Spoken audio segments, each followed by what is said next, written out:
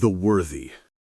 He hesitated just an instant, but long enough for Thorn to club him in the groin with the rim of her shield.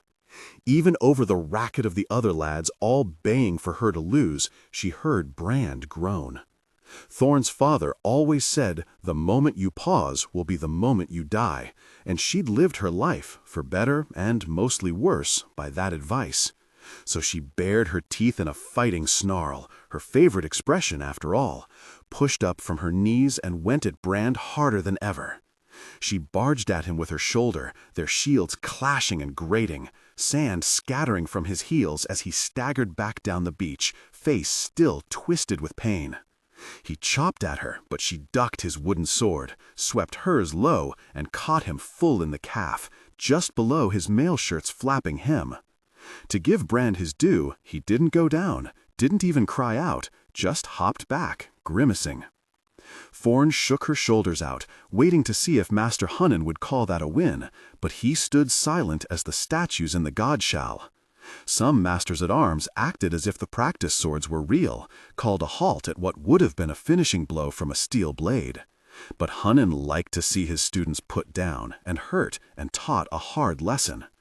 The gods knew Thorn had learned hard lessons enough in Hunnan's square. She was happy to teach a few. So she bared a mocking smile, her second favorite expression after all, and screamed, "Come on, you coward!" Brand was strong as a bull and had plenty of fight in him, but he was limping and tired, and Thorn had made sure the slope of the beach was on her side. She kept her eyes fixed on him, dodged one blow and another, then slipped around a clumsy overhead to leave his side open. The best place to sheathe a blade is in your enemy's back, her father always said, but the side was almost as good. Her wooden sword thudded into Brand's ribs with a thwack like a log splitting, left him tottering helpless, and Thorn grinning wider than ever. There's no feeling in the world so sweet as hitting someone just right. She planted the sole of her boot on his rear, shoved him splashing down on his hands and knees in the latest wave, and on its hissing way out, it caught his sword and washed it down the beach, left it mired among the weeds. She stepped close and Brand winced up at her, wet hair plastered to one side of his face and his teeth bloodied from the butt she gave him before. Maybe she should have felt sorry for him, but it had been a long time since Thorn could afford to feel sorry. Instead, she pressed her notched wooden blade into his neck and said, "Well, all right." He waved her weakly away, hardly able to get the breath to speak. "I'm done." "Ha!" she shouted in his face. "Ha!" she shouted at the crestfallen lads about the square. "Ha!" she shouted at Master Hunnan, and she thrust up her sword and shield in triumph and shook them at the spitting sky. A few limp claps and mutters, and that was it. There'd been far more generous applause for far meaner victories, but Thorn wasn't there for applause. She was there to win. Sometimes a girl is touched by Mother War and put among the boys in the training square and taught to fight. Among the smaller children there are always a few, but with each year that passes they turn to more suitable things, then are turned to them, then shouted and bullied and beaten to them, until the shameful weeds are rooted out and only the glorious flower of manhood remains. If Vanstermen crossed the border, if islanders landed on a raid, if thieves came in the night, the women of Gettland found blades soon enough and fought to the death, and many of them very well too. They always had. But the last time a woman passed the tests and swore the oaths and won a place on a raid, there were stories, there were songs. But even old Fen, who was the oldest person in Thorby, and some said the world, had never seen such a thing in all her countless days, not until now. All that work, all that scorn, all that pain. But Thorn had beaten them. She closed her eyes, felt Mother Sea's salt wind kiss her sweaty face, and thought how proud her father would be. "I've passed," she whispered. "Not yet." Thorn had never seen Master Hunnan smile, but she had never seen his frown quite so grim. "I decide the tests you'll take. I decide when you've passed." He looked over to the lads her age. The lads of 16, some already puffed with pride from passing their own tests. Rauk, you'll fight Thorn next. Rauk's brows went up. Then he looked at Thorn and shrugged. Why not, he said, and stepped between his fellows into the square, strapping his shield tight and plucking up a practice sword. He was a cruel one, and skillful. Not near as strong as Brand, but a lot less likely to hesitate. Still, Thorn had beaten him before. And Rauk, said Hunnen, his knobble-knuckled finger wandering on, and Sword-off, and Edwall. The glow of triumph drained from Thorn like the slops from a broken bath. There was a muttering among the lads, as Sword-off, big, slow, and with scant imagination, but a hell of a choice for stomping on someone who was down, lumbered out onto the sand, doing up the buckles on his mail with fat fingers. Edwall, quick and narrow-shouldered with a tangle of brown curls, didn't move right off. Thorn had always thought he was one of the better ones. Master Hunnen, 3 of us— If you want a place on the king's raid, said Hunnen, you'll do as you're bid. They all wanted a place. They wanted one almost as much as Thorn did. Edwall frowned left and right, but no one spoke up. Reluctantly, he slipped between the others and picked out a wooden sword. This isn't fair. Thorn was used to always wearing a brave face, no matter how long the odds, but her voice then was a desperate bleat, like a lamb herded helpless to the slaughterman's knife. Hunnen dismissed it with a snort. This square is the battlefield, girl, and the battlefield isn't fair. Consider that your last lesson here. There were some stray chuckles at that, probably from some of those she'd shamed with beatings one time or another. Brand watched from behind a few loose strands of hair, one hand nursing his bloody mouth. Others kept their eyes to the ground. They all knew it wasn't fair. They didn't care. Thorn set her jaw, put her shield hand to the pouch around her neck, and squeezed it tight. It had been her against the world for longer than she could remember. If Thorn was one thing, she was a fighter. She'd give them a fight they wouldn't soon forget. Rauk jerked his head to the others, and they began to spread out, aiming to surround her. Might not be the worst thing. If she struck fast enough, she could pick one off from the herd, give herself some splinter of a chance against the other 2. She looked in their eyes, trying to judge what they'd do. Edwall, reluctant, hanging back. Sword-off, watchful, shield up. Rauk letting his sword dangle, showing off to the crowd. Just get rid of his smile. Turn that bloodied, and she'd be satisfied. His smile buckled when she gave the fighting scream. Rauk caught her first blow on his shield, giving ground, and a second, too, splinters flying. Then she tricked him with her eyes, so he lifted his shield high, went low at the last moment, and caught him a scything blow in his hip. He cried out, twisting sideways so the back of his head was to her. She was already lifting her sword again. There was a flicker at the corner of her eye and a sick crunch. She hardly felt as if she fell. But suddenly the sand was roughing her up pretty good. Then she was staring stupidly at the sky. There's your problem with going for one and ignoring the other 2. Gulls called above, circling. The towers of Thorby cut out black against the bright sky. Best get up, her father said. Won't win anything on your back. Thorn rolled, lazy, clumsy, pouch slipping from her collar and swinging on its cord, her face one great throb. Water surged cold up the beach and around her knees, and she saw Sword-off stamp down, heard a crack like a stick breaking. She tried to scramble up, and Rauk's boot thudded into her ribs and rolled her over, coughing. The waves sucked back and sank away, blood tickling at her top lip, dripping pit-patter on the wet sand. "Should we stop?" she heard Edwall say. "Did I say stop?" came Hunnen's voice. And Thorn closed her fist tight around the grip of her sword, gathering one more effort. She saw Rauk step towards her, and she caught his leg as he kicked, hugged it to her chest. She jerked up hard, growling in his face, and he tumbled over backward, arms flailing. She tottered at Edwall, more falling than charging. Mother Sea and Father Earth and Hunnen's frown, and the faces of the watching lads all tipping and reeling. He caught her, more holding her up than trying to put her down.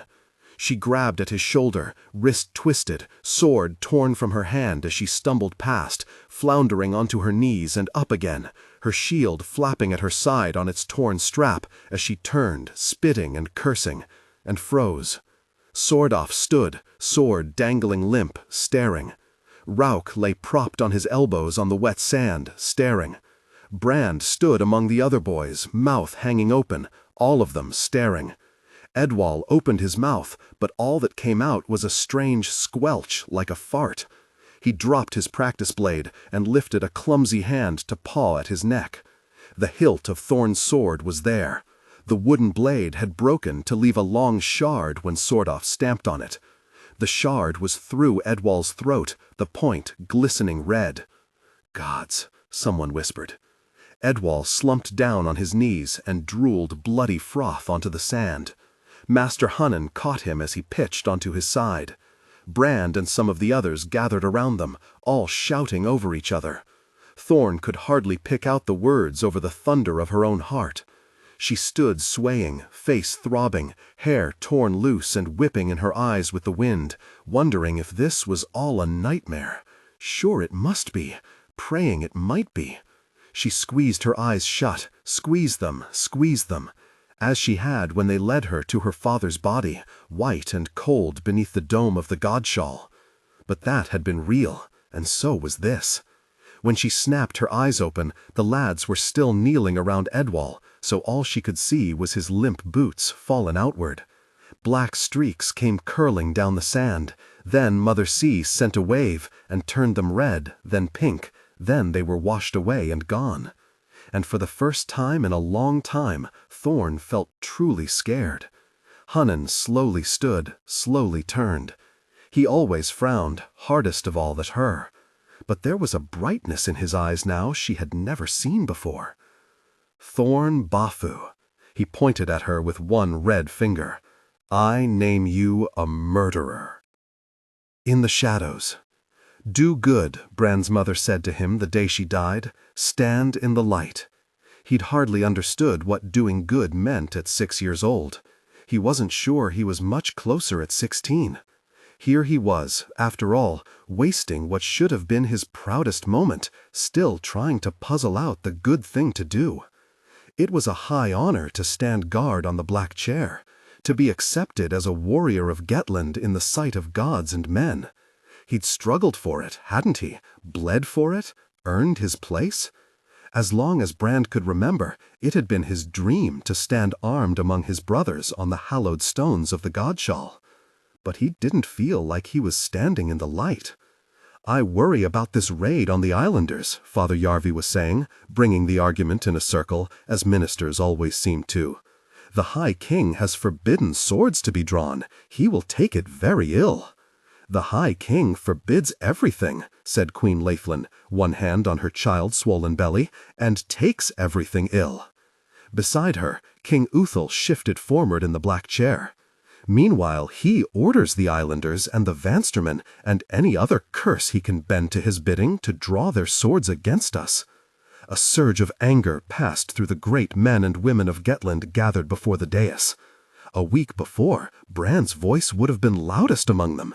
But all he could think of now was Edwall with the wooden sword through his neck, drooling red as he made that honking pig sound, the last he'd ever make.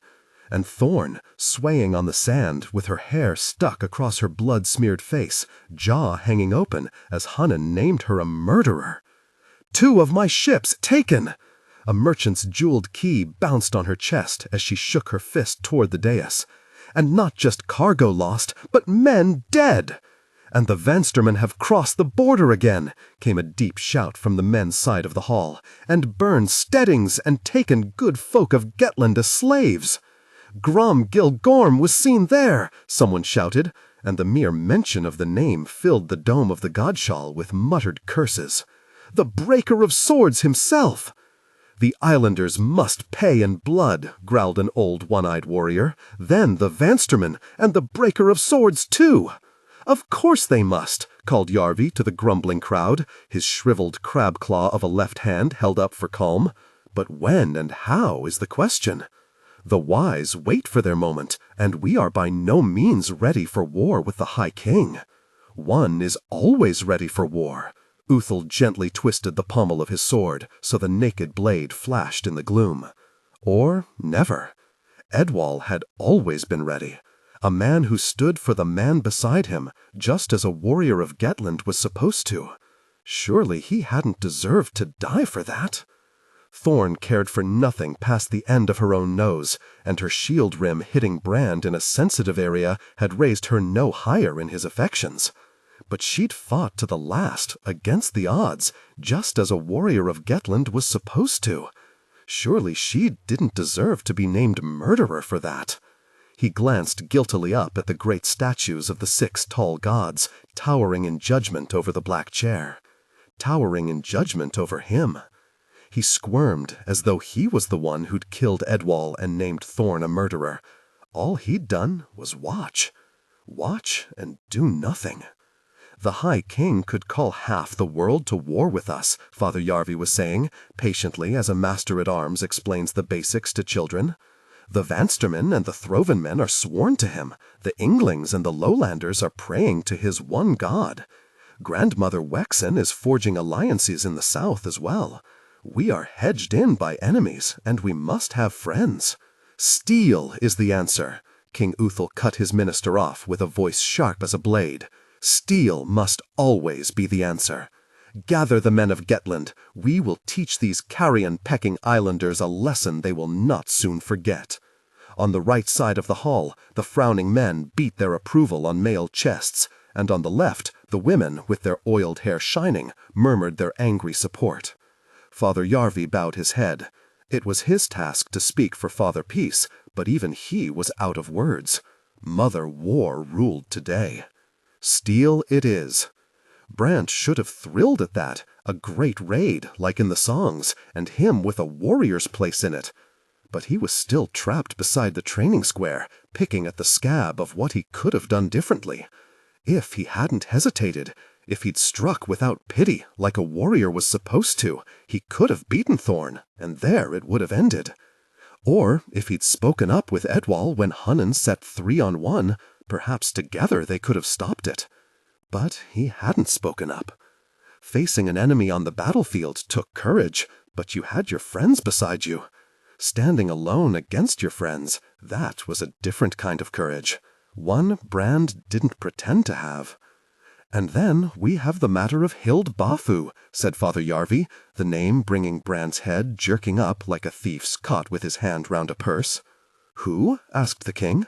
Storn Headland's daughter, said Queen Laithlin. She calls herself Thorn. In the shadows. Do good, Brand's mother said to him the day she died. Stand in the light. He'd hardly understood what doing good meant at 6 years old. He wasn't sure he was much closer at 16. Here he was, after all, wasting what should have been his proudest moment, still trying to puzzle out the good thing to do. It was a high honor to stand guard on the black chair, to be accepted as a warrior of Gettland in the sight of gods and men. He'd struggled for it, hadn't he? Bled for it? Earned his place? As long as Brand could remember, it had been his dream to stand armed among his brothers on the hallowed stones of the Godshall. But he didn't feel like he was standing in the light. I worry about this raid on the islanders, Father Yarvi was saying, bringing the argument in a circle, as ministers always seem to. The High King has forbidden swords to be drawn. He will take it very ill. The High King forbids everything, said Queen Laithlin, one hand on her child-swollen belly, and takes everything ill. Beside her, King Uthal shifted forward in the black chair. Meanwhile, he orders the islanders and the Vanstermen, and any other curse he can bend to his bidding, to draw their swords against us. A surge of anger passed through the great men and women of Gettland gathered before the dais. A week before, Brand's voice would have been loudest among them. But all he could think of now was Edwall with the wooden sword through his neck, drooling red as he made that honking pig sound, the last he'd ever make. And Thorn, swaying on the sand with her hair stuck across her blood-smeared face, jaw hanging open, as Hunnan named her a murderer. 2 of my ships taken!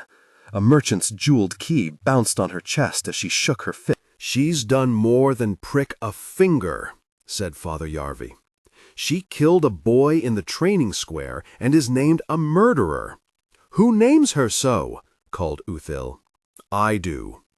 Master Hunan's golden cloak buckle gleamed as he stepped into the shaft of light at the foot of the dais. Master Hunan. A rare smile touched the corner of the king's mouth. "I remember well our bouts together in the training square." "Treasured memories, my king, though painful ones for me." "Ha! You saw this killing?" "I was testing my eldest students to judge those worthy to join your raid. Thorn Bathu was among them." "She embarrasses herself trying to take a warrior's place," one woman called. "She embarrasses us all," said another. "A woman has no place on the battlefield," came a gruff voice from among the men, and heads nodded on both sides of the room. "Is Mother War herself not a woman?" The king pointed up at the tall gods looming over them. "We only offer her the choice. The mother of crows picks the worthy." "And she did not pick Thorn Bathu," said Hunan. "The girl has a poisonous temper." "Very true." "She failed the test I set her." "Partly true." "She lashed out against my judgment and killed the boy Edwall." Brand blinked. "Not quite a lie, but far from all the truth." Hunan's gray beard wagged as he shook his head. "And so I lost 2 pupils." "Careless of you," said Father Yarvi. The master-at-arms bunched his fists, but Queen Laithlin spoke first. "What would be the punishment for such a murder?" "To be crushed with stones, my queen." The minister spoke calmly, as if they considered crushing a beetle, not a person, and that a person Brand had known most of his life. One he disliked almost as long, but even so. "Will anyone here speak for Thorn Bathu?" thundered the king. The echoes of his voice faded to leave the silence of a tomb. Now was the time to tell the truth, to do good, to stand in the light.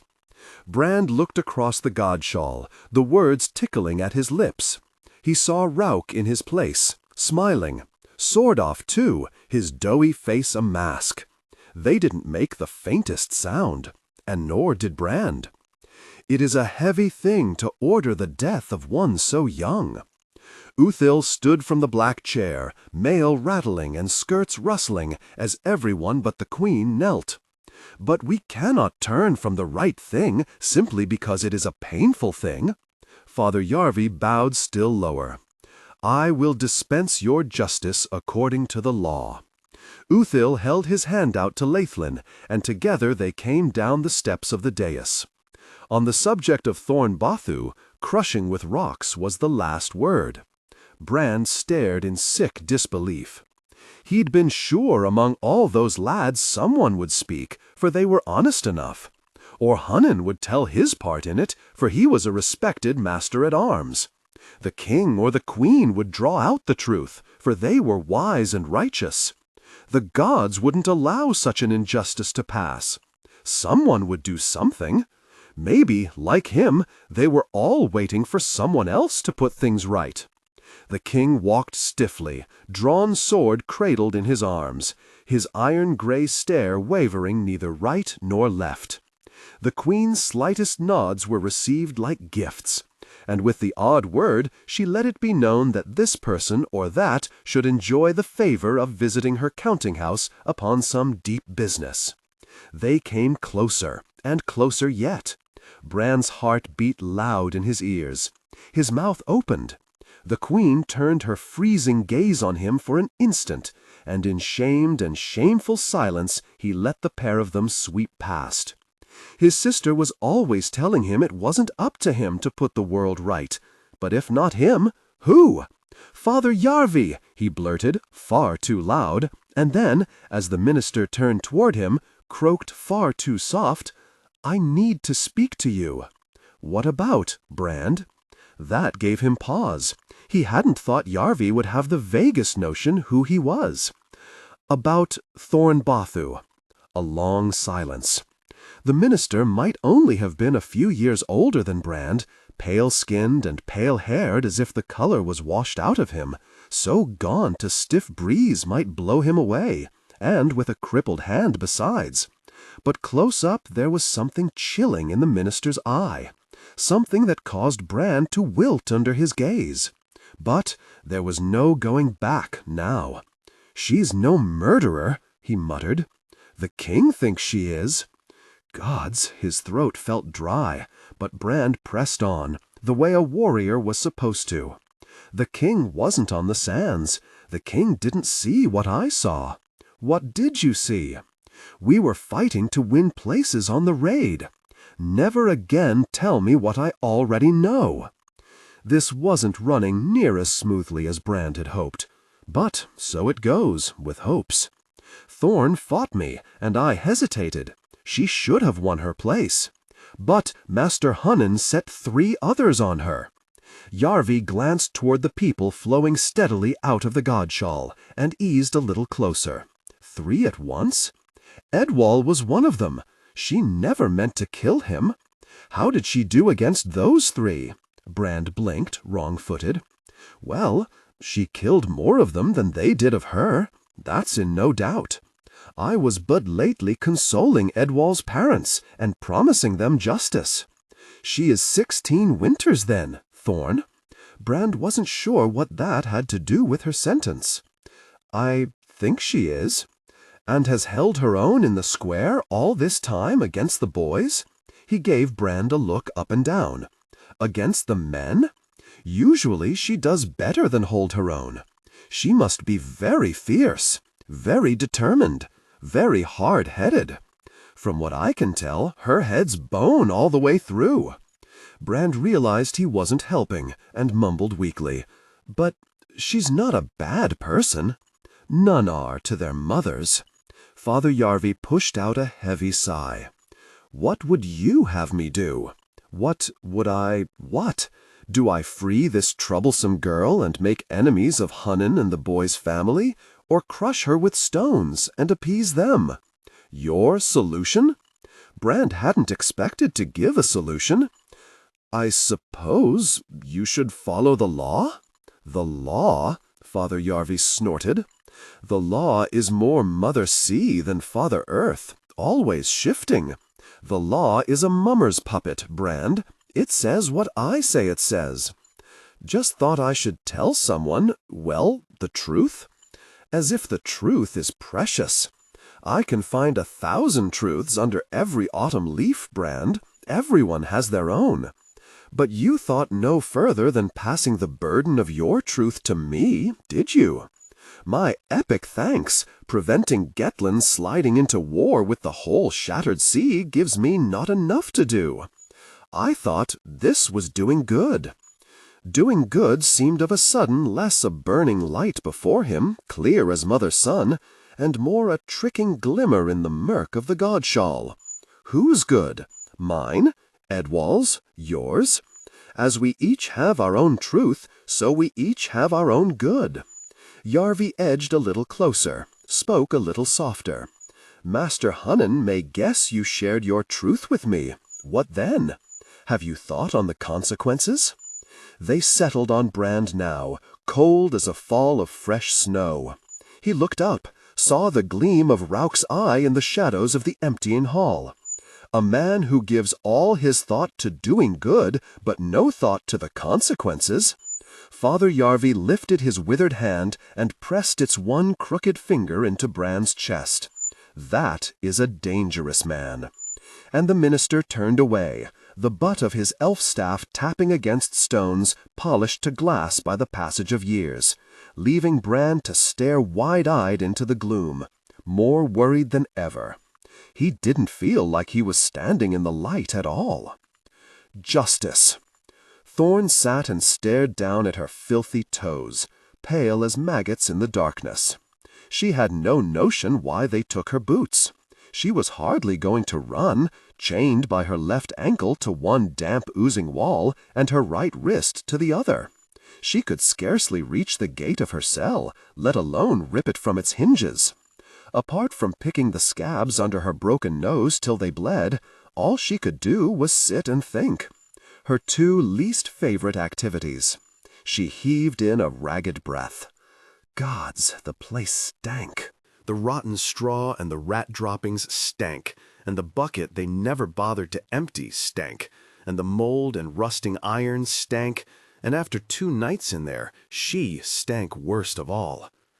Any other day she'd have been swimming in the bay, fighting Mother Sea, or climbing the cliffs, fighting Father Earth, or running or rowing, or practicing with her father's old sword in the yard of their house, fighting the blade-scarred posts and pretending they were Gettland's enemies as the splinters flew, Gromgill, Gorm, or Styre of the islands, or even the High King himself. But she would swing no sword today. She was starting to think she had swung her last.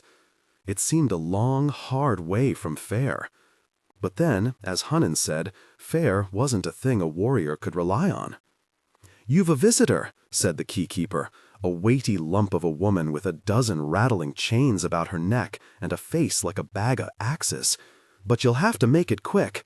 And she hauled the heavy door squealing open. "Hild!" This once, Thorn didn't tell her mother she'd given that name up at 6 years old, when she pricked her father with his own dagger, and he called her Thorn.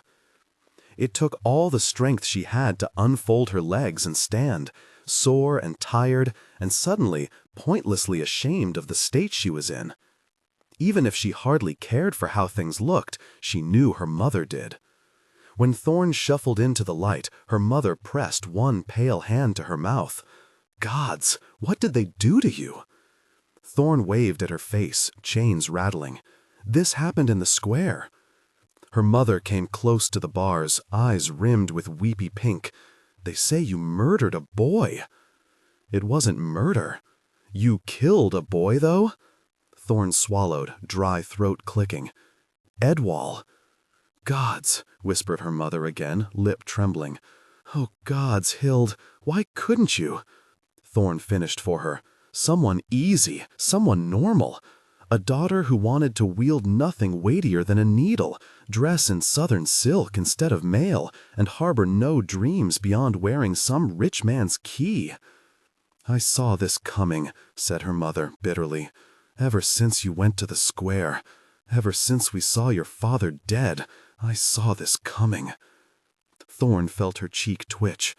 "You can take comfort in how right you were.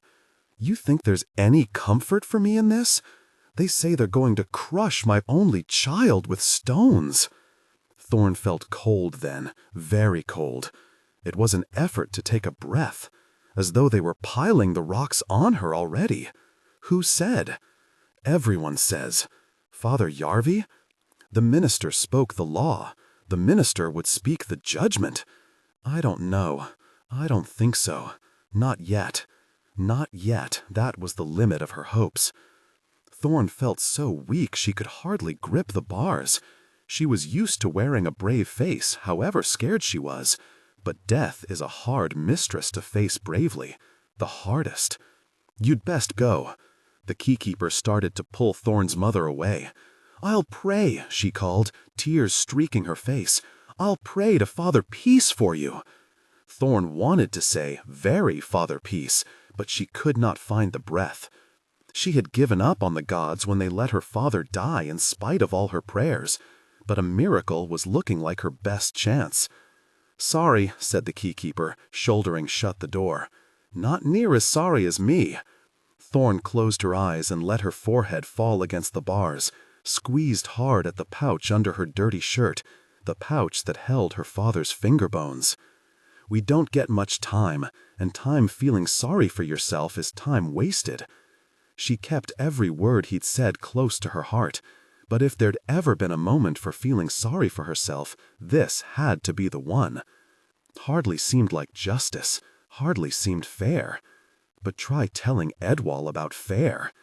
However you shared out the blame, she'd killed him. Wasn't his blood crusted up her sleeve? She'd killed Edwall. Now they'd kill her. She heard talking, faint beyond the door. Her mother's voice, pleading, wheedling, weeping. Then a man's, cold and level. She couldn't quite catch the words, but they sounded like hard ones. She flinched as the door opened, jerking back into the darkness of her cell, and Father Yarvi stepped over the threshold. He was a strange one. A man in a minister's place was almost as rare as a woman in the training square. He was only a few years Thorn's elder, but he had an old eye, an eye that had seen things. They told strange stories of him, that he had sat in the black chair but given it up, that he had sworn a deep-rooted oath of vengeance, that he had killed his Uncle Odom with the curved sword he always wore. They said he was cunning as Father Moon, a man rarely to be trusted and never to be crossed. And in his hands, or in his one good one, for the other was a crooked lump, his life now rested. "Thorn Bathu," he said, "you are named a murderer." All she could do was nod, her breath coming fast. "Have you anything to say?" Perhaps she should have spat her defiance, laughed at death. They said that was what her father did when he lay bleeding his last at the feet of Gromgil Gorm. But all she wanted was to live. "I didn't mean to kill him," she gurgled up. "Master Hunnan set 3 of them on me. It wasn't murder." A fine distinction to Edwall. True enough, she knew. She was blinking back tears, shamed at her own cowardice, but couldn't help it. How she wished she'd never gone to the square now and learned to smile well and count coins like her mother always wanted. But you'll buy nothing with wishes. "Please, Father Yarvi, give me a chance." She looked into his calm, cold, gray-blue eyes. "I'll take any punishment.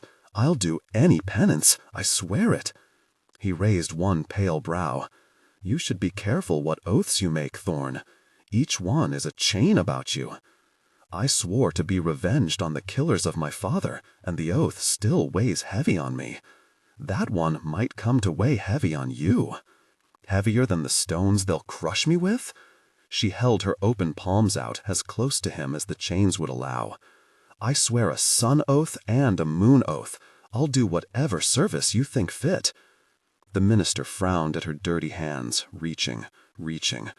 He frowned at the desperate tears leaking down her face. He cocked his head slowly on one side, as though he was a merchant judging her value. Finally, he gave a long, unhappy sigh. "Oh, very well." There was a silence then, while Thorn turned over what he'd said. "You're not going to crush me with stones?" He waved his crippled hand so the one finger flopped back and forth. "I have trouble lifting the big ones." More silence, long enough for relief to give way to suspicion. "So, what's the sentence?" "I'll think of something." "Release her." The jailer sucked her teeth as if opening any lock left a wound, but did as she was bid. Thorn rubbed at the chafe marks the iron cuff left on her wrist, feeling strangely light without its weight. So light she wondered if she was dreaming. She squeezed her eyes shut, then grunted as the keykeeper tossed her boots over and they hit her in the belly. Not a dream then. She couldn't stop herself smiling as she pulled them on. "Your nose looks broken," said Father Yarvi. "Not the first time." If she got away from this with no worse than a broken nose, she would count herself blessed indeed. "Let me see." A minister was a healer first, so Thorn didn't flinch when he came close, prodded gently at the bones under her eyes, brow wrinkled with concentration. "Ah," she muttered. "Sorry, did that hurt?" "Just a—" He jabbed one finger up her nostril, pressing his thumb mercilessly into the bridge of her nose. Thorn gasped, forced down onto her knees. There was a crack and a white-hot pain in her face, tears flooding more freely than ever. "That got it," he said, wiping his hand on her shirt. "Gods," she whimpered, clutching her throbbing face. Sometimes a little pain now can save a great deal later. Father Yarvi was already walking for the door, so Thorn tottered up and, still wondering if this was some trick, crept after him. "Thanks for your kindness," she muttered as she passed the keykeeper. The woman glared back. "I hope you never need it again. No offense, but so do I." And Thorn followed Father Yarvi along the dim corridor and up the steps, blinking into the light.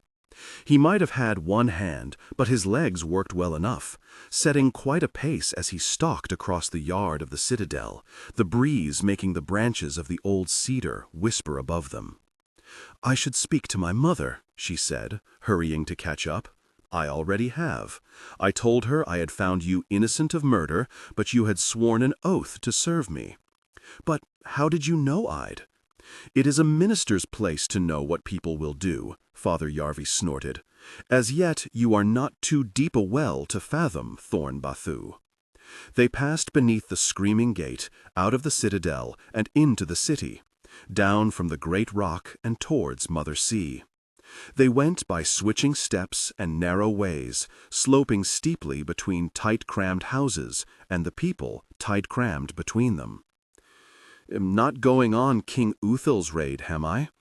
A fool's question, doubtless, but now Thorn had stepped from death's shadow, there was light enough to mourn her ruined dreams. Father Yarvi was not in a mourning mood. "Be thankful you're not going in the ground." They passed down the street of anvils, where Thorn had spent long hours gazing greedily at weapons, like a beggar child at pastries, where she had ridden on her father's shoulders, giddy proud, as the smiths begged him to notice their work.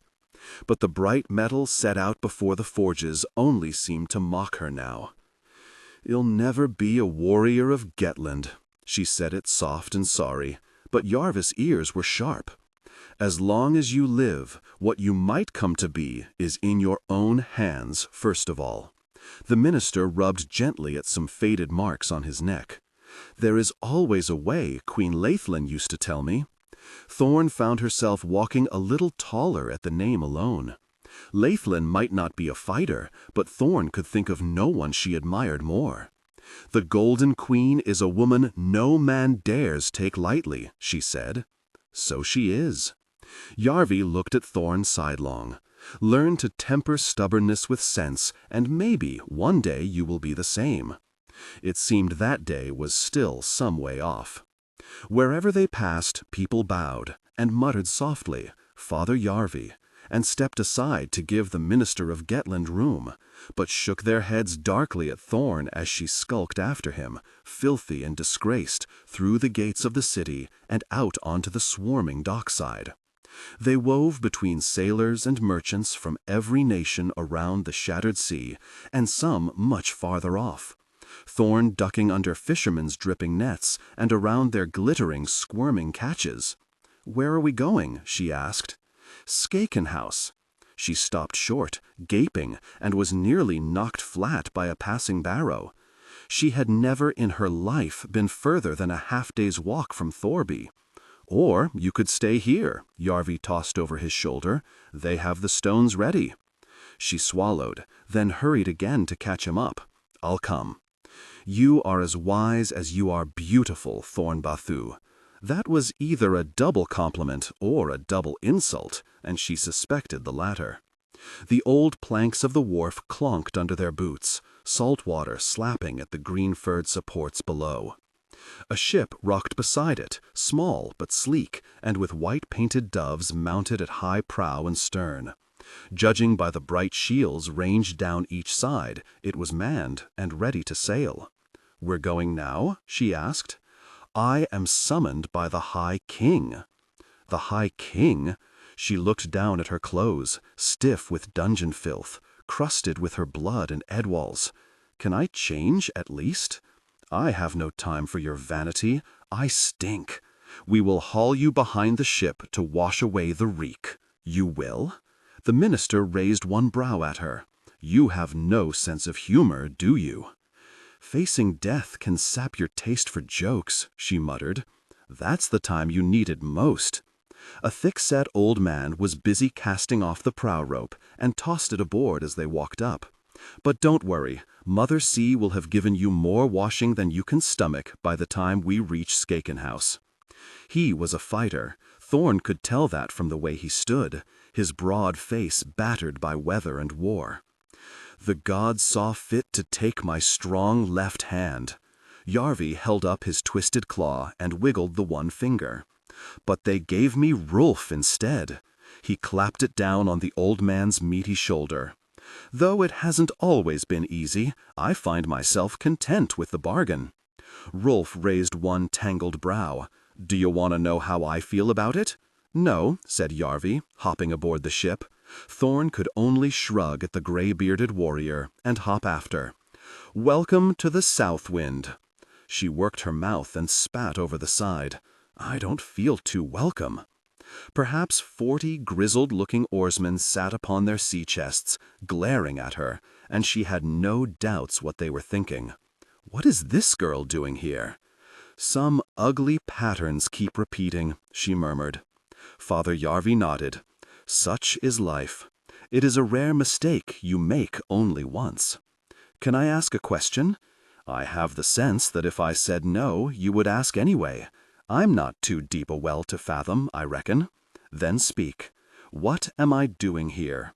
Why, holy men and deep-cunning women have been asking that question for 1,000 years and never come near an answer. Try talking to Brynjol the prayer weaver on the subject," grunted Rolf, pushing them clear of the wharf with the butt of a spear. "Hell bore your ears off with his talk of whys and wherefores." "Who is indeed," muttered Yarvi, frowning off toward the far horizon, as though he could see the answers written in the clouds, "that can plumb the gods' grand design? Might as well ask where the elves went." And the old man and the young grinned at each other. Plainly this act was not new to them. "Very good," said Thorn. "I mean, why have you brought me onto this ship?" "Ah," Yarvi turned to Rolf. "Why do you think, rather than taking the easy road and crushing her, I have endangered all our lives by bringing the notorious killer Thorn Bathu onto my ship?" Rolf leaned on his spear a moment, scratching at his beard. "I've really no idea." Yarvi looked at Thorn with his eyes very wide. "If I don't share my thinking with my own left hand, why ever would I share it with the likes of you? I mean to say, you stink." Thorn rubbed at her temples. "I need to sit down." Rolf put a fatherly hand on her shoulder. "I understand." He shoved her onto the nearest chest so hard she went squawking over the back of it and into the lap of the man behind. "This is your ore. Family. You're late. Rin was right. Father Moon was smiling bright, and his children the stars twinkling on heaven's cloth, and the narrow hovel was lit only by the embers of the fire when Brand ducked through the low doorway. Sorry, sister." He went in a stoop to his bench and sank down with a long groan, worked his aching feet from his boots and spread his toes at the warmth. "But Harper had more peat to cut. Then old Fen needed help carrying some logs in. Wasn't like she was chopping them herself, and her axe was blunt, so I had to sharpen it. And on the way back, Lem's cart had broken axle, so a few of us helped out. Your trouble is you make everyone's trouble your trouble. You help folk, maybe when you need it, they'll help you. Maybe." Rin nodded toward the pot sitting over the embers of the fire. "There's dinner. The gods know, leaving some hasn't been easy." He slapped her on the knee as he leaned to get it. "But bless you for it, sister." Brand was fearsome hungry, but he remembered to mutter a thanks to Father Earth for the food. He remembered how it felt to have none. "It's good," he said, forcing it down. "It was better right after I cooked it. It's still good." "No, it's not." He shrugged as he scraped the pot out, wishing there was more. "Things'll be different now I've passed the tests. Folk come back rich from a raid like this one." "Folk come to the forge before every raid, telling us how rich they're gonna be. Sometimes they don't come back." Brand grinned at her. "You won't get rid of me that easy. I'm not aiming to. Fool though you're all the family I've got." She dug something from behind her and held it out, a bundle of animal skin, stained and tattered. "For me?" he said, reaching through the warmth above the dying fire for it. "To keep you company on your high adventures. To remind you of home. To remind you of your family, such as it is. You're all the family I need." There was a knife inside the bundle, polished steel gleaming. A fighting dagger with a long, straight blade, crosspiece worked like a pair of twine snakes, and the pommel a snarling dragon's head. Rin sat up, keen to see how her gift would sit with him. "I'll make you a sword one day. For now, this was the best I could manage. You made this? Gaydon gave me some help with the hilt, but the steel's all mine. It's fine work, Rin. The closer he looked, the better it got. Every scale on the snakes picked out, the dragon bearing little teeth at him, the steel bright as silver, and holding a deadly edge, too. He hardly dared touch it. It seemed too good a thing for his dirty hands. Gods, it's master's work. She sat back, careless, as though she'd known that all along. I think I've found a better way to do the smelting, a hotter way. In a clay jar, sort of. Bone and charcoal to bind the iron into steel, sand and glass to coax the dirt out and leave it pure. But it's all about the heat. You're not listening. Brand gave a sorry shrug. I can swing a hammer all right, but I don't understand the magic of it. You're 10 times the smith I ever was. Gaydon says I'm touched by she who strikes the anvil. She must be happy as the breeze. I quit the forge and she got you as an apprentice. I've a gift. The gift of modesty.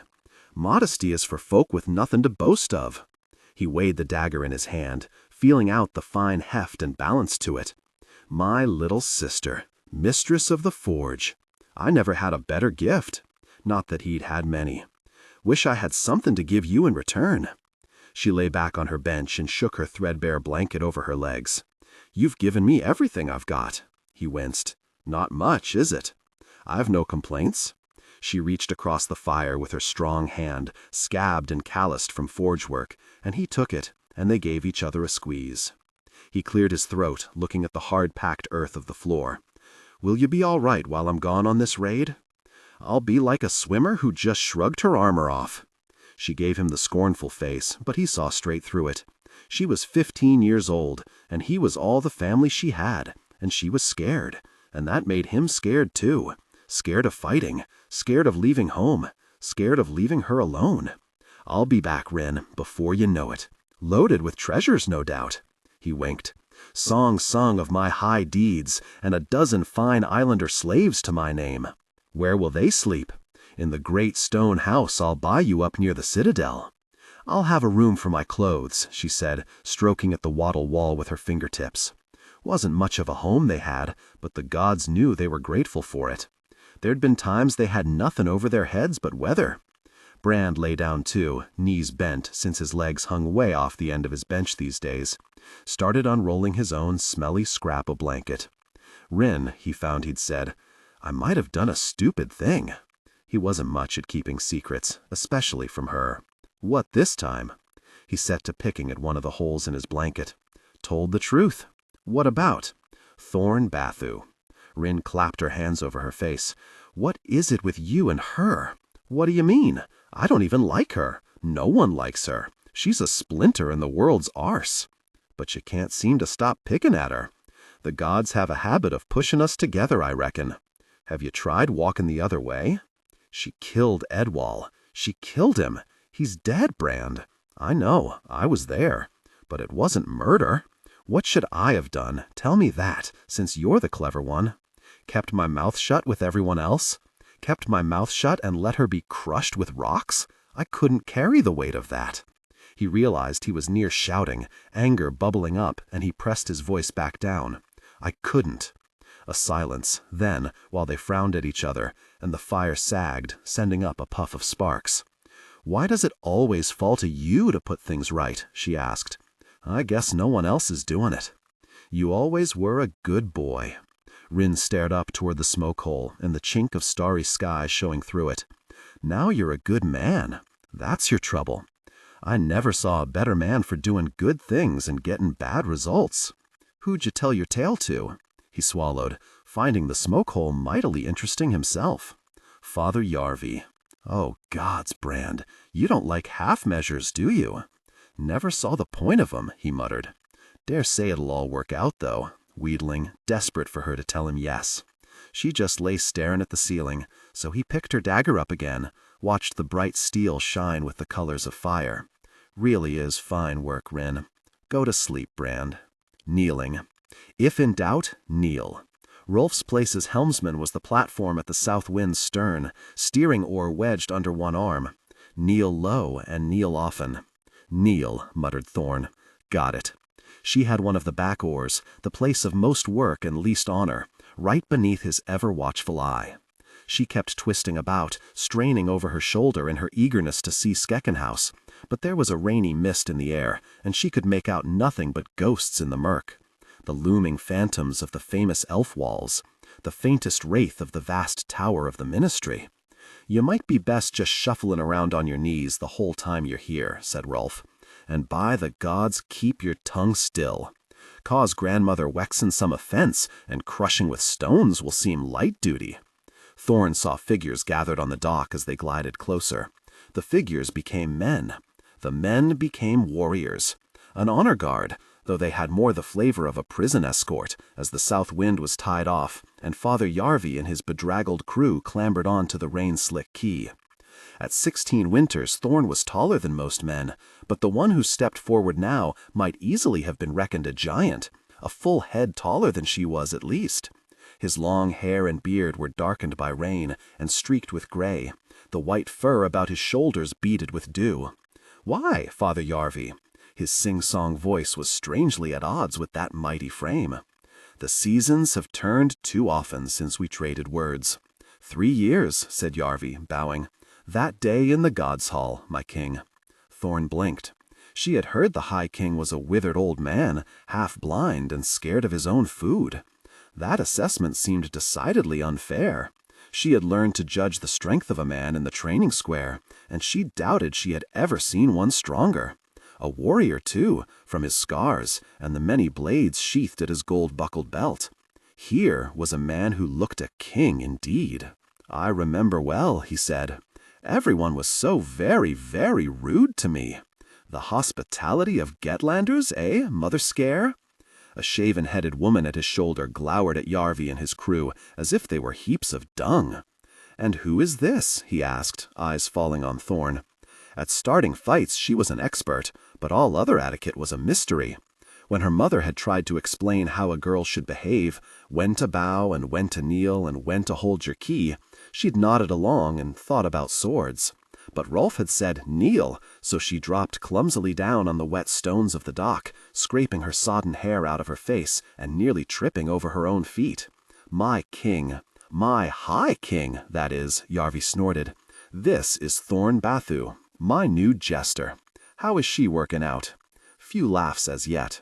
The giant grinned. "I am but a low king, child. I am the little king of Vansterland, and my name is Gromgil Gorm." Thorn felt her guts turn over. For years she had dreamed of meeting the man who killed her father. None of the dreams had worked out quite like this. She had knelt at the feet of the breaker of swords, the maker of orphans, Gettland's bitterest enemy, who even now was ordering raids across the border. About his thick neck she saw the chain, 4 times looped, of pommels twisted from the swords of his fallen enemies. One of them, she knew, from the sword she kept at home, her most prized possession. She slowly stood, trying to gather every shred of her ruined dignity. She had no sword hilt to prop her hand on, but she thrust her chin up at him just as if it was a blade.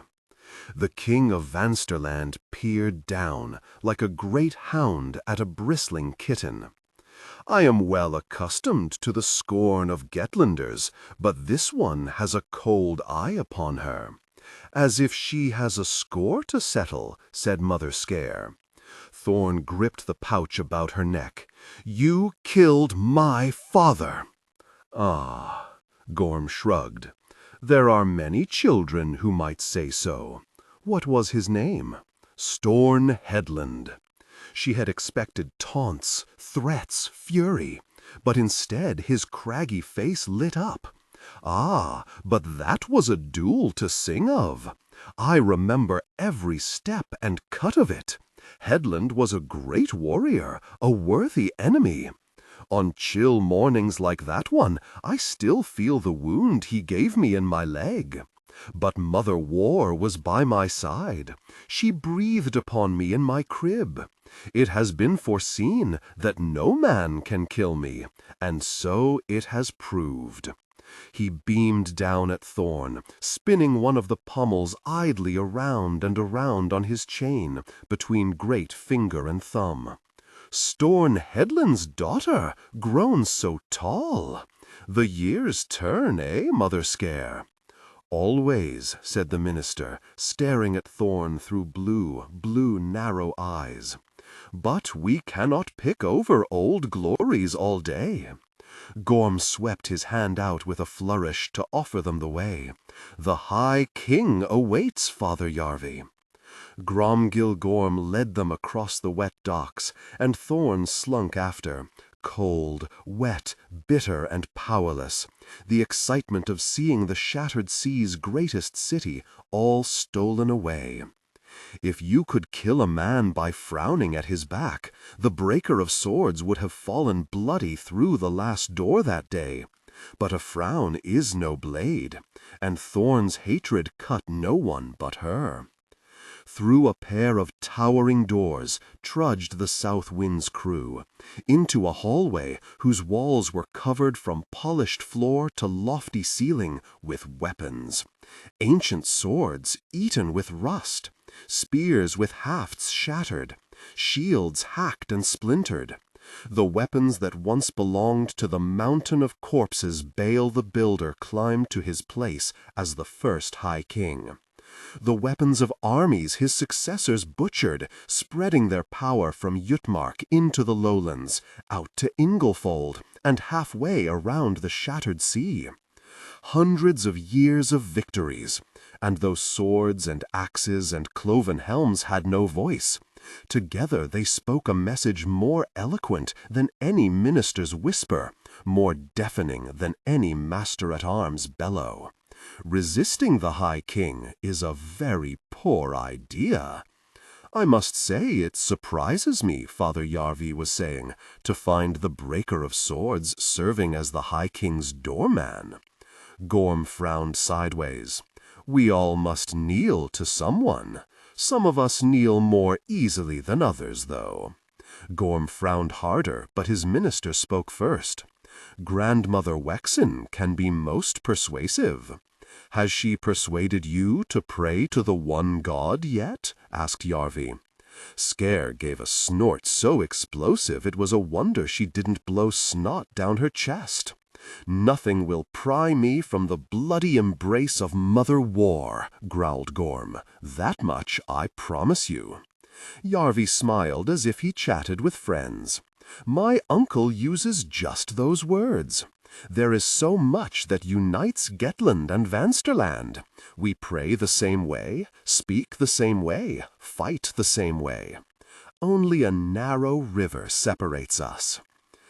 "And hundreds of years of dead fathers and dead sons," muttered Thorn under her breath.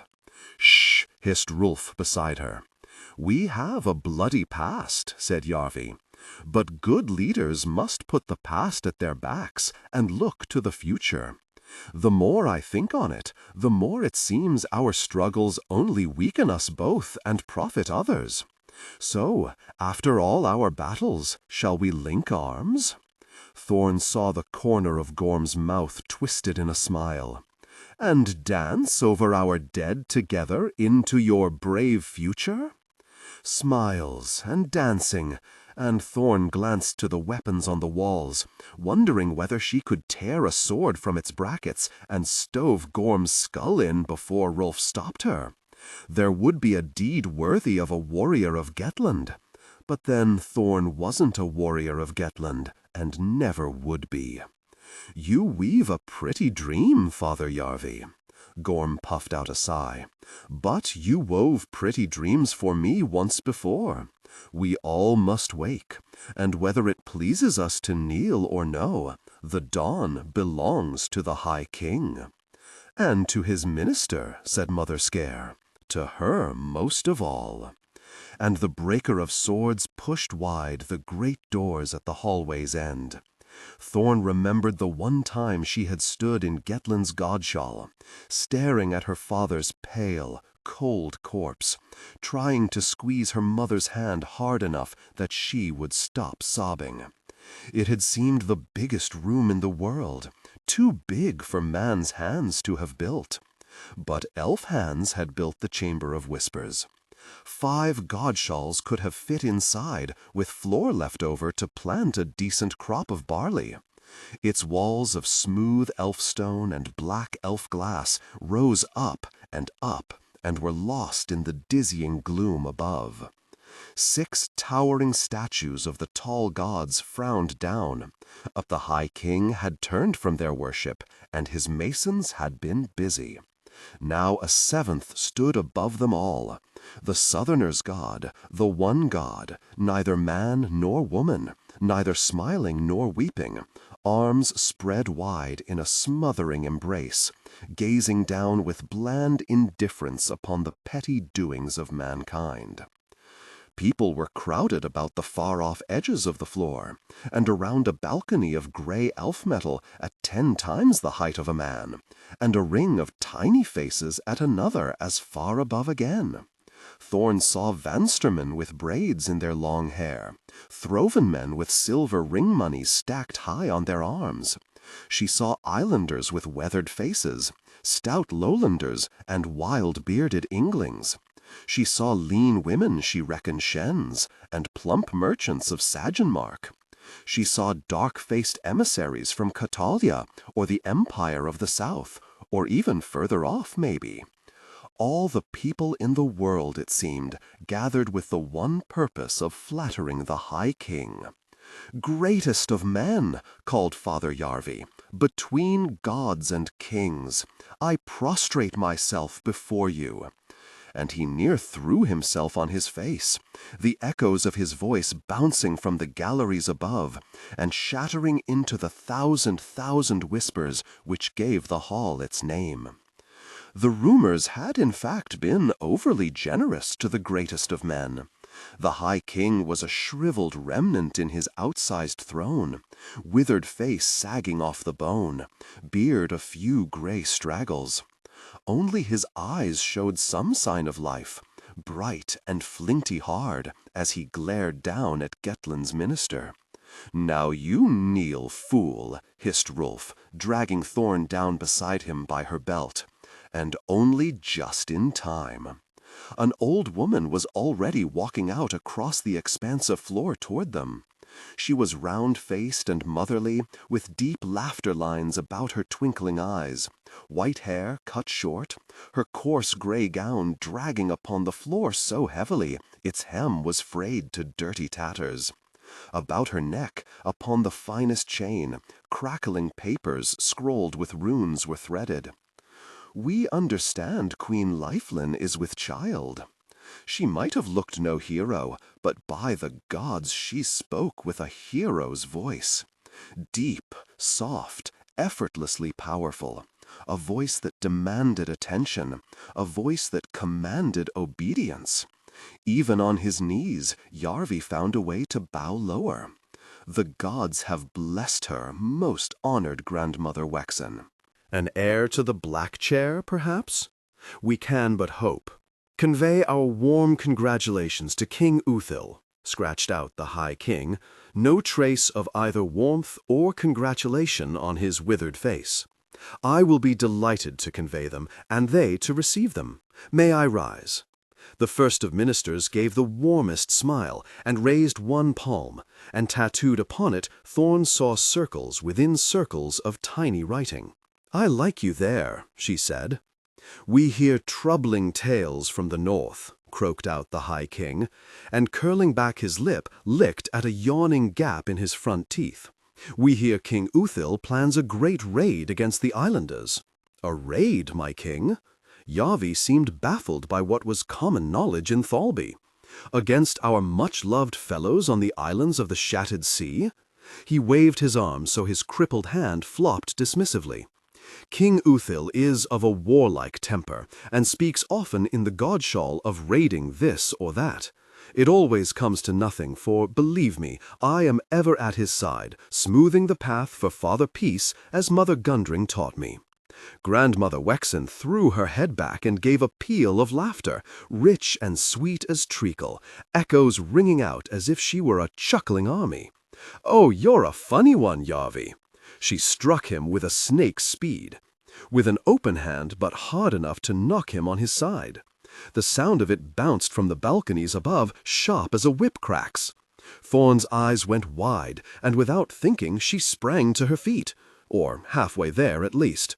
Rolf's hand shot out and caught a fistful of her damp shirt, dragging her back to her knees, her curse cut off in an ugly squawk. "Down," he growled under his breath. It felt suddenly a very lonely place, the center of that huge, empty floor, and Thorn realized how many armed men were gathered about it, and came over very dry in the mouth and very wet in the bladder. Grandmother Wexen looked at her, neither scared nor angry, mildly curious, as though at a kind of aunt she did not recognize. "Who is this person?" "A humble half-wit, sworn to my service." Yarvi pushed himself back up as far as his knees, good hand to his bloody mouth. "Forgive her impudence. She suffers from too little sense and too much loyalty." Grandmother Wexen beamed down as warmly as mother-son, but the ice in her voice froze Thorn to her bones. "Loyalty can be a great blessing or a terrible curse, child. It all depends on to whom one is loyal. There is a right order to things. There must be a right order, and you Gettlanders forget your place in it. The High King has forbidden swords to be drawn." "I have forbidden it," echoed the High King. His own voice dwindled to a reedy rustling, hardly heard in the vastness. "If you make war upon the islanders, you make war upon the High King and his ministry," said Grandmother Wexen. "You make war upon the Inglings and the Lowlanders, upon the Throvenmen and the Vanstermen, upon Grom Gil Gorm, the breaker of swords, whom it has been foreseen no man can kill." She pointed out the murderer of Thorn's father beside the door, seeming far from comfortable on one great knee. "You even make war upon the Empress of the South, who has but lately pledged an alliance with us." Grandmother Wexen spread her arms wide to encompass the whole vast chamber and its legion of occupants, and Father Yarvi and his shabby crew looked a feeble flock before them indeed. "Would you make war on half the world, Gettlanders?" Father Yarvi grinned like a simpleton. "Since we are faithful servants of the High King, his many powerful friends can only be a reassurance." "Then tell your uncle to stop rattling his sword. If he should draw it without the High King's blessing, steel shall be my answer," croaked the High King, watery eyes bulging. Grandmother Wexen's voice took on an edge that made the hairs on Thorn's neck prickle. "And there shall be such a reckoning as has not been seen since the breaking of the world." Yarvi bowed so low he nearly nosed the floor. "O highest and most gracious, who would wish to see such wrath released? Might I now stand?" "First, one more thing," came a soft voice from behind. A young woman walked toward them with quick steps, thin and yellow-haired and with a brittle smile. "You know Sister Isrian, I think," said Grandmother Wexen. It was the first time Thorn had seen Yarvi lost for words. "You joined the ministry? It is a fine place for the broken and dispossessed. You should know that." And Isrian pulled out a cloth and dabbed the blood from the corner of Yarvi's mouth. Gentle her touch, but the look in her eye was anything but. "Now we are all one family, once again." "She passed the test 3 months ago without one question wrong," said Grandmother Wexen. "She is already greatly knowledgeable on the subject of elf relics." Yarvi swallowed. "Fancy that!" "It is the ministry's most solemn duty," said Isrian, "and to protect the world from a second breaking." Her thin hands fussed one with the other. "Do you know the thief and killer Skiffer?" Yarvi blinked as though he scarcely understood the question. "I may have heard the name." "She is wanted by the ministry." Isrian's expression had grown even deadlier. "She entered the elf ruins of Strockham and brought out relics from within." A gasp hissed around the chamber. A fearful whispering echoed among the balconies. Folk made holy signs upon their chests, murmured prayers, shook their heads in horror. "What times are we living in?" whispered Father Yarvi. You have my solemn word, if I hear but the breath of this skipper's passing, my doves will be with you upon the instant.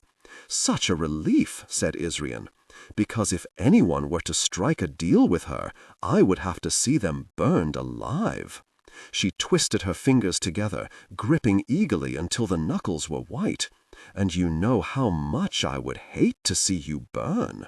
So we have that in common, too, said Yarvi. May I now depart, O greatest of men? The High King appeared to have nodded sideways, quite possibly off to sleep. I will take that as a yes. Yarvi stood, and Rolf and his crew stood with him, and Thorn struggled up last. She seemed always to be kneeling when she had better stand, and standing when she had better kneel. It is not too late to make of the fist an open hand, Father Yarvi. Grandmother Wexen sadly shook her head. I once had high hopes for you. Alas, as Sister Israel can tell you, I have often been a sore disappointment. There was just the slightest iron in Yarvi's voice as he turned. I struggled daily to improve. Outside the rain was falling hard, still making grey ghosts of Skeeken House. Who was that woman, Israel? Thorn asked as she hurried to catch up. She was once my cousin. The muscles worked on the gaunt side of Yarvi's face. Then we were betrothed. Then she swore to see me dead. Thorn raised her brows at that. You must be quite a lover. We cannot all have your gentle touch. He frowned sideways at her. Next time you might think before leaping to my defense. The moment you pause will be the moment you die, she muttered. The moment you didn't pause, you nearly killed the lot of us. She knew he was right, but it still nettled her. It might not have come to that if you'd told them the islanders have attacked us, and the Vanstermen too, that they've given us no choice but to. They know that well enough. It was Grandmother Wexen set them on. How do you? She spoke thunderously in the words she did not say. She means to crush us, and I can put her off no longer. Thorn rubbed at her temples. Ministers seemed never to mean quite what they said. If she's our enemy, why didn't she just kill us where we knelt? Because Grandmother Wexen does not want her children dead. She wants them to obey. First she sends the islanders against us, then the Vanstermen.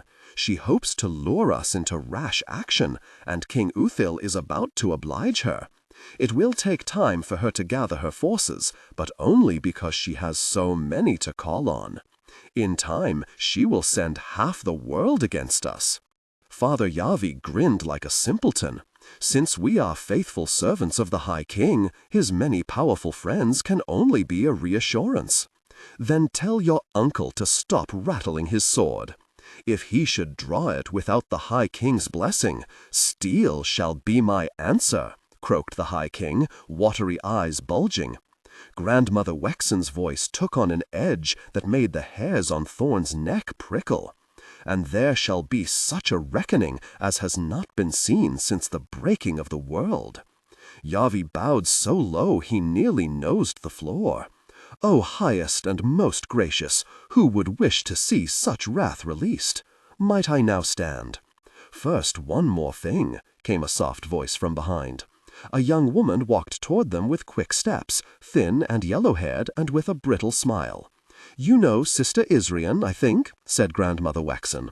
It was the first time Thorn had seen Yarvi lost for words. You joined the ministry? It is a fine place for the broken and dispossessed. You should know that. And Israel pulled out a cloth and dabbed the blood from the corner of Yarvi's mouth. Gentle her touch, but the look in her eye was anything but. Now we are all one family, once again. She passed the test 3 months ago without one question wrong, said Grandmother Wexen. She is already greatly knowledgeable on the subject of elf relics. Yarvi swallowed. Fancy that. It is the ministry's most. If we are to resist her, we need allies. Where do we find allies? Father Yarvi smiled. Among our enemies. Where else? Dead man's mail. The boys were gathered. The men were gathered, Brand realized. There might not be much beard among them, but if they weren't men now, they'd passed their tests and were about to swear their oaths. When would they be? They were gathered one last time with Master Hunnan, who taught them and tested them and hammered them into shape like Brand used to hammer iron at Gaddon's forge.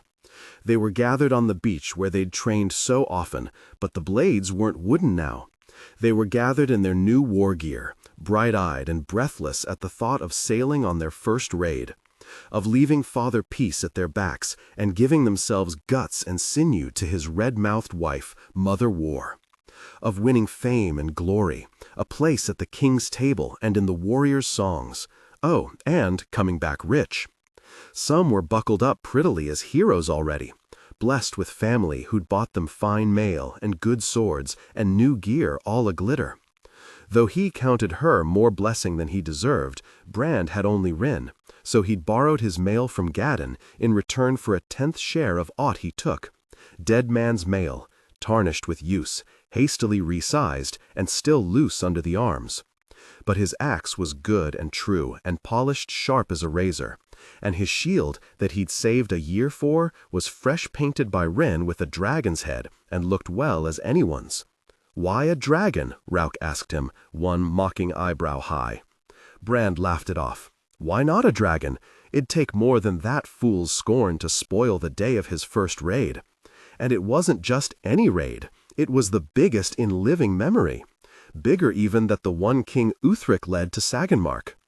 Brand went up on tiptoe again to see the gathered men stretched far off down the shore, metal twinkling in the sun, and the smoke from their fires smudging the sky. 5,000, Hunnan had said, and Brand stared at his fingers, trying to reckon each 1,000 men. It made him as dizzy as looking down a long drop. 5,000. Gods, how big the world must be! There were men well funded by tradesmen or merchants and ragged brotherhoods spilled down from the mountains. There were proud-faced men with silvered sword hilts and dirty-faced men with spears of flint. There were men with a lifetime of scars and men who'd never shed blood in their lives. It was a sight you didn't see often, and half of Thorlby was gathered on the slopes outside the city walls to watch. Mothers and fathers, wives and children, there to see off their boys and husbands and pray for their safe and enriched return. Brand's family would be there too, no doubt, which meant Rin on her own. He bunched his fists, staring up into the wind. He'd make her proud. He swore he would. The feeling was more of wedding feast than war, the air thick with smoke and excitement, the clamor of songs and jests and arguments. Prayer weavers wove their own paths through the throng, speaking blessings for a payment. And merchants, too, spinning lies about how all great warriors carried an extra belt to war. It wasn't just warriors hoping to turn a coin from King Uthel's raid.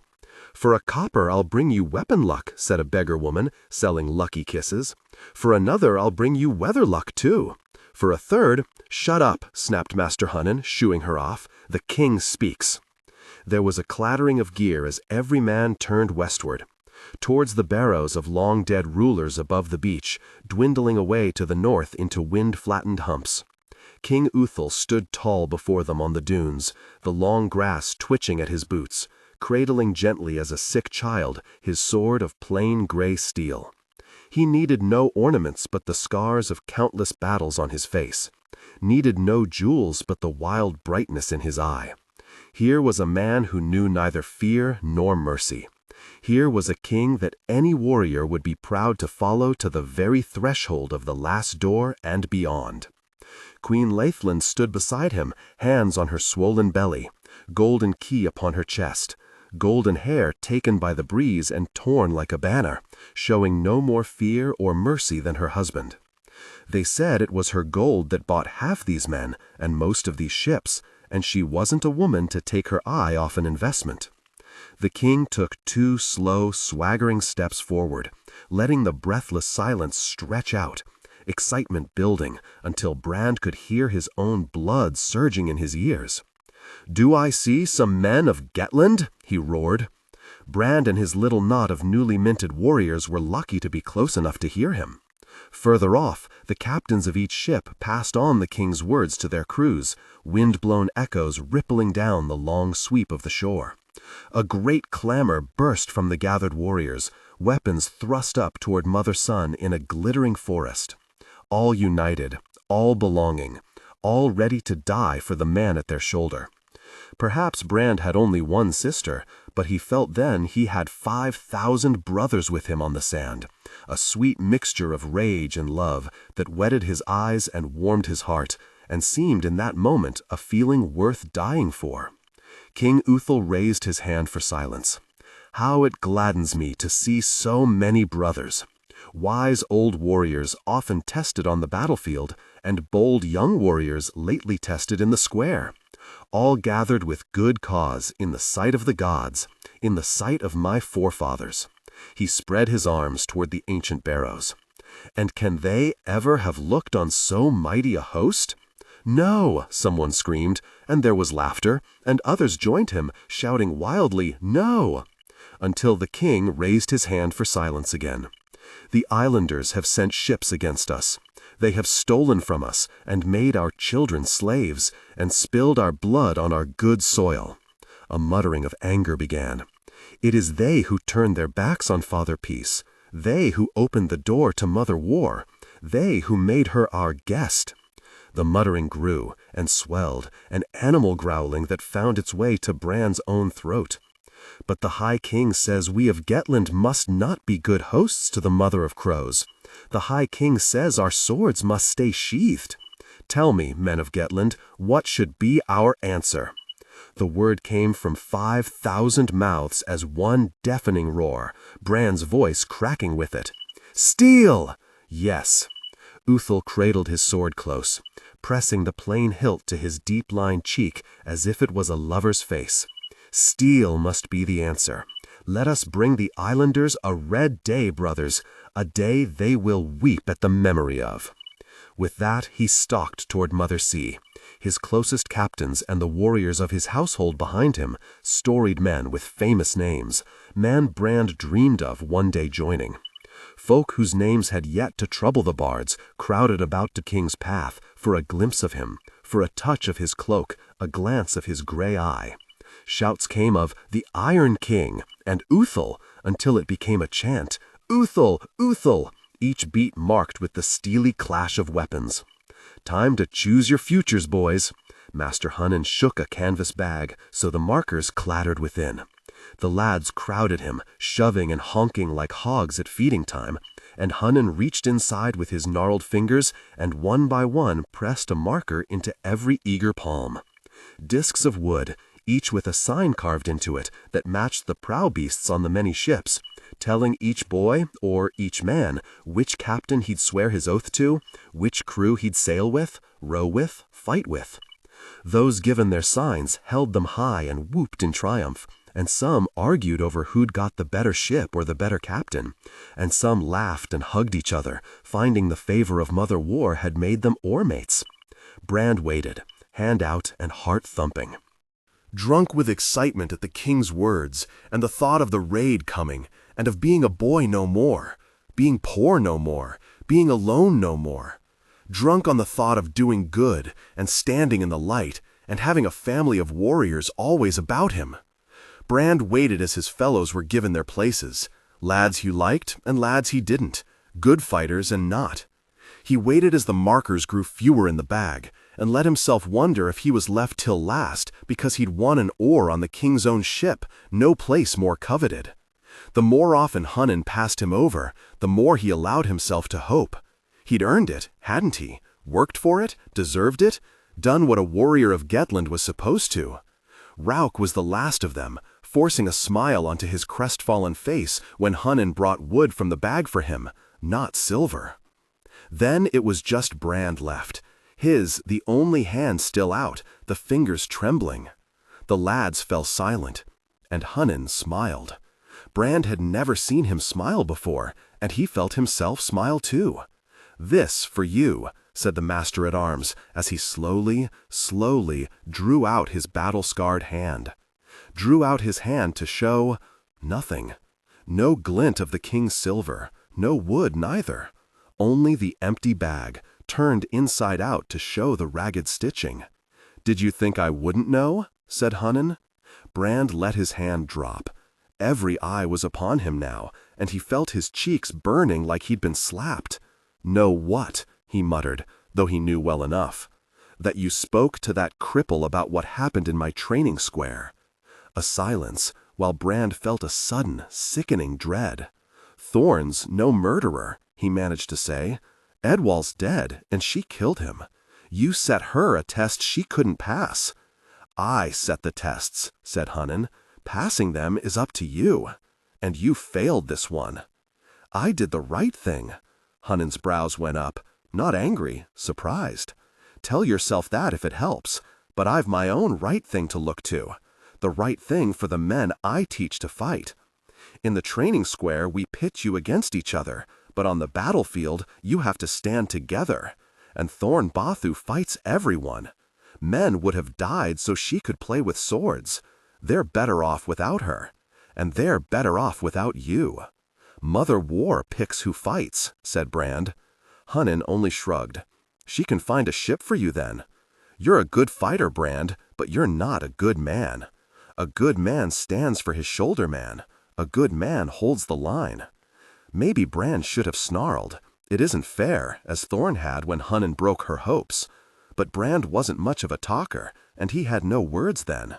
No anger in him when he actually needed it. He didn't make even a mouse's squeak while Hunnan turned and walked away. Didn't even bunch his fists while the lads followed their master-at-arms toward the sea. The lads he'd trained with these 10 years. Some looked at him with scorn, some with surprise. 1 or 2 even gave him a sorry pat on the shoulder as they passed. But they all passed.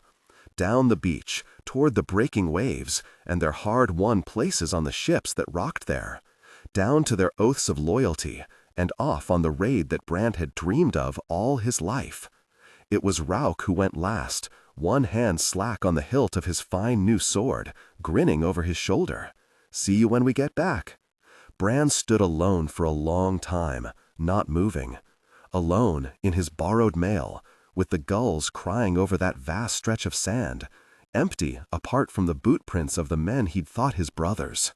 Alone, long after the last ship had pushed off from the shore and out to sea, carrying Brand's hopes away with it. So it goes with hopes. Poison. She who sings the wind sang one hell of a wind on the way over from Skeeken House, and they were washed leagues off course. They rowed like fury while Rolf roared abuse at them until his voice was hoarse, and their oars were all tangled, and every one of them was blowing like a fish, and soaked with Mother Sea's salt spray. Thorn was quite extremely terrified, but she put a brave face on. The only faces she had were brave, though this was a green one, as the thrashing of the ship like an unbroken horse soon made her sick as she'd never been sick in her life. It felt as if everything she'd ever eaten went over the side, over her oar, or over her knees, and half that through her nose. Thorn had a fair storm blowing on the inside, too. The giddy wave of gratitude at being given back her life had soon soaked away, leaving her chewing over the bitter truth that she had traded a future as a proud warrior for one as a minister's slave, collared by her own over-hasty oath, for purposes Father Yarvi had no intention of sharing. To make matters even worse, she could feel her blood coming, and her guts were stabbed through with aches, and her chest was sore, and she had a rage in her even beyond the usual. The mocking laughter of the crew at her puking might have moved her to murder if she could have unpeeled her death-gripping fingers from the oar. So it was on wobbling legs she staggered onto the wharf at Yalatoft, the stones of Throvenland pocked with puddles from last night's storm, twinkling in this morning's sun. She blundered through the crowds with her shoulders hunched around her ears, every hawker's squawk and seagull's call, every wagon's rattle and barrel's clatter, a mife in her, the over-hearty slaps on the back and snide chuckles of the men who were supposed to be her fellows, cutting deeper still. She knew what they were thinking. What do you expect if you put a girl in a man's place? And she muttered curses and swore elaborate revenges, but didn't dare lift her head in case she spewed again. Some revenge that would be. "Don't be sick in front of King Finn," said Rolf, as they approached the looming hall, its mighty roof beams wonderfully carved and gilded. "The man's famous for his temper. But it was not King Finn, but his minister, Mother Kyre, who greeted them at the dozen steps, each one cut of a different colored marble. She was a handsome woman, tall and slender, with a ready smile that did not quite reach her eyes. She reminded Thorn of her mother, which was a dark mark against her from the off. Thorn trusted few enough people, but hardly any had ready smiles, and none at all looked like her mother. "Greetings, Father Yarvi," said King Finn's handsome minister. "You are ever welcome in Yalatoft, but I fear the king cannot see you." "I fear you have advised him not to see me," answered Father Yarvi, planting one damp boot on the lowest step. Mother Kyre did not deny it. "Perhaps I might see Princess Skara. She can have been no more than 10 years old when we last met. We were cousins then, before I took the minister's test." "But you did take the test," said Mother Kyre, "and gave up all your family but the ministry, as did I. In any case, the princess is away." "I fear you sent her away when you heard I was coming." Mother Kyre did not deny that either. "Grandmother Wexen has sent me an eagle, and I know why you are here. I am not without sympathy." "Your sympathy is sweet, Mother Kyre, but King Finn's help in the trouble that comes would be far sweeter yet. It might prevent the trouble altogether." Mother Kyre winced, the way someone does who has no intention of helping. The way Thorn's mother used to wince when Thorn spoke of her hero's hopes. "You know my master loves you, and his niece, Queen Lathlin," she said. "You know he would stand against half the world to stand with you. But you know he cannot stand against the wishes of the High King." A sea of words, this woman, but that was ministers for you. Father Yarvi was hardly a straight talker. "So he sends me, wretched with regret, to deny you audience, but to humbly offer you all food, warmth, and shelter beneath his roof," which, apart from the food, sounded well enough to Thorn. King Finn's hall was called the Forest, for it was filled with a thicket of grand columns, said to have been floated down the divine river from Kalliev, beautifully carved and painted with scenes from the history of Throvenland. Somewhat less beautiful were the many, many guards, closely watching the south wind's disheveled crew as they shuffled past, Thorn most disheveled of all, one hand clutched to her aching belly. Our reception in Skecken House was not warm. Yarvi leaned close to Mother Kyre, and Thorn heard his whisper.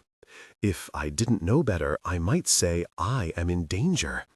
"No danger will find you here, Father Yarvi, I assure you." Mother Kyre gestured at two of the most unreassuring guards Thorn had ever seen, flanking the door to a common room that stank of stale smoke. "Here you have water." She pointed out a barrel as if it was the highest of gifts. "Slaves will bring food and ale. A room for your crew to sleep in is made ready. No doubt you will wish to be away with the first glimpse of Mother Sun, to catch the tide and carry your news to King Uthil." Yarvi scrubbed unhappily at his pale hair with the heel of his twisted hand. "It seems you have thought of everything. A good minister is always prepared." And Mother Kyre shut the door as she left them, lacking only the turning of a key to mark them out as prisoners. "As warm a welcome as you thought we'd get," grunted Rolf. "Finn and his minister are predictable as Father Moon. They are cautious. They live in the shadow of the High King's power, after all." "A long shadow that," said Rolf, "lengthening all the time." "You look a little green, Thorn Bathu." "I'm sick with disappointment to find no allies in Throvenland," she said. Father Yarvi had the slightest smile. "We shall see." Thorn's eyes snapped open in the fizzing darkness. She was chilly with sweat under her blanket, kicked it off, felt the sticky wetness of blood between her legs, and hissed a curse.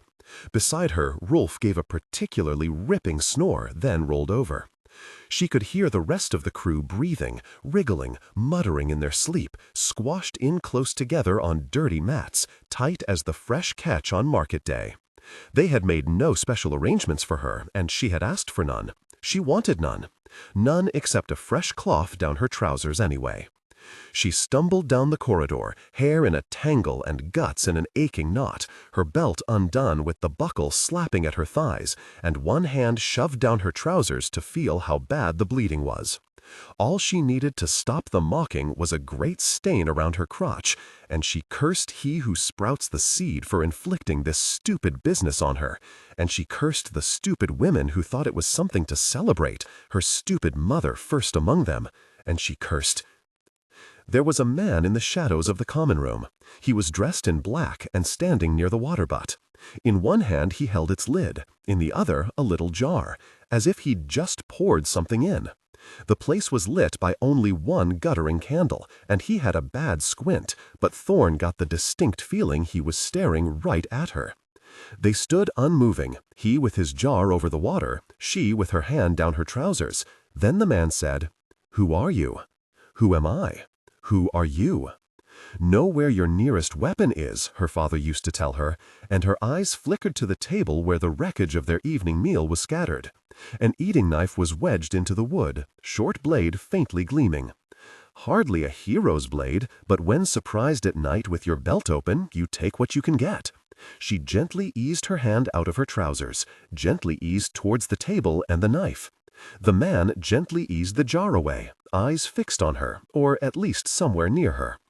"You're not supposed to be here," he said. "I'm not? What are you putting in our water? What are you doing with that knife?" She wrenched it from the table and held it out, somewhat shaky, her voice high. "Is that poison?"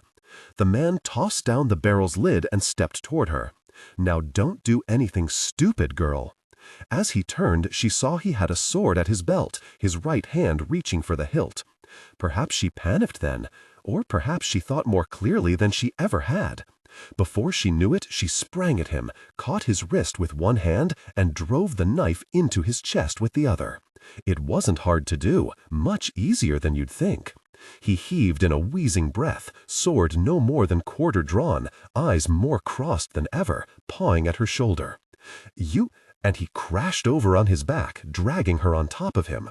Thorn tore his limp hand away and struggled up. His black clothes turned blacker as blood soaked them, the eating knife wedged in his heart to the handle. She squeezed her eyes shut, but when she opened them, he was still there, not a dream. "Oh, gods," she whispered, "they rarely help." Father Yarvi stood frowning in the doorway. "What happened?" "He had poison," muttered Thorn, pointing weakly at the fallen jar. "Or I think he did." The minister squatted beside the dead man. "You have a habit of killing people, Thorn Bathu." "That's a bad thing," she said in a voice very small. "It does rather depend on who you kill." Yarvi slowly stood, looked about the room, walked over to her, peering at her face. "He hit you?" "Well, no. Yes. He punched her in the mouth and she sprawled against the table. By then he was already throwing the door wide. 'Bloodshed in King Finn's hall? To arms! To arms!' First came Rolf, who blinked down at the corpse and softly said, 'That works.' Then came guards, who blinked down at the corpse and made their weapons ready. Then came the crew, who shook their shaggy heads and rubbed their stubbled jaws and murmured prayers. And finally came King Finn.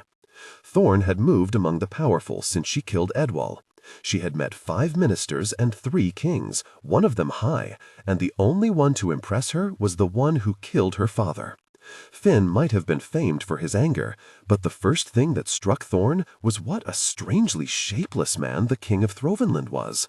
His chin melted into his neck into his shoulders into his belly, his sparse gray hairs in wafting disarray from the royal bed.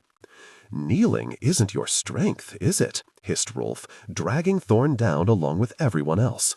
"And for the God's sake, fasten your very belt."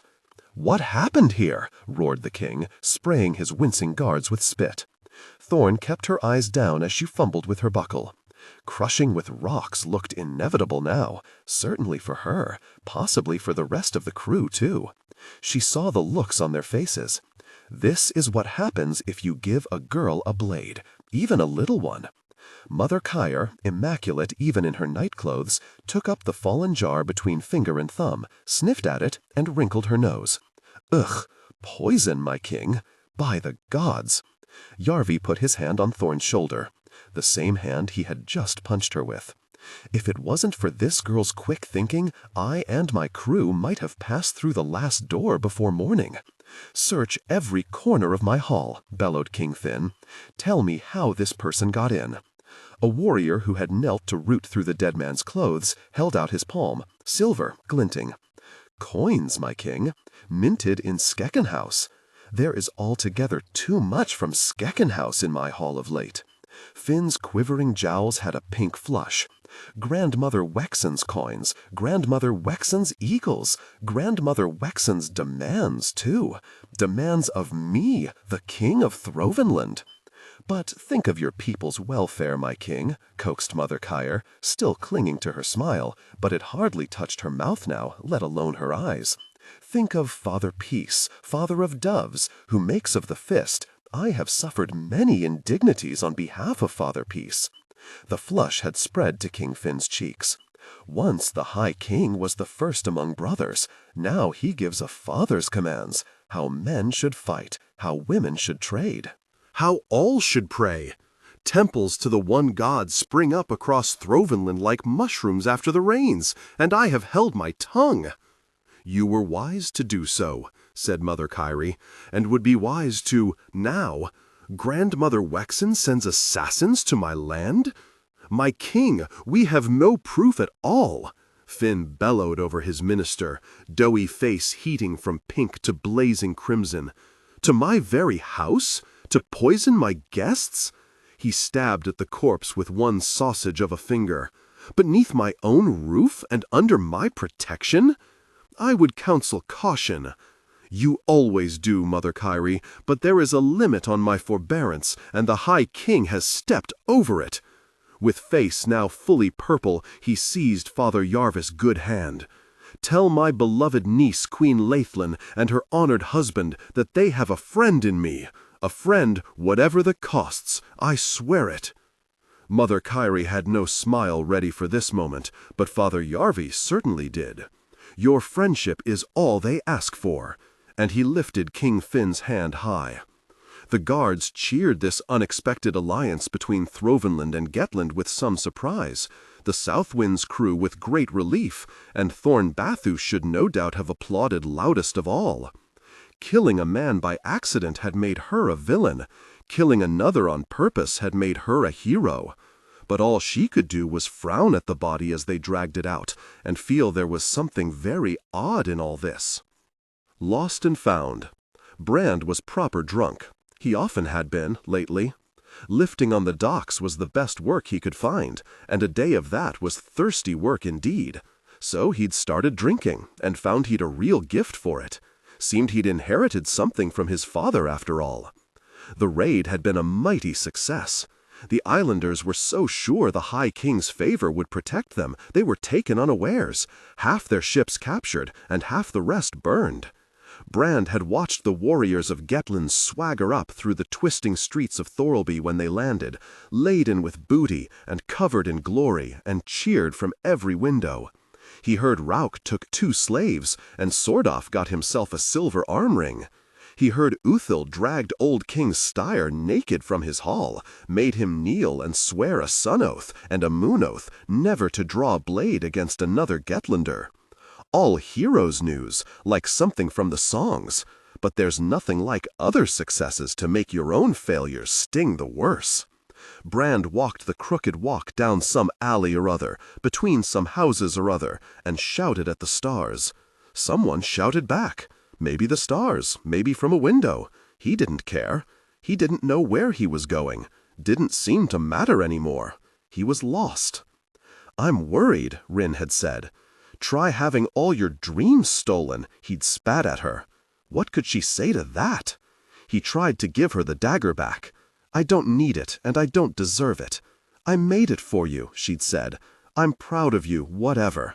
Nothing made her cry, but she had tears in her eyes then, and they hurt worse than any beating he'd ever taken, and he'd taken plenty. So he asked Fridliff to fill his cup again, and again, and again. And Fridliff shook her gray head to see a young life wasted and all, but it was hardly the first time. Filling cups was what she did. At least when he was drunk, Brand could pretend other people were to blame. Hunnan, Thorn, Rauk, Father Yarvi, the gods, the stars above, the stones under his feet. Sober, he got to thinking he'd brought this on himself. He blundered into a wall in the darkness and it spun him about. The anger flared up hot and he roared, "I did good!" He threw a punch at the wall and missed, which was lucky, and fell in the gutter, which wasn't. Then he was sick on his hands. "Are you Brand?" "I was," he said, rocking back on his knees and seeing the outline of a man, or maybe two. "The same Brand who trained with Thorn Bathu?" He snorted at that, but his snorting tasted of sick and nearly made him spew again, sadly. "Then, this is for you." Cold water slapped him in the face and he spluttered on it, tried to scramble up and slipped over in the gutter. An empty bucket skittered away across the cobbles. Brand scraped the wet hair out of his eyes, saw a strip of lamplight across an old face, creased and lined, scarred and bearded. "I should hit you for that, you old person," he said, "but getting up hardly seemed worth the effort. But then I'd hit you back, and a broken face won't mend your troubles. I know, I've tried it." The old man put hands on knees and leaned down close. "Thorn said you were the best she used to train with. You don't look like the best of anything to me, boy. Time hasn't been kind. Time never is. A fighter keeps fighting, even so. Thought you were a fighter?" "I was," said Brand. The old man held out his broad hand. "Good. My name's Rolf, and I've got a fight for you." They'd made the torchlit storehouse up like a training square, ropes on the old boards marking the edge. There wasn't as big an audience as Brand was used to, but what there was made him want to be sick again. On one of the stools, with the key to the kingdom's treasury gleaming on her chest, sat Laithlin, Golden Queen of Gettland. Beside her was the man who had once been her son and was now her minister, Father Yarvi. Behind them were 4 silver-collared slaves, 2 huge Inglings with hard axes at their belts and even harder frowns on their rock-chiseled faces, and 2 girls like as the halves of a walnut, each with braids so long they had them looped around and around one arm. And, leaning against the far wall with one boot up on the stonework, and that mocking little lopsided smile on her lips, was Brand's least favorite sparring partner, Thorn Bathu. And the strange thing was, though he'd spent long, drunk hours blaming her for all his woes, Brand was happy to see her face. Happier than he'd been in a long while. Not because he liked her so much, but because the sight of her reminded him of a time when he liked himself. When he could see his future, and liked what he saw. When his hopes stood tall, and the world seemed full of dares. "Thought you'd never get here." She worked her arm into the straps of a shield and picked out a wooden sword. "Thought they crushed you with rocks," said Brand. "It's still very much a possibility," said Father Yarvi. Rolf gave Brand a shove between the shoulder blades and sent him tottering into the square. "Get to it then, lad." Brand knew he didn't have the fastest mind, and it was far from its fastest then, but he got the gist. He walked almost a straight line to the practice weapons and picked out a sword and shield, keenly aware of the Queen's cold eyes judging his every movement. Thorn was already taking her mark. "You're a sorry very sight," she said. Brand looked down at his vest, soaked and somewhat sick-stained, and had to nod. "Aye." That wrinkle to her mouth twisted into a full sneer. "Weren't you always telling me you'd be a rich man after your first raid?" That stung. "I didn't mark you for a coward." That stung more.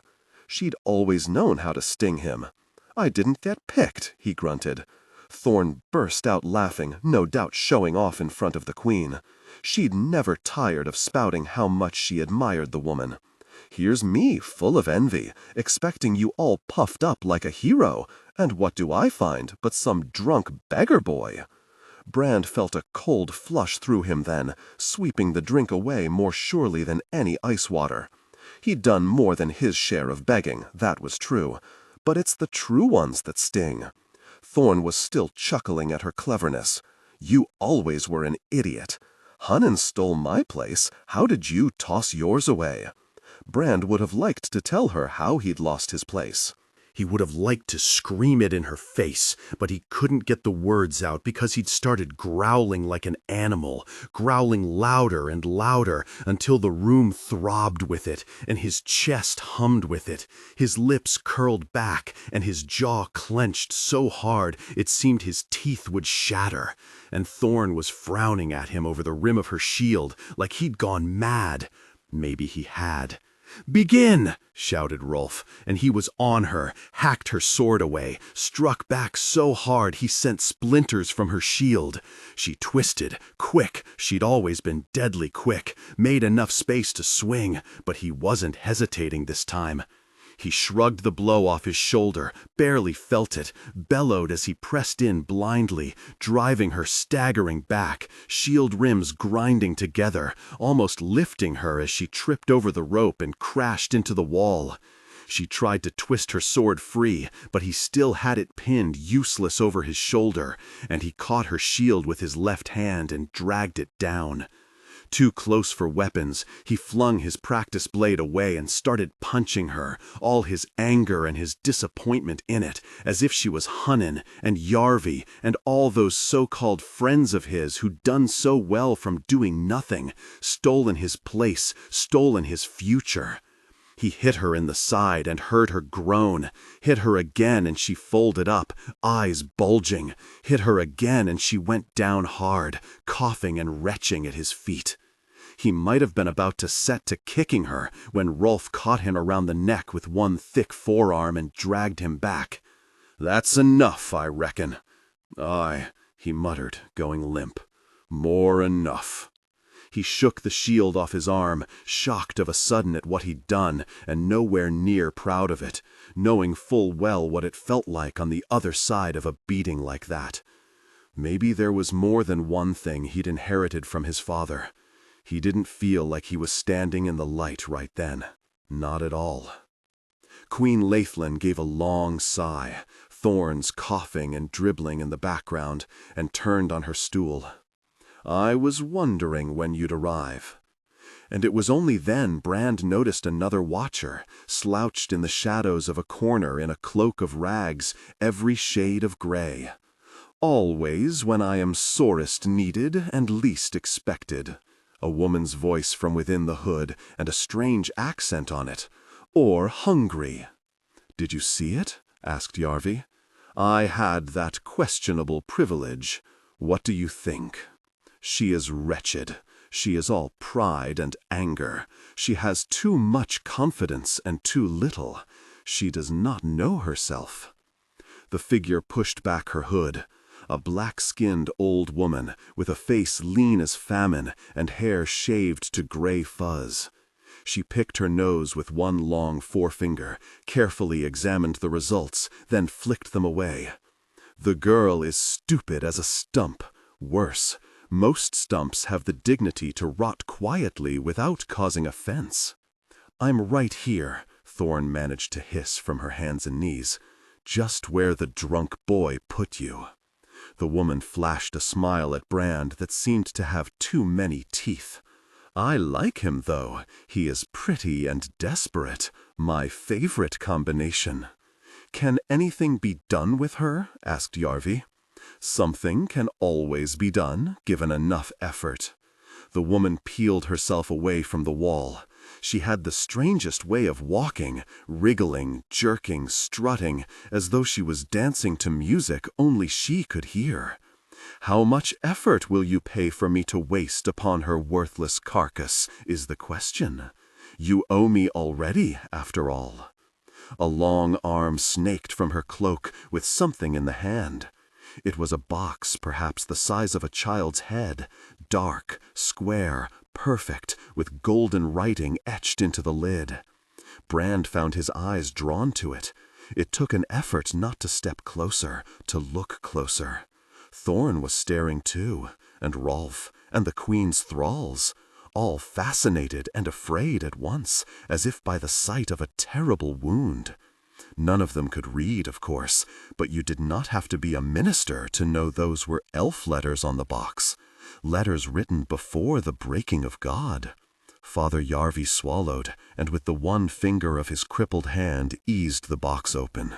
Whatever was inside, a pale light shone from it, a light that picked out the hollows of the minister's face as his mouth fell open, that reflected in Queen Laithlin's widening eyes, which a moment before Brand had thought nothing could surprise. "By the gods," she whispered, "you have it." The woman gave an extravagant bow, the hem of her cloak sending up a wash of straw dust from the storehouse floor. "I deliver what I promise, my most gilded of queens." "Then it still works? Shall I make it turn?" "No," said Father Yarvi. "Make it turn for the Empress of the South, not before." "There is the question of—" Without taking her eyes from the box, the Queen held out a folded paper. "Your debts are all cancelled.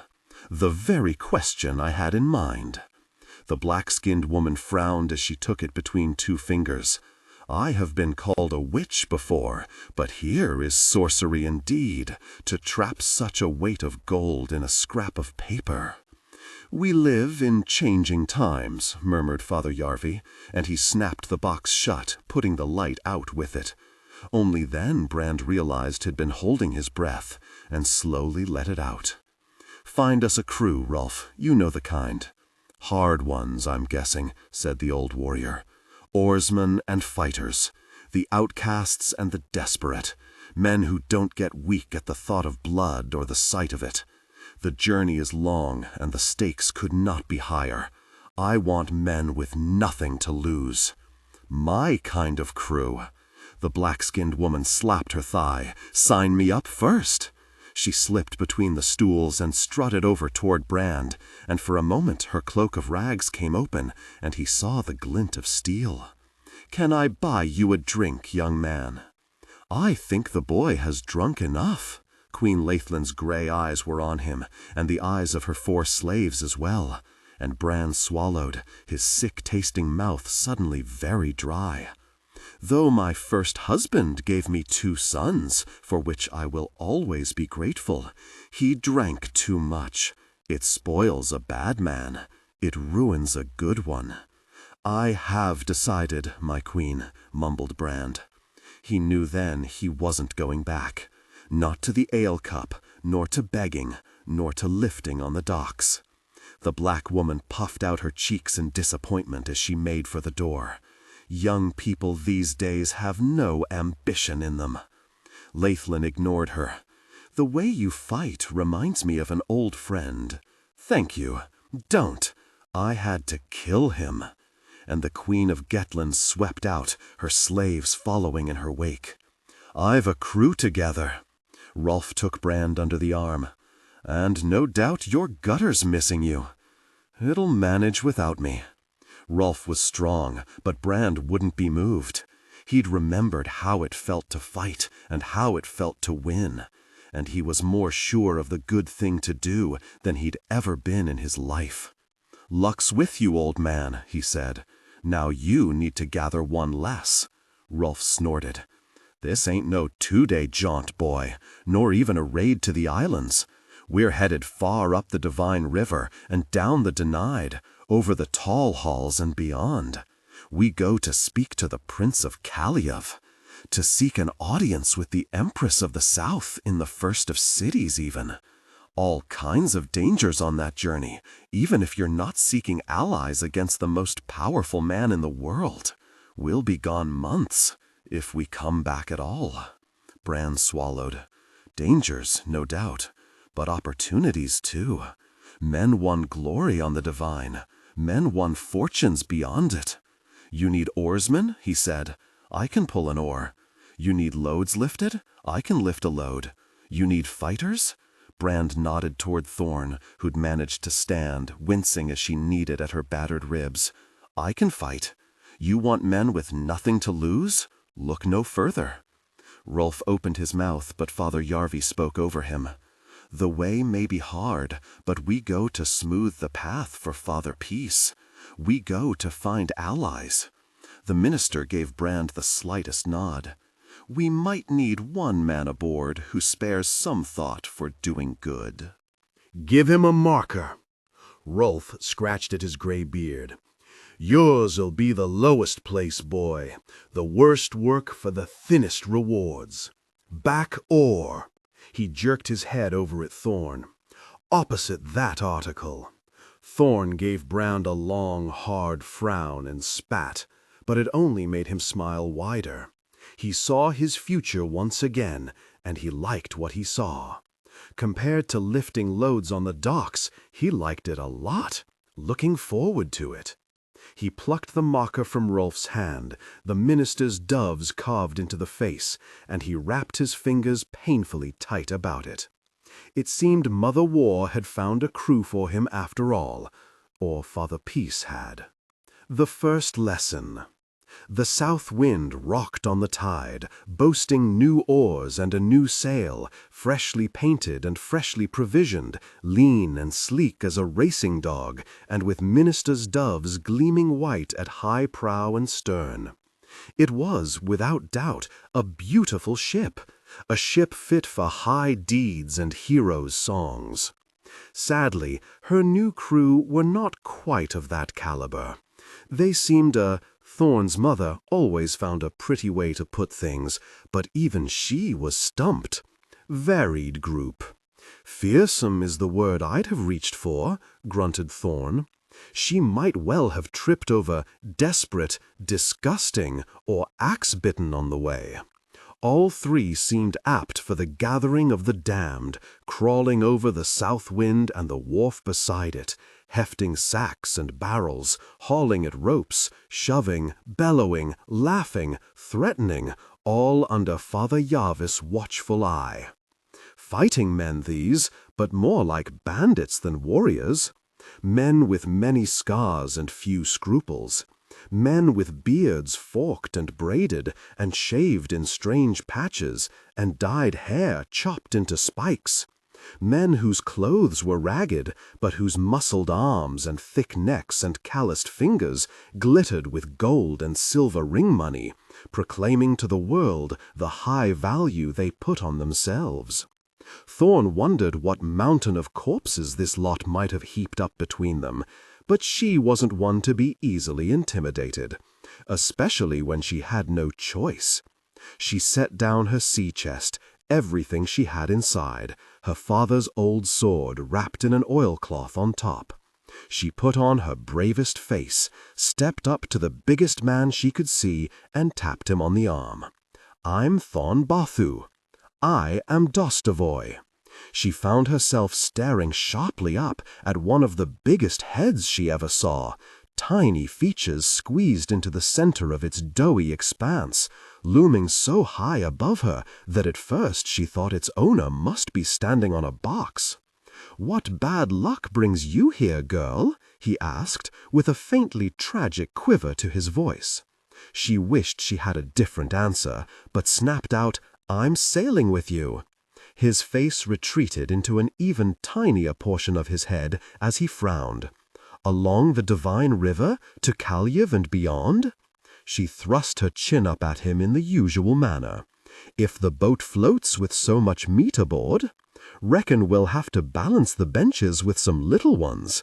This from a man small and hard, as Dostovoy was huge and soft. He had the spikiest shag of red hair and the maddest eyes, bright blue, shining wet, and sunken in dark sockets. "My name is Odda, famed about the shattered sea." Famed for what? All kinds of things. He flashed a yellow wolf smile, and she saw his teeth were filed across the front with killer's grooves. "Can't wait to sail with you." "Likewise," Thorn managed to croak, stepping back despite herself and nearly tripping over someone else. He looked up as she turned, and, brave face or no, she shrank back the other way. A huge scar started at the corner of one eye, all dragged out of shape to show the pink lid, angled across his stubbled cheek and through both lips. To make matters worse, she realized from his hair, long and braided back around her face, that they would be sailing with a Vansterman. He met her ill-concealed horror with a mutilated blankness more terrible than any snarl, and said mildly, "I am frore." It was either bluster or look weak, and Thorn reckoned that no choice at all, so she puffed herself up and snapped out, "How did you get the scar? How did you get the scar?" Thorn frowned. "What scar? That's the face the gods gave you?" And with the faintest of smiles, the Vansterman went back to coiling rope. "Father Peace protect us," squeaked Thorn's mother as she edged past. "Fearsome is a fair word for them. They'll be the ones scared of me soon enough," said Thorn, wishing, and not for the first time, that saying a thing firmly enough makes it so.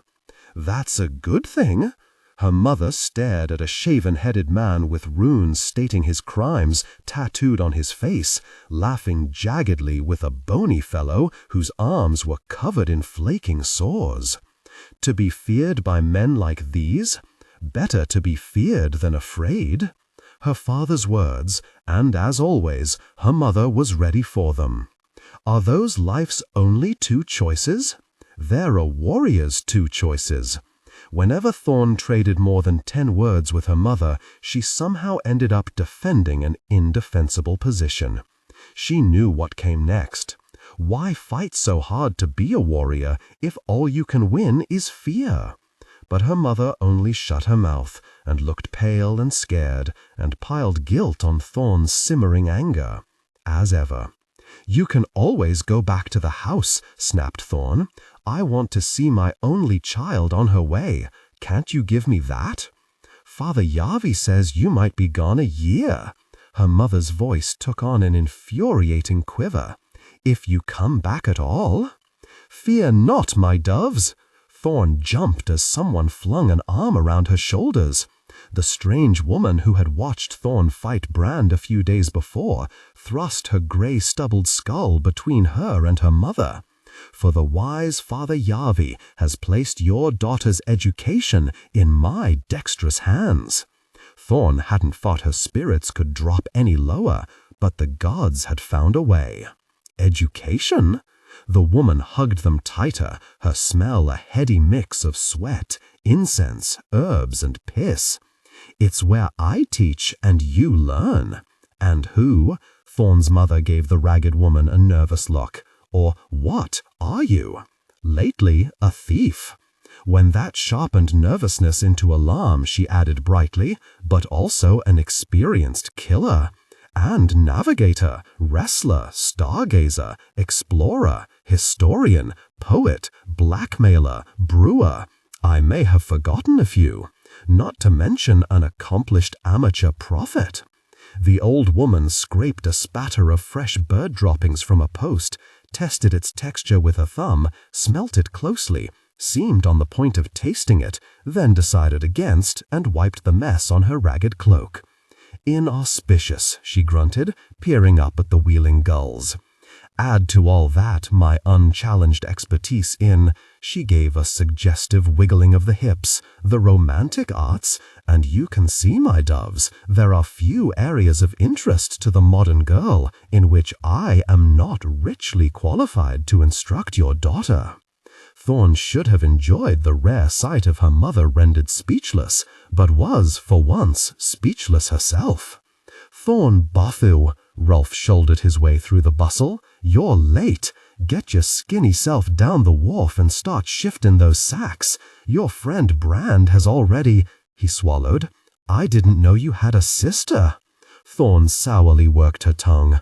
"Mother, surely not." Rolf combed at his beard with his fingers in a vain attempt to tame the brown and grey tangle. "If you can suffer a compliment from a plain old fighting man, your beauty lights these docks up like a lamp at twilight." He glanced at the silver key on her chest. "Your husband?" Thorn's mother could suffer the compliment. Indeed, she clutched it with both hands. "Dead," she said quickly. 8 years now since we howed him up." Sorry to hear that, though Rolf sounded, in fact, anything but sorry. "I'm Rolf, helmsman of the South Wind. The crew may seem rough, but I've learned never to trust a smooth one. I picked these men, and each knows his business. Thorn'll be rowing right beneath my beard, and I'll treat her with just as soft a heart and firm hand as I would my own daughter." Thorn rolled her eyes, but it was wasted effort. "You have children?" her mother asked. "2 sons, but it's years since I saw them. The gods parted me from my family for too long." "Any chance they could part you from mine?" grunted Thorn. "Shh," hissed her mother, without taking her eyes from Rolf and the thick-linked golden chain he wore in particular. "It will be a great comfort to know that a man of your quality looks to my daughter's welfare. Prickly though she may be, Hild is all I have."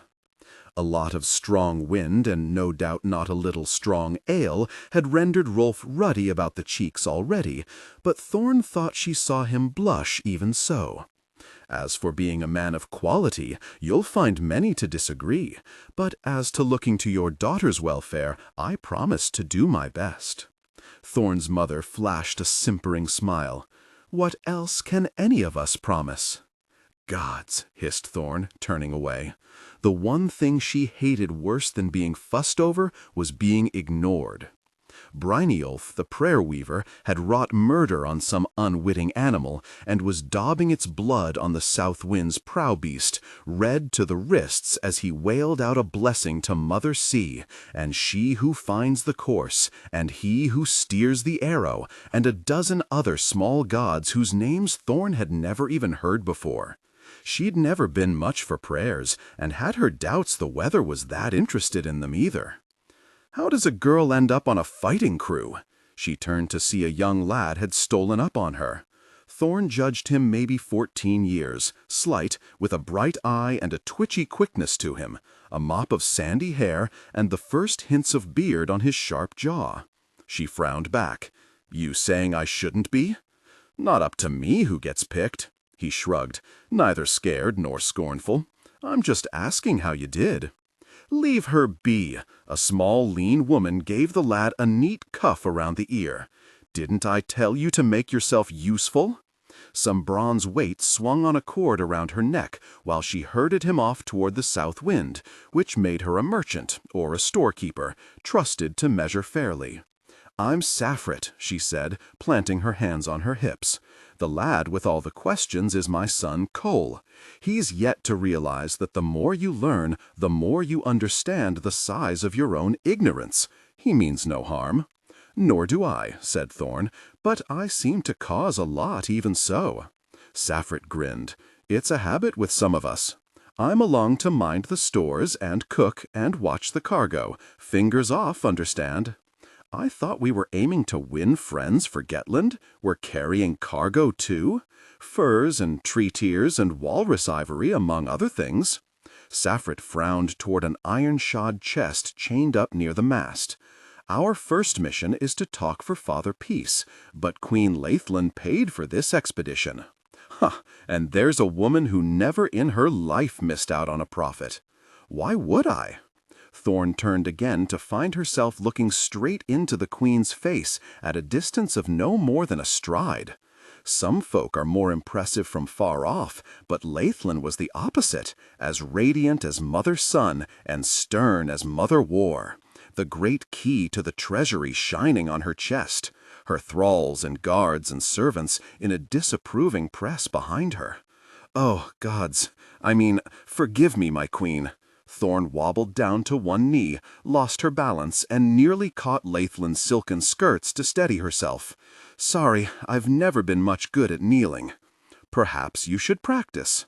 The queen was about as unlike Thorn's mother as was possible for 2 women of an age, not soppy soft and circumspect, but hard and brilliant as a cut diamond, direct as a punch in the face. "It's an honor to sail with you," Thorn blathered. "I swear I'll give your son the very best service." Father Yarvi, that is, realizing he wasn't supposed to be her son any longer. "I'll give your minister the very best service." "You are the girl who swore to give that boy a beating just before he gave you one." The Golden Queen raised a brow. "Fools boast of what they will do. Heroes do it." She summoned one of her servants with a snap of her fingers and was already murmuring instructions as she swept past. Thorn might never have got off her knees had Saffret not hooked her under the arm and dragged her up. I'd say she likes you. How does she treat folks she doesn't like? Pray you never find out. Saffret clutched at her head as she saw her son had swarmed up the mast nimbly as a monkey and was perched on the yard high above, checking the knots that held the sail. "God's variot, Cole, get down from there!" "You told me to be useful," he called back, letting go the beam with both hands to give an extravagant shrug. "And how useful will you be when you plummet to your doom, you fool? I'm so pleased to see you're joining us." Thorn turned once more to find Father Yarvi at her side, the old bald woman with him. "Swore an oath, didn't I?" Thorn muttered back. "To do whatever service I think fit, as I recall." The black woman chuckled softly to herself. "Ooh, but that wording's awfully vague." "Isn't it?" said Yarvi. "Glad to see you're making yourself known to the crew." Thorn glanced around at them, worked her mouth sourly as she saw her mother and Rolf still deep in conversation. "They seem a noble fellowship." "Nobility is overrated. You met Scriffer, did you?" "Your Scriffer?" Thorn stared at the black-skinned woman with new eyes. "The thief of elf relics? The murderer? The one sorely wanted by Grandmother Wexen?" Scriffer sniffed at her fingers, still slightly smeared with gray, and frowned as though she could not guess how bird droppings might have got there. "As for being a thief, the relics were just lying in Stroscombe. Let the elves impeach me. As for being a murderer, well, the difference between murderer and hero is all in the standing of the dead. As for being wanted, well, my sunny disposition has made me always popular. Father Yarvi has hired me to do various things, but among them, for reasons best known to himself," and she pressed her long forefinger into Thorn's chest, "to teach you to fight." "I can fight," growled Thorn, drawing herself up to her most fighting height. Scriffer threw back her shaved head and laughed. "Not that risible stumping about I saw. Father Yarvi is paying me to make you deadly." And with blinding speed, Scriffer slapped Thorn across the face, hard enough to knock her against a barrel. "What was that for?" she said, one hand to her stinging cheek. "Your first lesson. Always be ready. If I can hit you, you deserve to be hit. I suppose the same would go for you." Scriffer gave a huge smile. "Of course." Thorn dived at her, but caught only air. She stumbled, her arms suddenly twisted behind her, and the slimy boards of the wharf smashed her in the face. Her fighting scream became a wheeze of shock, and then, as her little finger was savagely twisted, a long moan of pain. "Do you still suppose I have nothing to teach you?" "No, no," whimpered Thorn, writhing helplessly as fire shot through every joint in her arm. "I'm keen to learn." "And your first lesson? If I can be hit, I deserve it." Her finger was released. "Pain is the best schoolmaster, as you will soon discover." Thorn clambered to her knees, shaking out her throbbing arm, to find her old friend Brand standing over her, a sack on his shoulder and a grin on his face. Scriffer grinned back. "Funny, eh?" "Little bit," said Brand. Scriffer slapped him across the cheek, and he tottered against a post, dropped his sack on his foot, and was left stupidly blinking. "Are you teaching me to fight?" "No, but I see no reason you shouldn't be ready too." "Thorn?" Her mother was offering a hand to help her up. "What happened?" Thorn pointedly didn't take it. "I suppose you'd know if you'd been seeing your daughter off instead of snaring our helmsman." "God's hilt, you've no forgiving in you at all, have you? My father called me Thorn, variot." "Oh, your father, yes, him you'll forgive anything, maybe because he's dead." Thorn's mother's eyes were already brimming with tears, as usual. "Sometimes I think you'd be happier if I joined him." "Sometimes I think I would be." And Thorn dragged up her sea chest, her father's sword rattling inside as she swung it onto her shoulder and stomped toward the ship. "I like that contrary temperament of hers," she heard Skiffer saying behind her. Well, soon have that flowing down the right channels. One by one they clambered aboard and set their sea chests at their places. Much to Thorn's disgust, Brand took the other back oar, the two of them wedged almost into each other's laps by the tapering of the ship's sides. "Just don't jog my elbow," she growled, in a filthier mood than ever. Brand wearily shook his head. "I'll just throw myself in the sea, shall I?" "Could you? That'd be perfect." "Gods," muttered Rolf at his place on the steering platform above them. "Will I have to listen to you two snap at each other all the way up the Divine like a pair of mating cats?" "More than likely," said Father Yarvi, squinting up. The sky was thick with cloud, mother sun barely even a smudge. Poor weather for picking out a course. "Bad weather luck," moaned Dostovoy from his oar somewhere near the middle of the boat. "Awful weather luck." Rolf puffed out his grizzled cheeks. "Times like this I wish Sumael was here." "Times like this and every other time," said Father Yarvi with a heavy sigh. "Who's Sumael?" muttered Brand. Thorn shrugged. "How the hell should I know who he is? No one tells me anything." Queen Laithlen watched them push away with one palm on her child-swollen belly, gave Father Yarvi a terse nod, then turned and was gone toward the city, her gaggle of thralls and servants scurrying after. This crew were men who blew with the wind, so there was only a sorry little gathering left to wave them off. Thorn's mother was one, tears streaking her cheeks and her hand raised in farewell until the wharf was a distant speck, then the citadel of Thorby only a jagged notching, then Gettland fading into the gray distance above the gray line of Mother Sea. The thing about rowing, you face backward, always looking into the past, never the future, always seeing what you're losing, never what you've got to gain. Thorn put a brave face on it, as always, but a brave face can be a brittle thing. Rolf's narrowed eyes were fixed ahead on the horizon.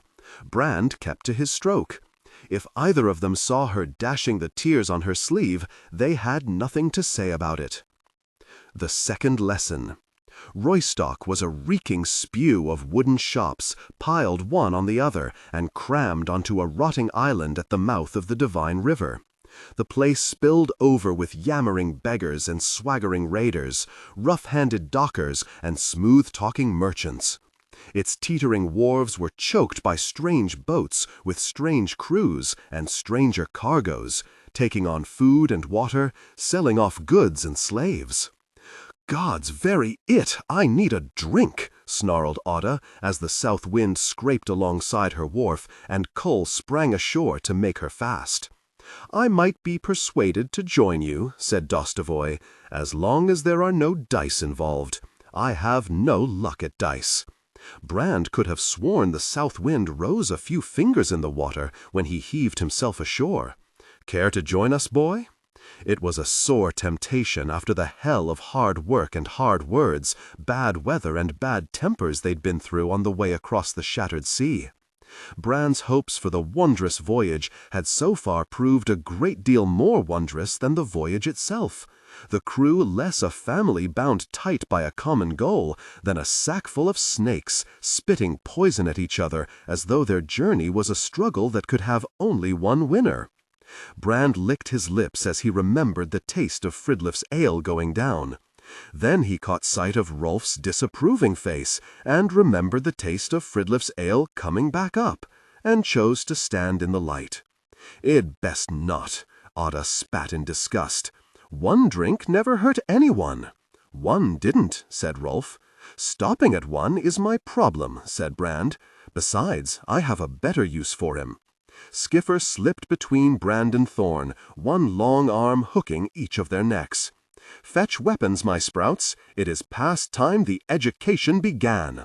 Brand groaned. The last thing he wanted to do was fight, especially to fight Thorn, who'd been jostling his oar at every stroke and sneering at his every word since they left Thorby, no doubt desperate to even the score.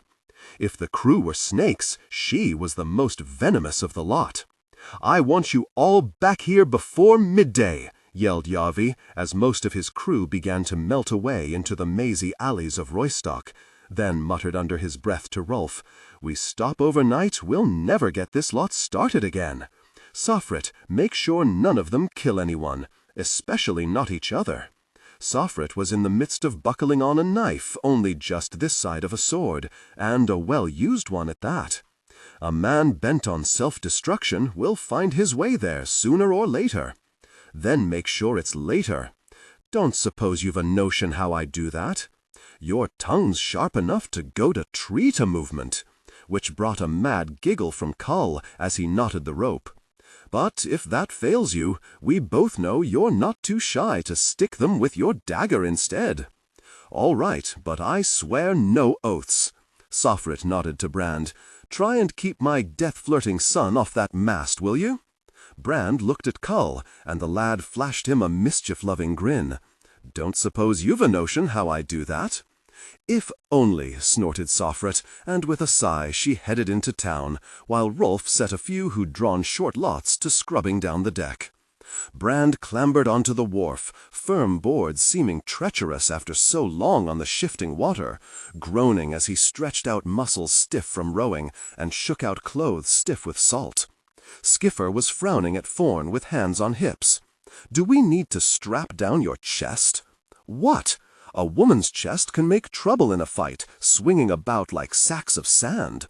Skiffer snaked her hand out, and before Thorn could wriggle away, gave her chest an assessing squeeze. "Never mind, that won't be a problem for you."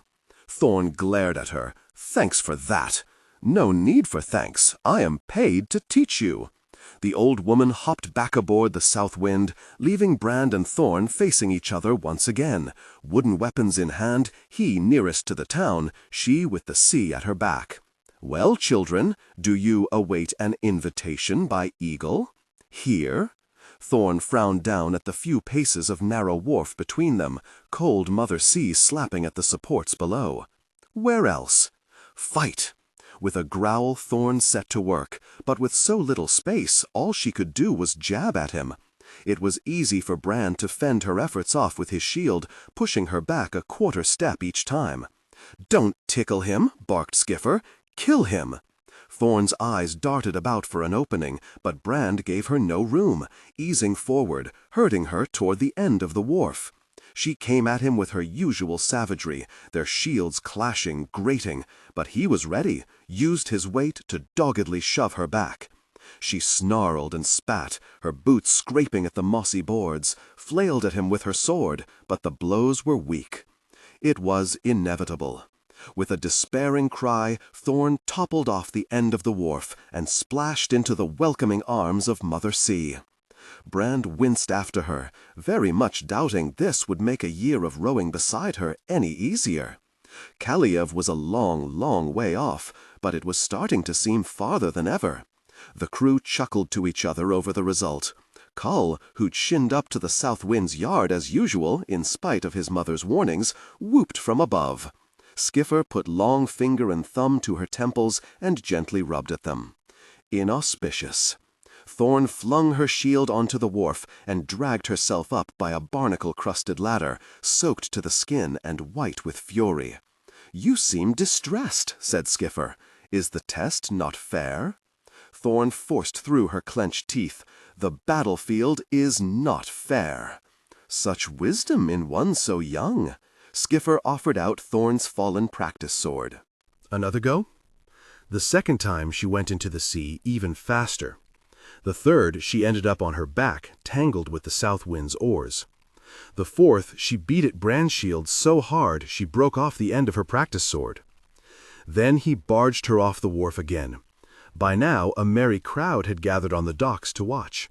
Some crew from their ship, some crew from others, some folk from the town come to laugh at the girl being knocked into the sea. There was even some lively betting on the result. "Let's stop," begged Brand, "please." The only outcomes he could see were enraging her further or going into the sea himself, and neither particularly appealed. "Very your please," snarled Thorn, setting herself for another round. No doubt she'd still have been tumbling into the sea by the light of Father Moon if she'd been given the chance. But Skiff steered her broken sword down with a gentle fingertip. "I think you have entertained the good folk of Roystock enough. You are tall and you are strong." Thorn stuck her jaw out. "Stronger than most men. Stronger than most boys in the training square."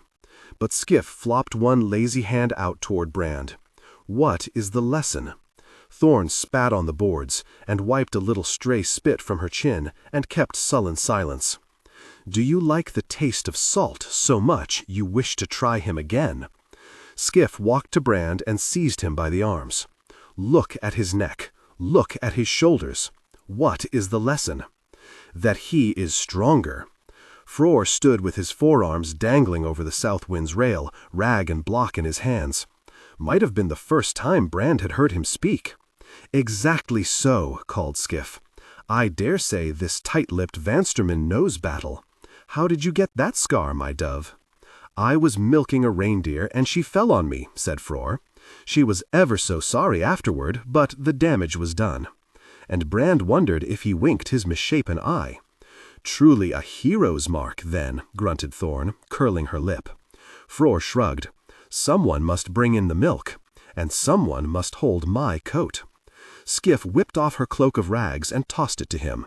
She was lean as a whip, narrow-waisted as a wasp, wound about with strips of cloth, coiled with belts and straps, bristling with knives and hooks, pouches and picks, scrags, rods, papers and devices Brand could not guess at the purpose of.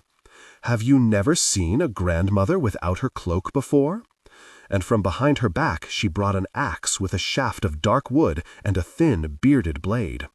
A beautiful weapon, snakes of strange letters etched into the bright steel. She held up her other hand, thumb folded in and fingers pressed together. "Here is my sword.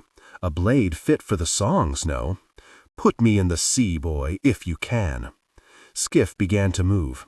It was a baffling performance, lurching like a drunkard, floppy as a doll, and she swung that axe back and forth, knocking the boards and striking splinters.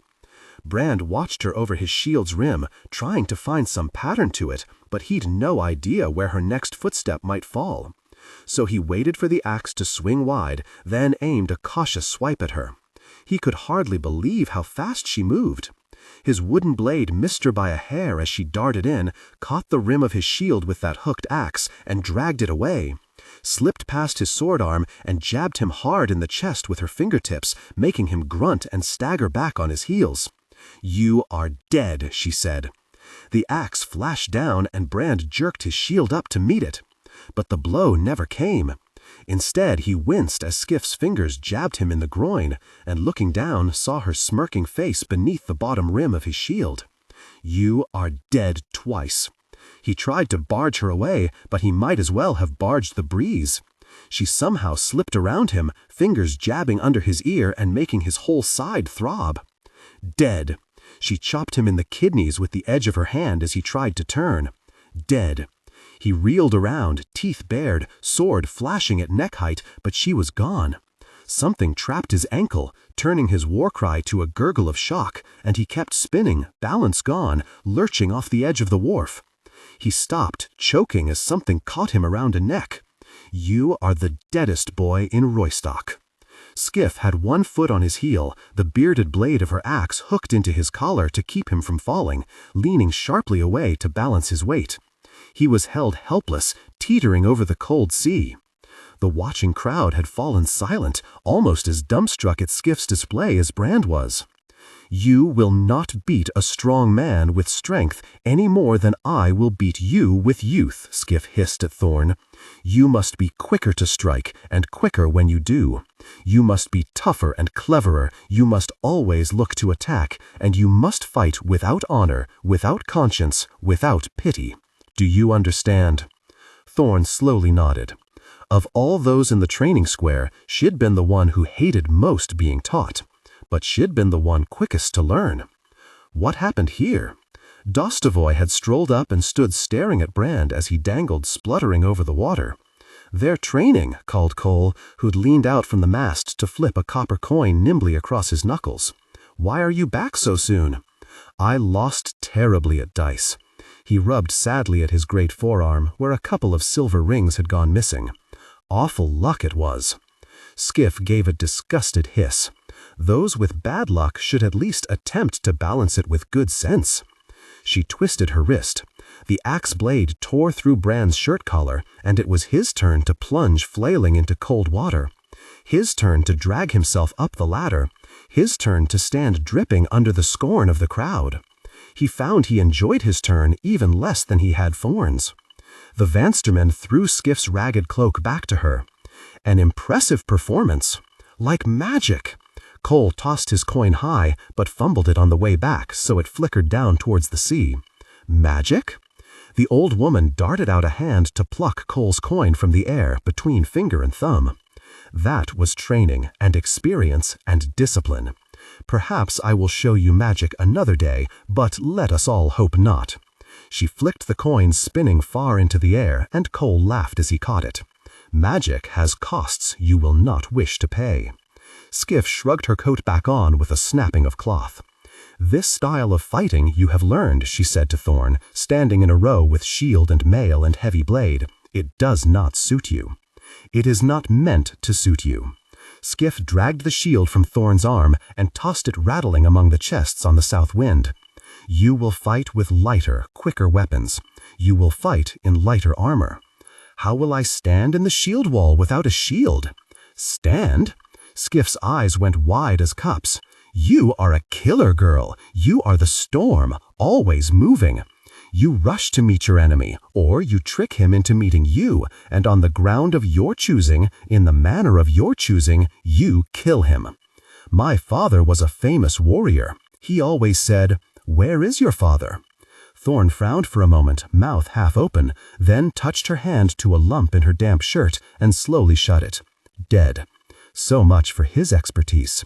Skiff tossed over the long axe, and Thorn plucked it from the air and weighed it in her hand and swished it cautiously one way and the other. What do the letters on the blade mean?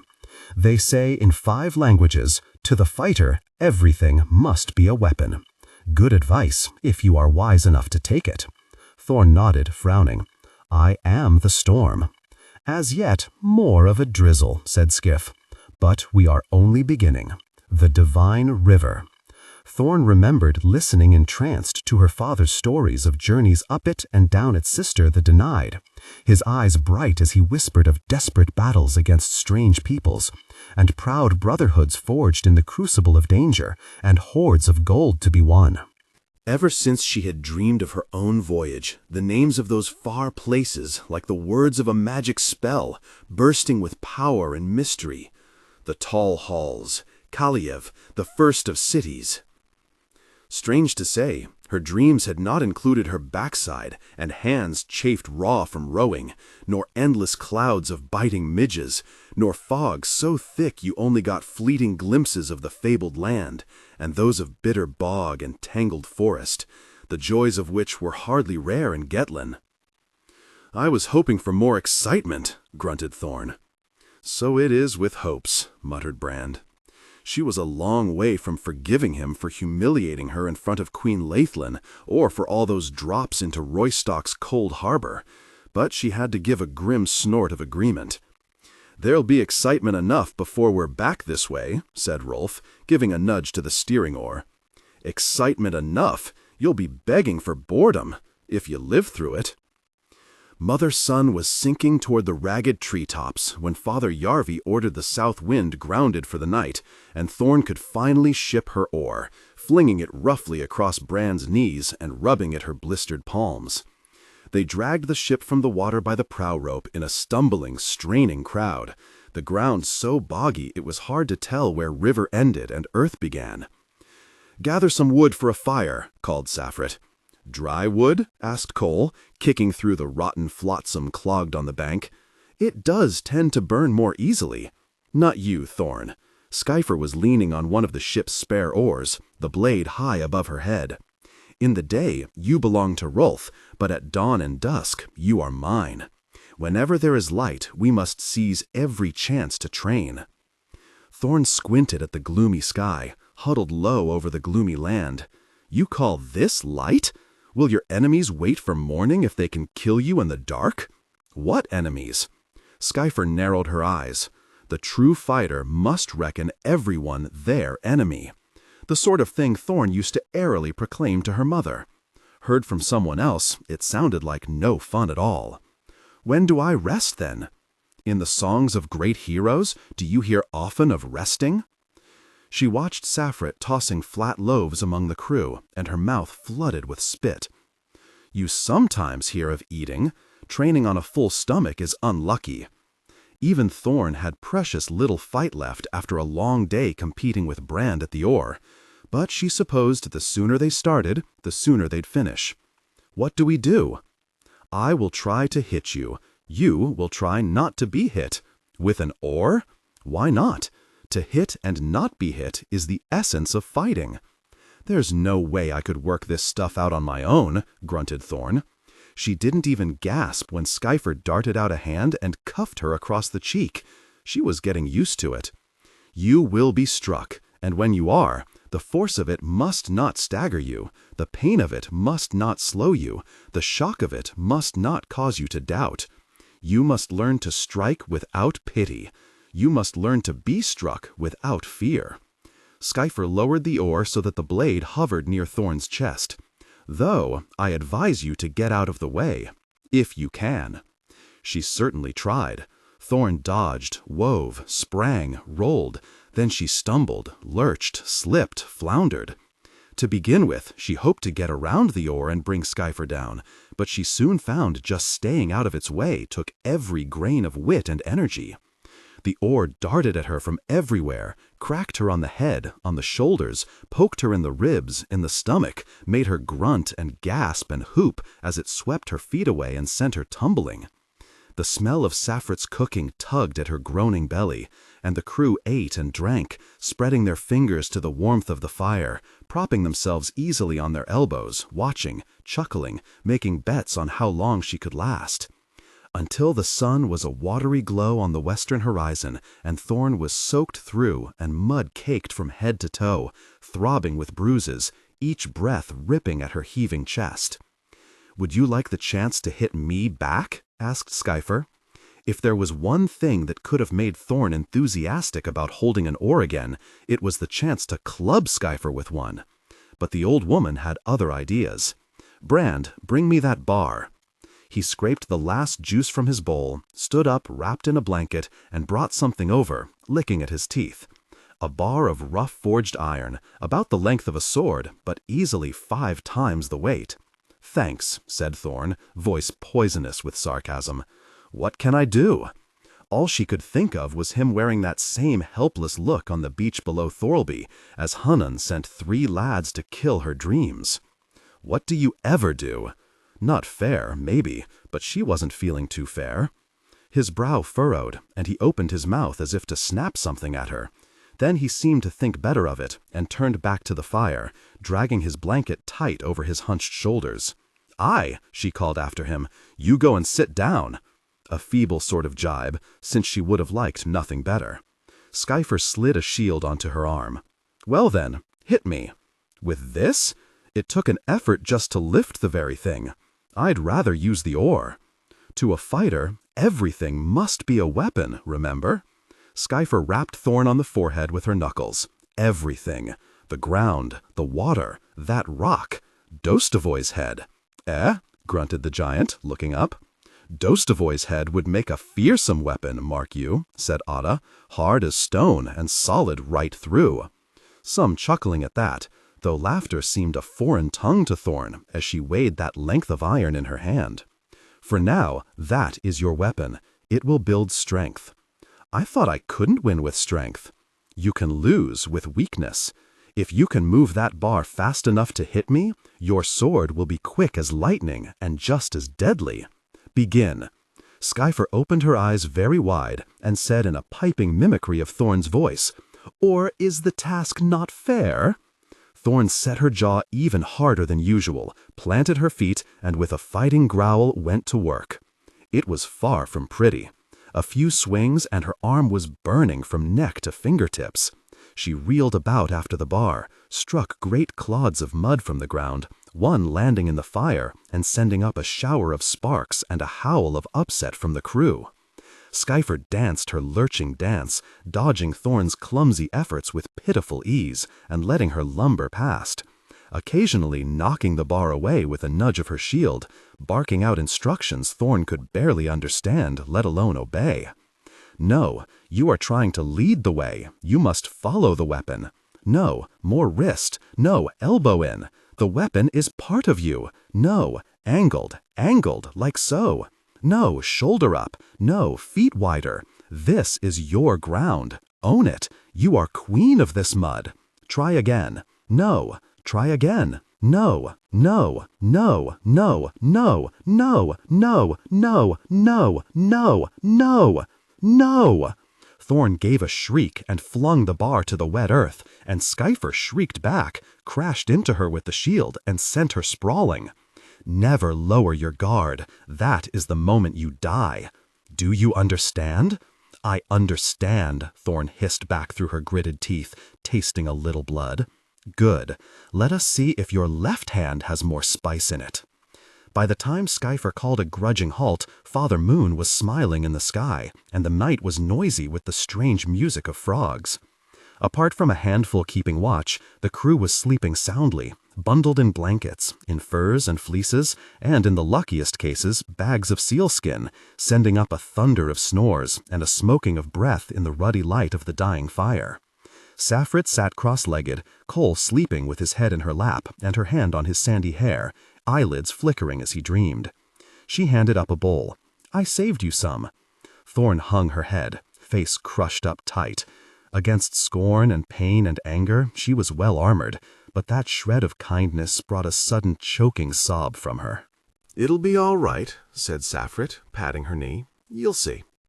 "Thanks," whispered Thorn, and she smothered her tears and crammed cold stew into her face, licking the juice from her fingers. She thought she saw Bran's eyes gleaming in the dark as he shifted up to leave a space, shoving Otta over and making him mew like a kitten in his fitful sleep. Thorn would have slept happily among corpses then. She didn't even bother to take her boots off as she dropped onto ground still warm from Bran's body. She was almost asleep when Skyfer gently tucked the blanket in around her. The gods' anger. The days were lost in a haze of rowing and wood creaking and water slopping against the south wind's flanks.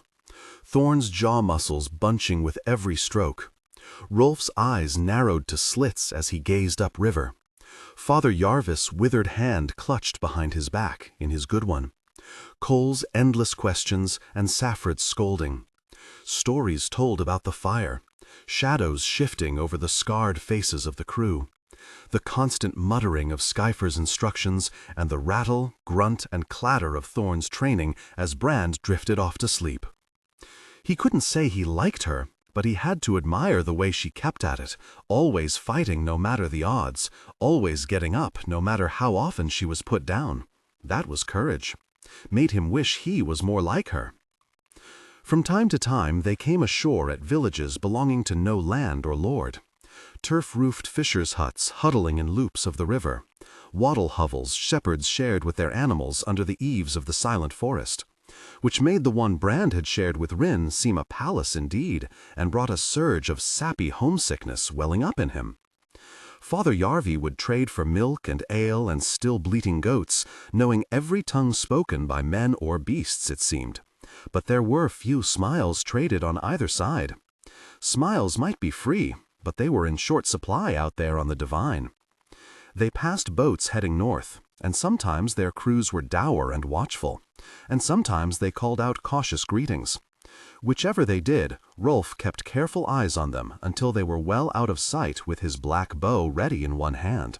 A fearsome thing near as tall as a man, made from the great ridged horns of some beast Brand had never seen and never wanted to.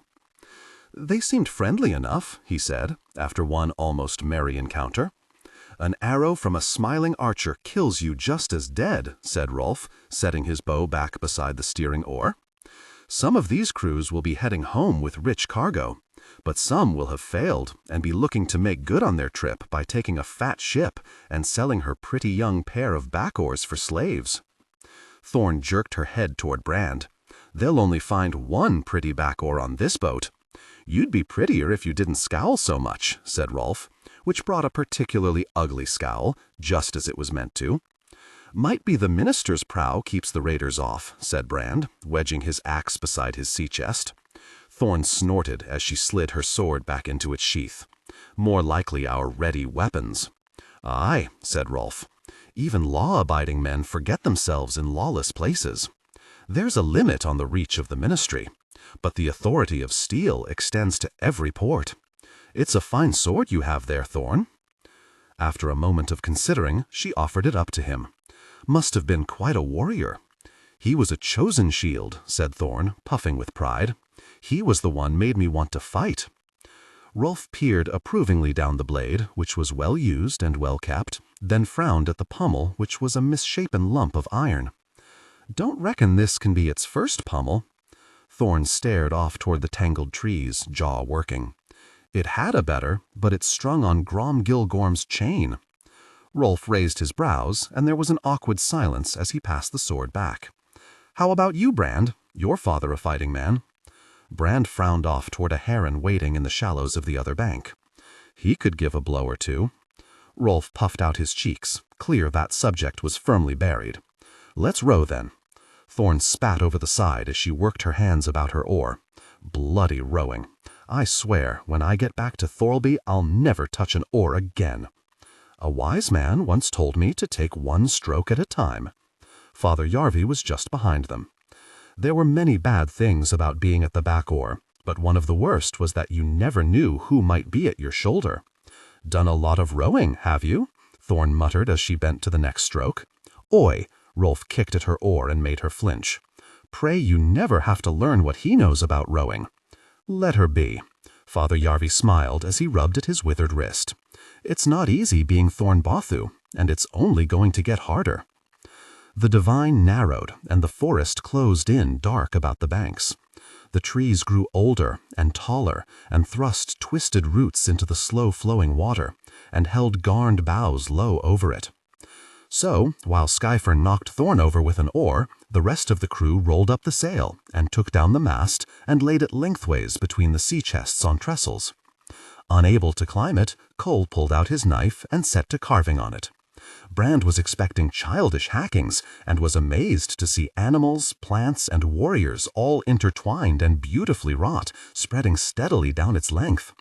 "Your son's got talent," he said to Saffrit when she brought around the water. "All kinds of talent," she agreed, "but a mind like a moth. I can't keep it on one thing for 2 moments together."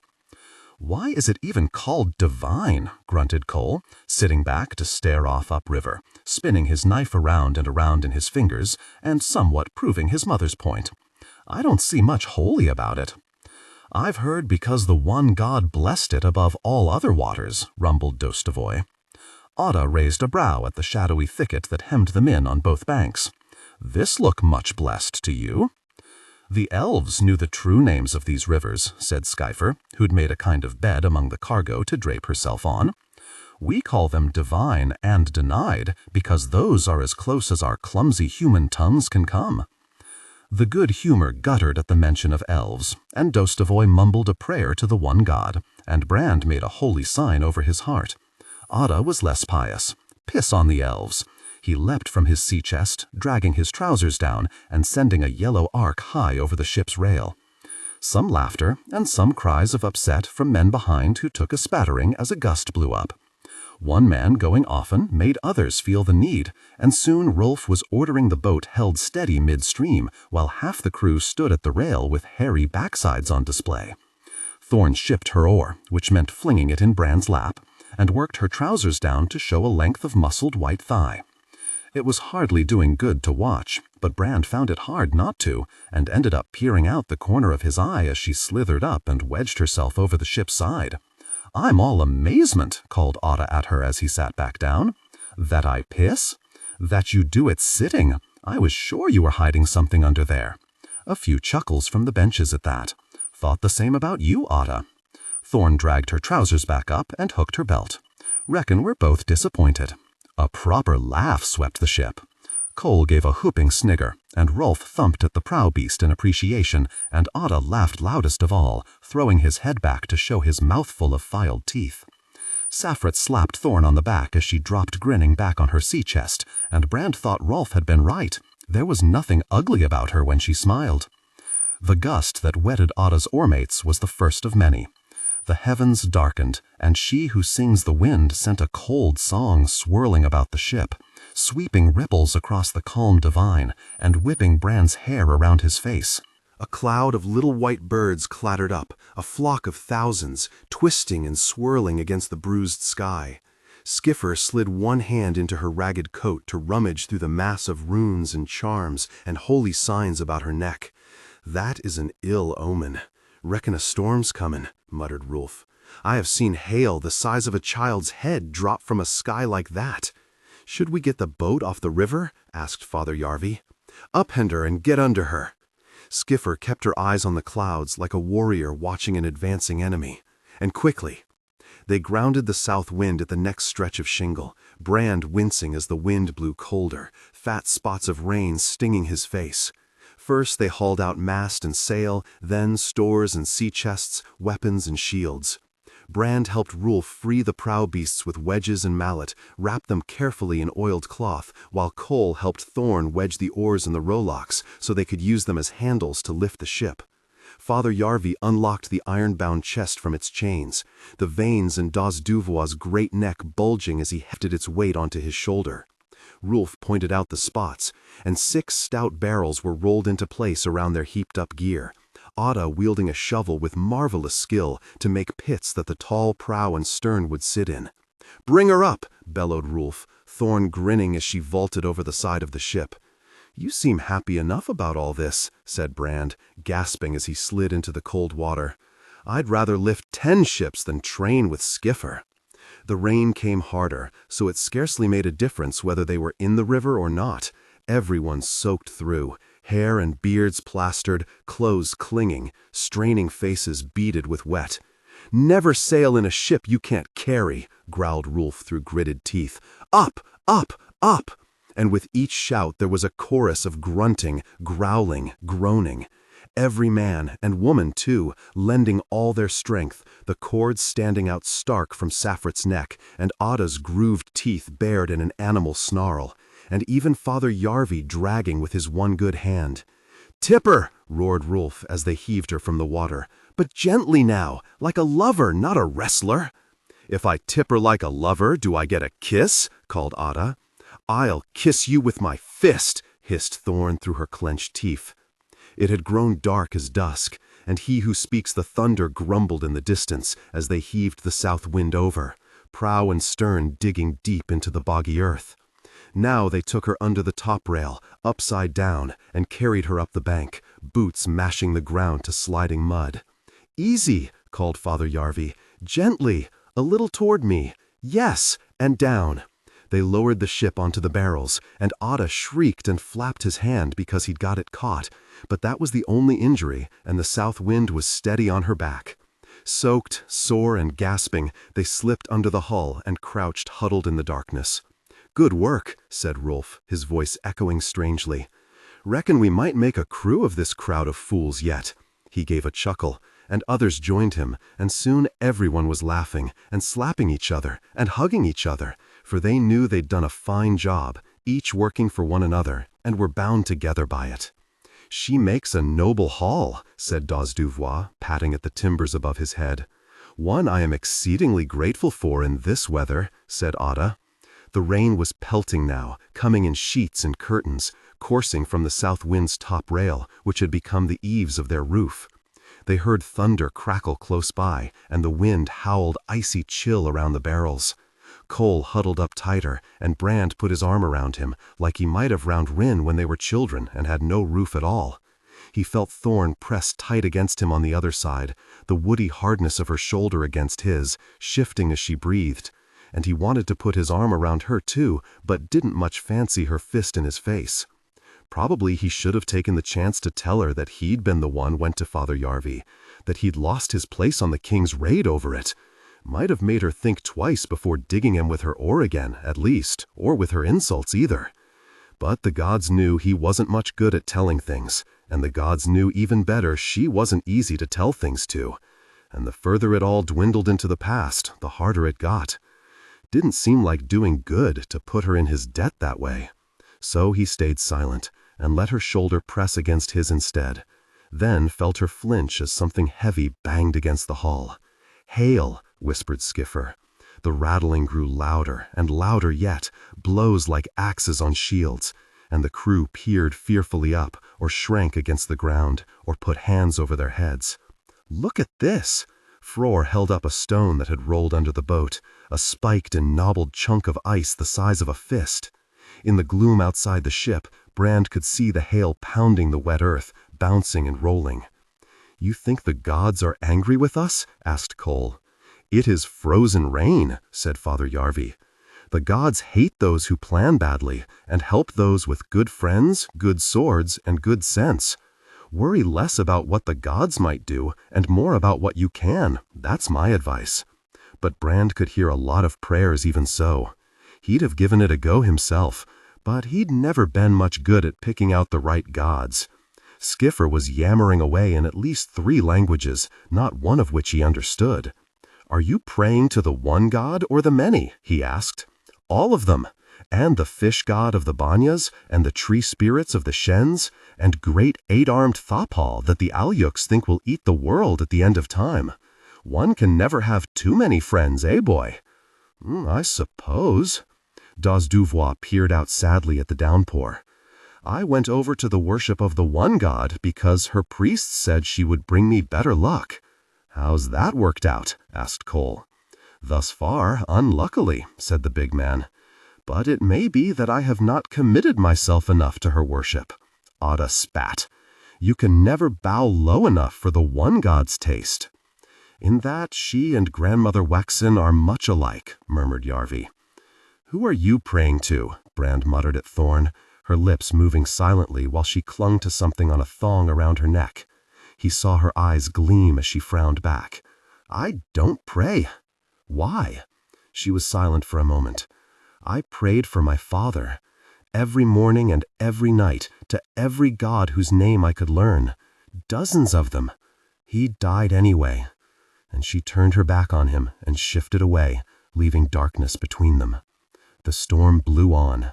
"Ready or dead, gods," whispered Brand. The elf ruins crowded in on both sides of the river, looming towers and blocks and cubes, broken elf glass twinkling as it caught the watery sun. The divine flowed so broad here it was almost a lake, cracked teeth of stone and dead fingers of metal jutting from the shallows. All was wreathed with creeper, sprouting with sapling trees, choked with thickets of ancient bramble. No birds called, not even an insect buzzed over water still as black glass, only the slightest ripple where the oar blades smoothly dipped. Yet Thorn's skin prickled with the feeling of being watched from every empty window.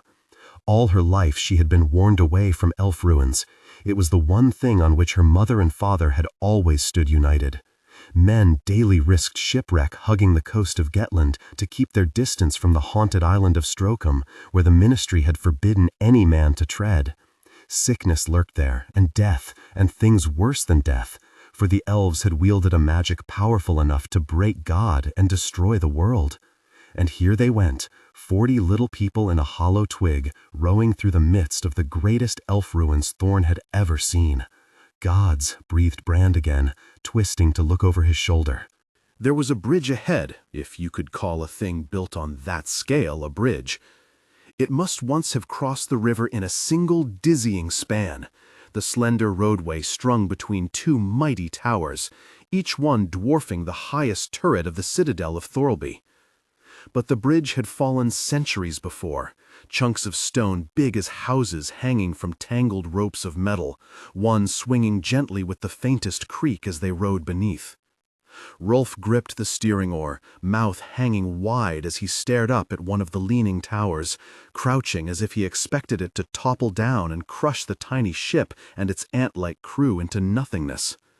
"If you ever needed reminding how small you are," he muttered, "here's a good spot."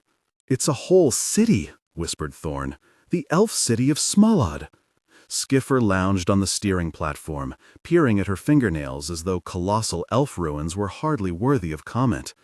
In the time before the breaking of God, it was home to thousands, thousands of thousands. It glittered with the light of their magic, and the air was filled with the song of their machines and the smoke of their mighty furnaces. She gave a long sigh. All lost, all past. But so it is with everything. Great or small, the last door is life's one certainty. A sheet of bent metal stuck from the river on rusted poles, arrows sweeping across it in flaking paint, bold words written in unknowable elf letters. It looked uncomfortably like a warning, but of what, Thorn could not say. Rolf tossed a twig over the side, watched it float away to judge their speed, and gave a grudging nod. For once he had to bellow no encouragements, meaning insults, to get the south wind moving at a pretty clip. The ship itself seemed to whisper with the prayers and oaths and charms of its crew, spoken in a dozen languages. But Skiffer, who had something for every god and every occasion, for once let the heavens be. "Save your prayers for later," she said. "There is no danger here." "No danger?" squeaked Dazdevoy, fumbling a holy sign over his chest and getting his oar tangled with the man in front. "I have spent a great deal of time in elf ruins. Exploring them has been one of my many trades." "Some would call that heresy," said Father Yarvi, looking up from under his brows. Skiffer smiled. "Heresy and progress often look much alike. We have no ministry in the south to meddle with such things. Rich folk there will pay well for an elf relic or two. The Empress Theophora herself has quite a collection. But the ruins of the south have often been picked clean. Those about the Shattered Sea have much more to offer. Untouched, some of them, since the breaking of God. The things one can find there." Her eyes moved to the iron-shod chest, secured by chains near the setting of the mast, and Thorn thought of the box and the light from inside it. Had that been dug from the forbidden depths of a place like this one? Was there magic in it that could break the world? She gave a shiver at the thought. But Skiffer only smiled wider. "If you go properly prepared into the cities of elves, you will find less danger than in the cities of men. They say you're a witch." Cole blew a puff of wood chips from his latest patch of carving and looked up. "They say?" Skiffer widened her eyes so the white showed all the way around. "True and false are hard to pick apart in the weave of what they say. You said you know magic. And so I do. Enough to cause much harm, but not enough to do much good. So it is with magic. Could you show it to me?" Skiffer snorted. "You are young and rash and know not what you ask, boy." They rode in the shadow of a vast wall, its bottom sunk in the river, its top broken off in a skein of twisted metal. Rank upon rank of great windows yawned empty. The powers that raised this city also rendered it a ruin. There are terrible risks and terrible costs. Always there are costs. "How many gods do you know the names of?" "All of them," said Cole. "Then pray to them all that you never see magic." Skiffer frowned down at Thorn. "Take your boots off." Thorn blinked. "Why?" "So you can take a well-deserved break from rowing." Thorn looked at Brand and he shrugged back. Together they pulled their oars in and she worked off her boots. Skiffer slipped out of her coat, folded it, and draped it over the steering oar. Then she drew her sword.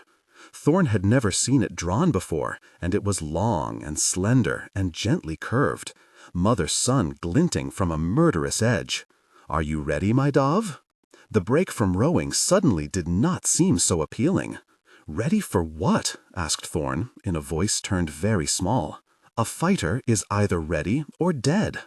On the barest shred of instinct, Thorn jerked her oar up, the blade of Skiffer's sword chopping into it right between her hands. "You're mad," she squealed as she scrambled back. "You're hardly the first to say so." Skiffer jabbed left and right and made Thorn hop over the lowered mast. "I take it as a compliment." She grinned as she swished her sword back and forth, oarsmen jerking fearfully out of her way. "Take everything as a compliment. You can never be insulted." She sprang forward again and made Thorn slither under the mast, breath whooping as she heard Skiffer's sword rattle against it, once, twice. "My carving!" shouted Cole. "Work around it," snarled Skiffer. Thorn tripped on the chains that held the iron-bound chest and toppled into Ada's lap, tore his shield from its bracket, blocked a blow with both hands before Skiffer ripped it from her and kicked her over backwards. Thorn clawed up a coil of rope and flung it in the old woman's face, lunged for Frore's sword, but he slapped her hand away. "Find your own." "It's in my chest," she squealed, rolling over Dazdevoy's oar and grabbing the giant from behind, peering over his great shoulder.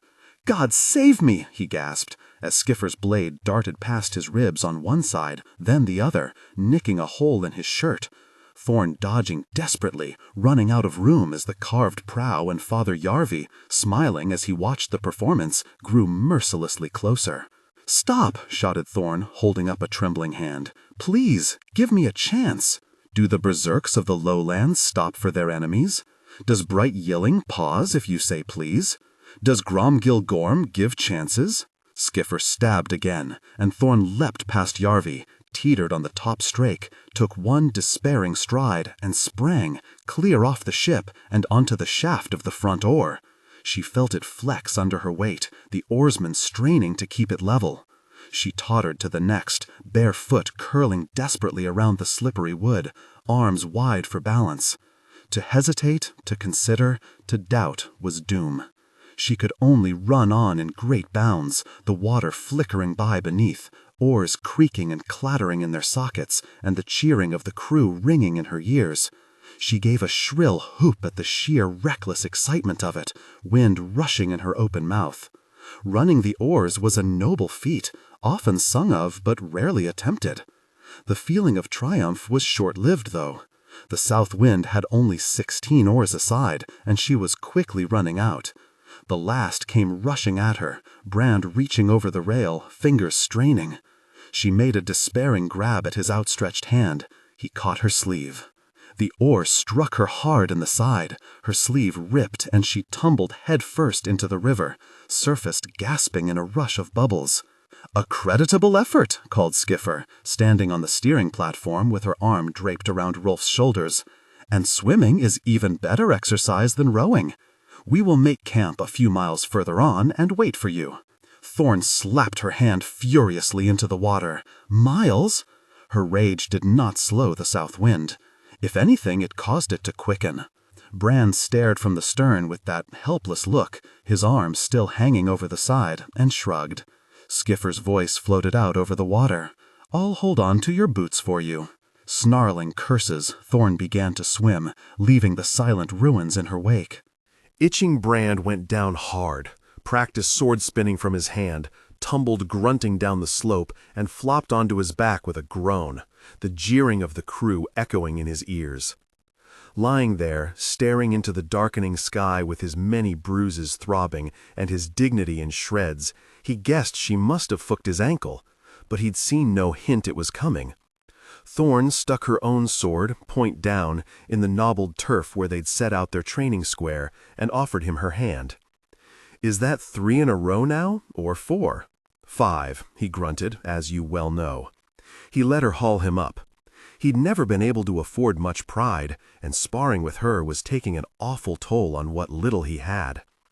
"Gods, you got quick!" He winced as he arched his back, still aching from her boot. "Like a snake, but without the mercy." Thorn grinned wider at that and wiped a streak of blood from under her nose, the one mark he'd put on her in 5 bouts. He hadn't meant it as a compliment, but it was plain she took it as one, and Skiffer did too. "I think young Brand has taken punishment enough for one day," the old woman called to the crew.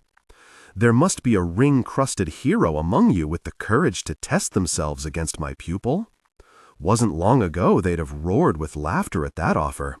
Men who'd raided every bitter coast of the shattered sea. Men who'd lived by the blade in the feud and called the shield wall home. Men who'd spilled blood enough between them to float a longship, fighting some sharp-tongued girl. No one laughed now. For weeks they'd watched her training like a devil in all weathers. They'd watched her put down, and they'd watched her get up, over and over, until they were sore just with the watching of it. For a month they'd gone to sleep with the clash of her weapons as a lullaby and been woken by her war cries in place of a cock's crow. Day by day they'd seen her grow faster and stronger and more skillful. Terrible skillful now, with axe and sword together, and she was getting that drunken swagger that Skiffer had, so you could never tell where she or her weapons would be the next moment. "Can't recommend it," said Brand as he lowered himself, wincing beside the fire, pressing gently at a fresh scab on his scalp. Thorn spun her wooden axe around her fingers as nimbly as you might a toothpick. "None of you got the guts for it? Gods vary it then, girl." Ada sprang up from the fire. "I'll show you what a real man can do." Ada showed her the howl a real man makes when a wooden sword whacks him right in the groin. Then he showed her the best effort Brand had ever seen at a real man eating his own shield. Then he showed her a real man's muddy backside as he went sprawling through a bramble bush and into a puddle. He propped himself on his elbows, caked head to toe with mud, and blew water out of his nose. "Had enough yet? I have." Dostovoy stooped slowly to pick up Ada's fallen sword and drew himself up to his full height, great chest swelling. The wooden blade looked tiny in his ham of a fist. Thorn's jaw jutted as she scowled up at him. The big trees fall the hardest. Splinter in the world she might be, but Brand found himself smiling. However the odds stood against her, she never backed down. "This tree hits back," said Dostovoy as he took up a fighting stance, big boots wide apart. Ada sat down, kneading at a bruised arm. "It'd be a different story if the blades were sharpened, I can tell you that." "Aye," said Brand, "a short story with you dead at the end." Saffret was busy cutting her son's hair, bright shears click-clicking. "Stop squirming," she snapped at Cole. "It'll be over the faster. Hair has to be cut." Brand set a hand on the boy's shoulder. "Listen to your mother." He almost added, "You're lucky to have one," but swallowed it. Some things are better left unsaid. Saffret waved the shears towards Brand. "I'll give that beard of yours a trim while I'm about it." "Long as you don't bring the shears near me," said Frore, fingering one of the braids beside his scar. "Warriors," snorted Saffret, "vainer than maidens. Most of these faces are best kept from the world, but a good-looking lad like you shouldn't be hidden in all that undergrowth." Brand pushed his fingers through his beard. "Surely has thickened up these past few weeks. Starting to itch a little, if I'm honest." A cheer went up as Dostovoy lifted his sword high, and Thorn dived between his wide-set legs, spun, and gave him a resounding kick, sending the big man staggering. Rolf scratched at a cluster of raw insect bites on the side of his neck. "We're all itching a little. No avoiding some passengers on a voyage like this." Ada adjusted his trousers. "They're only striving to find the easiest way south, just as we are." "They fear a war is brewing with the High King of Lice," said Saffret, "and seek allies among the midges," and she slapped one against the back of her neck. Her son scrubbed a shower of sandy clippings from his hair, which still seemed wild as ever. "Are there really allies to be found out here? The Prince of Kalayev can call on so many riders, the dust of their horses blots out the sun," said Ada. Frore nodded. "And I hear the Empress of the South has so many ships she can fashion a footbridge across the sea." "It's not about ships or horses," said Brand, rubbing gently at the calluses on his palms. "It's about the trade that comes up the Divine. Slaves and furs go one way, silver and silk come the other, and it's silver wins wars just as much as steel." He realized everyone was looking at him and trailed off, embarrassed. "So Gaydon used to tell me, at the forge." Saffret smiled, toying with the weight strung about her neck. "It's the quiet ones you have to watch. Still pools are the deepest," said Yarvi, his pale eyes fixed on Brand. "Wealth is power. It is Queen Leithlin's wealth that is the root of the High King's jealousy. He can shut the shattered sea to our ships, cut off Gettland's trade. With the Prince of Kalayev and the Empress on his side, he can close the Divine to us too, throttle us without drawing a blade. With the Prince and the Empress as our allies, the silver still flows." "Wealth is power," muttered Cole to himself, as though testing the words for truth. Then he looked over at Frore. "How did you get the scar?" I asked too many questions, said the Vansterman, smiling at the fire. Saffrit bent over Brand, tugging gently at his beard, shears snipping. It was strange, having someone so close, fixed on him so carefully, gentle fingers on his face. He always told Rin he remembered their mother, but it was only stories told over and over, twisted out of shape by time, until he remembered the stories, but not the memories themselves. It was Rin who'd always cut his hair, and he touched the knife she'd made for him then, and felt a sudden longing for home. For the hovel they'd worked so hard for, and the firelight on his sister's face, and worry for her rushed in so sharp he winced at the sting of it. Saffrit jerked back. "Did I nick you?" "No," croaked Brand. "Missing home is all." "Got someone special waiting, eh?" "Just my family." "Handsome lad like you, I can hardly believe it." Dostavoni had finally put a stop to Thorn's dodging by grabbing a handful of her unruly hair, and now he caught her belt with his other hand, jerked her up like a sheaf of hay, and flung her bodily into a ditch. "Some of us are cursed with bad love luck," said Rolf mournfully, as Skiffer called a halt to the bout and peered into the ditch after her. "I was gone from my farm too long, and my wife married again." "Bad love luck for you, maybe," muttered Saffrit, tossing a tuft of Brand's beard into the fire, "but good for her. Bad love luck is swearing an oath not to have any love at all." Father Yarvi gave a sigh. "The older I get, the less the tender care of Grandmother Wexen seems a good trade for romance." "I did have a wife," said Dostovoy, lowering himself beside the fire and gingerly seeking out a comfortable position for his bruised buttocks, "but she died." "It's not bad luck if she's crushed by your bulk," said Otta.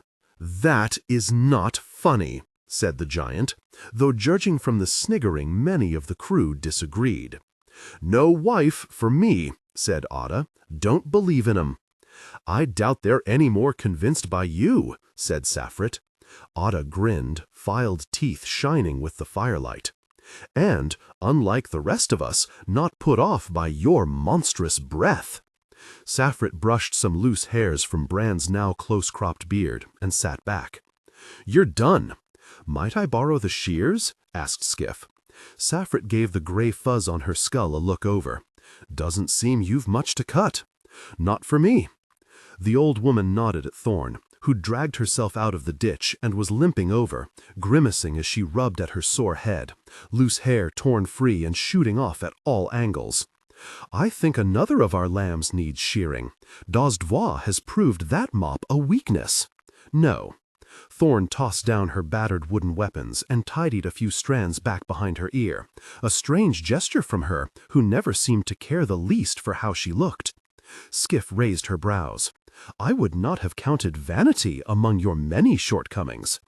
"I made my mother a promise," said Thorn, snatching up a flat loaf and stuffing half of it in her mouth with dirty fingers in one go. She might not have outfought 3 men at once, but Brand had no doubt she could have out-eaten them. "I had no notion you held your mother in such high regard," said Skiff. "I don't.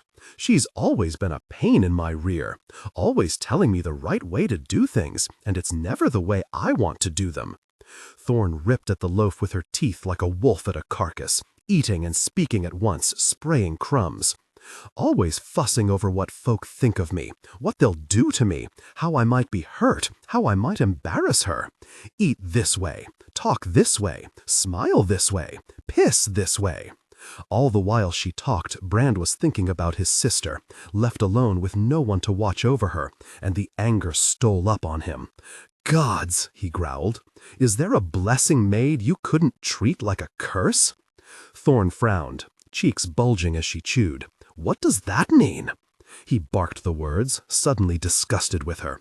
"That you've a mother who cares about you, and a home waiting where you're safe, and you still find a way to complain?" That caused an uncomfortable silence.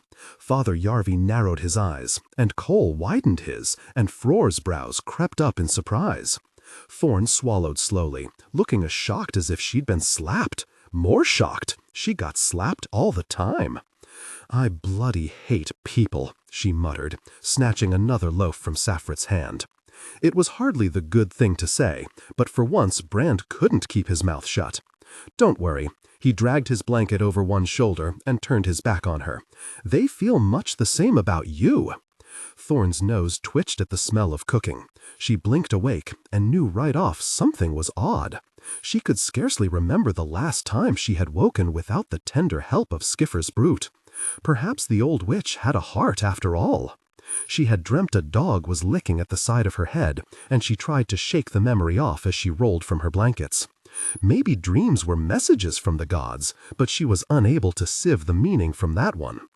Cole was hunched at the water's edge, grumbling as he washed the pots out. "Morning," she said, giving an almighty stretch, and almost enjoying the long ache through her arms and across her back. The first few days she'd hardly been able to move in the mornings from the rowing and the training together, but she was hardening to the work now, getting tough as rope and timber. Cole glanced up, and his eyes went wide. I know. Skiffer let me sleep." She grinned across the river. For the first time, divine seemed an apt name for it. The year was wearing on, and Mother Sun was bright and hot already, birds twittering in the forest, and insects floating lazy over the water. The trailing branches of the trees about the bank were heavy with white flowers, and Thorn took a long, blossom-scented breath in through her nose and let it sigh away. "I've a feeling it'll be a fine day." And she ruffled Cole's hair, turned around, and almost walked into Brand. He stared at her, that helpless look of his splattered all over his face. "Thorn, you're go and die." Half the night she'd been lying awake thinking of harsh things to say to him, but when the moment came, that was the best she could manage. She shouldered past and over to the embers of the fire where the crew were gathered. "Eat well," Rolf was saying. "Might be later today we'll reach the tall house. You'll need all the strength you've got and more besides when we carry." He trailed off, staring, as Thorn walked up, grabbing a spare bowl and peering into the pot. "No need to stop for me," she said. They were all staring at her, and it was starting to make her nervous. Then Otta chuckled, spluttering food. "She looks like a brush with half the bristles plucked." "A lamb half-sheared," said Dostvois. "A willow with half the branches lopped," murmured Frore. "I like that one," said Otta. "That has poetry. You should speak more." "You should speak less, but things are as they are." A breeze floated up from the river, strangely cold against the side of Thorn's head, and she frowned down, and saw her shoulder was covered in hair. She touched one hand to her scalp, afraid of what she might find. On the right side, her hair was muddled into its usual incompetent braid. The left was shaved to patchy stubble, her fingertips trembling as they brushed the unfamiliar knobbles of her skull. "You sleep on your right." Skiffer leaned past her shoulder, plucking a piece of meat from the pot between long thumb and forefinger. "I did the best I could without waking you. You look so peaceful when you sleep." Thorn stared at her. "You said you wouldn't make me do it? Which is why I did it." And the old woman smiled as though she'd done Thorn quite the favor. So much for the witch having a heart, and the fine day, too. Thorn hardly knew then whether she wanted to weep, scream, or bite Skiffer's face. In the end, all she could do was stalk off toward the river, the crew's laughter ringing in her ears, clenching her teeth and clutching at her half-tangled, half-bald head. Her mother's most treasured possession was a little mirror set in silver.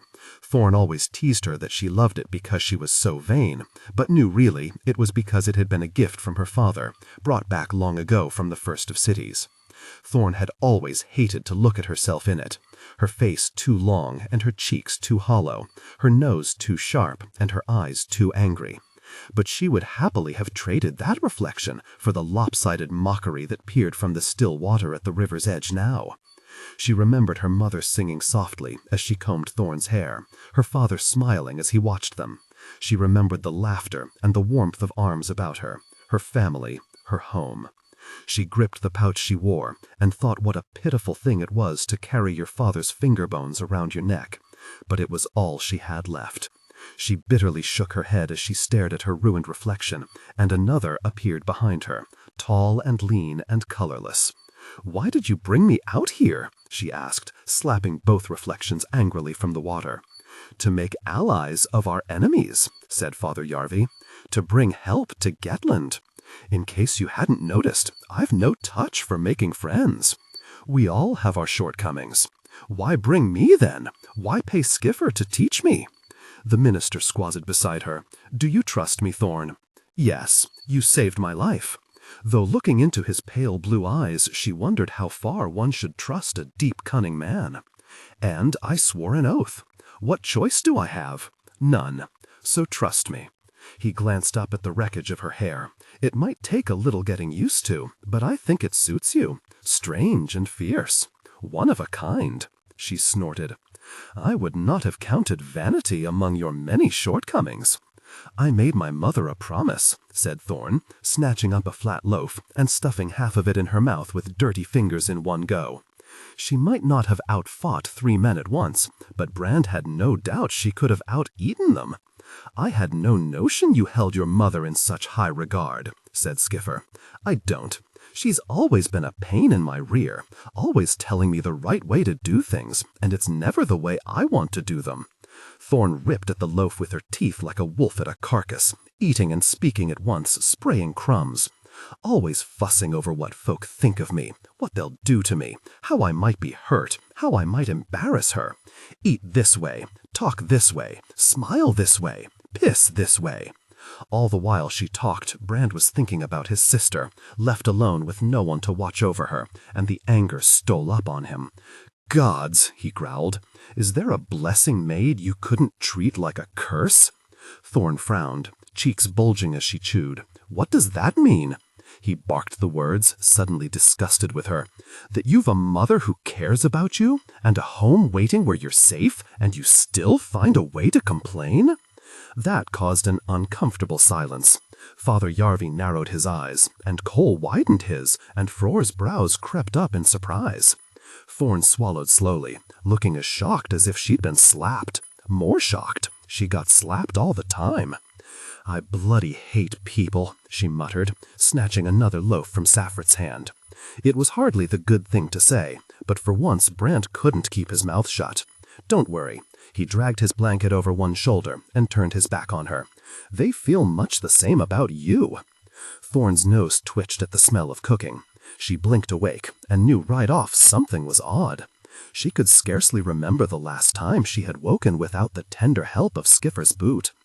Perhaps the old witch had a heart after all. She had dreamt a dog was licking at the side of her head, and she tried to shake the memory off as she rolled from her blankets. Maybe dreams were messages from the gods, but she was unable to. It's unusual, that'll grant you. Some of us are unusual. I always thought you were happy to stand out. You seem to thrive on mockery, like a flower on dung. Harder work than it seems, she muttered, always finding a brave face. That I know, believe me. They stayed there, beside the water, for a while in silence. Would you help me shave the other side? I say leave it. Like this? Why? Yarvi nodded over toward the crew. Because damn them, that's why. Damn them, muttered Thorn, scooping up water with her hand and pushing back the hair she still had. She had to admit she was getting a taste for the idea. Leaving it half-shaved, strange and fierce, a challenge to everyone who looked at her. Damn them. And she snorted up a laugh. It's not as though you'll be the only odd-looking one on this crew. And anyway, Yarvi brushed some of the clippings gently from her shoulder with his withered hand. Hair grows back.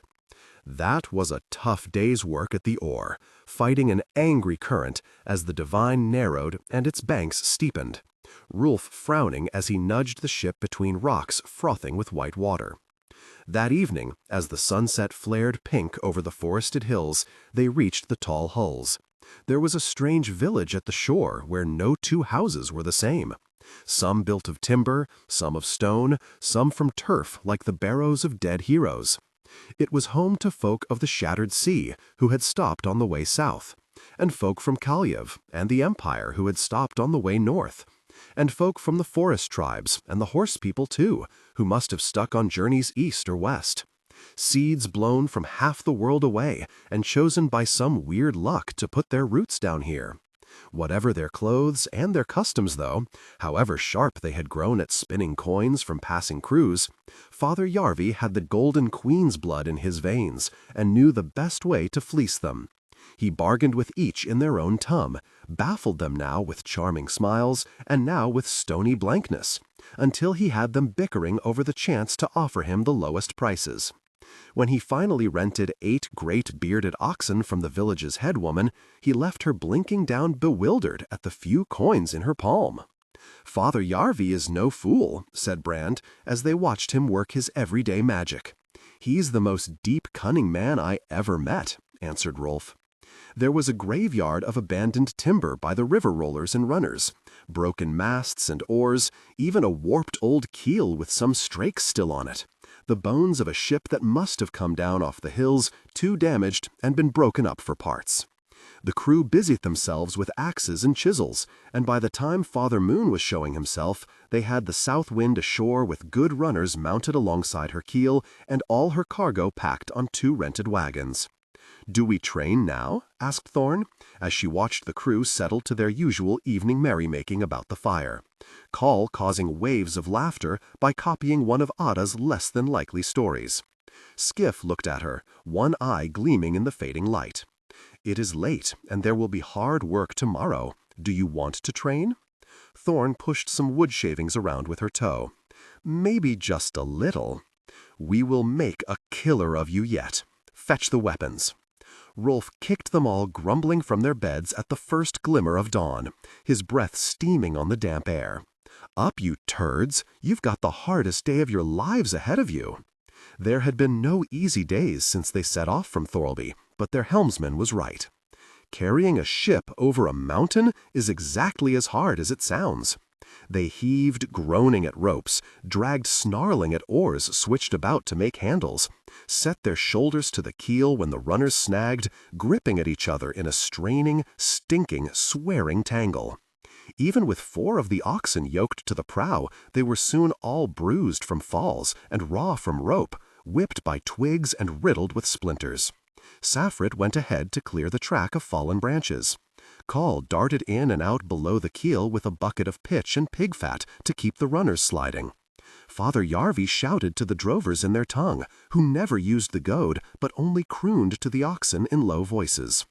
Uphill, always uphill, the track faint and full of stones and roots. Some prowled armed through the trees about the ship, watching for bandits who might wait in the woods for crews to ambush and rob and sell as slaves. Selling a ship's crew is much more profitable than selling things to a ship's crew, that's sure. Ada's sigh implied he spoke from experience. "Or than dragging a ship through a wood," grunted Dosdevoy. "Save your breath for the lifting," Rolf first through clenched teeth. "You'll need it." As the morning wore on, mother-son beat down without mercy, and fat flies swarmed about the toiling oxen and the toiling crew. The sweat ran down Thorn's stubbled scalp in streaks, dripped from her brows, and soaked her vest so that it chafed her nipples raw. Many of the crew stripped to their waists, and a few much further. Ada struggled along in boots alone, sporting the hairiest backside ever displayed by man or beast. Thorn should have been watching where she put her feet, but her eyes kept drifting across the boat to Brand. While the others grumbled and stumbled and spewed curses, he kept on, eyes ahead and wet hair stuck to his clenched jaw, thick muscles in his sweat-beaded shoulders working as he hefted all that weight with no complaints. That was strength, right there. Strength like Thorn's father had, solid and silent and certain as Father Earth. She remembered Queen Lifeland's last words to her. "Fools boast of what they will do. Heroes do it." And Thorn glanced across at Brand again, and found herself wishing she was more like him. "Yes, indeed," murmured Saffret, as she held the water-skin to Thorn's cracked lips so she could drink without letting go her rope. "That is a well-made lad." Thorn jerked her eyes away, got half her mouthful down her windpipe, and near choked on it. "Don't know what you're speaking of." "Course not." Saffret pushed her tongue into her cheek. "That must be why you keep not looking." Once they even passed a ship being hauled the other way by a crowd of sweat-bathed lowlanders, and they nodded to each other but wasted no breath on greetings. Thorn had no breath to spare, chest on fire and every muscle aching. Even her toenails hurt. "I'm no great enthusiast for rowing," she snarled, "but I'd very sure rather row a ship than carry it." With one last effort, they heaved the south wind over a stubborn brow and onto the flat, the runners grinding to a halt. "Well, rest here for now," called Father Yarvi. There was a chorus of grateful groans, and men tied their ropes off around the nearest trees, dropping among the knotted roots where they stood. "Thank the gods," whispered Thorn, pushing her hands into her aching back. "The downslope, it'll be easier. It has to be." "Guess we'll see when we get there," said Brand, shading his eyes. The ground dropped away ahead, but further on, indistinct in the haze, it rose again. It rose in forested slopes, higher and higher, to a ridge above even the one they stood on now. Thorn stared at it, jaw hanging open in sick disbelief. More and more, crushing with stones seems like it might have been the less painful option. "It's not too late to change your mind," said Father Yarvi. "We may be short of comforts out here, but I'm sure we can find stones." The man who fought a ship. It was a grim and weary crew who struggled groaning from their beds, all racked with aches and bruises from yesterday's labor and looking forward to as hard a day ahead. Even Ada had no jokes as he contemplated the long drop down the forested hillside, the hint of water glimmering in the misty distance. "Least it's downhill," said Brand. Ada snorted as he turned away. Huh! Brand soon found out his meaning. Uphill, the challenge had been dragging the south wind on. Downhill, it was stopping her running off, which meant just as much work but a lot more danger. Not enough width on the crooked track for any help from the oxen. A dozen of the crew wrapped rags around sore hands, looped check ropes around raw forearms and across aching shoulders padded with blankets, and struggled along beside the ship, 6 of them on each side. They strained to keep her straight as she lurched down that lumpy hillside, Cole creeping ahead with his bucket, slipping in to daub the runners whenever they set to smoking. "Steady," grumbled Rolf, holding up a hand. "Steady." "Easier said than bloody done," groaned Brand. He'd been given a rope, of course.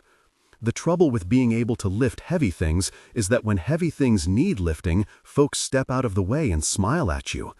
He'd done some tough jobs to earn a crust for him and Rin, but he'd never worked this hard in his life. Hemp wet with sweat wound around one forearm, over his shoulders, then around the other, cutting at him with every step, legs all a-quiver, boots scuffing at the loose earth and the slick leaves and the fallen pine needles, coughing on the dust. Ada scuffled up ahead of him and flinching at the curses of Dazdevoy behind. "When do we get to that very river?" snarled Ada over his shoulder as they waited for a fallen tree to be heaved from the path. "Well, soon be able to float the boat in the one flowing out of me." Brand shook his head, and the sweat flew in fat drops from his wet hair. "As soon as Safrit brings the water, I'll be drenched," said Dazdevoy from behind him. "Are you going to tell us how you got the scar, Fror?" "Cut myself shaving," the Vansterman called from the other side of the ship, then left a long pause before adding, "Never shave with an axe." Thorn was one of 5 carrying the part-carved mast. Brand could feel her eyes sharp as arrows in his back and guessed she was still furious over what he'd said about her mother. He hardly blamed her. Wasn't Thorn who'd trotted off and left Rin to fend for herself, was it? Seemed whenever Brand lost his temper, it was really himself he was angry at. He knew he ought to say sorry for it, but words had never come easy to him. Sometimes he'd spend days picking over the right ones to say, but when he finally got his mouth open, the wrong ones came drooling straight out. "Reckon I'd be better off if I never said another word," he grunted to himself. "You'd get no freakin' complaints from me," he heard Thorn mutter, and was just turning to give her a tongue-lashing he'd no doubt soon regret, when he felt a jolt through his rope that dragged him floundering into a heap of leaves, only just keeping his feet. "Easy!" roared Dazdevoy, and hauled back hard on his own rope. A knot slipped with a noise like a whip cracking, and he gave a shocked yelp and went flying over backwards. Ada squealed out, "Gods!" as he was jerked onto his face, knocking the next man over so he lost his grip on his own rope, the loose end snapping like a thing alive. There was a flurry of wing beats as a bird took to the sky, and the south wind lurched forward. One of the men on the other side shrieking as his rope tore across his shoulders and spun him around, knocking Frore sideways, the sudden weight dragging the rest of the men over like skittles. Brand saw Cole leaning in with his pitch, staring up in horror as the high prow shuddered over him. He tried to scramble clear, slipped on his back under the grinding keel. No time for first thoughts, let alone second ones. Maybe that was a good thing. Brand's father had always told him he wasn't much of a thinker. He bounded off the track in a shower of old leaves, dragging his rope around the nearest tree, a thick-trunked old beast with gnarled roots grasping deep into the hillside. Folk were screaming over each other, timbers groaning, wood snapping, but Brand paid them no mind, wedged one boot up against the tree and then the other. With a grunt, he forced his legs and his back out straight, leaning into the rope across his shoulders, hauling it taut so he was standing sideways from the trunk like one of the branches. If only he'd been made of wood too. The rope twanged like a harp string, and his eyes bulged at the force of it, hemp grating against bark, slipping in his hands, biting into his arms. He clenched his teeth and closed his eyes and gripped at the rags around the rope, gripped them tight as death grips the dying. Too much to lift, way too much, but once the load's on you, what choice do you have? More grinding in his ears as the south wind shifted and the weight grew and grew and crushed. A slow groan out of him, but he knew if he let his knees or his back or his arms bend once, the rope would fold him in half. He opened his eyes for an instant. Sunlight flickered through leaves. Blood on his quivering fists, the rope smoking about the trunk. Voices echoed far away. He hissed as the rope twitched and pinged, then slipped again, biting into him surely as a saw. Couldn't let go, couldn't fail his crew. Bones creaking as the hemp cut into his shoulders, his arms, his hands, sure to rip him apart. The jagged breath tearing at his chest and snorting from his clenched teeth. Couldn't let go, couldn't fail his family. His whole body trembling, every last thread of muscle on fire with the effort. Nothing in the world but him and the rope. Nothing but effort and pain and darkness. And then he heard Rin's voice, soft in his ear. Let go. He shook his head, whimpering, straining. Let go, Brand. An axe thudded into wood and he was falling, the world turning over. Strong arms caught him, lowered him, weak as a child, floppy as rags. Thorn, with mother-son behind her, glowing in the fuzz on the side of her head. "Where's Rin?" he whispered, but the words were just a croak. "You can let go." His fists were still gripping. Took a mighty effort to make his pulsing fingers come open, enough for Thorn to start unwinding the rope, hemp dark with blood. She winced and shrieked out, "Father Yarvi!" "I'm sorry," he croaked. "What? Shouldn't have said that about your mother. Shut up, Brand." There was a pause, then a babble of voices in the distance, a bird sending up a trilling call in the branches above. "Thing that really burns is I'm starting to think you were right." "I was? Don't get carried away. Doubt it'll happen again." There were people gathering about them, blurry outlines looking down. You ever see the like of that? He had her whole weight for a moment, a feat to sing of, all right. "Already setting it to a verse," came Auda's voice. "You saved my life," said Cole, staring down with wide eyes, pitch smeared up his cheek. Saffret put the neck of the waterskin to Brand's lips. "The ship would have crushed him." "The ship might have crushed herself," said Rolf. "We'd have brought no help to Gettland then. We'd have needed a stack of help ourselves." Even swallowing was an effort. Just done what anyone would do. "You remind me of an old friend of ours," said Father Yarvi. "Strong arm, strong heart." "One stroke at a time," said Rolf, voice a little choked. Brand looked down at what the minister was doing and felt a surge of sickness. The rope burns coiled up his arms like red snakes around white branches, raw and bloody. "Does it hurt?" "Just a tingle. Just a very tingle," bellowed Auda. "You hear that? What rhymes with tingle?" "It'll hurt soon enough," said Father Yarvi, "and leave you some scars." Marks of a great deed, murmured Frore, who, when it came to scars, had to be reckoned an expert. Hero's marks. Brand winced as Yarvi wound the bandages around his forearms, the cuts burning like fury now. Some hero, he muttered, as Thorn helped him sit up. I fought a rope and lost. No. Father Yarvi slid a pen through the bandages and put his withered hand on Brand's shoulder. You fought a ship, and won. Put this under your tongue. And he slipped a dried leaf into Brand's mouth. It'll help with the pain. The knot slipped, said Dostovoy, blinking at the frayed end of his rope. What kind of awful luck is that? The kind that afflicts men who don't check their knots, said Father Yarvi, glaring at him. Saffret, make space for Brand in the wagon. Cole, you stay with him. Make sure he's moved to perform no further heroics. Saffret made a bed among the supplies from the crew's blankets. Brand tried to tell her he could walk, but they could all see he couldn't. You'll lie there and you'll like it, she snapped, her pointed finger in his face. So that was that. Cole perched on a barrel beside him, and the wagon set lurching off down the slope, Brand wincing at every jolt. You saved my life, muttered the lad after a while. You're quick. You'd have got out of the way. No, I wouldn't. I was looking through the last door. Let me thank you at least. They looked at each other for a moment. Fair enough, said Brand. I'm thanked. How did you get that strong? Work, I guess. On the docks, at the oar, in the forge. You've done smith work? For a woman named Gaydon. She took her husband's forge on when he died and turned out twice the smith he'd been. Brand remembered the feel of the hammer, the ringing of the anvil, the heat of the coals. Never thought he'd miss it, but he did. It's a good trade, working iron. Honest. Why'd you stop? Always dreamed of being a warrior, winning a place in the songs, joining a crew. Brand watched Ada and Dostovoy squabbling under the weight of their ropes, Frore shaking his head in disgust, and smiled.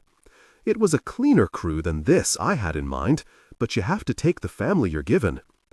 The pain was less, but it seemed Yarvi's leaf had loosened his tongue. My mother died when I was little, told me to do good. My father didn't want me. My father died, said Cole, long time ago. Well, now you've got Father Yarvi, and all these brothers around you. Brand caught Thorn's eye for an instant before she frowned off sideways into the trees. And Thorn for a sister, too, for that matter. Cole gave his quick grin. Mixed blessing, that. Most blessings are. She's prickly, but I reckon she'd fight to the death for any one of us. She certainly does like fighting. She certainly does. The wagon's wheels squealed, the cargo rattled, the straining crew bellowed at one another. Then Cole said quietly, "Are you my brother, then?" "Guess so, if you'll have me." "Reckon I could do worse." The lad shrugged, as if it didn't matter much either way. But Brand got the feeling it did. With one last heave, the south wind slid into the churning waters of the Denied, and a ragged cheer went up. "We made it," said Brand, hardly believing it. "Did we make it? Aye, you can all tell your grandchildren you carted a ship over the tall halls." Rolf wiped the sweat from his forehead on one thick forearm. "But we've some rowing still to do today," he called, bringing the celebrations to a quick end. "Let's get her loaded up and make a few miles before sundown. On your feet, idler." Dostovoy swung Brand down from the wagon and onto his still shaky legs. Father Yarvi was talking to the leader of the drovers in the gods knew what strange tongue. Then they both broke into laughter and gave each other a long hug. "What did he say?" asked Brand. "Beware of the horse people," said Father Yarvi, "for they are savage and dangerous." Thorn frowned toward the oxen, finally freed of their burden. "I don't see the joke." I asked him what he says to the horse people when he trades with them. And, "Beware of the boat people, for they are savage and dangerous." "Who are the boat people?" asked Cole. "We are," said Brand, grimacing as he clambered back aboard the south wind. Every joint and sinew was aching, and he went stooped in an old man's shuffle to his place at the stern, flopping onto his sea chest the moment Thorn thumped it down for him. "You sure you can row?" "I'll keep stroke with you, all right," he muttered back at her, though it felt like a hero's effort just to sit up. "You can barely keep stroke with me healthy," she said. "Well, see if you can keep stroke with me, you mouthy string of gristle." Rolf was standing behind them. "You're in my place, lad. Where do I go?" Rolf nodded toward the steering oar on its platform above them. "Thought for this evening you might take the helm." Brand blinked. "Me? Reckon you earned it." And Rolf slapped him on the back as he helped him up. Grunting at the pain, Brand turned, one arm over the steering oar, and saw the whole crew watching him. Safret and Cole with the cargo, Ada and Dustavoy and Frore at their oars, Father Yarvi standing with skiff near the dove-carved prow, and beyond it the Denied flowing away south, mother-son scattering gold upon the water. Brand grinned wide. "I like the view from here." "Don't get used to it," said Rolf. And all at once the crew started thumping at their oars, hammering, pounding, a thunder of flesh on wood, a drumming of respect for him who all his life had been nothing. "To be fair, it was quite a thing you did up there." Thorn had the hint of a grin, eyes glinting as she slapped at her oar. "Quite a thing." Brand felt pride swelling in him then like he'd never known before. He'd come a long road since Hoonan left him alone on the beach below Thorlby. He might not have sworn a warrior's oath, but he'd found a crew even so. A family to be part of. He wished Rin was there to see it, and pictured her face if she had been, and had to sniff and pretend he'd got something in his eye. Felt like standing in the light, and no mistake.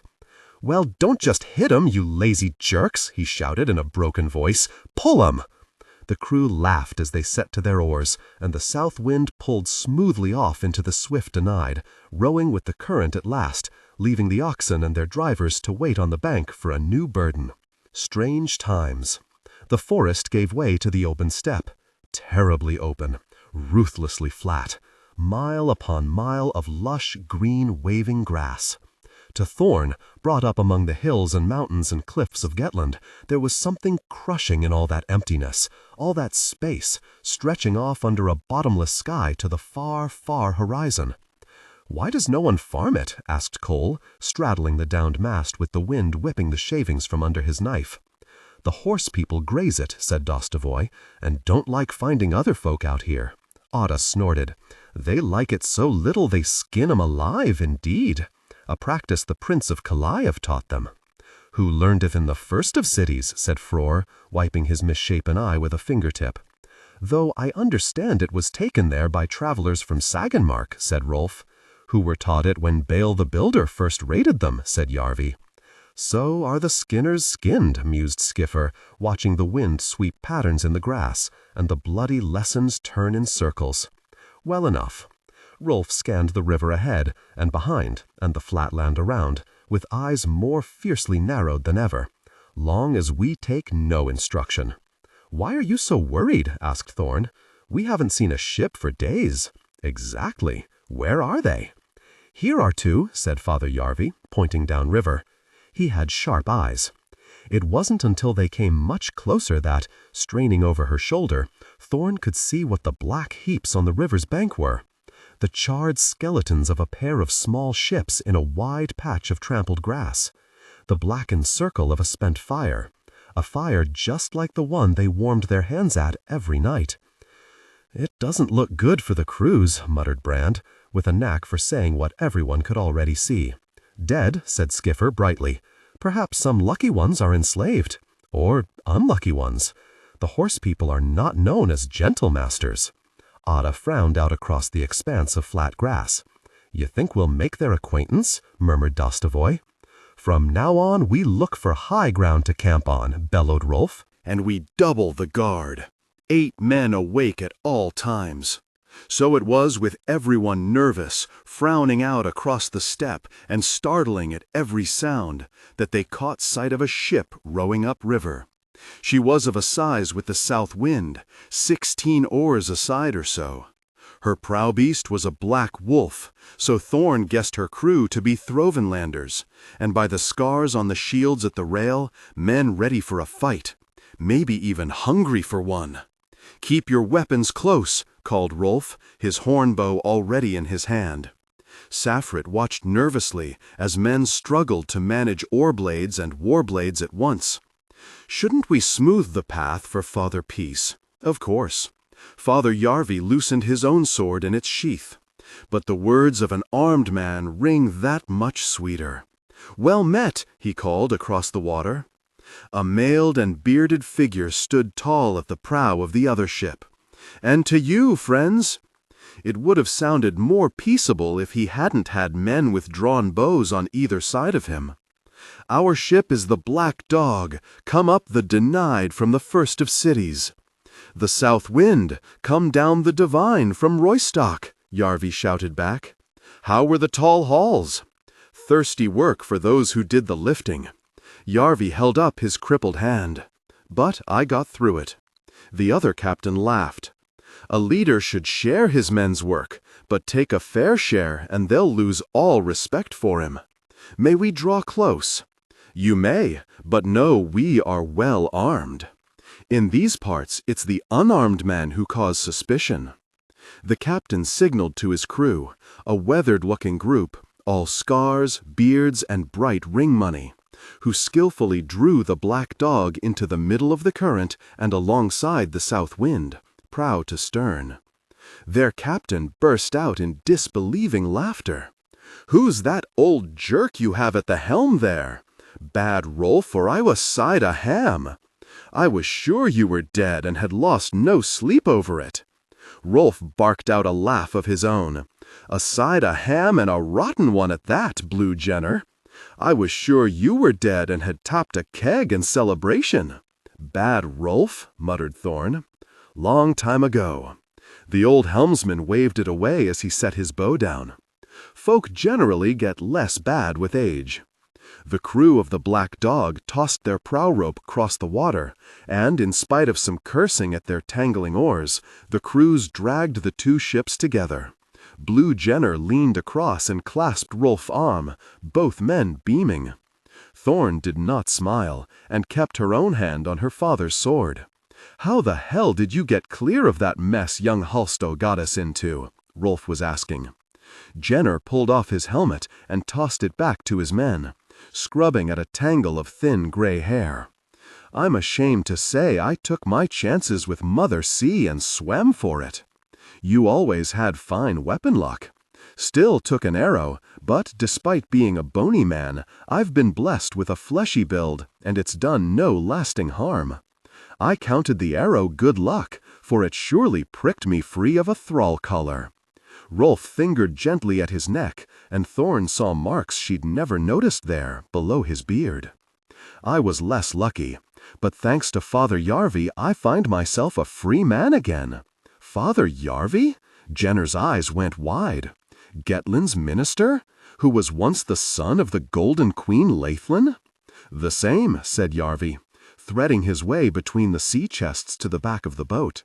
"Then I'm honored, for I've heard you named a deep-cunning man." Blue Jenner raised his brows at Thorn. "You've got women pulling your oars now?" "I've got whoever moves my boat," said Rolf. "Why the mad hair, girl?" "Because very you," growled Thorn. "That's why." "Oh, she's a fierce one."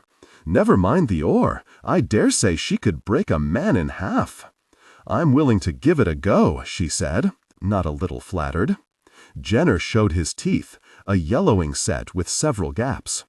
"Were I 10 years younger, I'd leap at the chance, but age has brought caution." "The less time you have, the less you want to risk what's left," said Rolf. "That's the truth of it." Jenner shook his head. "Bad Rolf back from beyond the last door, and girls pulling oars, and heaven knows what else. Strange times, all right." "What times aren't?" asked Father Yarvi. "There's the truth of that, too." Blue Jenner squinted up at the muddy sun. "Getting towards dinner. Shall we put ashore and swap news?" "By swap news, do you mean drink?" asked Rolf. "I do, and that excessively." They found an easily defended loop of the river, set a strong guard, and built a great fire. The flames ripped sideways by the ceaseless wind, showering sparks across the water. Then each crew tapped a keg of their ale, and there was much singing of ever more tuneless songs, telling of ever more unbelievable tales, and making of ever more raucous merriment.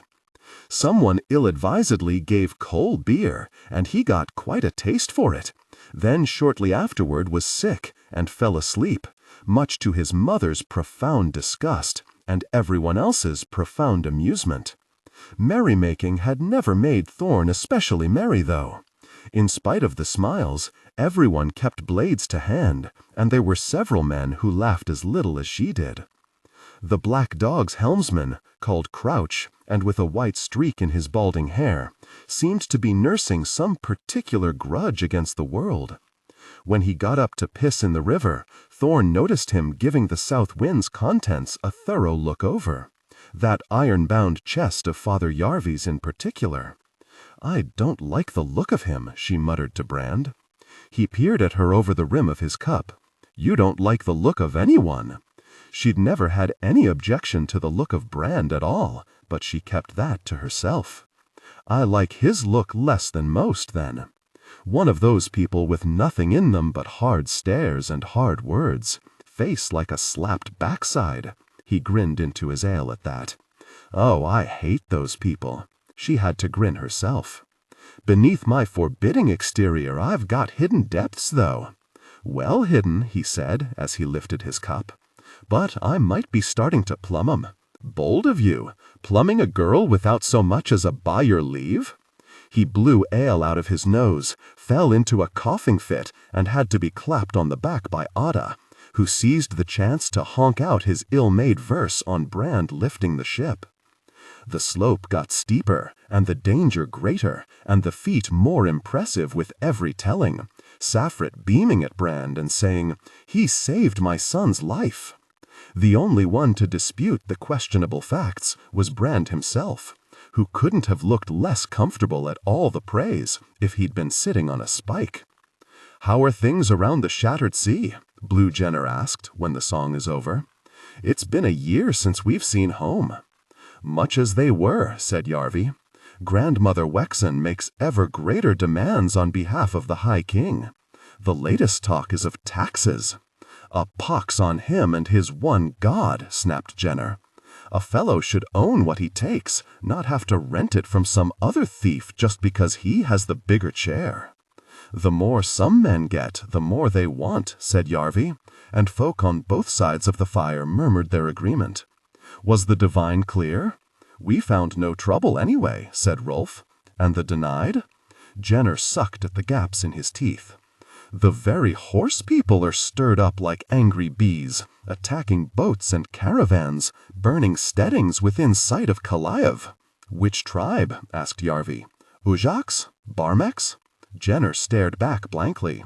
"There are tribes?" "All with their own ways. Well, they mostly shoot the same kind of arrows, far as I can see, and the Prince of Kalaev isn't making much distinction between 'em either. He's grown sick of their taunting, and means to teach them a bloody lesson." "The best kind," said Ada, baring his filed teeth. "Except he's not planning to do it with his own hands." "Princes rarely do," said Yarvi. "He's strung a chain across the denied, and is letting no fighting crew pass, until we Northerners have helped him give the horse people their proper chastisement." Rolf puffed up his broad chest. "Well, he won't be stopping the minister of Gettland." "You don't know Prince Varislav, and no sensible man would want to. There's no telling what that bald jerk will do one moment to the next. Only reason we got away is I spun him a tale about spreading the news and bringing more warriors from the Shattered Sea. If I was you, I'd turn back with us." "We're going on," said Yarvi. "Then the very best of weather luck to you all, and let's hope you don't need weapon luck." Blue Jenner took a long draught from his cup. "But I fear you might, as might anyone who takes the tall halls." Skyfer lay on her back, arms behind her head, bare feet toward the fire. "Perhaps you should test yours while you can." "What did you have in mind, woman?" growled Crouch. "A friendly test of arms with practice blades." Skyfer yawned wide. "My pupil has beaten everyone on our crew and needs new opponents." "Who's your pupil?" asked Jenner, peering over at Dazdevoy, who seemed a mountain in the flickering shadows. "Oh no," said the giant, "not me." Thorn put on her bravest face, stood, and stepped into the firelight. Me. There was a silence. Then Crouch gave a disbelieving cackle, soon joined by others. This half-haired waif? Can the girl even heft a shield? She could heft a needle, I reckon. I need someone to stitch a hole in my sock. You'll need someone to stitch a hole in you after she's done, growled Ada. A lad maybe a year older than Thorn begged for the chance to give her the first beating, and the two crews gathered in a noisy circle with torches to light the contest, shouting insults and encouragement, making wagers on their crewmate.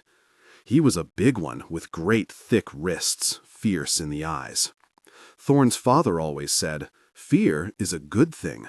Fear keeps you careful. Fear keeps you alive." That was just as well, because Thorn's heart was thudding so hard she thought her skull might burst. "Bet on this scrap of nothing?" yelled Crouch, chopping one of his arm rings in half with a hatchet and betting it against Thorn. "Might as well throw your money in the river. You having a piece of this?" Blue Jenner quietly stroked his beard so his own arm rings rattled. "I like my money where it is." The nerves vanished the moment their wooden blades first clashed, and Thorn knew she had the lad well beaten. She dodged his second blow, steered away the third, and let him stumble past. He was strong, but he came at her angrily, blindly, his weight set all wrong. She ducked under a heedless sweep, almost laughing at how clumsy it was, hooked his shield down, and struck him across the face with a sharp smack. He sat down hard in the dirt, blinking stupidly, with blood pouring from his nose. "You are the storm," she heard Skyfer murmur over the cheering. "Do not wait for them. Make them fear. Make them doubt." She sprang, screaming at the next man, the instant Jenner called for the fight to start, barged him into his shocked friends, chopped him across the stomach with her practiced sword, and put a dent in his helmet with a ringing blow of her wooden axe. He stumbled drunkenly for a moment while the South Wind's crew laughed, trying to pry the rim back up over his brows. Men used to fighting in the shield wall tend to think only ahead. The shield becomes a weakness. Use the flanks. The next man was short, but thick as a tree trunk, cautious and watchful. She let him herd her back with his shield long enough for the boos of the Black Dog's crew to turn to cheers. Then she came alive, feinted left and darted right, went high with her sword and, as he raised his shield, hooked his ankle with her axe, dragged him squealing over, and left her sword's point tickling at his throat. Yes, be never where they expect you. Always attack. Strike first. Strike last. "You useless dogs," snapped Crouch. "I'm shamed to be one of you." And he snatched up the fallen sword, took up a shield with a white arrow painted on it, and stepped into the circle. He was a vicious one, and fast and clever, but she was faster and cleverer and far more vicious, and Skyfer had taught her tricks he never dreamed of. She danced about him, wore him down, rained blows on him, until he hardly knew which way he was facing. Finally, she slipped around a lunge and gave him a smack across the backside with the flat of her sword. They might have heard in Kaliev. This was no fair test, he growled as he stood up. It was plain he desperately wanted to rub his stinging buttocks, but was forcing himself not to. Thorn shrugged. "The battlefield isn't fair. On the battlefield we fight with steel, girl," and he flung the practiced sword down. "It'd be a different outcome with real blades." "True," said Thorn. "Rather than nursing a bruised pride and a bruised backside, you'd be spilling guts out of your split backside." Laughter from the South Wind's crew at that, and Jenner tried to calm his helmsman with an offer of more ale, but he shook him off. "Get me my axe and we'll see, difficult person." The laughter guttered out, and Thorn curled her lip and spat at his feet. "Get your axe, sow. I'm ready." "No," said Skyfer, putting her arm across Thorn's chest. "The time will come for you to face death. This is not it." "Ha!" spat Crouch. "Cowards!" Thorn growled in her throat, but Skyfer pushed her back again, eyes narrowed. "You are a hatful of winds, helmsman. You are a hollow man." Ada stepped past her. Far from being hollow, he is full to the crown with turds. Thorn was surprised to see a drawn knife gleaming in his hand. I never had a braver oar-mate, man or woman. At your next insult, I will take it upon myself to kill you. You'll have to beat me to it, rumbled Dazdevoy, tossing aside his blanket and drawing himself up to his full height. And me. And Brand was beside her with his bandaged hand on that fine dagger of his. Many fingers were tickling at weapons on both sides, and, what with the ale and the injured pride and the lost silver things might quickly have turned exceeding ugly. But before a blow was landed, Father Yarvi sprang nimbly between the two bristling crews. We all have enemies enough without making more among our friends. Blood shed here would be blood wasted. Let us make of the fist an open hand. Let us give the father of doves his day. Here!" And he reached into a pocket and tossed something glinting to Crouch. "What's this?" growled the helmsman. "Queen Leithlin's silver," said Yarvi, "and with her face upon it. The minister might have been lacking fingers, but the ones he had were quick indeed." Coins spun and glittered in the firelight as he flicked them among the Black Dog's crew. "We don't want your charity," snarled Crouch, though many of his oar-mates were already scrambling on their knees for it. "Consider it an advance, then," called Yarvi, "on what the Queen will pay you when you present yourselves at Thorlby. She and her husband King Uthil are always seeking bold men and good fighters, especially those who have no great love for the High King." Blue Jenner raised his cup high. "To the beautiful and generous Queen Leithlin, then."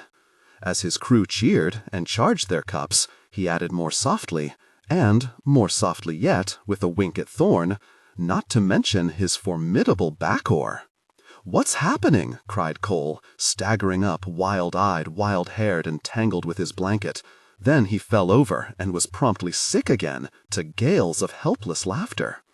Within a few moments, the two crews were once more exchanging tales, and finding old comrades in common, and arguing over whose was the better knife, while Safrit dragged her son away by the ear and dunked his head in the river. Crouch was left nursing his grudge alone, standing with fists on hips and glaring daggers at Thorn. "I've a feeling you've made an enemy there," muttered Brand, sliding his dagger back into its sheath. "Oh, I'm always doing that. What does Father Yarvi say?" "Enemies are the price of success." She threw one arm around his shoulders, the other about Ada's, and hugged the two of them tight. "The shock is that I've made some friends besides." "A red day! Shields!" bellowed Rolf. And Brand was hooked by panic and torn from happy dreams of home, scrambling from the comfort of his blankets and up into a chill dawn the color of blood. "Shields!" The crew were stumbling from their beds, bouncing off one another, charging about like startled sheep, half-dressed, half-armed, half-awake. A man kicked the embers of the fire as he ran past and sent sparks whirling. Another bellowed as he tried to struggle into his mail shirt, tangled with the sleeves. "Arm yourselves!" Thorn was up beside him.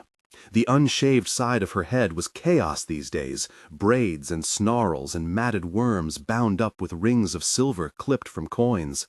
But her weapons were oiled and polished to a ready gleam, and her face was set hard. Made Brand feel braver to see her brave. The gods knew he needed courage. He needed courage, and he needed to piss. They'd pitched camp on the only hill for miles, a flat-topped knoll in a bend of the river, broken boulders jutting from its flanks, a few stunted trees clinging to the top. Brand hurried to the eastern crest where the crew were gathering, stared down the slope and across the flat ocean of grass that stretched away into the sunrise. As he scraped sleep from his eyes with trembling fingers, he saw figures out there, ghostly riders, wriggling in the dawn haze. "Horse people?" he croaked out. "Ujaks, I think." Father Yarvi shaded his pale eyes against mother-son, a bloody smudge on the far horizon. "But they live on the shores of the Golden Sea. I don't know what's brought them here." "A deep desire to kill us," said Ada as the riders took shape out of the murk, red sun glinting on metal, on the blades of spears and curved swords, on helmets made to look like the heads of beasts. How many are there? Muttered Thorn, jaw muscles working on the shaved side of her head. 80? Frore watched them as calmly as a man might watch a neighbor weed his garden. 90? He opened up a pouch and spat in it, started mixing something inside with a fingertip. 100? Gods, whispered Brand. He could hear the sound of hoofs as the horse people circled closer. Yells and yips and strange warbles echoing across the plain, above the rattle and growl of the crew making ready their own war gear and calling on their chosen gods for weapon luck. One rider swerved close, long hair streaming, to try an arrow. Brand shrank back, but it was just a ranging shot, a taunting shot, dropping into the grass halfway up the slope. An old friend once told me the greater the odds, the greater the glory, said Rolf, plucking at his bowstring with calloused fingers and making it angrily hum. Dosdevoy slipped the oilcloth from the head of his great axe. The chances of death also increase. But who wants to meet death old beside the fire? And Ada's teeth shone with spit as he flashed his mad grin. Doesn't sound such a bad outcome. Frore pushed his hand into his pouch and pulled it out covered in blue paint, pressed it onto his face with the fingers spread to leave a great palm print. But I am ready. Brand wasn't. He gripped his shield that Wren had painted with a dragon, it seemed 100 years ago and half the world away. He gripped the haft of his axe, palms still sore with the rope burns underneath their bandages. The horse people were ever moving, their troop breaking apart and coming back together, flowing across the plain like swift running water, but always working their way closer, a white banner streaming under a horned skull. He caught glimpses of brave faces, beast faces, battle faces, teeth bared and eyes rolling. So many of them. Gods, he whispered. Had he really chosen this, instead of a nice, safe, boring life at Gadden's Forge? Skiffer, called Father Yarvi, low and urgent. The old woman was sitting behind them, cross-legged beneath one of the trees, frowning into the dead fire, as though the solution to their troubles might be hidden among the embers. No, she snapped over her shoulder. Arrows! Someone screeched, and Brand saw them, black splinters sailing high, drifting with the wind. One flickered down near him, the feathered flights twitching. What change in the breeze might have wafted that little thing of wood and metal through his chest, and he'd have died out here under a bloody sky, and never seen his sister again, or the docks, or the middens of Thorlby? Even things you always hated seem wonderful when you look back on them from a place like this. "Get a wall together, you lazy dogs!" Rolf roared, and Brand scrambled between Ada and Frore, wood and metal grating as they locked their shields together, rim behind the one on the left and in front of the one on the right. 1,000 times he'd done it in the training square, arms and legs moving by themselves. Just as well, since his head felt full of mud. Men with spears and bows crowded behind them, thumping the front rank on their backs and snarling encouragements. Those without shields waiting to kill anyone who broke through, to plug the gaps when men fell. When men died. Because men would die here, today, and soon. "Before breakfast, too, the bastards!" snapped Ada. "If I had it in mind to kill a man, I'd want him hungry," grunted Frore. Brand's heart was beating as if it would burst his chest, his knees shaking with the need to run, jaw clenched tight with the need to stand. To stand with his crew, his brothers, his family. He wriggled his shoulders to feel them pressed tight against him. Gods, he needed to piss. "How did you get the scar?" he hissed. "Now?" growled Frore. "I'd like to die knowing something about my shoulder, man." "Very well." The Vansterman flashed a mad grin, good eye white in the midst of that blue handprint. "When you die, I'll tell you." Father Yarvi squatted in the shadow of the shield wall, yelling words in the horse people's tongue, giving Father Peace his chance. But no answer came but arrows, clicking on wood, flickering overhead. Someone cried out as a shaft found his leg. "Mother War rules today," muttered Yarvi, hefting his curved sword. "Teach them some archery, Rolf." "Arrows!" shouted the helmsman, and Brand stepped back, angling his shield to make a slot to shoot through. Rolf stepping up beside him with his black bow full drawn, string whining in fury. Brand felt the wind of the flying shaft on his cheek as he stepped back and locked his rim with Fror's again. A shrill howl echoed out as the arrow found its mark, and the crew laughed and jeered, stuck out their tongues and showed their brave faces, beast faces, battle faces. Brand didn't feel much like laughing. He felt like pissing. The horse people were known for darting in and out, tricking their enemies, and wearing them down with their bows. A well-built shield wall is hard to pierce with arrows alone, though, and that horn bow of Rolf's was even more fearsome than it looked. With the height of their little hill, he had the longer reach, and, in spite of the years washed by him, his aim was deadly. One by one he sent arrows whistling down the grassy slope, calm as still water, patient as stone. Twice more the crew cheered as he brought down a horse, then knocked a rider from his saddle to tumble through the grass. The others fell back out of his bow's reach and began to gather. They can't get around us because of the river. Father Yarvi pressed between them to glance over Otta's shield. Or make use of their horses among the boulders, and we have the high ground. My left hand picked a good spot. It's not my first dance, said Rolf, sliding out another arrow. They'll come on foot, and they'll break on our wall like Mother Sea on the rocks. Rocks feel no pain. Rocks shed no blood. Rocks do not die. Brand went up on his toes to peer over the wall, saw the Ujaks sliding from their saddles, readying for a charge. So many of them. The South Wind's crew was outnumbered 2-1 by his reckoning, maybe more. What do they want? Whispered Brand, scared by the fear in his own voice. There is a time for wondering what a man wants, said Fror, no fear at all in his. And there is a time for splitting his head. This is that second time. We hold 'em here, roared Rolf, and when I cry heave, we drive these bastards down the slope. Drive 'em and cut 'em down and trample 'em and keep mercy for another day, you hear? Arrow. The shield swung apart and Brand caught a glimpse of men running. Rolf sent his shaft flitting down the hill into the nearest one's ribs, left him crawling, wailing, pleading to his friends as they charged on past. "Hold now, boys," called Rolf, tossing aside his bow and lifting a spear. "Hold!" Around him men growled and spat and muttered prayers to Mother War, breath echoing from the wood in front of them. The odd speckle of rain was falling, a dew on helmets and shield rims, and Brand needed to piss worse than ever.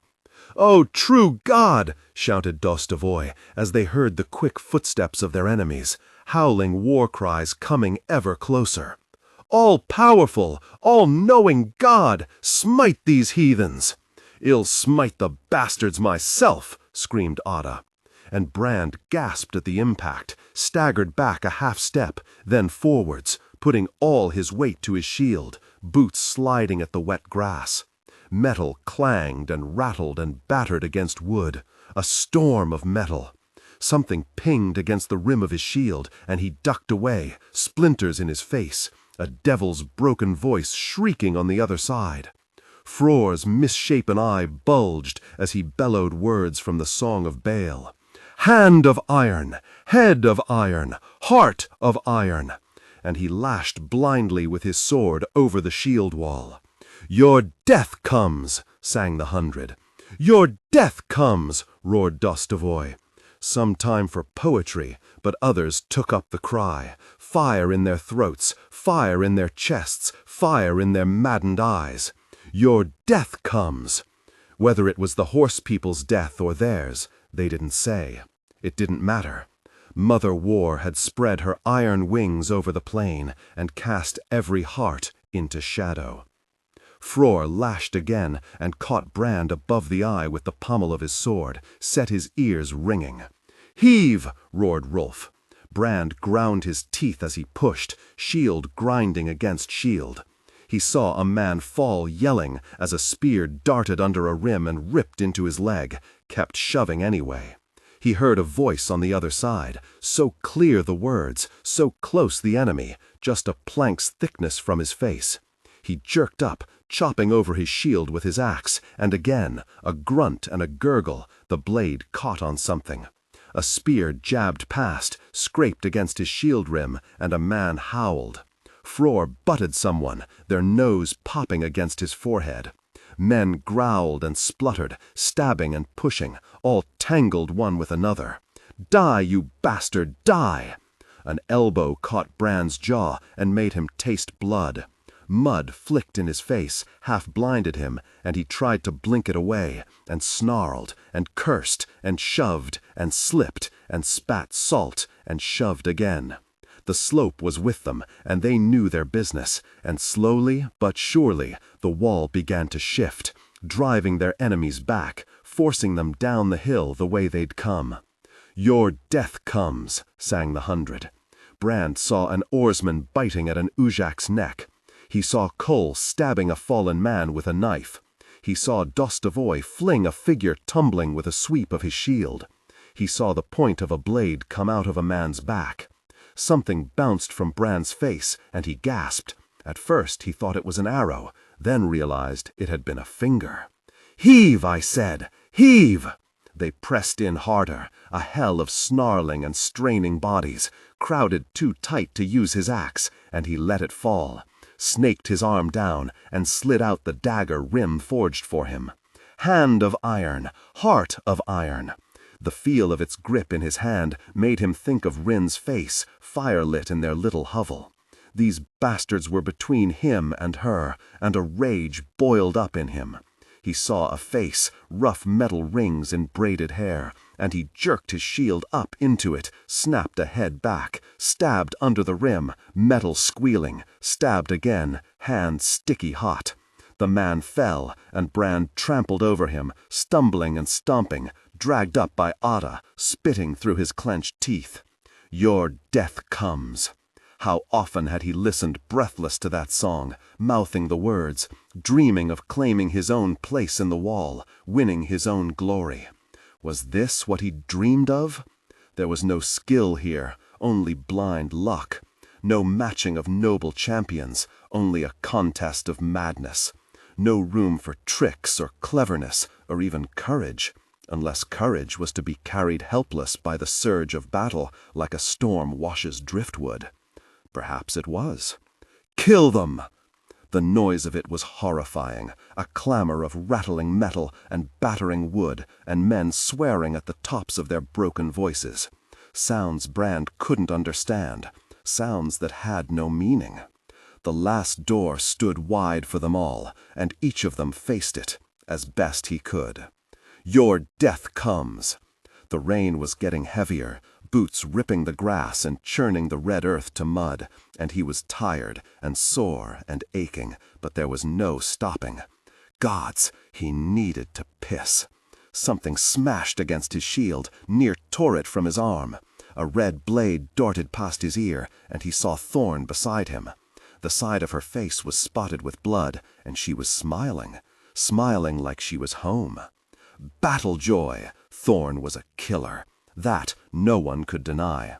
The muddied and bloodied and boot-trampled stretch of grass behind the shifting shield wall was her ground, and to anyone who trod there, she was death. With a hammering louder than the hail on the south wind's hull, the shield wall edged down the hillside, shoving, hacking, trampling over men, and dragging them between their shields, swallowing them up like a hungry serpent. One tried to get up, and she stabbed him in the back with her father's sword, his bloodied face all fear and pain and panic as he fell. It should have been harder than with a practice blade, but it was so much easier. The steel so light, so sharp, her arms so strong, so quick. Her weapons had minds of their own, ruthless minds, fixed on murder. She was a killer.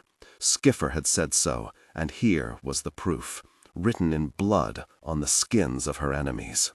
She wished her father had been there to see it. Maybe his ghost was, cheering her on at her shoulder. She wished Hannan had been there, so she could shove his face in the bloodshed spilled, so she could dare him to deny her a place, so she could kill him too. The horse peoples didn't understand this way of fighting, and they swarmed at the wall in a mess, in ones and twos, their own courage their undoing. Thorn saw one clumsily angling a spear over the shields, aiming to stab at Brand. She darted forward, hooked him around the back with her axe, its pointed beard sinking deep into his shoulder, dragged him between the shields and into her arms. They tottered in a hug, snapping at each other, his long hair in her mouth, digging with knees and elbows. Then Father Yarvi slashed him across the back of his legs, and she screamed as she tore her axe free, hacked it into the side of his skull, ripping off his helmet and sending it bouncing up the ruined hillside. She'd heard her father speak of the battle joy, the red joy Mother War sends her most favored children. She'd listened to his tales wide-eyed and dry-mouthed beside the fire. Her mother had told him those were no stories for a daughter's ear, but he'd leaned close and spoken on in a throaty whisper. So close, she felt his warm breath on her cheek. She'd heard him speak of the battle joy, and now she felt it. The world burned, blazed, danced, her ripping breath a furnace in her throat, as she rushed to the end of the wall, which was flexing now, twisting, threatening to break apart. 2 Uzhaks had clambered up between the boulders on the hill's flank and got around Dostovoy. She hacked one in the side, folded him double. The spear of the other seemed to move as slowly as if it came through honey, and she laughed as she slipped around it, chopped his legs away with her axe, sent him reeling. An arrow flickered past her, and Dostovoy snatched her behind his shield, 2 shafts already lodged near its rim. The wall was buckling in the center, faces twisted as men strained to hold it together. There was a crash, a crewman fell, drooling teeth, and the wall split apart. A huge Uzhak stood in the gap, wearing a mask made from a walrus jaw with the tusks on either side of his leering face, snorting like a bull as he swung a great toothed club in both fists, sending men staggering, tearing the breach wider. Thorn had no fear in her, only the battle joy, fiercer than ever. She raced at the giant, blood surging like Mother Sea. His maddened eyes rolled toward her, and she dropped, slid on her side between his great boots, turned, slashed as his club thudded into the ground behind her, caught him across the back of his leg, blood frozen in black spots as he lurched onto his knees. Frore stepped forward and hacked him down with thudding blows. 1, 2, 3, the blue hand on his face red-speckled. Thorn saw the horse people scattering, bounding away down the slope towards the open plain and their waiting horses, and she held her weapons high and screamed, burning to the tips of her fingers. Her father's ghost urged her on, and she sprang after her fleeing enemies like a hound after hares. "Stop her!" roared Rolf, and someone dragged her back, cursing and struggling, the hair she still had tangled across her face. It was Brand, his beard scratching her cheek and his left arm under hers so that his shield was across her. Beyond the running Uzhaks she saw others stalking forward through the grass, bows drawn and faces eager. Lots of them, and close behind the ebbing battle joy, a wave of fear washed in on her. "Close up the wall!" roared Rolf, spit flecking from his teeth. The men edged back, shuffled together, stopping up the gaps, shields wobbling and rattling and the daylight flickering between them. Thorn heard arrows click against limewood, saw one spin from the rim of Brand's shield and over his shoulder. Ada was down, a shaft in his side, spewing curses as he dragged himself up the hill. "Back! Back! Steady now!" She caught Ada under his arms and started to haul him away, while he grunted and kicked and blew bloody bubbles. She fell with him on top of her, nearly cut herself with her own axe, struggled up and dragged him on. Then Kull was there to help, and between them they pulled him back to the crest of the hill, the shield wall edging after them. Back to where they'd stood a few mad moments ago, the river at their backs and the plain stretching away before them. Thorn stood there dumb, numb, not sure how many of the crew were dead. 3, 4? Everyone had scratches, and some were hurt bad. Didn't know if she was hurt, didn't know whose blood was on her. From the look of that arrow she held no high hopes for Ada. She held no high hopes for anything. Through the gaps in the battered shields, she could see the trampled slopes scattered with bodies, some still moving, groaning, pawing at their wounds. "Push it through or pull it out," snapped Saffrit, kneeling beside Otta, gripping his bloody hand tight. Father Yarvi only stared down and rubbed at his lean jaw, fingertips leaving red streaks across his cheek. The fury was gone, as though it had never been, the fire in her guttered to ashes. Thorn's father never told her that the battle joy is borrowed strength and must be repaid double. She gripped the pouch with his finger bones in it, but there was no comfort there. She saw the leaking wounds and the men moaning, and the slaughter they'd done. The slaughter she'd done. She was a killer, that there was no denying. She hunched over as if she'd been punched in the guts and coughed thin puke into the grass, straightened shivering and staring, with the world too bright and her knees all a-wobble and her eyes swimming. She was a killer, and she wanted her mother. She saw Brand staring at her over his shoulder, his face all grazed down one side, and his neck streaked with blood into the collar of his shirt, and the tattered bandages flapping about the red dagger in his hand. "You all right?" he croaked at her. "Don't know," she said, and was sick again, and if she'd eaten anything she might never have stopped. "We have to get to the south wind," someone said in a voice squeaky with panic. Father Yarvi shook his head. "They'd rained down arrows on us from the bank. We need a miracle," breathed Dustuvois, eyes turned toward the pink sky. "Skeefer!" shouted Yarvi, and the old woman winced as though a fly was bothering her, muttering and hunching her shoulders. "Skeefer, we need you!" "They're coming again," someone called from the ragged wall. "How many?" asked Yarvi. "More than last time," shouted Rolf, mocking an arrow to his black bow. "How many more?" "A lot more." Thorn tried to swallow, but for once could find no spit. She felt so weak she could hardly lift her father's sword.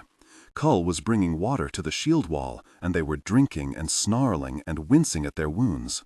Fror swilled water around his mouth and spat. "Time to sell our lives dearly, then." "Your death comes! Your death comes!" a couple of men muttered, but it was more lament than challenge. Thorn could hear the horse people coming, could hear their war cries and their quick footsteps on the hillside. She heard the growling of the crew as they made ready to meet the charge, and, weak though she was, she clenched her teeth and hefted her red-speckled axe and sword. She walked toward the wall, back to that trampled stretch of mud behind it, though the thought gave her anything but joy. "Skeefer!" screamed Father Yarvi. With a shriek of anger, the old woman sprang up, throwing off her coat. "Be very, then." And she began to chant, soft and low at first, but growing louder. She strode past, singing words Thorn did not understand, had never heard the like of. But she guessed the language, and it was no tongue of men. These were elf words, and this was elf magic. The magic that had shattered God and broken the world, and as if at a chill wind, every hair on Thorn's body bristled. Skeefer chanted on, higher and faster and wilder, and from the straps about her body she drew 2 studded and slotted pieces of dark metal, sliding one into the other with a snap like a closing lock. "What is she doing?" said Dustuvois, but Father Yarvi held him back with his withered hand. "What she must." Skeefer held the elf relic at arm's length. "Stand aside!" The wavering shield wall split in two, and Thorn stared through the gap. There were the horse people, a crawling mass of them, weaving between the bodies of their fallen, springing swift and merciless with death in their eyes. There was a clap like thunder close at hand, a flash of light, and the nearest of the Ujaks was flung tumbling down the hillside as though flicked by a giant finger. Another crack, and a disbelieving murmur went up from the crew. Another man sent spinning like a child's toy, his shoulder on fire. Skeefer's wailing went higher and higher, splinters of shining metal tumbling from the elf relic in her hand and falling to smoke in the grass at her feet. Men whimpered and gaped and clutched at talismans, more fearful of this sorcery than they were of the Ujaks. 6 strokes of thunder rolled across the plain, and 6 men were left ruined and burning, and the rest of the horse people ran squealing in terror. "Great God," whispered Dustuvois, making a holy sign over his heart. There was a silence then, the first in some time. Only the whisper of the wind in the grass and the rough clicking of Otta's breath. There was a smell like burning meat. One of the fallen splinters had caught fire in the grass. Skifer stepped forward grimly and ground the flame out under her boot. "What have you done?" whispered Dastuvois. "I have spoken the name of God," said Skifer. Written in fire and caught in elf runes before the breaking of the world, I have torn death from her place beside the last door and sent her to do my bidding. But there is always a price to be paid. She walked over to where Otta was slumped, pale against one of the stunted trees. Sofrit bent over him, trying to tease out the arrow. "The name of God has 7 letters," she said, and she pointed that deadly piece of metal at him. "I am sorry." "No," said Sofrit, trying to put herself between them, but Otta pushed her gently away. "Who wants to die old?" And he showed his mad grin, the filed 9s in his teeth turned red with blood. "Death waits for us all." There was another deafening crack, and Otta arched his back, trembling, then fell still, smoke rising from a blackened hole in his mail. Skifer stood looking down. "I said I would show you magic." "Not like the songs." "They're running." The wind whipped Thorn's hair about her bloody face as she stared after the Ujaks, the riders, and the horses without their riders, dwindling specks now far out across the ocean of grass.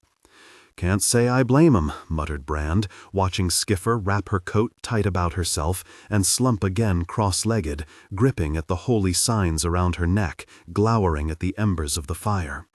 "We fought well," said Rolf, though his voice sounded hollow. "Hands of iron."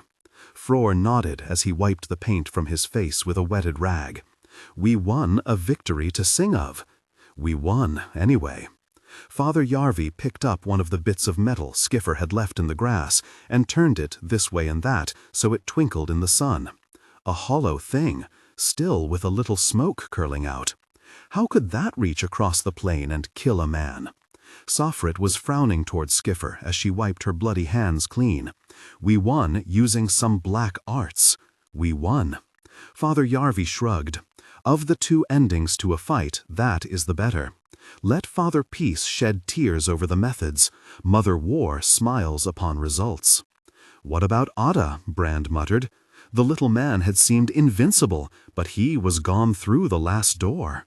"No more jokes." "He would not have survived the arrow," said Yarvi. "It was him or all of us." "A ruthless arithmetic," said Sofrit, her mouth set in a hard line. The minister did not look at her. "Such are the sums a leader must solve." "What if this sorcery brings a curse on us?" asked Dastuvois. "What if we risk a second breaking of God? What if we—" "We won." Father Yarvi's voice was as cold and sharp as drawn steel, and he curled the fingers of his good hand about that little piece of elf metal and made a white-knuckled fist of it. "Thank whatever God you believe in for your life if you know how. Then help with the bodies." Dastuvois shut his mouth and walked away, shaking his great head. Brand pried open his sore fingers and let his shield drop, Rin's painted dragon all hacked and gouged, the rim bright with new scratches, the bandages on his palm blood-spotted. Gods, he was bruised and grazed and aching all over. He hardly had the strength to stand, let alone to quibble over the good thing to have done. The more he saw, the less sure he was of what the good thing might be. There was a burning at his neck, wet when he touched it. A scratch there, from friend or enemy, he couldn't say. The wounds hurt just as much, whoever dealt them. "Lay them out with dignity," Father Yarvi was saying, "and fell these trees for pyres." "Those bastards too?" Cole pointed to the horse people, scattered, torn, and bloody down the slope, several of the crew picking over their bodies for anything worth the taking. "Them too. Why give them a proper burning?" Rolf caught the lad by the arm. "Because if we beat beggars here, we are no better than beggars. If we beat great men, we are greater still." "Are you hurt?" asked Sofrit. Brand stared at her as if she was speaking a foreign tongue. "What?" "Sit down." That wasn't hard to do. He was so weak at the knees he was near falling already. He stared across the windswept hilltop as the crew put aside their weapons and started dragging the corpses into lines, others setting about the stunted trees with axes to make a great pyre. Sofrit leaned over him, probing at the cut on his neck with strong fingers. "It's not deep, there's plenty worse off." "I killed a man," he muttered, to no one in particular. Maybe it sounded like a boast, but it surely wasn't meant to be. A man with his own hopes, and his own worries, and his own family. Rolf squatted beside him, scratching at his gray beard. "Killing a man is nowhere near so light a matter as the bards would have you believe." He put a fatherly hand on Brand's shoulder. "You did well today." "Did I?" muttered Brand, rubbing his bandaged hands together. "Keep wondering who he was, and what brought him here, and why we had to fight. Keep seeing his face. Chances are you'll be seeing it till you step through the last door yourself. That's the price of the shield wall, Brand." And Rolf held out a sword to him. A good sword, with silver on the hilt, and a scabbard stained from long use. Auda's, but he'd have wanted you to take it. A proper warrior should have a proper blade. Brand had dreamed of having his own sword. Now looking at it made him feel sick. "I'm no warrior." "Yes, y'are. A warrior doesn't fear. A fool doesn't fear. A warrior stands in spite of his fear. You stood." Brand plucked at his damp trousers. "I stood and pissed myself." "You won't be the only one. The hero never pisses himself in the songs." "Aye, well." Rolf gave his shoulder a parting squeeze, and stood. "That's why those are songs, and this is life." Mother Sun was high over the steppe when they set off, the pyre smoke slowly rising. Though the blood had drained from the sky and left only a clear and beautiful blue, it was still crusted dark under Brand's fingernails, and in his bandages, and at his throbbing neck. It was still a red day. He felt every day he lived would be a red day now. 4 oars lay still beside the mast, the ashes of the men who'd pulled them already whirling out across the plains. Skipper sat brooding among the cargo, hood drawn up. The nearest oarsmen all shuffled as far from her as they could get without falling out of the boat. Brand glanced across at Thorn as they settled to rowing, and she looked back, her face as pale and hollow as Auda's had been when they stacked the wood around him. He tried to smile, but his mouth wouldn't find the shape of it. They'd fought in the wall. They'd stood at the last door. They'd faced death and left a harvest for the mother of crows. Whatever Master Hunnan might have said, they were both warriors now. But it wasn't like the songs. What Gettland needs. Kaliv was a sprawling mass, infesting one bank of the Denied and spreading like a muddy sickness onto the other, the bright sky above smudged with the smoke of countless fires and dotted with scavenging birds. The Prince's Hall stood on a low hill over the river, gilded horses carved upon its vast roof beams, the wall around it made as much from mud as masonry. Crowding outside that, a riot of wooden buildings ringed by a fence of stout logs, the spears of warriors glinting at the walkway. Crowding outside that, a chaos of tents, yurts, wagons, shacks, and temporary dwellings of horrible wretchedness sprawled out over the blackened landscape in every direction. "Gods, it's vast," muttered Brand. "Gods, it's ugly," muttered Thorn. "Kaliv is as a slow-filling bladder," said Skiffer, thoughtfully picking her nose, considering the results, then wiping them on the shoulder of the nearest oarsman so gently he didn't even notice. "In spring, it swells with northerners, and folk from the Empire, and horse people from across the steppe, all swarming here to trade. In summer, it splits its skin and spills filth over the plains. In winter, they all move on, and it shrivels back to nothing." "It surely smells like a bladder," grunted Rolf, wrinkling his nose. 2 huge, squat towers of mighty logs had been thrown up on either side of the river, and a web of chains strung between them, links of black iron spiked and studded, bowing under the weight of frothing water, snarled up with driftwood and rubbish, stopping dead all traffic on the Denied. "The Prince Varoslav has fished up quite a catch with his iron net," said Father Yarvi. Thorn had never seen so many ships. They bobbed on the river and clogged the wharves, and had been dragged up on the banks in tight-packed rows, stripped of their masts. There were ships from Gettland and Vonsterland and Throvenland. There were ships from Utemark and the islands. There were strange ships which must have come up from the south, dark-hulled and far too fat-bellied for the trip over the tall hulls. There were even 2 towering galleys, each with 3 ranks of oars, dwarfing the south wind as they glided towards the harbor. "Look at those monsters," murmured Brand. "Ships from the Empire of the South," said Rolf. "Crews of 300. "It's the crews he's after," said Father Yarvi, "to fight his fool's war against the horse people." Thorn was far from delighted at the thought of fighting more horse people, or for that matter of staying in Kaliv for the summer. It had smelt a great deal better in her father's stories. "You think he'll want our help?" "Certainly he'll want it, as we want his." Yarvi frowned up toward the prince's hall. Will he demand it, is the question. He had demanded it of many others.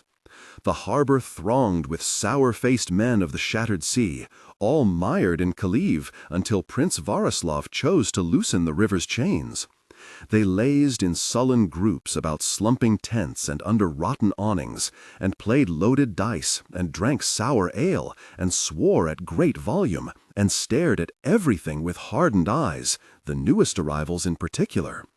"Varislav had better find enemies for these men soon," murmured Yarvi, as they stepped from the south wind, "before they find some nearer to hand."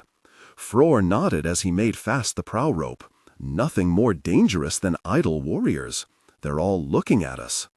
Brand's bandages had come off that morning, and he kept picking nervously at the rope scabs snaking up his forearms. Thorn dug him with her elbow. "Maybe your hero's fame goes ahead of us, shiplifter. More likely Father Yarvi's does." "I don't like it."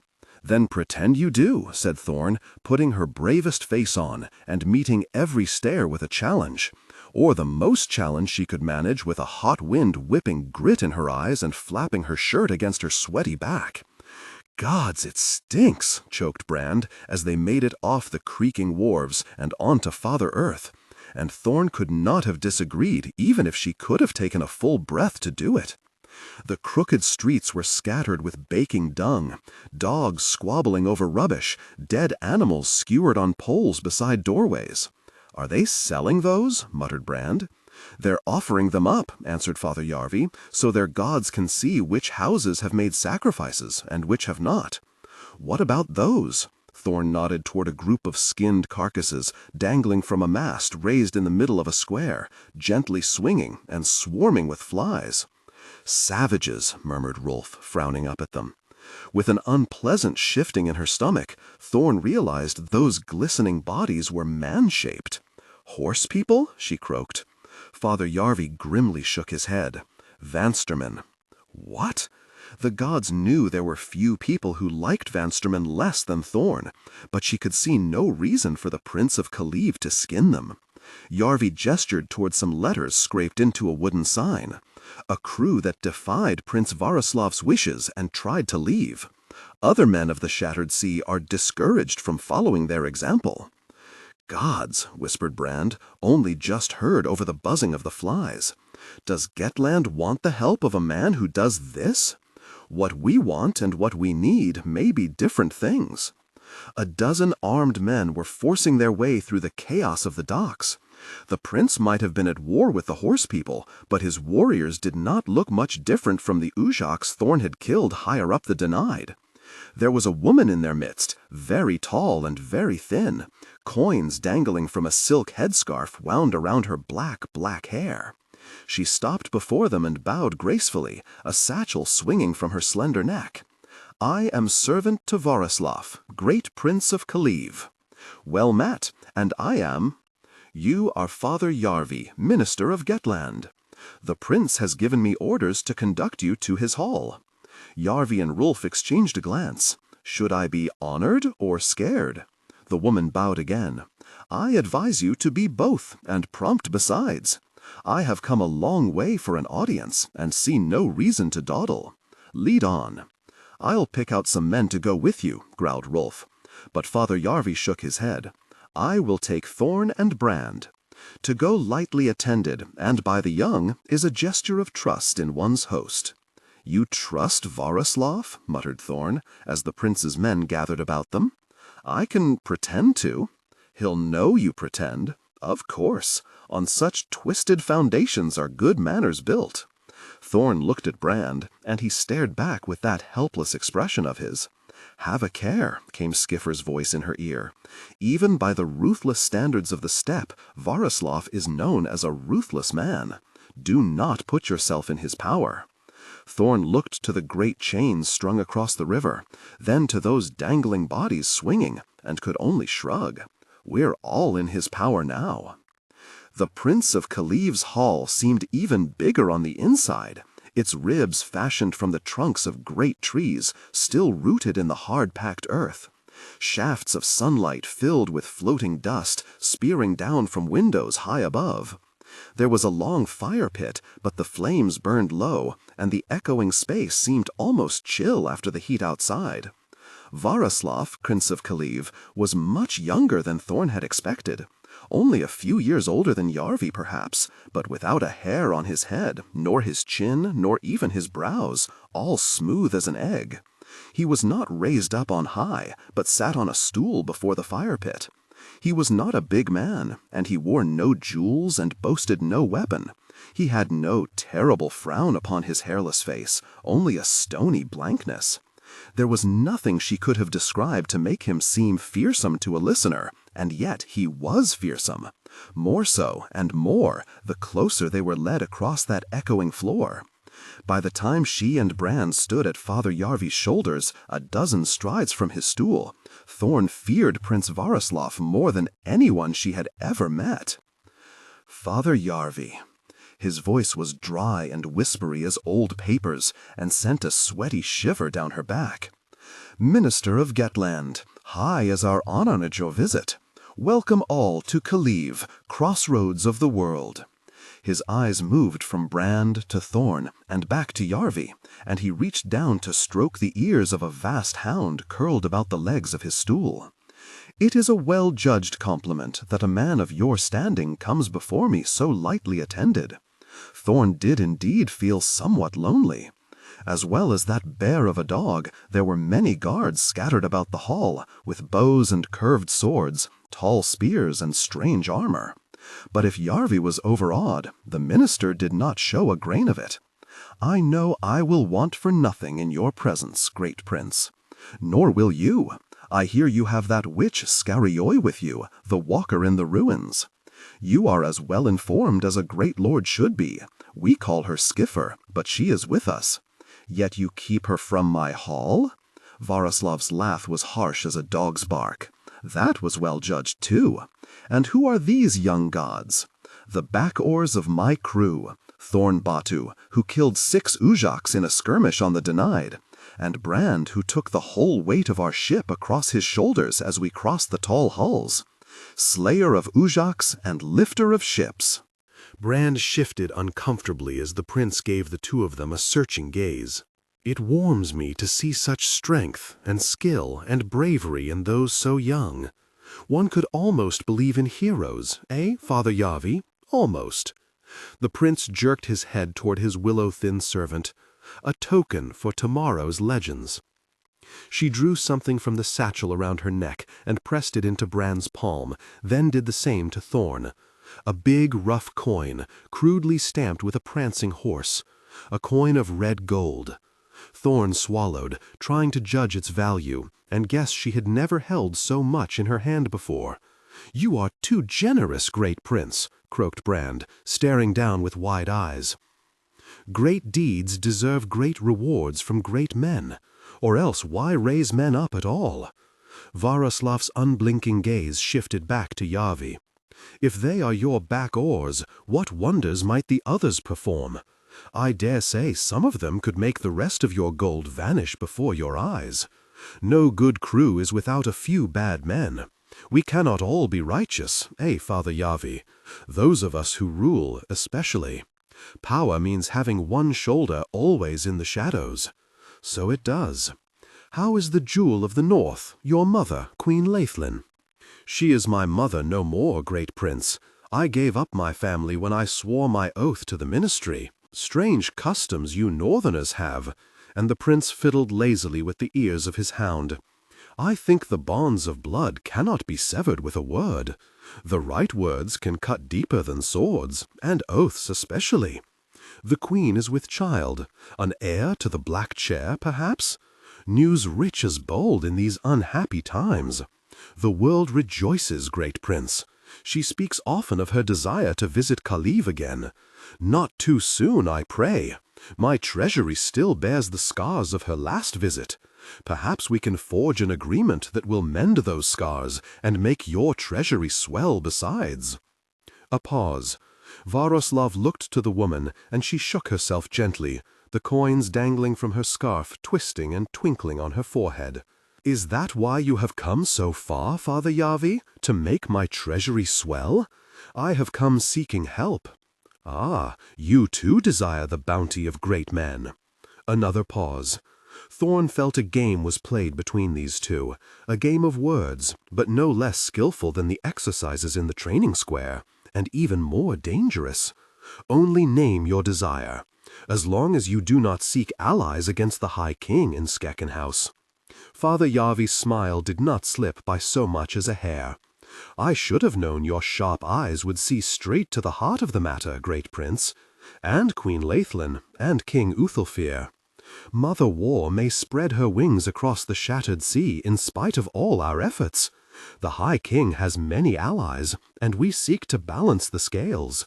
Those who thrive on the trade down the divined and the denied may need to pick a side. And yet I cannot. As you have seen, I have troubles of my own, and no help to spare. Might I ask if you have help to spare for the High King?" The prince narrowed his eyes. "Ministers keep coming south with that question. I am not the first. Mother Scare was here not a month ago." Father Yarvi paused at that. "Grumgil Gorm's minister? On behalf of Grandmother Wexen. She came before me with a dozen of the High King's warriors and warned me not to paddle in the shattered sea. One might almost say she made threats." The hound lifted its head and gave a long growl, a string of drool slipping from its teeth and spattering the ground. "Here, in my hall. I was sore tempted to have her skinned in the public square, but it did not seem politic." And he stilled his dog with the slightest hiss. "Mother Scare left with her skin, then? It would not have fit me. She headed southward in a ship bearing the High King's prow, bound for the first of cities. And though I much prefer your manners to hers, I fear I can only give you the same promise, which was, to help all my good friends about the shattered sea equally." Meaning, not at all. The Prince of Kaliv smiled, and it chilled Thorn even more than his frown. "You are known as a deep-cunning man, Father Yarvi. I am sure you need no help to sift out my meaning. You know where I sit, between the horse people and the great forests, between the High King and the Empress, at the crossroads of the world, and with perils all about me. We all have perils to contend with, but a Prince of Kaliv must have friends in the east, and the west, and the north, and the south. A Prince of Kaliv thrives on balance. A Prince of Kaliv must keep a foot over every threshold. How many feet do you have?" The dog pricked up its ears and gave another growl. Varoslav's smile faded as slowly as melting snow. "A word of advice. Stop this talk of war, Father Yarvi. Return to Gettland and smooth the way for Father Peace, as I understand a wise minister should. I and my crew are free to leave Kaliv, great prince. Force Uthel's minister to stay against his will. That would not be politic either. Then I thank you humbly for your hospitality and for your advice, well meant and gratefully received. But we cannot turn back. We must go on with all haste to the first of cities and seek help there." Thorn glanced across at Brand and saw him swallow. To go on to the first of cities, half the world away from home. She felt a flicker of excitement at that thought, and a flicker of fear. Varoslav merely snorted his disdain. "I wish you luck, but I fear you will get nothing from the Empress. She has grown ever more devout in her old age, and will have no dealings with those who do not worship her one god. The only thing she hungers after more than priest babble is spilled blood. That and elf relics. But it would take the greatest ever unearthed as a gift to win her favor. "Oh, great prince, wherever would I find such a thing?" Father Yarvi bowed low, all innocence and humility. But Thorn saw the deep-cunning smile at the corner of his mouth. Luck. The gods knew there'd been a stack of disappointments on that journey high as Bran's head. Plenty of things sadly different from the tales whispered and the songs sung back in Thorby. And plenty of things folk tended to leave out altogether. The vast bogs about the mouth of the Denied, for one. Clouds of stinging insects haunting banks of stinking sludge, where they'd woken to grey mornings, soaked with marsh water and bloated with itching bites. The long coast of the Golden Sea, for another. Mean little villages in mean little fences, where Father Yarvi argued in strange tongues with shepherds whose faces were tanned to leather by the sun. Beaches of pebbles, where the crew pitched rings of spitting torches and lay watching the night, startling at every sound, sure bandits were waiting just beyond the light. The memory of the battle with the horse people prowled in their wake, the face of the man Brand killed haunting his thoughts, the hammering of steel on wood finding him in his sleep. Your death comes, jerking awake in the sticky darkness to nothing but the quick thud of his heart and the slow chirp of crickets. There was nothing in the songs about regrets. The songs were silent on the boredom, too. The oar, and the buckled shoreline grinding by, week after week. The homesickness, the worry for his sister, the weepy nostalgia for things he'd always thought he hated. Skiffer's endless barking, and Thorn's endless training, and the endless beating she gave out to every member of the crew, and Brand especially. Father Yarvi's endless answers to Cole's endless questions about plants and wounds and politics and history and the path of Father Moon across the sky. The chafing, the sickness, the sunburn, the heat, the flies, the thirst, the stinkin' bodies, the worn-through seat of his trousers, Saffrit's rationing, Dos Duvois toothache, the 1,000 ways Froer got his scar, the bad food and the running stomachs, the endless petty arguments, the constant fear of every person they saw, and, worst of all, the certain knowledge that, to get home, they'd have to suffer through every mile of it again the other way. Yes, there'd been a stack of frustrations, hardships, hurts, and disappointments on that journey. But the First of Cities exceeded every expectation. It was built on a wide promontory that jutted miles out into the straits, covered from sea to sea with buildings of white stone, with proud towers and steep roofs, with lofty bridges and strong walls within strong walls. The palace of the Empress stood on the highest point, gleaming domes clustered inside a fortress so massive it could have held the whole of Thorlby with room for 2 Roystocks left over. The whole place blazed with lights, red and yellow and white, so many they tinged the blue evening clouds with welcoming pink and set 1,000 reflections dancing in the sea, where ships from every nation of the world swarmed like eager bees. Perhaps they'd seen greater buildings up there on the silence of the divine, but this was no elf ruin, but the work of men alone. No crumbling tomb to lost glories, but a place of high hopes and mad dreams, bursting with life. Even this far distant Brand could hear the city's call, a hum at the edge of his senses that set his very fingertips tingling. Cole, who'd swarmed up the half-carved mast to cling to the yard for the best view, started flailing his arms and whooping like a madman. Saffrit clutched her head below, muttering, "I give up, I give up. He can plunge to his death if he wants. Get down from there, you fool." "Did you ever see anything like it?" Brand whispered. "There is nothing like it," said Thorn, a crazy grin on a face grown leaner and tougher than ever. She had a long, pale scar through the stubble on the shorn side of her head, and rings of red gold to go with the silver in her tangled hair, clipped from the coin Varoslav had given her. "A hell of an indulgence to wear gold on your head," Rolf had said, and Thorn had shrugged and said it was as good a place to keep your money as any. Brand kept his own in a pouch around his neck. It was a new life for Rin, and he didn't plan on losing that for anything. "There she is, Rolf," called Father Yarvi, clambering between the smiling oarsmen toward the steering platform. "I've a good feeling." Me too, said the helmsman, a cobweb of happy lines cracking the skin at the corners of his eyes. Skiffer frowned up at the wheeling birds. Good feelings, maybe, but poor omens. Her mood had never quite recovered from the battle on the Denied. Father Yarvi ignored her. We will speak to Theophora, the Empress of the South, and we will give her Queen Laithlin's gift, and we shall see what we shall see. He turned to face the crew, spreading his arms, tattered coat flapping in the breeze. We've come a long and dangerous way, my friends. We've crossed half the world, but the end of the road is ahead. The end of the road, murmured Thorn as the crew gave a cheer, licking her cracked lips as if she was a drunk and the first of cities a great jug of ale on the horizon. Brand felt a childish rush of excitement, and he splashed water from his flask all over them, spray sparkling as she slapped it away and shoved him off his sea chest with her boot.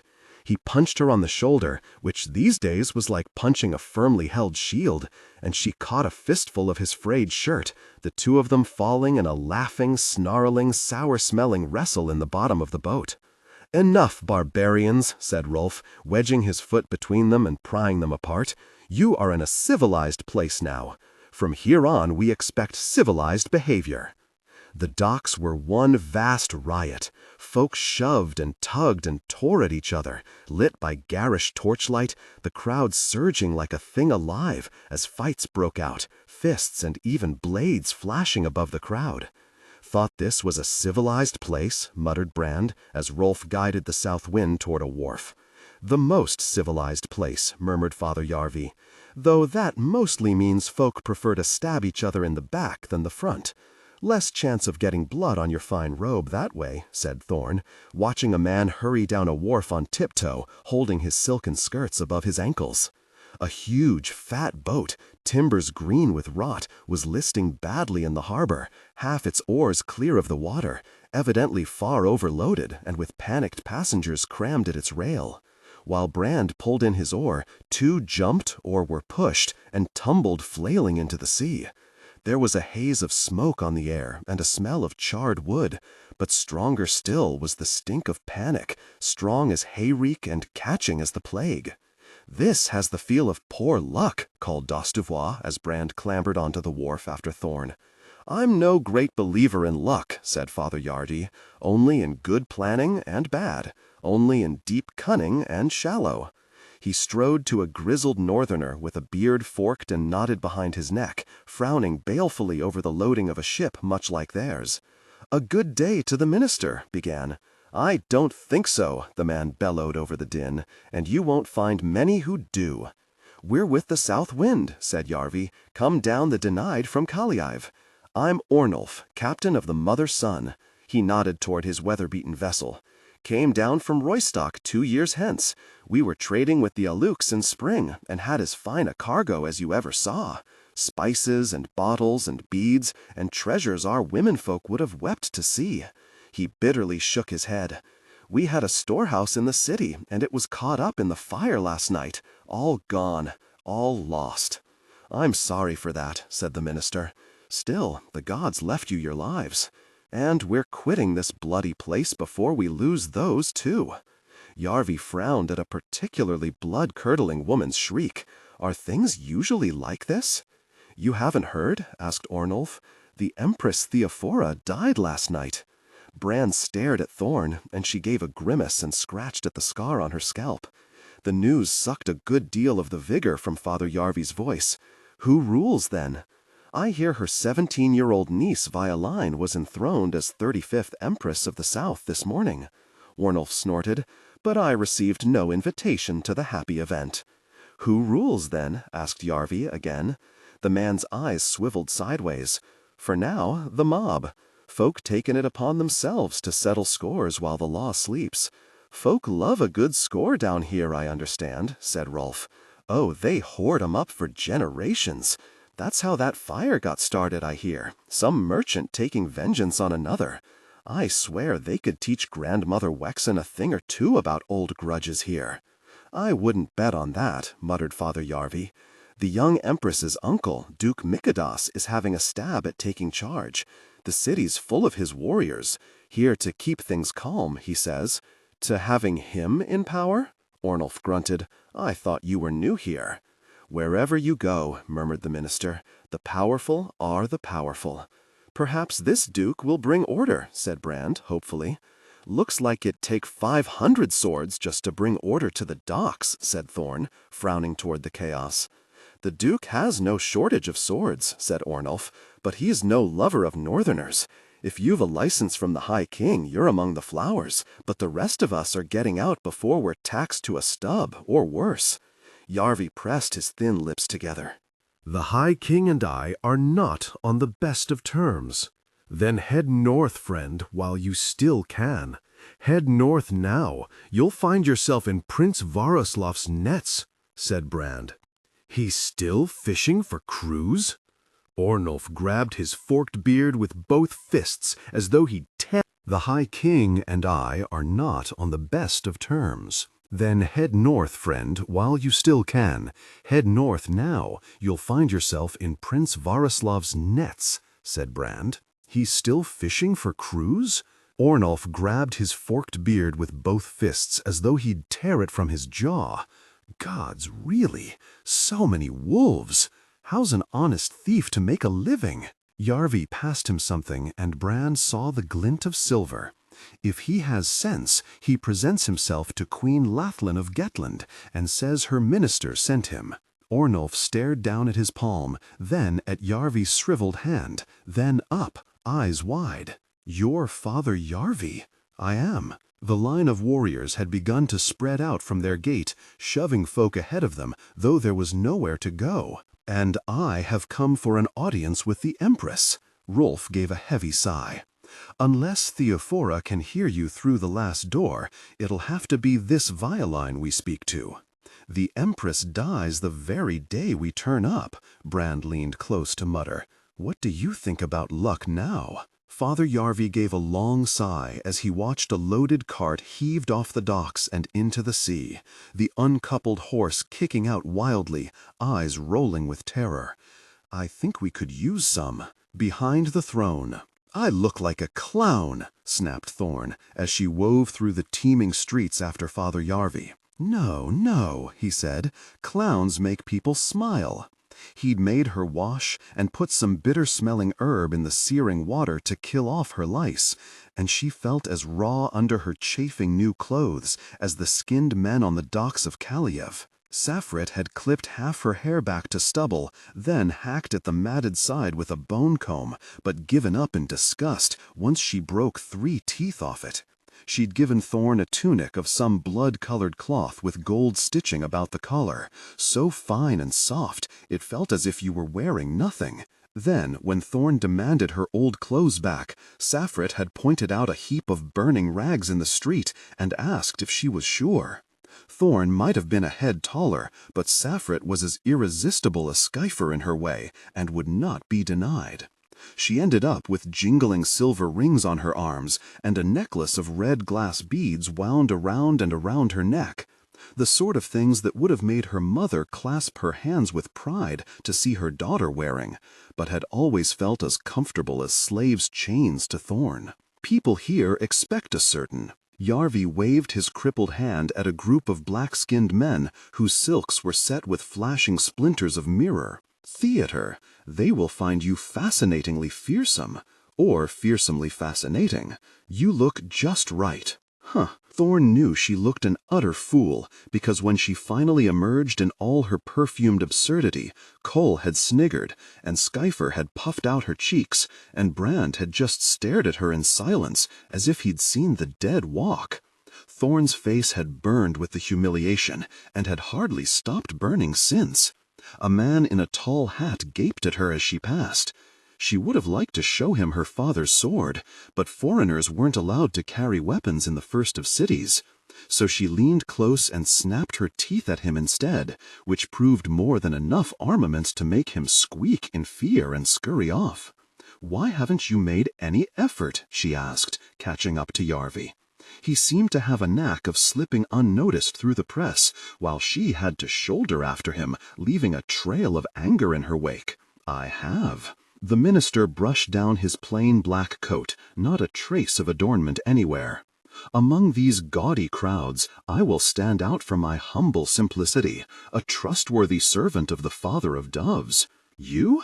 I said I'd look like one, not that I'd be one." Father Yarvi shook his head as she dragged at the over-tight seat of her new trousers yet again. Honestly, Brand was right when he said there is no blessing you cannot treat like a curse. Most people would be thankful for fine new clothes. I can scarcely take you to the palace reeking like a beggar, can I? Why are you taking me to the palace at all? Should I go alone? You could take someone who won't say the worst thing at the worst time. Saffrit or Rolf or Brand, even. He's got one of those faces folk trust. He's got one of those faces folk take advantage of.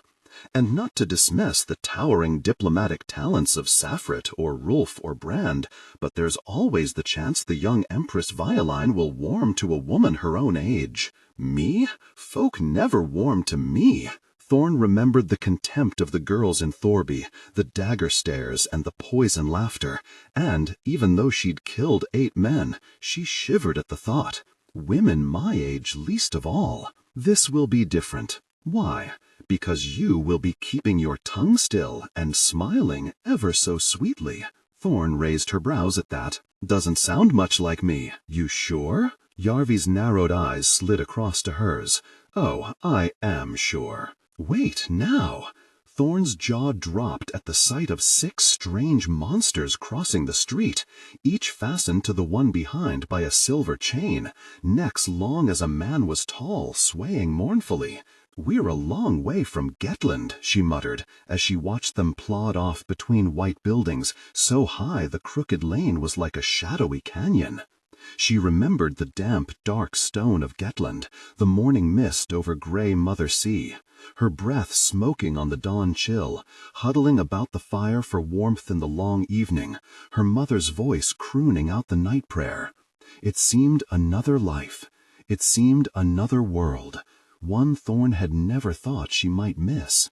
"Yes, we are," said Yarvi, setting briskly off through the sticky, stinking heat of the first of cities. Thorn knew the year was wearing on, but autumn here was far hotter than midsummer in Thorlby. She thought of the hard miles they'd traveled, the months of rowing, the slaving over the tall halls, the constant danger of the steppe, not to mention the brooding presence of Prince Varislav across the path. Could the Empress give us any help, even if she chose to try? Perhaps not in steel, but in silver, most definitely.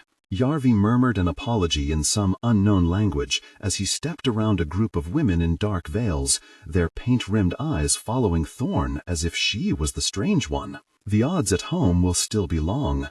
Thorn counted the enemies off on her calloused fingers, the High King's own men in Jutmark, and the Inglings, and the Lowlanders, and the Vanstermen, and the Islanders. "You may be surprised to learn I had thought of this already. And we've got only the Throvenlanders on our side," Yarvi snorted. "That alliance is milk left in the noon heat. Won't last." But King Finn said, "King Finn is a bloated bag of guts with little authority even in his own kingdom. Only his vanity will bind him to us, and that will melt before Grandmother Wexen's wrath in due course, like snow before Mother Sun. That little trick only bought us time. Then, well, we'll stand alone. My Uncle Uthal would stand alone against the world and insist that steel is the answer." "That sounds brave," said Thorn. "Doubtless, but not wise." Yarvi gave her a smile. "I'm impressed. I expected you to learn swordsmanship, but never prudent. Don't worry, though. I hope to find other ways to shorten the odds." As soon as they stepped through the towering bronze doors of the palace, Thorn went from embarrassment at being dressed like a princess to shame at being dressed like a peasant. The slaves here looked like queens, the guards like heroes of legend. The hall in which they were received was crowded with jewel-encrusted courtiers, as brightly colored, as pompous, and, as far as Thorn could tell, every bit as useless as the peacocks that swaggered about the immaculate gardens outside. She would happily have shriveled away into her new boots, but they had great thick soles, and she had grown the past few months, and she stood taller than Father Yarvi now, who was taller than most himself. As always, she was left with no choice but to push her shoulders back and her chin up, and put on that bravest face of hers, however much the coward behind it might be sweating through her absurd crimson tunic. Duke Merciless sat above them in a golden chair on a high dais, one leg slung casually over its carven arm, his fabulous armor covered with gilded swirls. He was one of those handsome men who fancies himself more handsome than he is, dark-skinned and with a twinkling eye, his black hair and beard streaked with silver. "Greetings, friends, and welcome to the first of cities." He flashed a winning smile, though it won nothing from Thorn but the deepest suspicion. "How is my mastery of your tongue?" Father Yarvi bowed low, and Thorn followed. "Bow when I bow," he had said, and that seemed to mean whenever possible. "Flawless, your grace." "A most welcome and impressive. Remind me of your names again. I have the most abysmal memory for names." "He is Father Yarvi, minister of Gettland." The woman who spoke was long and lean and very pale, her head close-shaven. Elf bangles rattled on one tattooed forearm, ancient steel and gold and broken crystal glittering. Thorn curled her lips back from her teeth and only just remembered in time not to spit on the highly polished floor. "Mother Scare," said Yarvi. "Every time our paths cross it is a fresh delight." The minister of Vansterland, who whispered in the ear of Gromgilgorm and had been sent south by Grandmother Wexen to warn Prince Varislav not to paddle in the Shattered Sea. "I wish I could say the same," said Mother Scare, "but none of our 3 meetings has been altogether pleasant." She moved her ice-blue gaze to Thorn. "This woman I do not know. In fact, you met in Skeckenhouse. She is Thorn Bathu, daughter of Storn Headland." Thorn was somewhat gratified to see Mother Scare's eyes widen. "Whatever have you been feeding her?" "Fire and whetstones," said Yarvi, smiling, "and she has quite the appetite. She is a proven warrior now, tested against the Ujaks." "What curious warriors you have!" Duke Merciless sounded more amused than impressed, and his courtiers tittered obediently. "I'd like to see her matched against a man of my household guard." "How about 2 of 'em?" snapped Thorn, before she even realized her mouth was open. The voice hardly sounded like hers, a grating challenge echoing loud and savage from the silver-fretted marble walls. But the Duke only laughed. "Wonderful! The exuberance of the young. My niece is the same. She thinks anything can be done, in spite of tradition, in spite of the feelings of others, in spite of realities." Yarvi bowed again.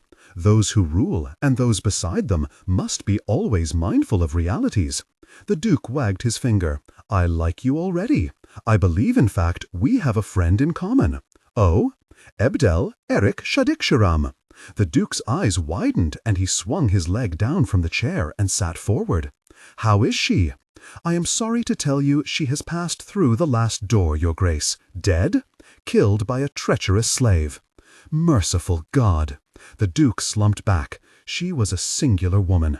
I asked her to marry me, you know. I was a young man then, of course, but—" he shook his head in wonderment. "She refused me. A singular woman indeed. The years trickle like water through our fingers. It seems only yesterday." The Duke gave a long sigh, and his eyes hardened. "But to the matter. Of course, your grace." Father Yarvi bowed again. His head was bobbing like an apple in a bucket. "I come as emissary from Queen Laithlin and King Uthil of Gettland, and seek an audience with her Radiance Violine, Empress of the South." The Duke propped himself on one elbow and rubbed unhappily at his beard. "Where is Gettland again?" Thorn ground her teeth, but Father Yarvi's patience was steel-forged. "Gettland is on the western shore of the Shattered Sea, your grace, north of the High King's seat at Skeckenhouse. So many little countries up there, it takes a scholar to keep track of them." A tinkling of laughter from the courtiers, and Thorn felt a powerful urge to put her fist in their faces. "I wish I could honor every supplicant with an audience, but you must understand this is a difficult time." Yarvi bowed. "Of course, your grace. So many enemies to be tamed, and friends to be reassured. So many alliances to tend to, and some less important than others, no disrespect intended." His brilliant smile exuded disrespect like the stink from an old cheese. Yarvi bowed. "Of course, your grace." The Empress Violine is not a woman of—" he gestured at Thorn as if at an unpromising horse in his stable, "this type. She is little more than a girl, impressionable, innocent. She has so very much to learn about how things truly are. You understand I must be cautious. You understand you must be patient. For a nation as wide and varied as ours, to ford the river from one ruler to another is always a bumpy crossing. But I will send for you in due course." Yarvi bowed. "Of course, Your Grace. Might I ask when?" The Duke waved him away with a flourish of his long fingers. "Due course, Father." "Yarvi," hissed out Mother Scare. Thorn was no diplomat, but she got the strong impression due course meant never. Mother Scare was waiting for them in the statue-lined hallway outside, with 2 warriors of her own, a scowling Vansterman and a great lowlander with a face like a stone slab. Thorn was in a black mood and set straight away to bristling, but neither seemed willing to be stared down. Nor did their mistress. "I am surprised to see you here, Father Yarvi." "And I you, Mother Scare," though neither of them looked surprised in the least. "We both find ourselves half the world from our proper places. I thought you would be beside your king, Grumgilgorm. He needs you to speak for Father Peace before Mother War drags him to ruin against Gettland." Mother Scare's look grew even icier if that was possible. "I would be with him had Grandmother Wexen not chosen me for this mission. A high honor." The slightest curl at the corner of Yarvi's mouth suggested it was closer to a sentence of exile, and they both knew it. "You must truly have delighted Grandmother Wexen to earn it. Did you speak up for your country? Did you stand for your king and his people, as a minister should?" "When I make an oath, I keep it," snapped Scare. "A loyal minister goes where her grandmother asks her, just like a loyal slave. You are the expert there. Does your neck still chafe?" Yarvi's smile grew strained at that. "The scars are quite healed." "Are they?" Scare leaned close, her thin lips curling from her teeth. "If I were you, I would return to the Shattered Sea before you pick up some more." And she brushed past, Thorn and the Vansterman exchanging one more lingering scowl before he strode away. "She's trouble," whispered Thorn once they were out of earshot. "Yes. And she's close with the Duke." "Yes. And was sent here ahead of us." "Yes. So, Grandmother Wexen guessed what you'd do long before you did it." "Yes. I've a feeling we're not going to get an audience with anything this way." Yarvi looked sourly across at her. "See, you're a diplomat after all." Old friends. Gods, she was quick now. Brand was twice the fighter he'd been when they left Thorlby just from fighting her, but every day he was less her equal. He felt like a lumbering hog against her, always 3 steps behind. Alone, he had no chance at all, whatever the ground. Even with 2 comrades beside him, he was starting to feel outnumbered. Less and less she was on the defensive, more and more she was the hunter, and they the helpless prey. "Call," called Brand, jerking his head. "Take the left." They started to spread out about the courtyard of the crumbling palace Yarvi had found for them, trying to trap her, trying to tempt her with the gaps between them.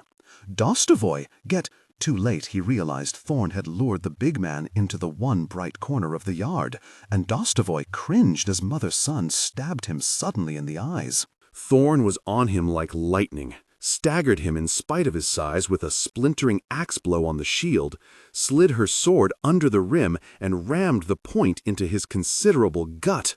She reeled away laughing as Brand lashed at the air where she'd stood a moment before, making sure one of the flaking pillars that ringed the yard was between her and Cole.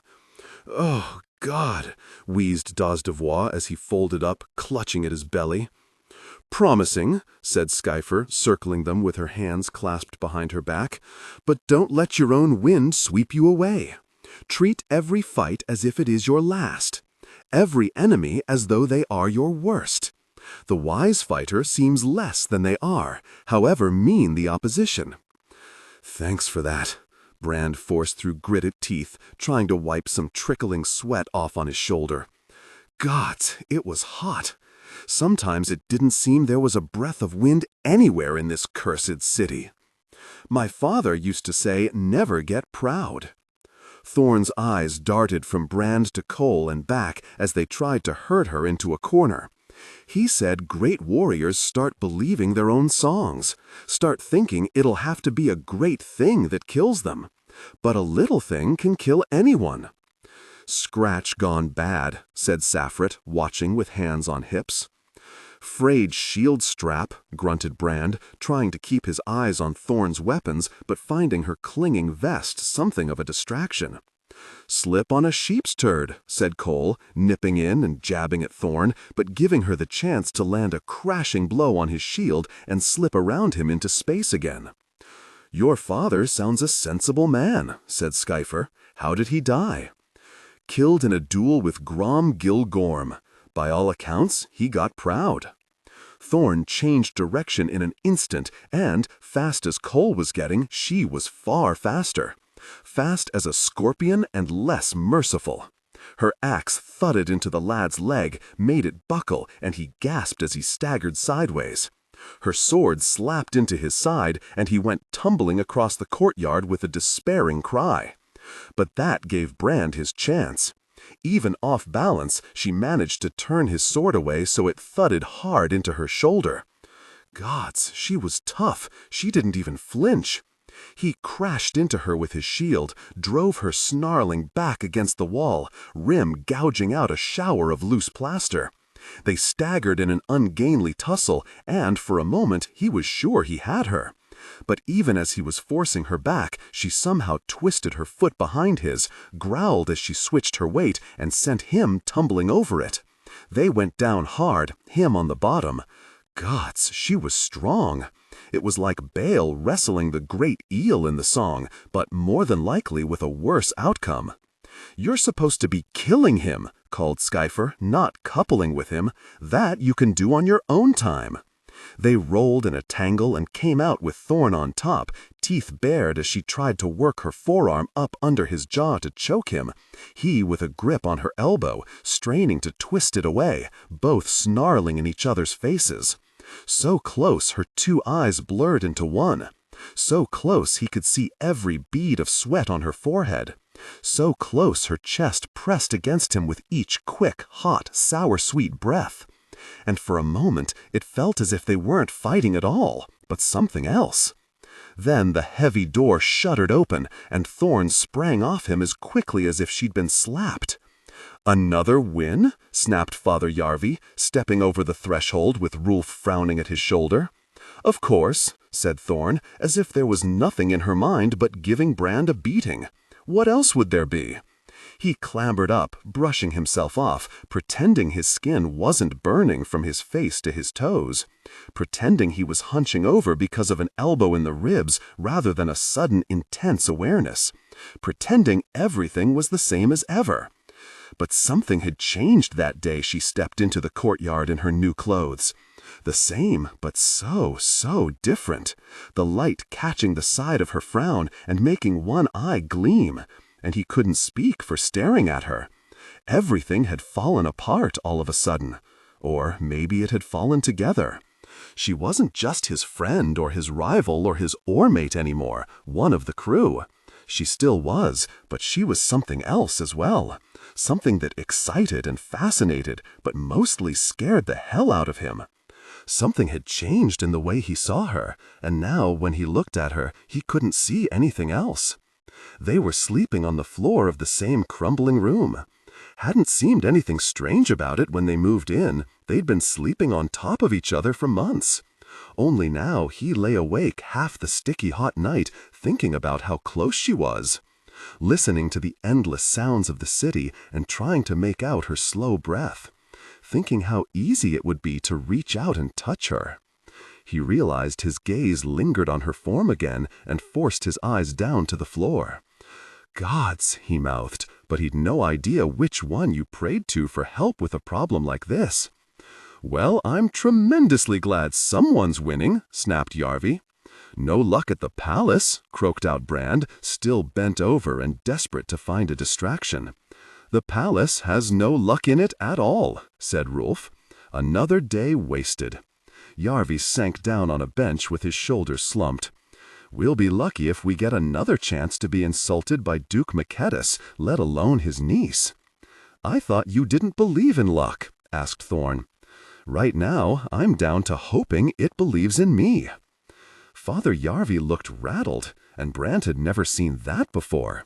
Even when they fought the horse people, he had always seemed certain of what to do. Now Brand wondered whether that was a mask the minister had made himself, a mask which was starting to crack. For the first time, he was painfully aware Yarvi was only a few years older than he was, and had the fate of Gettland to carry, and only one good hand to do it. "I wonder what they're doing in Thorlby right now," murmured Cole wistfully, shaking out his hurt leg. "Coming close to harvest time, I reckon," said Dosdevois, who'd rolled his shirt up to check his own bruises. "Fields golden with swaying barley," said Skyfer. "Lots of traders coming to the markets." Saffret toyed with the merchants' weights around her neck. "Docks swarming with ships, money being made." "Unless the crops have been burned by the Venstermans' raids," snapped Yarvi, "and the merchants have been held at Scheckenhaus by Grandmother Wexen. Fields black stubble and the docks sitting empty. She could have roused the lowlanders by now. The Inglings, too, with Bright Yilling at their head. Thousands of them, marching on Gettland." Brand swallowed, thinking of Rin in their fragile little hovel outside the walls. "You think so? No, not yet. But soon, maybe. Time drains away, and I do nothing. There's always a way." The minister stared down at the ground, good fingers fussing with the nail on his twisted thumb. "Half a war is fought with words, won with words. The right words to the right people. But I don't have either." "It'll come right," muttered Brand, wanting to help, but with no idea what he could do. "I wish I could see how." Yarvi put his hands over his pale face, the bad one like a twisted toy next to the good. "We need a very miracle." And there was a thumping knock on the door. Skyfer raised an eyebrow. "Are we by any chance expecting visitors?" "We're hardly overburdened with friends in the city," said Thorn. "You're hardly overburdened with friends anywhere," said Brand. "It could be that Mother Scara has sent a welcoming party," said Yarvi. "Weapons," growled Rolf. He tossed Thorn's sword to her, and she snatched it from the air. "By God, I'm happy to fight anyone," said Dosdevois, seizing a spear, "as long as it's not her." Brand drew the blade that had been Ada's, the steel frighteningly light after the practice sword. Fear had quickly focused his attention, if nothing else. The door shuddered from more knocks, and it was not a light door. Cole crept over to it, going up on tiptoe to peer through the spy hole. "It's a woman," he hissed. "She looks rich." "Alone?" asked Yarvi. "Yes, I'm alone," came a muffled voice through the door. "And I'm a friend." "That's just what an enemy would say," said Thorn. "Or a friend," said Brand. "The gods know we could use one," said Rolf, but knocking an arrow to his black bow even so. "Open it," said Yarvi. Cole whipped back the bolt as though it might burn him and sprung away, a knife at the ready in each hand. Brand crouched behind his shield, fully expecting a flight of arrows to come hissing through the archway. Instead, the door creaked slowly open, and a face showed itself at the crack. A woman's face, dark-skinned and dark-eyed with black hair loosely twisted up and held with jeweled pins. She had a little scar through her top lip, a notch of white tooth showing as she smiled. "Knock, knock," she said, slipping through and pushing the door shut behind her. She wore a long coat of fine white linen, and around her neck a golden chain, each link worked to look like an eye. She raised one brow at all the sharpened steel and slowly put up her palms. "Oh, I surrender." Rolf gave a great whoop and flung his bow skittering across the floor, rushed over to the woman and gathered her in a great hug. "Sumael," he said, squeezing her tight. "Gods, how I've missed you." "And I you, Rolf, you old jerk," she wheezed, slapping him on the back, then groaning as he lifted her off her feet. "Had my suspicions when I heard a ship called the South Wind had landed. Nice touch, by the way." "It reminds us where we came from," said Yarvi, good hand rubbing at his neck. "Father Yarvi," said Sumael, slipping free of the helmsman's embrace, "look at you, lost at sea and desperately in need of someone to pick out the course." "Some things never change," he said. "You look prosperous. You look awful. Some things never change. No hug for me?" He gave a snort, almost a sob. "I'm worried if I do, I might never let go." She walked over, their eyes fixed on each other. "I'll take the risk." And she put her arms around him, going up on her toes to hold him close. He put his head on her shoulder, and tears glistened on his gaunt cheeks. Brand stared at Thorn, and she shrugged back. "I guess now we know who Sumael is." "So this is the embassy of Gettland?" Sumael poked at a lump of mold-speckled plaster, and it dropped from the wall and scattered across the dusty boards. "You've an eye for a bargain." "I am my mother's son," said Yarvi, "even if she's not my mother anymore." The crumbling hall they ate in could have seated 40, but most of the crew had gone their own ways, and the place had a hollow echo to it now. "What are you doing here, Sumael, apart from catching up with old friends?" She sat back in her chair and let one stained boot, strangely at odds with her fine clothes, drop onto the scarred tabletop. "I helped my uncle build a ship for the Empress Theophora, and one thing led to another. Much to the annoyance of several of her courtiers, she made me inspector of her fleet." A strand of hair fell across her face, and she stuck her bottom lip out and blew it back. "You always had a touch with boats." Rolf was beaming at her as if at a favorite daughter unexpectedly come home. "And annoying people." The Empire's boats were rotting in the harbor of Rugora down the coast, which, as it happens, was also where the Empress's niece Violine was being educated. That strand of hair fell loose again, and she blew it back again. Or imprisoned, depending how you look at it. "Imprisoned?" asked Brand. "There's little trust within the royal family here." Sumael shrugged. "But Violine wanted to understand the fleet. She wants to understand everything. We became friends, I suppose. When Theophora fell ill and Violine was called back to the First of Cities, she asked me to go with her, and—" She lifted the chain of eyes with a fingertip and let it fall, clinking. "By some strange magic, I find myself counselor to the Empress of the South." "Talent floats to the top," said Rolf. "Like mess," grunted Thorn. Sumael grinned back. "You must be buoyant, then." Brand laughed, and Thorn gave him a glare, and he stopped. "So you sit at the right hand of the most powerful woman in the world?" asked Rolf, shaking his balding head. "By no means alone." That strand fell again, and Sumael gave a twitch of annoyance and started pulling the pins from her hair. "There's a council of dozens, and most of them belong to Duke Makeda's. Violine may be empress in name, but he holds the power and has no intention of sharing." "He shared nothing with us," said Yarvi. "I heard." The hair fell in a black curtain across half of her face, the other eye twinkling. "At least you came away with your heads." "You think we'll keep them if we stay?" asked Yarvi. Sumael's eye slid across to Thorn. "That depends on how diplomatic you can be." "I can be diplomatic," snarled Thorn. Sumael only smiled the wider. She seemed immune to intimidation. "You remind me of a ship's captain, Yarvi, and I used to sail with."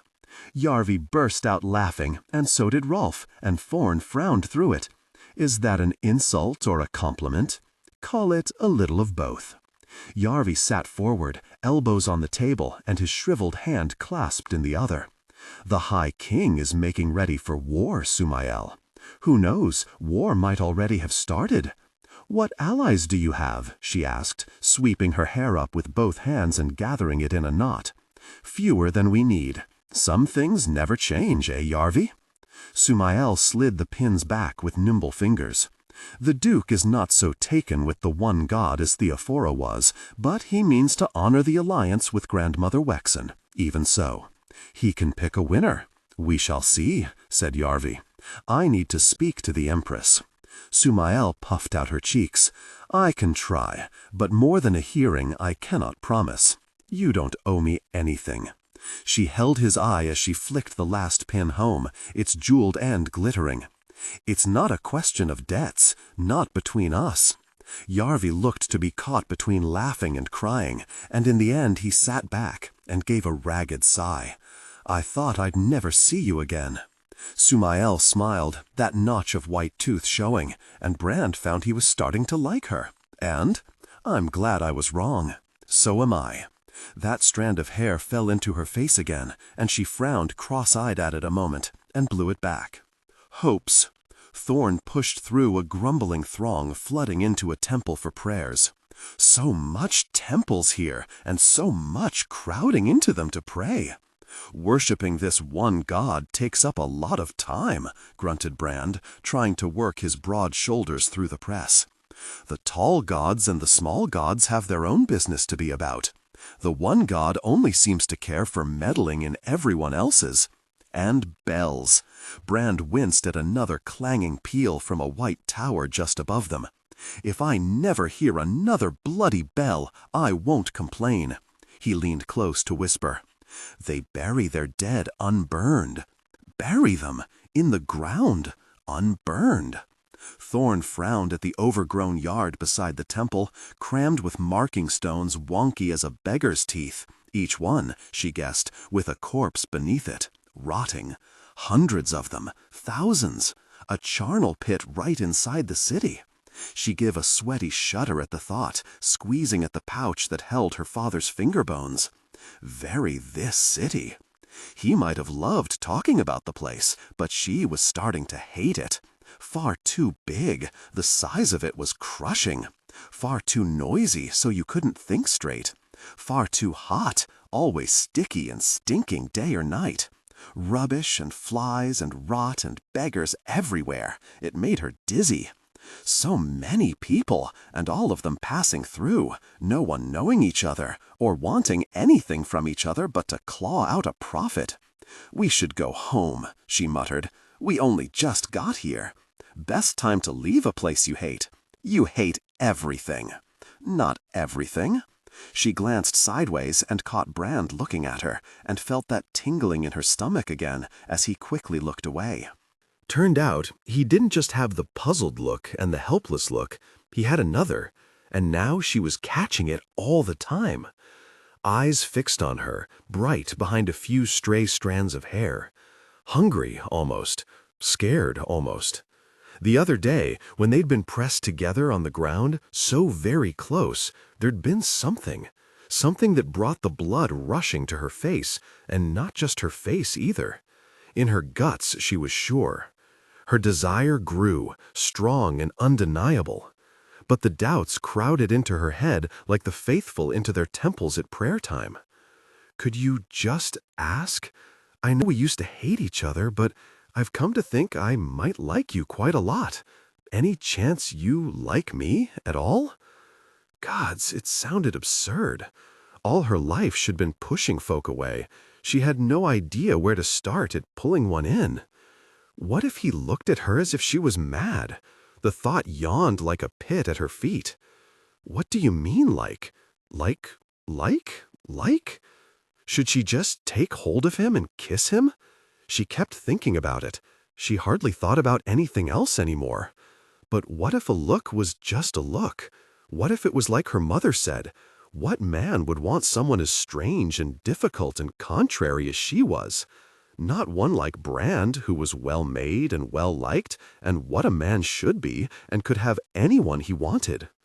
Suddenly his arm was around her, herding her back into a doorway. Her heart was in her mouth. She even gave a little girlish squeak as he pressed up tight against her. Then everyone was scrambling to the sides of the lane as horses clattered by, feathers on their bridles thrashing and gilded armor glinting, and tall riders in tall helmets, caring nothing for those who cowered to either side. Duke Micada's men, no doubt. Someone could get hurt, Brand muttered, frowning after them. Aye, she croaked, someone could. She was fooling herself. Had to be. They were friends. They were oar-mates. That was all they needed to be. Why ruin it by pushing for something she couldn't have, didn't deserve, wouldn't get? Then she caught his eye, and there was that very look again that set her heart going as if she'd rode a hard mile. He jerked away from her, gave an awkward half-smile, strode on as the crowds pressed back in after the horseman. What if he felt the same as her, wanting to ask but scared to ask and not knowing how to ask? Every conversation with him felt dangerous as a battle. Sleeping in the same room was torture. They'd just been oormates on one floor when they first threw their blankets down, laughing at the state of the great ruin Yarvi had bought, daylight showing through the roof. But now she only pretended to sleep while she thought about how close he was. And sometimes she thought he was pretending too, could swear his eyes were open, watching her. But she was never sure. The thought of sleeping next to him made her miserable, and the thought of not sleeping next to him made her miserable. Do you like me?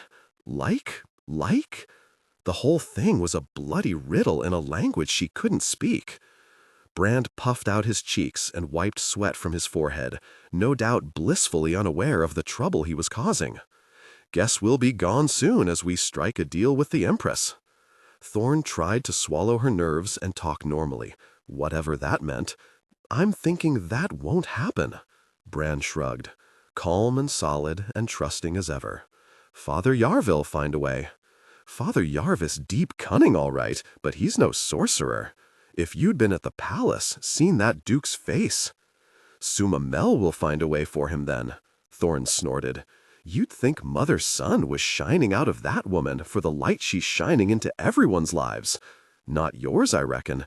I don't trust her. You don't trust anyone, she almost said. I trust you, but swallowed it at the last moment and settled for a grunt. And Rolf trusts her, Brand went on. With his life, he told me. Father Yarvi too, and he's hardly the trusting type. Wish I knew more about what happened with those three, said Thorn. There's a story there. Sometimes you'll be happier for knowing less. That's you, not me. She glanced over at him and caught him looking back. Hungry, almost. Scared, almost. And she felt that tingle deep in her stomach and would have been off on a mad argument with herself yet again if they hadn't come to the market. One of the markets, anyway. The first of cities had dozens, each one big as Roystock. Places of mad bustle and noise, cities of stalls choked with people of every shape and color. Great scales clattered and abacuses rattled, and prices were screamed in every tongue over the braying and clucking and honking of the livestock. There was a choking reek of cooking food, and sickly sweet spice and fresh dung, and the gods knew what else. Everything else. Everything in the world for sale. Belt buckles and salt, purple cloth and idols, monstrous sad-eyed fishes. Thorn squeezed her eyes shut and forced them open, but the every-colored madness still boiled before her. Just meat, said Thorn plaintively, weighing Father Yarvi's purse in her hand. We just want meat. Saffrit hadn't even asked for a certain kind. She dodged as a woman in a stained apron strode past with a goat's head under her arm. Where the hell do we start? Hold up. Brand had stopped at a stall where a dark-skinned merchant was selling strings of glass beads, and lifting one so Mother Sun sparkled through the yellow glass. Pretty, ain't they? Sort of thing a girl likes as a gift. Thorn shrugged. I'm no expert on pretty. Girls neither, for that matter. You are one, aren't you? So my mother tells me, she added in a mutter, opinions divided. He held up another necklace, green and blue this time. Which ones would you want? And he grinned sideways. For a gift? Thorn felt that tingle in her stomach, stronger than ever, close to actual vomiting. If ever she was going to get proof, then here it was. A gift for her. Hardly the one she would have chosen, but with luck that might be next. If she picked out the right words. What to say? Gods, what to say? Her tongue seemed twice its usual size of a sudden.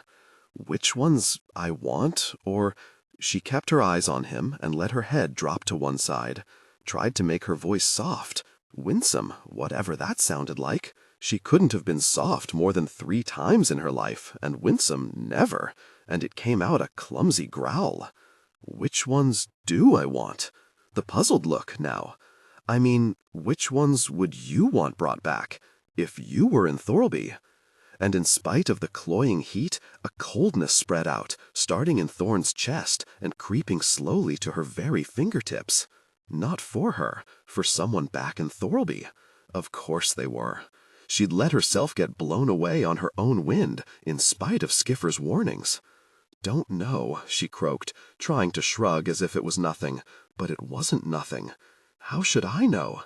She turned away, her face burning, as Brand talked prices with the merchant, and she wished the ground would open up and eat her, unburned like the southern dead. She wondered what girl those beads were for. Wasn't as if there were that many in Thorlby the right age. More than likely Thorn knew her. More than likely Thorn had been laughed at and pointed at and sneered at by her. One of the pretty ones her mother always told her to be more like. One of the ones who knew how to sew and how to smile and how to wear a key. She thought she'd made herself tough right through. Slaps and punches and shield blows hardly hurt her. But everyone has chinks in their armor. Father Yarvi might have stopped them crushing her with stones, but casually as that, Brand crushed her just as flat with a string of beads. He was still grinning as he slipped them into a pocket. "She'll like them, I reckon." Thorn's face twisted. Never even occurred to him she might think they were for her. Never even occurred to him to think of her the way she'd come to think of him. It was as if all the color had drained out of the world. She'd spent a lot of her life feeling shamed and foolish and ugly, but never so much as this. "I'm such a stupid... Gosh," she hissed. Brand blinked at her. "Eh?" The helpless look, this time, and the temptation to sink her fist into it was almost overpowering, but she knew it wasn't his fault. It was no one's fault but her own, and punching yourself never solves anything. She tried to put a brave face on, but she couldn't find it right then. She wanted just to get away, to get anywhere, and she took one step and stopped dead. The scowling Vansterman who had stood beside Mother Skara in the palace was blocking her path, his right hand hidden in a rolled-up cloak where, she had no doubt, it held a blade. There was a rat-faced little man at his shoulder, and she could feel someone moving over on her left. The big lowlander, she guessed. "Mother Skara wants a word with you," said the Vansterman, showing his teeth, and far from a pretty set. "Be best if you came quietly." "Better yet, we'll go our own way quietly," said Brand, plucking at Thorn's shoulder. She shook him off. Hot shame turned to chill rage in an instant. She needed to hurt someone, and these idiots had come along at just the right moment. Right for her, wrong for them. "I'll be doing nothing quietly." And she flicked one of Father Yarva's silver coins to the holder of the nearest stall, covered in tools and timber. "What's this for?" he asked as he caught it. "The damage," said Thorn, and she snatched up a hammer, flung it underhand so it bounced from the Vansterman's skull, sending him stumbling back, all amazement. She grabbed a heavy jug from another stall and smashed it over his head before he could get his balance, spraying them both with wine. She caught him as he fell and dug the jagged remains of the handle into his face. A knife came at her and she dodged it on an instinct, jerking back from the waist so the blade hissed by her, eyes wide as she followed the flashing metal. The rat-faced man stabbed again, and she reeled sideways, lurched over a stall, its owner wailing about his goods. She came up clutching a bowl of spice, flung it at Ratface in a sweet-smelling orange cloud. He coughed, spat, lunged at her blindly. She used the bowl like a shield, the knife blade buried itself in the wood, and she wrenched it from his hand. He came at her with a clumsy punch, but she got her arm inside it, felt his fist scuff her cheek as she stepped in and kneed him full in the gut, then again between the legs, and made him squeal. She caught him around the jaw, arching back, and butted him with all her strength in his rat face. The jolt of it dizzied her for a moment, but not half as much as it did him.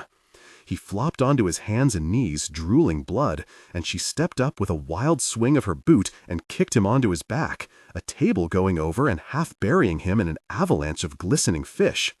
She turned, saw Brand being forced backward over a stall stacked with fruit, the big lowlander trying to push a knife into his face, Brand's tongue wedged between his teeth, eyes crossed as he stared at the bright point. When you're training, fighting your oarmates, there's always a little held back. Thorn held back nothing now. She caught the lowlander's thick wrist with one hand and hauled his arm straight behind him, screamed as she drove the heel of her other hand down into his elbow. There was a crunch, and his arm bent the wrong way, knife tumbling from his flopping hand. He screamed until Thorn chopped him in the neck just the way Skiers taught her, and he fell jerking onto the next stall, sending broken pottery flying. "Come on," she spat. But there was no one left to fight. Only the shocked stallholders and the scared bystanders, and a mother holding her hand over her daughter's eyes. "Go quietly, will I?" she shrieked, lifting her boot to stomp on the lowlander's head. "No!" Brand caught her under the arm and dragged her through the wreckage, folks scrambling to give them room as they half walked, half ran into the mouth of a side street. "Did you kill them?" he was squeaking. "With any luck," snarled Thorn, tearing herself free of him. "Why? Did you plan to buy him beads, did you?" "What? We were sent to get meat, not make corpses." They took a quick turn, past a group of surprised beggars, and on through the shadows of a rotten alley, the commotion fading behind them. "Don't want to cause trouble for Father Yarvi. Don't want to see you crushed with rocks either, if I can help it." She saw he was right, and that made her angrier than ever. "You're such a coward," she hissed, which surely wasn't fair, but she wasn't feeling very fair right then. There was something tickling her eye, and she wiped it, and her hand came away red. "You're bleeding," he said, reaching out. "Here, get your hand off me." She shoved him against the wall, then, when he bounced off, shoved him again even harder. He shrank back, one hand up as she stood over him with her fists clenched, and he looked confused and hurt and scared. It was a look that gave her a tingle all right, but not in a good way. In that look, she saw her silly, bloody hopes as twisted and broken as she left that lowlander's arm, and it was no one's fault but her own. She shouldn't have let herself hope, but hopes are like weeds. However often you root them out, they keep on springing up. She gave a growl of frustration and stalked off down the alleyway. Ruins. He'd ruined it. Brand leant against the crumbling wall of the courtyard between Rolf and Father Yarvi, watching Thorn give Fror a pasting. He'd spent half his time watching her since they reached the first of cities.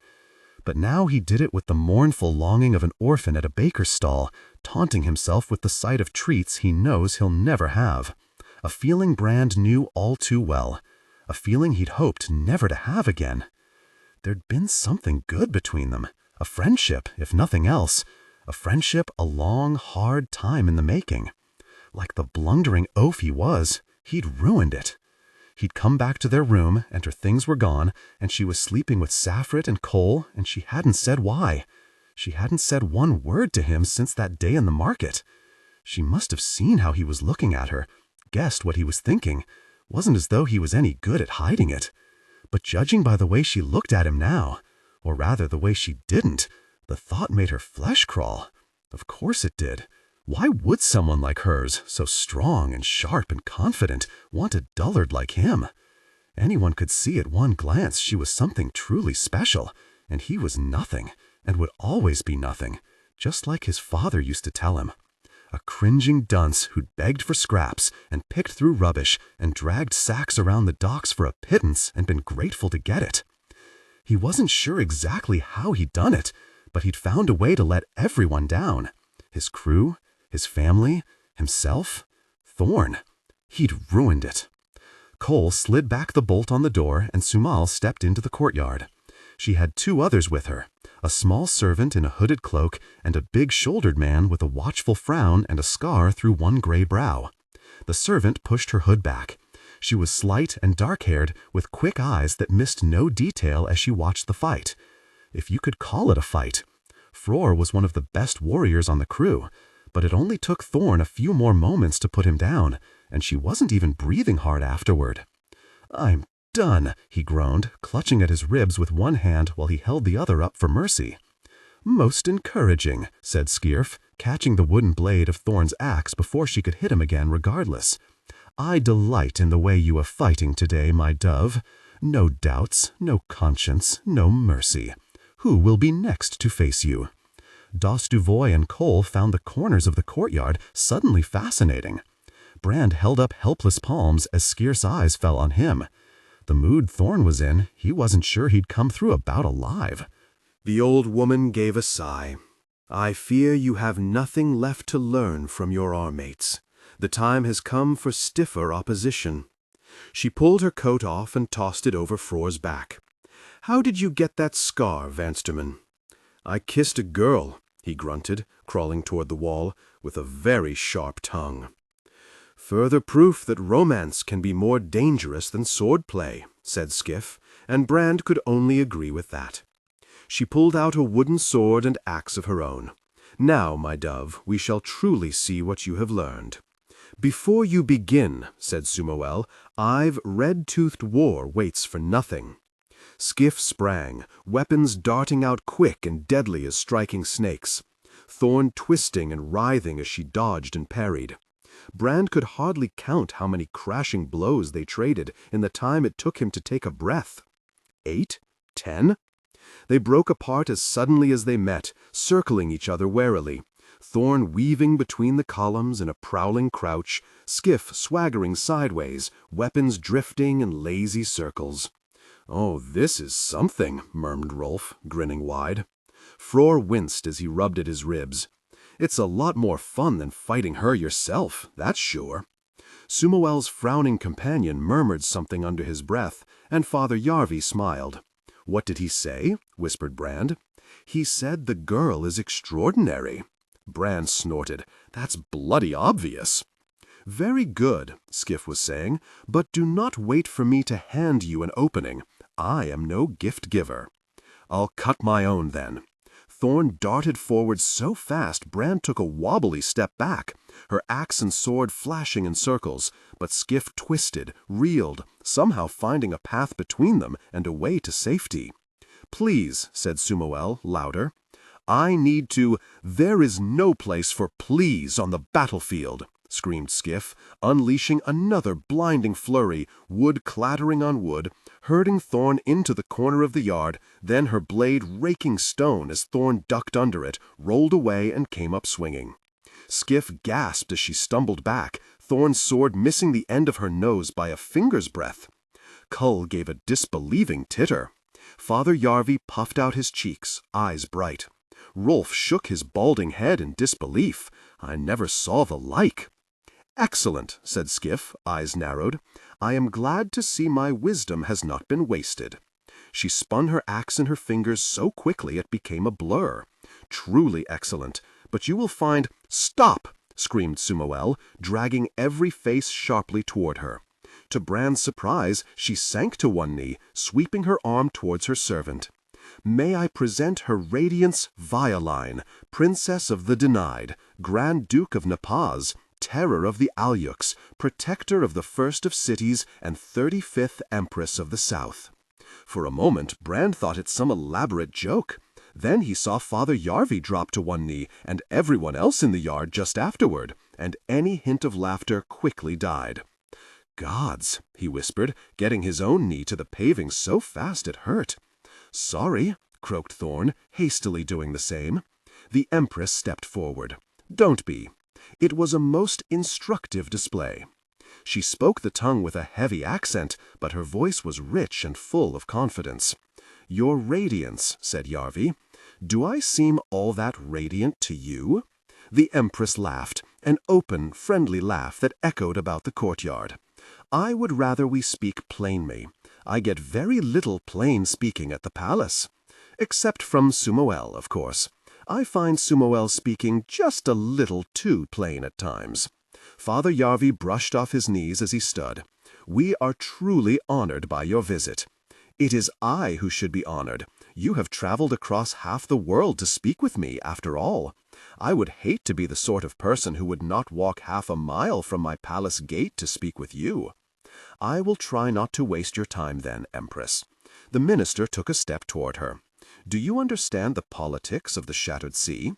I know a little. Sumoel has told me more. Yarvi took another step. I fear Mother War will soon spread her bloody wings across its every shore. And you seek my help? Even though we pray to different gods? Even though my aunt made an alliance with the High King? her alliance, not yours." The Empress folded her arms and stepped sideways. She and the minister began to circle each other warily, very much as Thorn and Skiff had done a few moments before. "Why should I forge a new one with Gettland?"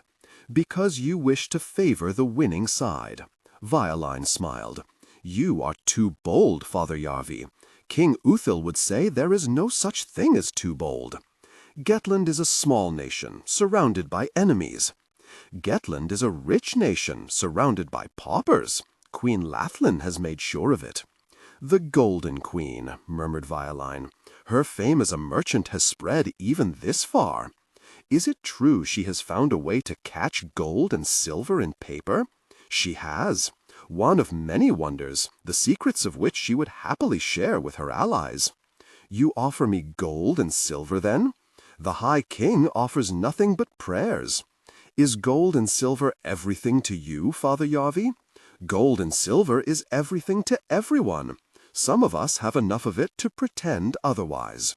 The Empress gave a little gasp at that. "You asked for honesty." Yarvi snapped his fingers toward Thorn and she stood up. "But as it happens, my mother has sent something made of neither gold nor silver. A gift brought the long, hard road down the divine and the denied from the darkest corners of the shattered sea." And he slid the black box from inside his coat and handed it to Thorn. "An elf relic?" said the Empress, scared and curious at once. The frowning man moved closer to her, frowning even deeper. Thorn held the box out awkwardly. They might have been of an age, but Violine looked like a child next to her. Her head barely came to Thorn's chest, let alone her shoulder. As though realizing how strange a pair they made, Thorn dropped to one knee so she could hold the gift at a more fitting angle, the elf letters etched on the lid glinting as they caught the light. "Sorry." "Don't be. I wish I was tall." Violine pushed back the lid of the box, and that pale light flooded out, and her eyes went wide. Brand felt Rolf stiffen beside him, heard Kull give a gasp of amazement, Frore murmuring a breathless prayer. He'd seen the light before, and still he strained forward, longing to see what made it. The lid of the box was in the way, though. "It is beautiful," breathed the Empress, reaching out. She gasped as she touched whatever was inside, the light on her face shifting from white to pink and back as she jerked her hand away. "Great God! It still turns?" "It does," said Skiff. "It senses you, Empress, and shifts to match your mood. It was brought from the elf ruins of Strocum, where no man has trodden since the breaking of God. There may not be another like it in the world. Is it safe?" "No truly wonderful thing can be entirely safe, but it is safe enough." Violine stared into the box, her wide eyes reflecting its glow. "It is too grand a gift for me." "How could any gift be too grand for the Empress of the South?" asked Yarvi, taking a gentle step toward her. "With this upon your arm, you will seem radiant indeed." "It is beautiful beyond words, but I cannot take it. It is a gift freely given." Violine looked up at him through her lashes. "I asked you to speak honestly, Father Yarvi," and she snapped the box shut and put the light out with it. "I cannot help you. My Aunt Theophora made promises I cannot break." She lifted her small fist high. "I am the most powerful person in the world." Then she laughed and let it fall. "And there is nothing I can do. Nothing I can do about anything. My uncle has an understanding with Mother Scare." "A ruler must plow her own furrow," said Yarvi. "Easier said than done, Father Yarvi. The soil is very stony hereabouts." "I could help you dig it over." "I wish you could. Sumoel says you are a good man. Above average." Sumoel had a little smile at the corner of her mouth. "I've known worse men with both their hands." "But you cannot help me. No one can." Violine drew up her hood, and with one last glance toward Thorn, still kneeling in the middle of the courtyard with the box in her hand, the Empress of the South turned to leave. "And I am sorry, but I cannot help you." It was hardly what they'd all been hoping for, but so it goes, with hopes. Some bloody diplomat. Skiffer came at her again, but this time Thorn was ready. The old woman grunted in surprise as Thorn's axe caught her boot and sent her lurching. She parried the next blow, but it rocked her on her heels, and the one after tore her sword from her hand and knocked her clean on her back. Even on the ground, Skiffer was dangerous. She kicked dust in Thorn's face, rolled and flung her axe with deadly accuracy. But Thorn was ready for that too, hooked it from the air with her own and sent it skittering into the corner, pressing on, teeth bared, and pinning Skiffer against one of the pillars, the point of her sword tickling the old woman's sweat-beaded throat. Skiffer raised her gray brows. Auspicious. "I won!" bellowed Thorn, shaking her notched wooden weapons at the sty. It had been months since she dared hope she might ever get the better of Skiffer. Those endless mornings being beaten with the oar as Mother Sun rose, those endless evenings trying to hit her with the bar by the light of Father Moon, those endless blows and slaps and slides into the mud. But she had done it. I beat her. "You beat her," said Father Yarvi, nodding slowly. Skiffer winced as she clambered up. "You have beaten a grandmother, long years past her best. There will be sterner challenges ahead for you, but you have done well. You have listened. You have worked. You have become deadly. Father Yarvi was right. When am I wrong?" The minister's smile vanished at a hammering on the door. He jerked his head toward Cole, and the boy slid back the bolt. "Sumuel," said Yarvi, smiling as he did whenever she visited, "what brings?" She was breathing hard as she stepped over the threshold. "The Empress wishes to speak to you." Father Yarvi's eyes widened. "I'll come at once." "Not you." She was looking straight at Thorn. "You." Brand had spent most of his life feeling out of place. Beggar among the rich, coward among the brave, fool among the clever. But a visit to the palace of the Empress opened up whole new gulfs of crippling inadequacy. "Gods," he whispered, every time he crept around another corner after Thorn and Sumuel into some new marbled corridor, or gilded stairway, or cavernous chamber, each richer than the last. He tiptoed down a hallway lit with candles tall as a man. Dozens of them, each worth more in Thorbay than he was, left burning on the chance that someone might happen by. Everything was jeweled or silvered, paneled or painted. He looked at a chair inlaid with a dozen kinds of wood and thought how much more it must have cost than everything he had earned in his life. He wondered if he was dreaming it, but knew he didn't have a good enough imagination. "Wait here," said Sumuel as they reached a round room at the top of a flight of steps, every bit of the marble walls carved as finely as Kull's mast, with scenes from some story. "Touch nothing." And she left Brand alone with Thorn, the first time since that day in the market. And look how that turned out. "Quite a place," he muttered. Thorn stood with her back to him, turning her head to show a sliver of frown. "Is that why Father Yarvi sent you along? To say what anyone could see?" "I don't know why he sent me along." Chill silence stretched out. "I'm sorry if I dragged you back. The other day. You're far the better fighter. I should have let you take the lead." "You should have," she said, without looking at him. "Just seems like you're angry with me, and whatever does now seem like the time?" "No." He knew some things were better left unsaid, but he couldn't stand thinking she hated him. He had to try and put things right. He glanced across at her, and she caught him looking, the way she had dozens of times the last few weeks, but now her face twisted. "Just shut your bloody mouth," she snarled, white with fury, and looked ready to give him a bloody mouth as well. He looked down at the floor, so highly polished he could see his own stricken face staring stupidly back, and had nothing to say. What could you say to that? "If you lovebirds are quite finished," said Sumuel from the doorway, "the Empress is waiting." "Oh, we're finished," snapped Thorn, stalking off. Sumuel shrugged her shoulders at Brand, and two frowning guards shut the doors on him with a final-sounding click. The gardens were like something from a dream, all lit in strange colors by the purple sunset and the shifting torchlight, flames flickering from cages of coals that sent sparks dancing with every breath of wind. Nothing was the way the gods had made it, everything tortured by the hands of man. Grass shaved as carefully as a romancer's jaw. Trees clipped into unnatural shapes and bowing under the weight of their own bloated, sweet-smelling blossom. Birds, too, twittering from the twisted branches, and Thorn wondered why they didn't fly away until she saw they were all tethered to their perches with silver chains fine as spiders' threads.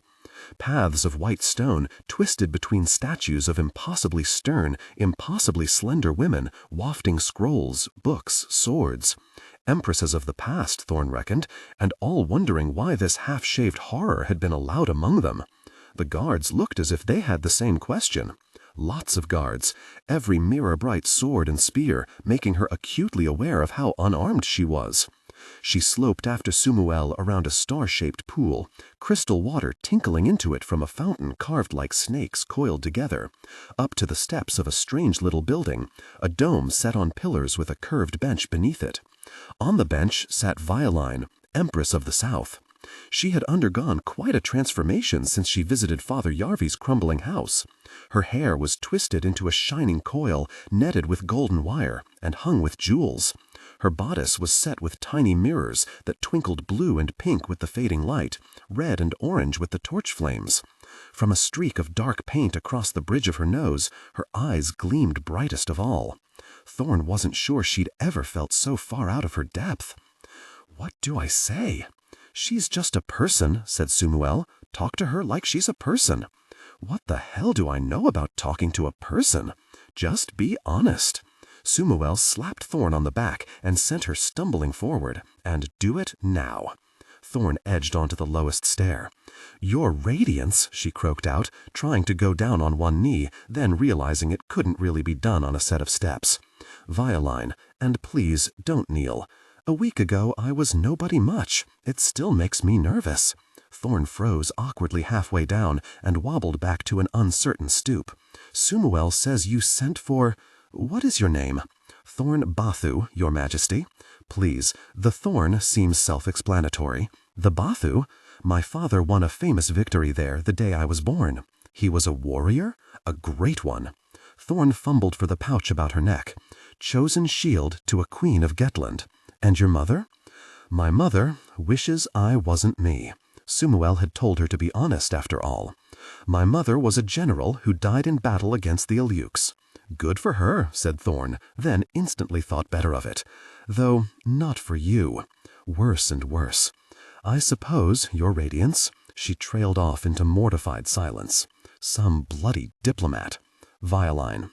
The Empress patted the bench beside her. "Sit with me." Thorn stepped up into the little pavilion, around a table, a silver platter on it, heaped with enough perfect fruit to feed an army, and to a waist-high rail. "Gods," she breathed. She had scarcely thought about how many stairs she'd climbed, but now she saw they were on the palace roof. There was a cliff-like drop to more gardens far below. The first of cities was spread out under the darkening sky beyond, a madman's maze of buildings, lights twinkling in the blue evening, as many as stars in the sky. In the distance, across the black mirror of the strait, other clusters of lights, other towns, other cities, strange constellations, faint in the distance. "And all this is yours," Thorn whispered. "All of it and none of it." There was something in the set of Violine's jaw, jutting proudly forward, that Thorn thought she recognized, that she had seen in her mother's mirror long ago, that made her think the Empress was used to wearing a brave face of her own. "That must be quite a weight to carry," she said.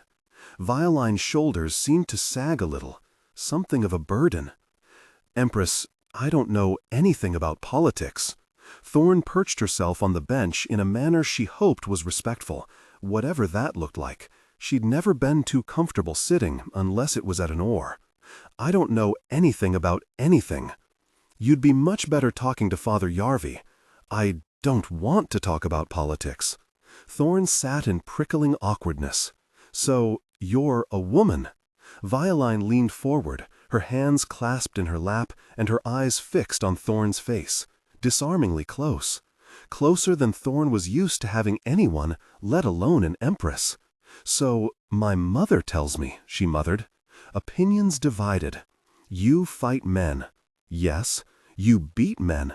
Sometimes, Sumal says you beat them 3 at a time. Your crew respect you. I could see it in their faces. They fear you." Respect? I don't know. Fear? Maybe. You're Violine. I never saw a woman fight like you. Can I? Before Thorn could answer, the Empress had put her hand on Thorn's shoulder and squeezed at it. Her eyes went wide.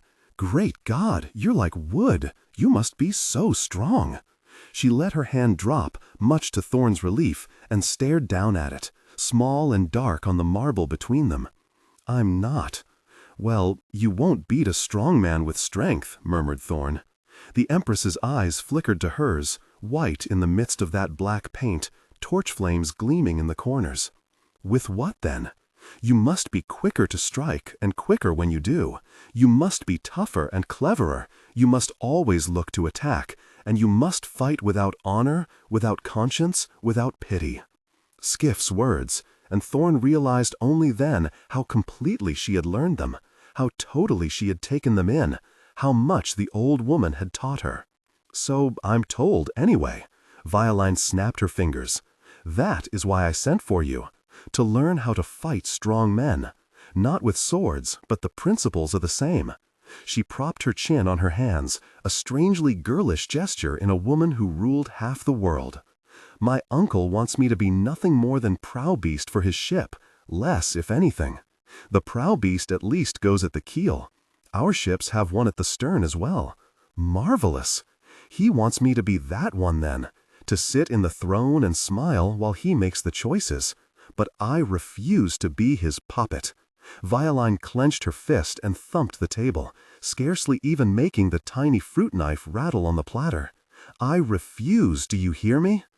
I do, but I'm not sure my hearing will make much difference. No, it's my uncle's ears I need to open. The Empress glared off across the darkening gardens. I stood up to him again in the council today. You should have seen his face. He couldn't have been more shocked if I'd stabbed him. You can't know that for sure until you stab him. Great God, I'd like to. Violine grinned across at her. I bet no one makes a puppet of you, do they? I bet no one dares. Look at you. She had an expression Thorn wasn't used to seeing, almost admiring. You're, ugly? Muttered Thorn. No. Tall? No. Well, yes, but free. Free. Thorn gave a disbelieving snort. Aren't you? I'm sworn to serve Father Yarvi, to do whatever he thinks necessary, to make up for what I did. What did you do? Thorn swallowed. I killed a boy. Edwall was his name, and I don't reckon he deserved to die, but I killed him all right. Violine was just a person, as Sumal had said, and in spite of her clothes and her palace, or maybe because of them, there was something in her even, earnest gaze that drew the words out. They were all set to crush me with stones for it, but Father Yarvi saved me. Don't know why, but he did. It was Skiff taught me to fight. Thorn smiled as she touched her fingers to the shaved side of her head, thinking how strong she thought herself back then, and how weak she'd been. We fought horse people on the Denied, killed a few of them, then I was sick. And we fought men in the market the other day, me and Brand. Not sure whether I killed those, but I wanted to. Angry about those beads, I reckon. She trailed off, realizing she'd said a lot more than she should have. Beads? Asked Violine, the painted bridge of her nose crinkled with puzzlement. Thorn cleared her throat. Wouldn't worry about it. I suppose freedom can be dangerous, said the Empress. I reckon. Perhaps we look at others and see only the things we don't have. I reckon. Perhaps we all feel weak underneath. I reckon. But you fight men and win, even so. Thorn sighed. At that, I win. Violine counted the points off on her small fingers. So, quickness to strike, and cleverness, and aggression without conscience, honor, or pity. Thorn held up her empty hands. They've got me everything I have. The Empress laughed. A big laugh from such a small woman, loud and joyous with her mouth wide open. I like you, Thorn Bathu. You're joining a small group then. Sometimes feels like it's shrinking all the time. And Thorn eased out the box and held it between them. Father Yarvi gave me something for you. I told him I could not take it. He told me I had to give it to you even so. Thorn bit her lip as she eased the box open, and the pale light spilled out, more strange and more beautiful than ever in the gathering darkness. The perfect edges of the elf bangle gleamed like dagger blades, glittering metal, polished and faceted, winking with the lamplight, dark circles within circles shifting in the impossible depths beneath its round window. A relic from another world, a world thousands of years gone, a thing beside which the priceless treasures of the palace seemed petty baubles, worthless as mud. Thorn tried to make her voice soft, persuasive, diplomatic. It came out rougher than ever. Father Yarvi's a good man, a deep-cunning man. You should speak to him. I did. Violine looked from the bangle to Thorn's eyes. And you should be careful. Father Yarvi is a man like my uncle, I think. They give no gift without expecting something in return. She snapped the box closed, then took it from Thorn's hand.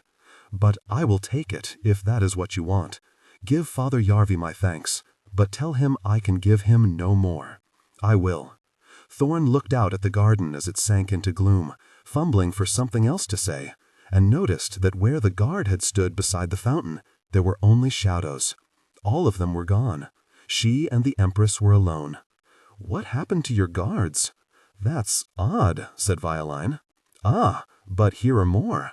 Thorn counted 6 men climbing the steps at the far end of the gardens, 6 imperial soldiers, fully armed and armored, clattering quickly down the path through pools of orange torchlight toward the Empress's little house. Another man followed them, a man with gold on his breastplate and silver in his hair, and a smile brighter than either upon his handsome face. Duke Merciless, and as he saw them, he gave a jaunty wave. Thorn had a feeling then, as though the guts were draining out of her. She reached for the silver plate and slipped the little fruit knife between her fingers. A pitiful weapon, but better than none at all. She stood as the soldiers stepped smartly around the fountain and between 2 statues, felt Violine stand at her shoulder as they spread out. Thorn recognized one of them as the breeze caught the glowing coals and light flared across his face.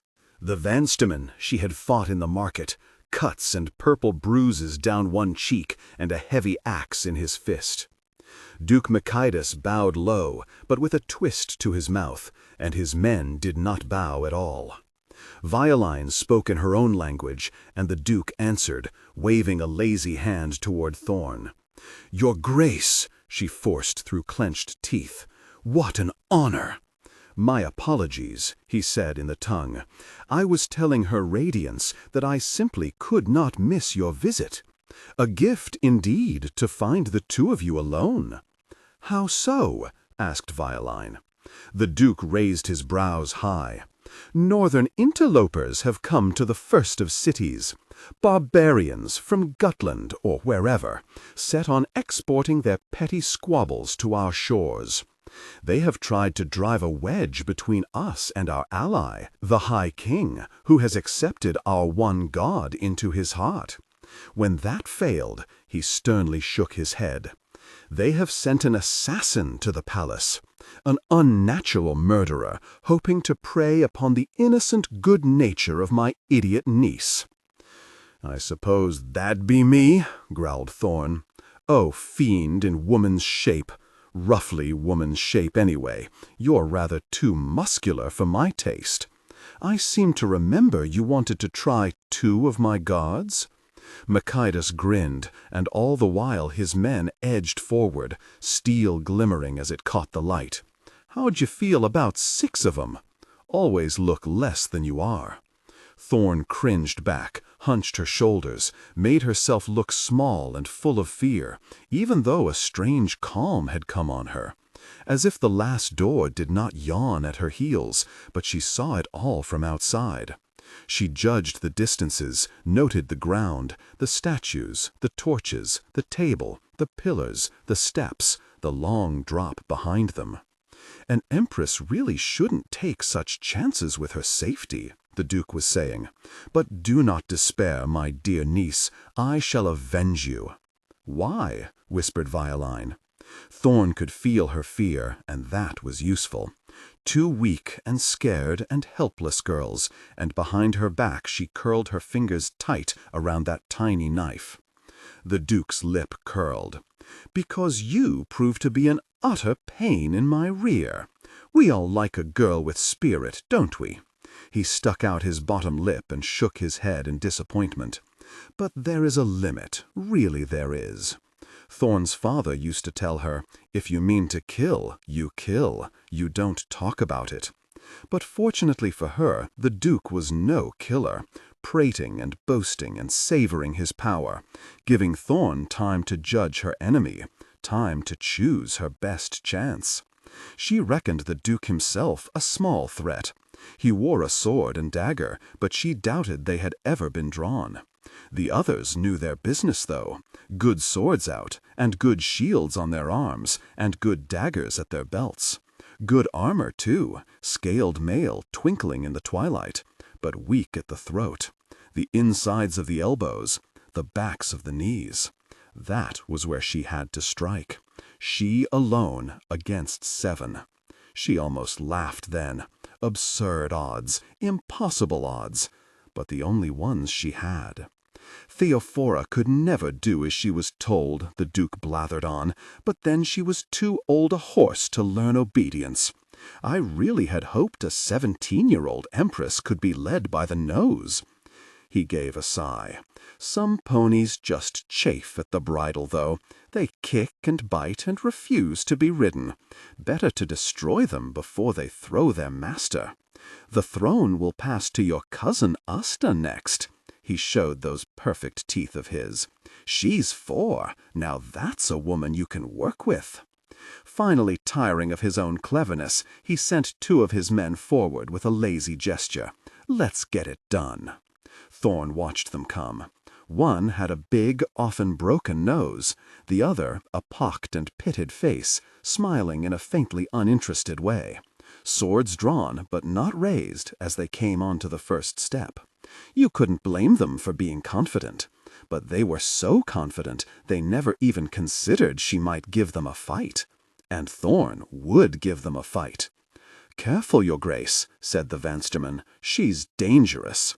"Please," scoffed the Duke, "she's just a girl. I thought you Northerners were all fire and—" The wise wait for their moment, as Father Yarvi had often told her, but never let it pass.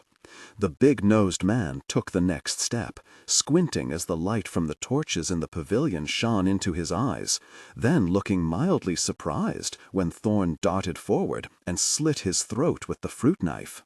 She angled the cut so blood sprayed the pock-faced man beside, and he flinched. Just for an instant, but long enough for Thorn to jerk Big Nose's knife from his belt as he stumbled backward and ram it under the rim of Pockmock's helmet, into the shadow between his neck and his collarbone, all the way to the grip. She planted her boot against his chest as he made a strangled groan and kicked him back, toppling from the first step and tangling with the 2 men behind. She caught his sword, cutting her hand on the blade, but tearing it from his slack grip, bloody fingers around the crosspiece, so she held it overhand like a dagger. She screamed as she ripped it upward, scraping the rim of the next man's shield and catching him under the jaw, the point raking across his face and knocking his helmet askew. He reeled away screeching, blood bubbling between his clutching fingers, tottering into the Duke, who gasped and shoved him into the bushes, staring at the black specks down his breastplate as though they were a personal affront. Big Nose was stumbling drunkenly back, looking even more surprised than before, desperately trying to hold his neck together, but his whole left side was already dark with blood. Thorn reckoned she could put him out of her mind. To deal with 3 that quickly was fine weapon luck indeed, but surprise had been her one advantage. It was spent, and the odds still 4-1. "God verit!" bellowed the Duke, wiping at his blood-spattered cloak. "Kill them!" Thorn shuffled back, keeping a pillar close on her left like a shield, eyes dotting back and forth as the men closed in, shields and swords and axes plenty ready now, hard steel and hard eyes all gleaming red with the torchlight. She could hear Violine behind her, almost whimpering with each breath. "Brand!" she screamed at the top of her lungs. "Brand!" Rage Brand stood there, staring at the jug of water on the table and the goblets beside it, thinking they must be there for visitors, but not daring to touch them, even though he was thirsty as a man lost in the desert. What if they were meant for better visitors than him? He twisted his shoulders in a vain effort to peel his clinging shirt from his sticky skin. Gods, the heat, the endless strangling heat, even as night crept in. He went to the window, closed his eyes, and took a long breath, feeling the warm breeze on his face, and wishing it was the salt wind of Thorby. He wondered what Rin was doing now, rolled his eyes to the twilit skies, and sent a prayer up to Father Peace to keep her well. In his eagerness to be a warrior and find a crew and make himself a new family, he'd forgotten about the one he had. He was a man you could rely on, all right, to make a very mess of things. He heaved up a heavy sigh, and then he heard it, faint, like someone calling his name. Thought he was dreaming it at first, then it came again, and he was sure. It sounded like Thorn, and the way things were between them, she wouldn't be calling him without a reason. He shoved the door open, thinking to rouse the guards. But the guards were gone. Only the empty corridor, shadowy steps up at the far end. He thought he heard fighting, felt a stab of worry, metal and cries, and his name screamed out again. He started running. Thorn snatched up the silver platter, fruit tumbling, shrieked as she flung it at the Vansterman, and he ducked behind his big axe, stumbling away as the plate bounced from his shoulder and spun off into the bushes.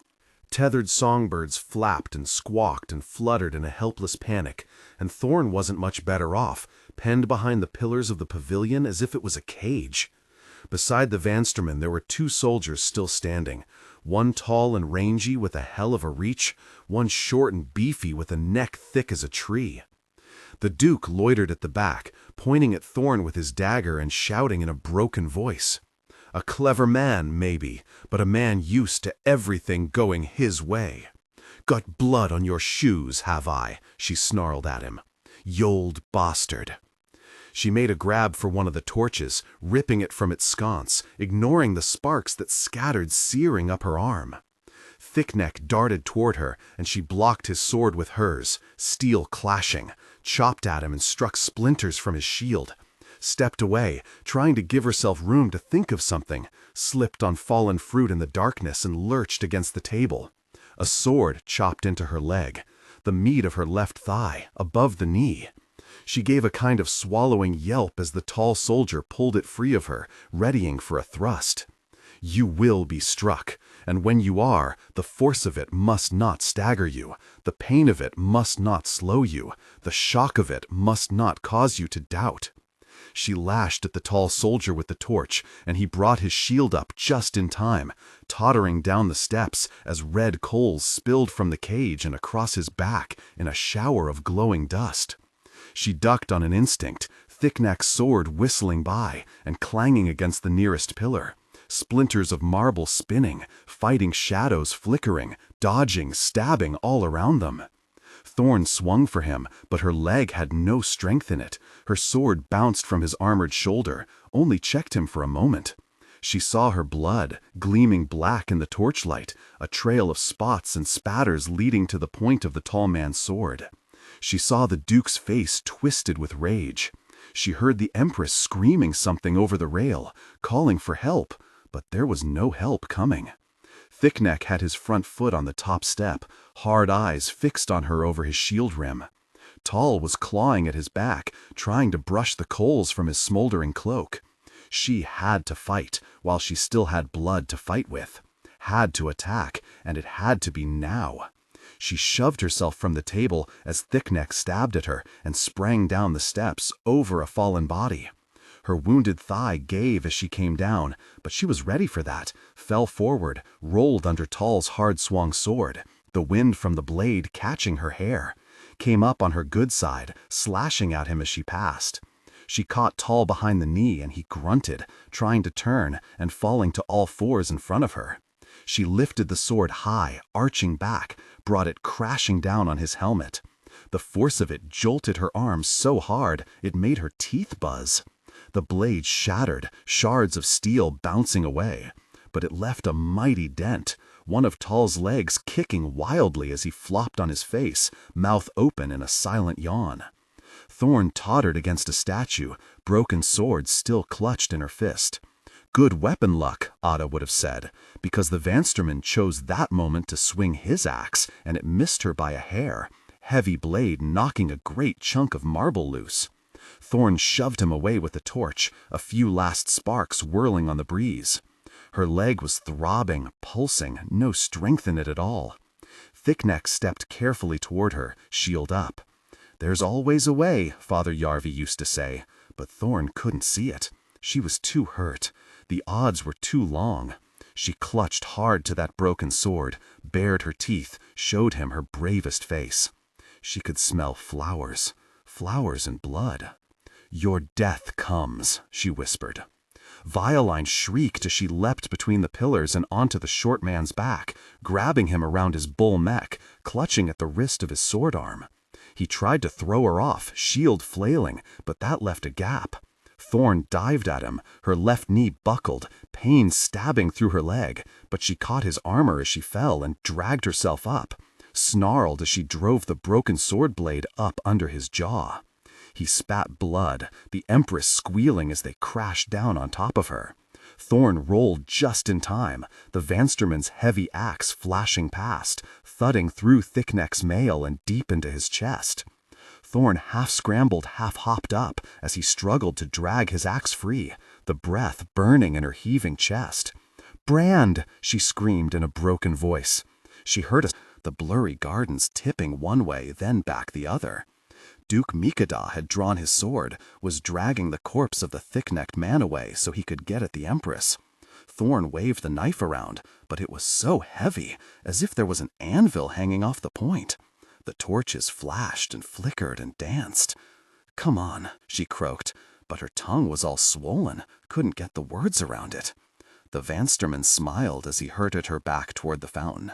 She tripped, clutched at something, knee buckling, just staying upright. Kneeling in water, fish flitting in the darkness. Violine screamed again, her voice was getting hoarse from it. The Vansterman wafted his axe back and forward, and the big blade caught the light and left orange smears across Thorn's blurred sight.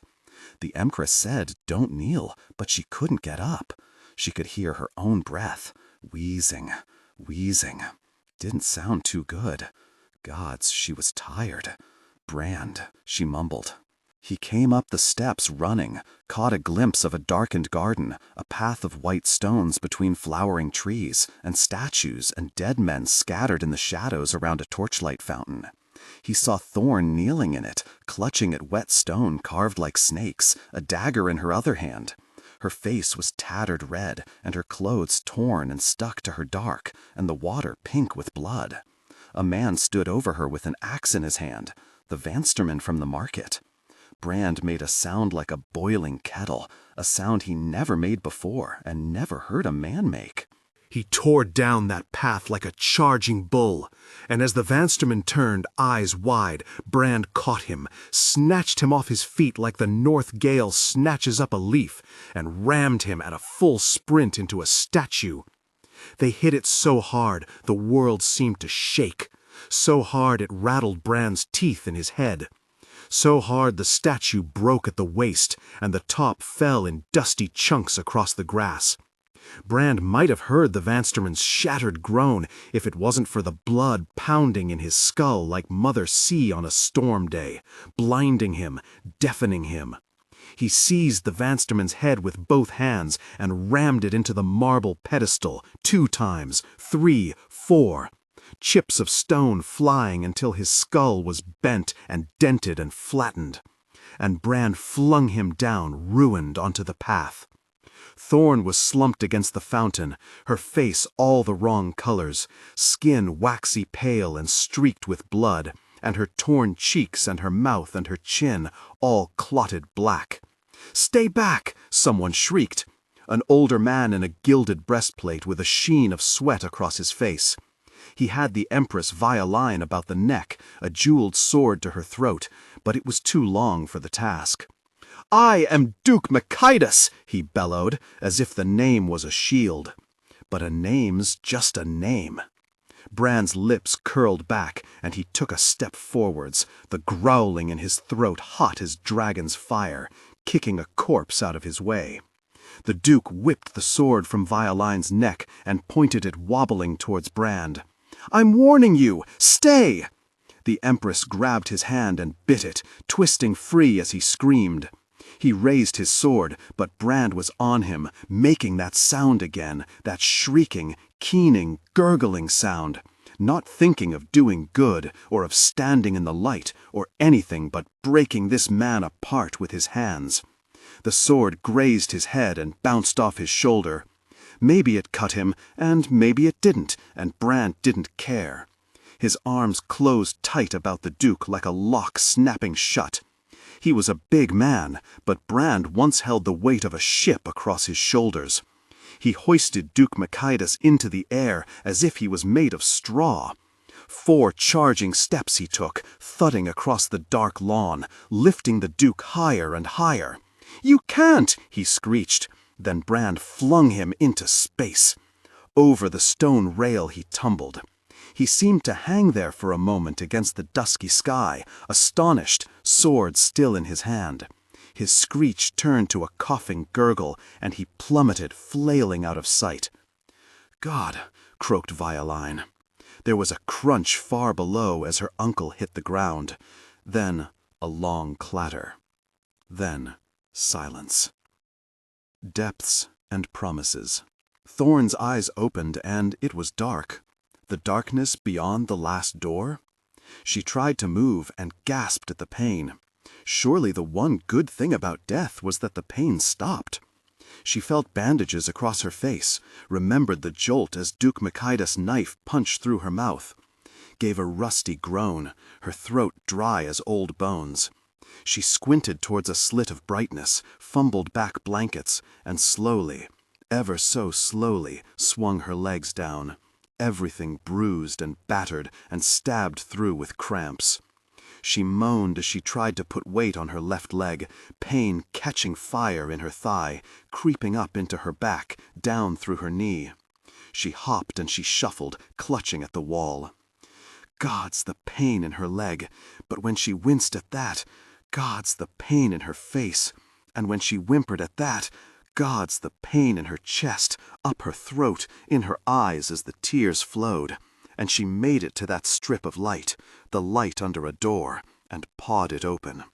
She shuffled forward with one hand up to shield her sore eyes, like staring into the blinding sun, even though it was only a single candle. A thick candle with long jeweled pins stuck into the wax.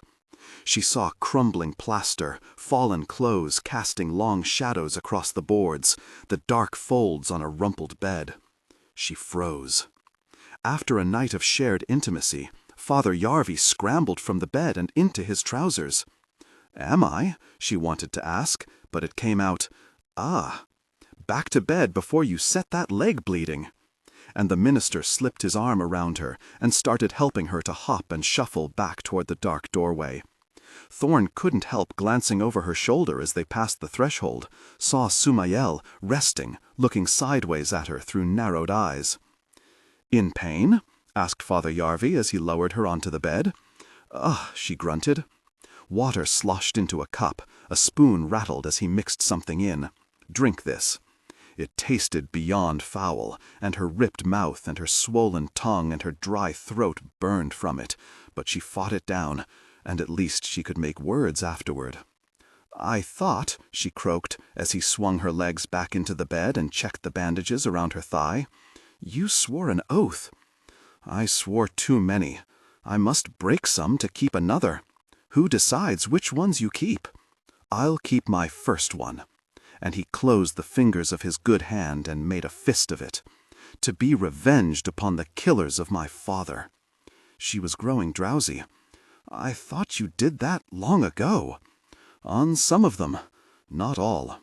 Yarvi pulled the blankets over her. "Sleep now, Thorn." Her eyes drifted closed. "Don't get up. Your radiance. For God's sake. Violine. The Empress had some scratches across her cheek, but no other sign of her brush with death. I should. Thorn winced as she tried to sit, and Violine put her hand on her shoulder and gently but very firmly pushed her back onto the bed. Don't get up. Consider that an imperial edict. For once, Thorn decided not to fight. Are you badly hurt? She thought about saying no, but the lie would hardly have been convincing. She shrugged, and even that was painful. Father Yarvi says I'll heal. The Empress looked down as though she was the one in pain, her hand still on Thorn's shoulder. You will have scars. They're expected on a fighter. You saved my life. They would have killed me first. Then you saved both our lives. Brand played his part, I hear, and I have thanked him, but I have not thanked you. Violine took a long breath. I have dissolved the alliance with the High King. I have sent birds to Grandmother Wexen. I have let her know that, regardless of what gods we pray to, the enemy of Gettland is my enemy. The friend of Gettland is my friend. Thorn blinked. You're too generous. I can afford to thee now. My uncle ruled an empire within the empire, but without him it has fallen like an arch without its keystone. I have taken your advice, to strike swiftly and without mercy. Traitors are being weeded out of my council, out of my guard. There was a hardness in her face, and just then Thorn was glad she was on Violine's right side. Some have fled the city, but we will hunt them down. You will be a great empress, croaked Thorn. If my uncle has taught me anything, it is that an empress is only as great as those around her. You have Sumael, and you. Violine's hand squeezed her shoulder, and she looked down with that earnest, searching gaze. Would you stay? Stay? As my bodyguard, perhaps? Queens have them, do they not, in the north? What do you call them? A chosen shield, whispered Thorn, as your father was. You have proved yourself more than qualified. A chosen shield.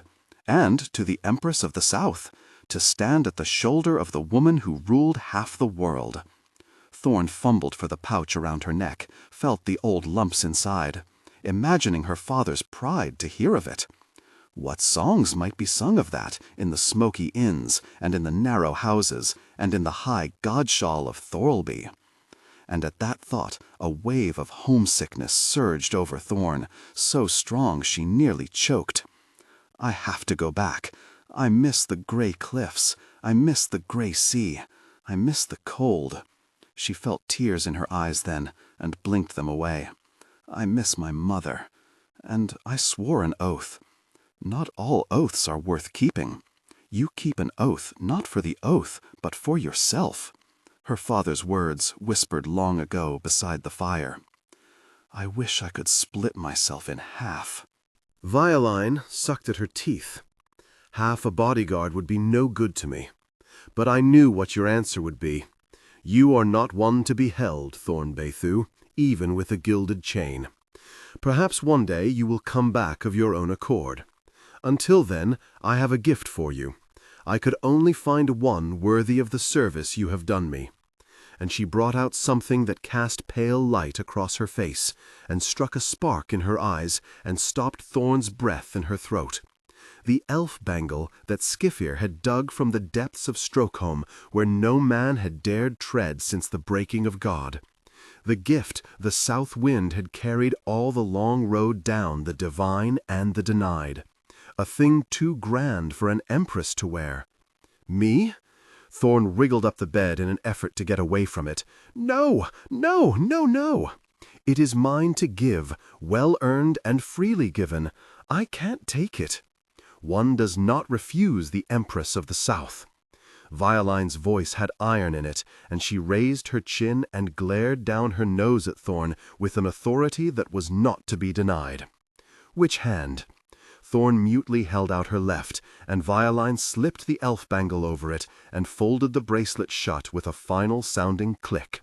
The light from its round window glowing brighter, shifting to blue-white, metal perfect as a cut jewel gleaming, and circles within circles slowly shifting beneath the glass. Thorn stared at it with a mixture of awe and horror. A relic beyond price, beautiful beyond words. Sitting now on her ridiculous bony wrist with the bizarre magnificence of a diamond on a dung heap. Violine smiled and finally let go of her shoulder. "It looks well on you." The shears click, click over the left side of Thorn's scalp, and the hair fluttered down onto her shoulder, onto her bandaged leg, onto the cobbles of the yard. "Do you remember when I first clipped your head?" asked Skifir. "You howled like a wolf cub." Thorn picked up a tuft of hair and blew it from her fingers. "Seems you can get used to anything. With enough work." Skifir tossed the shears aside and brushed the loose hair away. "With enough sweat, blood, and training." Thorn worked her tongue around the unfamiliar inside of her mouth, rough with the stitches, and leaned forward to spit pink. "Blood I can give you."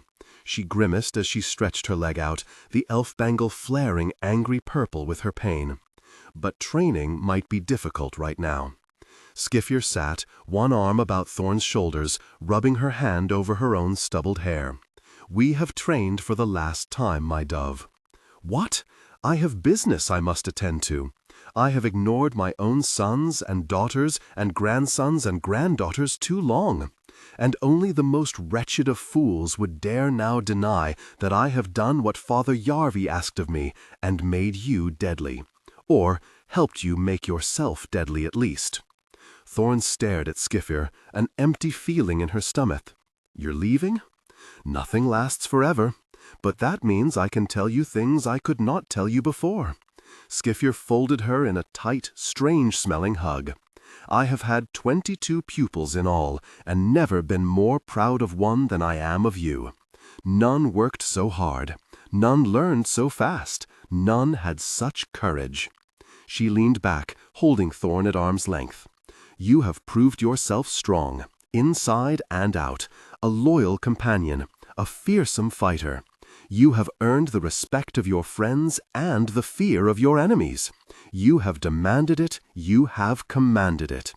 "But," muttered Thorn, rocked far more by compliments than blows, "I've still got so much to learn." A fighter is never done learning, but the best lessons one teaches oneself. It is time for you to become the master. And Skifir held out her axe, letters in 5 languages etched on the bearded blade. "This is for you." Thorn had dreamed of owning a weapon like that, a thing fit for a hero's song. Now she took it numbly and laid it on her lap and looked down at the bright blade. "To the fighter, everything must be a weapon," she muttered. "What will I do without you?" Skifir leaned close, her eyes bright, and gripped her tight. "Anything, everything. I am no mean prophet, and I foresee great things for you." Her voice rose higher and higher, louder and louder, and she pointed one clawing finger toward the sky. "We will meet again, Thorn Bathu, on the other side of the last door, if not on this one, and I will thrill to the tales of your high deeds and swell with pride that I played my own small part in them." "Very right you will," said Thorn, sniffing back her tears. She had held this strange woman in contempt. She had hated her, and feared her, and cursed her name all down the divine and the denied. And now she loved her like a mother. "Be well, my dove.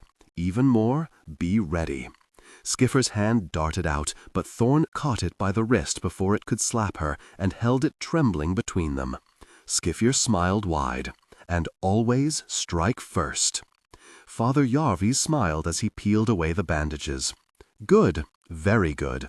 He pressed gently at the sore flesh of her cheeks with his fingertips.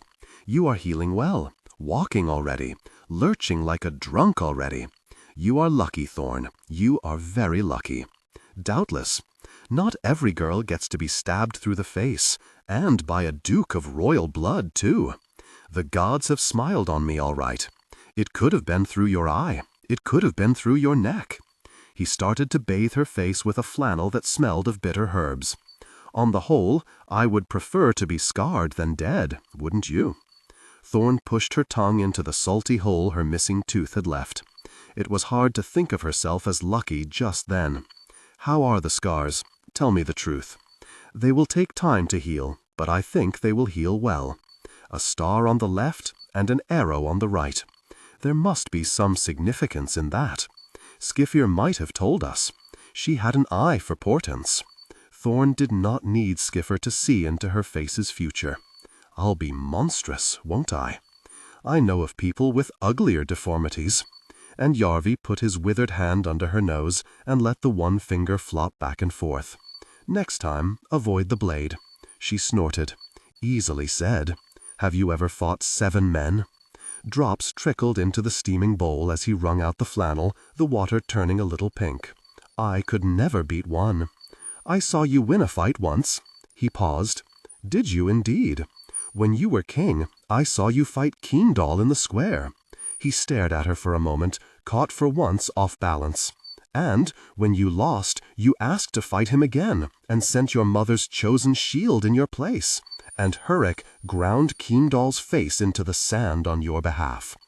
A warrior fights, murmured Yarvi. A king commands. So does a minister. He started to smear something on her face that made the stitches sting. I remember you now, a dark-haired girl, watching. Even then you were a deep-cunning man. I have had to be. Your trip to the first of cities has turned out better than anyone could have hoped, thanks to you. He unwound a length of bandage. You have done what no diplomat could achieve, and made an ally of the Empire of the South. Almost enough to make me glad I didn't crush you with rocks. And you have your reward. He tapped at the elf bangle, its faint light showing through her sleeve. I'd give it back if I could open it. Skifir says it cannot be opened. But you should wear it proudly. You have earned it, and more besides. I may not be my mother's son any longer, but I still have her blood. I remember my debts, Thorn, just as you remember yours. I've had a lot of time for remembering the last few days. I've been remembering Throvenland, another alliance that no one could have hoped for. You have a habit of coming away with them. I've been thinking about the man who poisoned the water. The man you killed? Thorn fixed his pale blue eye with hers. Was he your man? Father Yarvi's face showed no surprise, no confirmation, and no denial. He wound the bandages around her head as if she had not spoken. A deep-cunning man, she went on, in need of allies, knowing King Finn's ready temper, might have staged such a thing. He pushed a pin gently through the bandages to hold them firm. And a hot-headed girl, a thorn in the world's side, not knowing anything, might have got herself caught up in the gears of it. It could happen. You are not without some cunning of your own. Father Yarvi put the bandages and the knife carefully away in his bag. But you must know, a deep-cunning man would never lay bare his schemes, not even to his friends. He patted her on the shoulder and stood. Keep your lies as carefully as your winter grain, my old teacher used to tell me. Rest now. Father Yarvi? He turned back, a black shape in the bright outline of the door. If I hadn't killed that poisoner, who would have drunk the water? A silence, then, and with the light behind him she could not see his face. Some questions are best not asked, Thorn, and certainly best not answered. Rolf's been getting the crew back together. Brand pushed some invisible dust around with the toe of his boot. Few new men, but mostly the same old faces. Cole can't wait to get started carving the other side of the mast, he says. And Das Duvois thinking of preaching the word of the one God up north. Frar's with us, too. Thorn touched a finger to her bandages. Reckon folk'll be asking me how I got the scars now, eh? Hero's marks, said Brand, scratching at the ones that snaked up his own forearms. Marks of a great deed. And it's hardly like my looks were ever my strongest point, is it? Another awkward silence. Father Yarvi says you killed Duke Machidas. Brand winced as though the memory was far from pleasant. The ground killed him. I just made the introduction. You don't sound proud of it. No, not sure I'm touched by Mother War like you are. Don't have your fury? I was going to say courage. Anger I've got plenty of. Just wish I didn't. Father Yarvi says you carried me back. He says you saved my life. Just what an Ormaid does. Thanks for doing it even so. He stared at the ground, chewing at his lip, and finally looked up at her. I'm sorry. For whatever I did. For... He had that helpless look of his again, but rather than making her want to hold him, it made her want to hit him. "I'm sorry." "Not your fault," she grated out.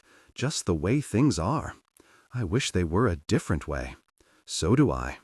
She was too tired, too sore, too hurting inside and out to try and make it pretty.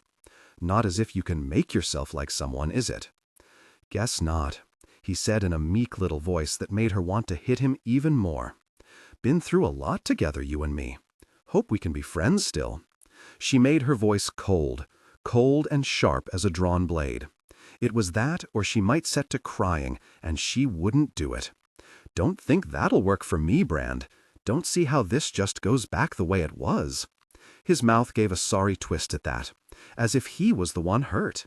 Guilt, more than likely, and she hoped it stung. Hoped it stung half as much as she did. "Up to you." He turned his back on her. "I'll be there, if you need me." The door shut, and she bared her teeth at it, and that made her face ache, and she felt tears in her eyes and dashed them hard away. Wasn't fair.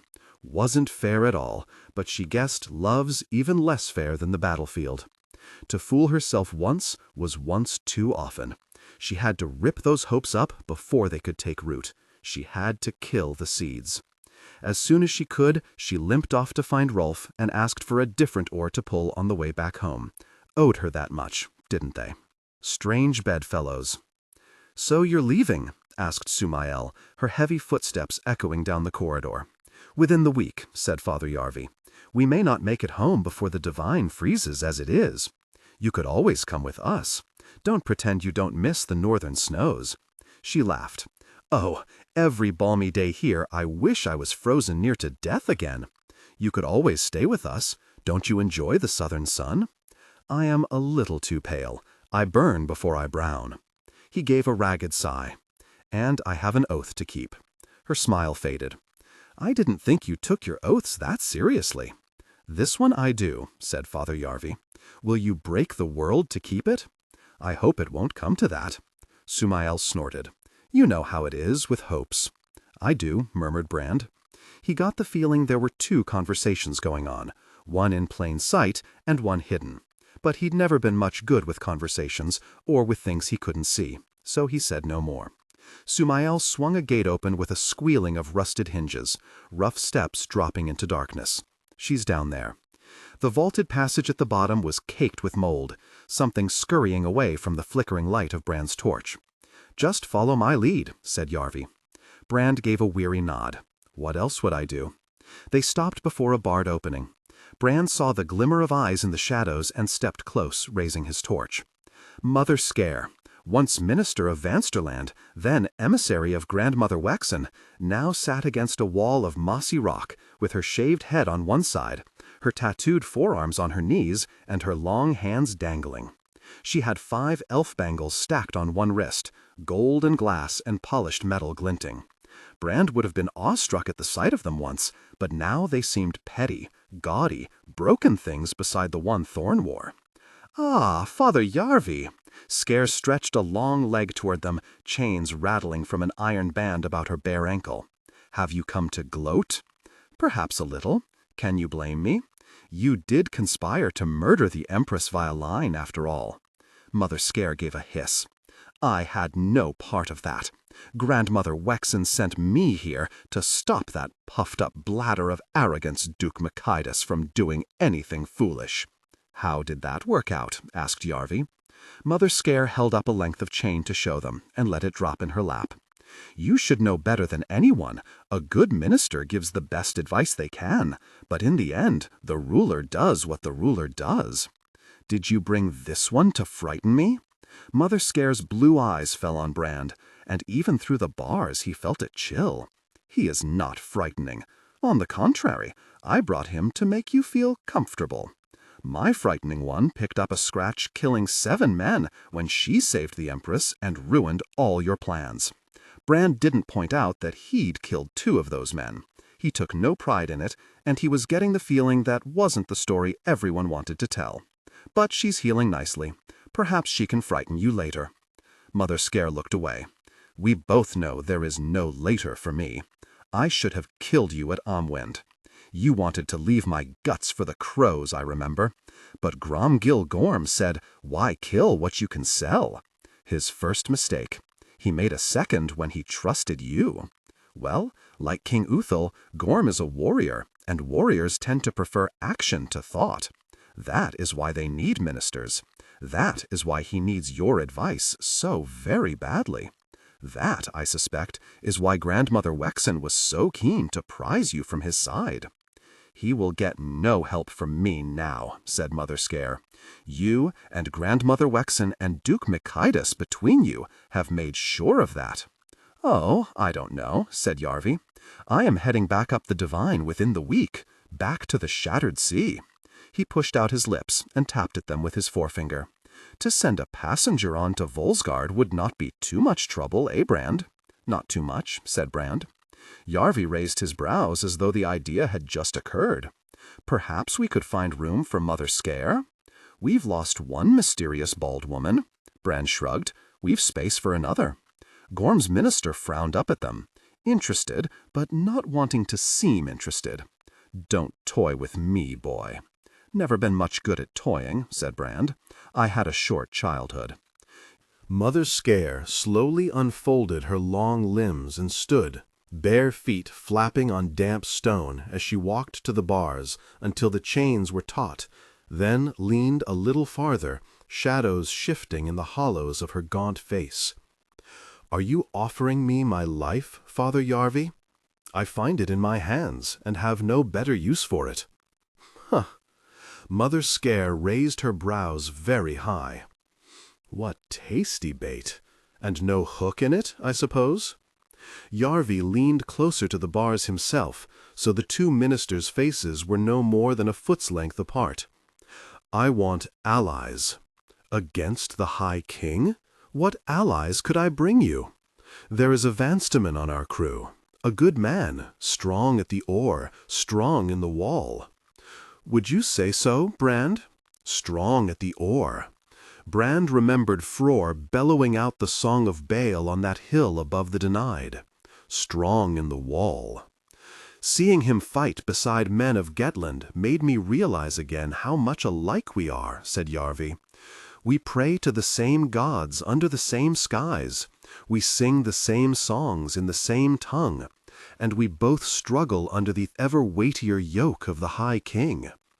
Mother Scare's lip curled. And you would free Vansterland from her bondage, would you? Why not, if at the same time I can free Gettland from hers? I did not enjoy wearing a galley captain's thrall collar. I enjoy being slave to some drooling old fool in Skeckenhouse no more. An alliance between Gettland and Vansterland? Brand grimly shook his head. We've been fighting each other since before there was a High King, since before there was a Gettland. Madness, surely. Yarvi turned to look at him, a warning in his eye. The line between madness and deep cunning has ever been a fine one. The boy is right. Mother Scare pushed her arms through the bars and let them dangle. There are ancient feuds between us, and deep hatreds. There are petty squabbles between us, and shallow ignorance. Leave the wrathful words to the warriors, Mother Scare. You and I know better. Grandmother Wexen is our true enemy. She is the one who tore you from your place to do her slave work. She cares nothing for Vansterland or Gettland or any of us. She cares only for her own power. Mother Scare let her head fall on one side. Blue eyes narrowed. You will never win. She is too strong. Duke Mikaitis was too strong, and both his power and his skull lie in ruins. They narrowed further. King Uthal will never agree. Let me worry about King Uthal.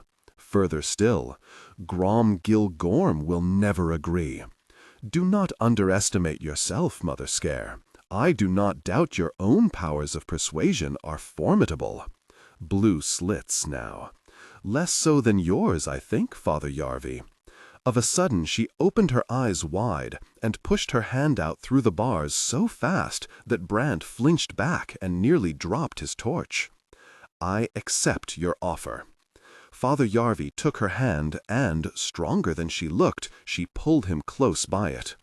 "You understand I can promise nothing. I am less interested in promises than I used to be. The way to bend someone to your will is to offer them what they want, not to make them swear an oath." Yarvi twisted his hand free. "It will be cold on the divine as the year grows late. I'd pack something warm." As they walked off into the darkness, Father Yarvi put his hand on Bran's shoulder. "You did well. I scarcely said a thing. No, but the wise speaker learns first when to stay silent. You'd be surprised how many clever people never take the lesson." Sumal was waiting for them at the gate. "Did you get what you wanted?" Yarvi stopped in front of her. "Everything I wanted, and far more than I deserved. But now it seems I must leave it behind. Fate can be cruel. It usually is. You could stay. You could come. But in the end, we must all be what we are. I am counselor to an empress. I am minister to a king. We both have our burdens." Sumal smiled. "And when you've a load to lift, you're better lifting than weeping. I will miss you, Yarvi. It will be as if I left the best piece of myself behind." They looked at each other for a moment longer. Then Sumal dragged in a sharp breath. "Good luck on the journey." And she strode away, shoulders back. Father Yarvi's face twisted, and he leaned against the gate as if he might fall. Brand was on the point of offering his hand, but the wise speaker learns first when to stay silent. Soon enough, the minister drew himself up without help. "Gather the crew, Brand," he said. "We've a long way to go." Thorn gently slid her oar from its port and gave the sweat-polished wood a fond final stroke with her fingertips. "Fare you well, my friend." The oar was all indifference, though, so with a parting sigh, she hefted her sea-chest rattling onto the wharf and sprang up after it. Mother Sun smiled down on Thorlby from a clear sky, and Thorn closed her eyes and tipped her face back, smiling as the salt breeze kissed her scarred cheeks. "Now that's what weather should be," she whispered, remembering the choking heat of the first of cities. "Look at you!" Rolf paused in tying off the prow rope to shake his balding head in wonder. "Hard to believe how you've grown since you first sat at my back oar, and not just in height." "From girl to woman," said Father Yarvi, clambering from the south wind. "From woman to hero," said Dostovoy, catching Thorn in a crushing hug. "Remember that crew of Throven men singing a song about you on the Divine? The she-devil who killed 10 warriors and saved the Empress of the South. A woman who breathes fire and looks lightning." "Snake for a tail, wasn't it?" grunted Frore, winking his smaller eye at her. "All that time spent staring at your back," mused Cole, "and I never noticed the tail," as his mother clipped him around the head. Dostovoy was still chuckling over the Throven men. Their faces when they realized you were sitting right in front of them, and then they begged to fight you. Rolf laughed with him. "Bloody fools." "We warned 'em," grunted Frore. "What did you say, Safrit?" "She might not breathe fire, but you'll get burned even so." "And she kicked them one after another and dumped their captain in the river," shouted Cole, springing up onto the ship's rail and balancing there with arms spread wide. "Lucky he didn't drown with all that ice," said Rolf. In spite of the warmth, Thorn shivered at the memory. Gods, but it was cold up there on the Divine. The ice had come early, crackling against the keel, and just a week north of the tall holes it had locked the river tight. So they dragged the south wind over and made a haul of her again, and lived there huddled like a winter flock for 2 freezing months.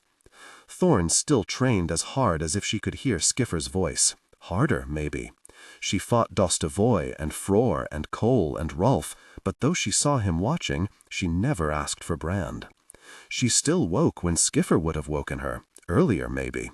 She'd look down in the chill darkness through the smoke of her breath, and see him lying, chest slowly shifting, and wish she could drop down beside him in the warmth the way she used to.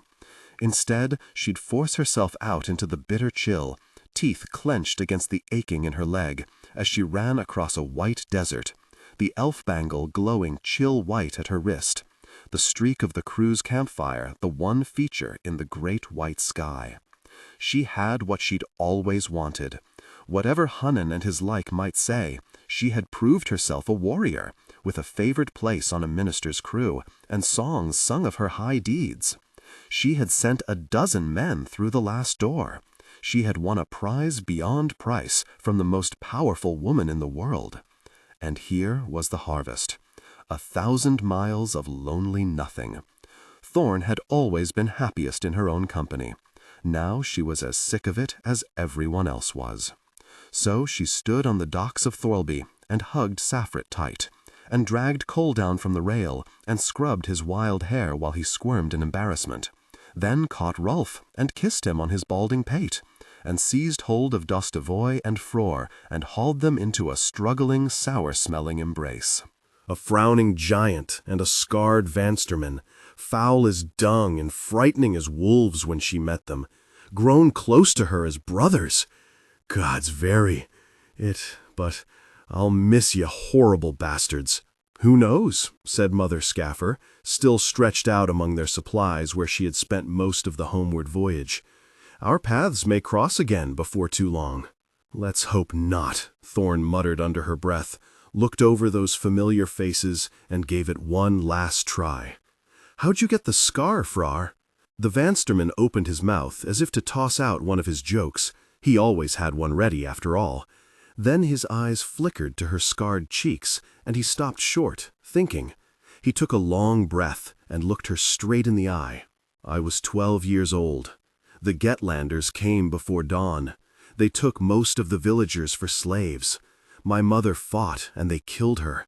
I tried to run, and their leader cut me with his sword, left me for dead with nothing but this scar.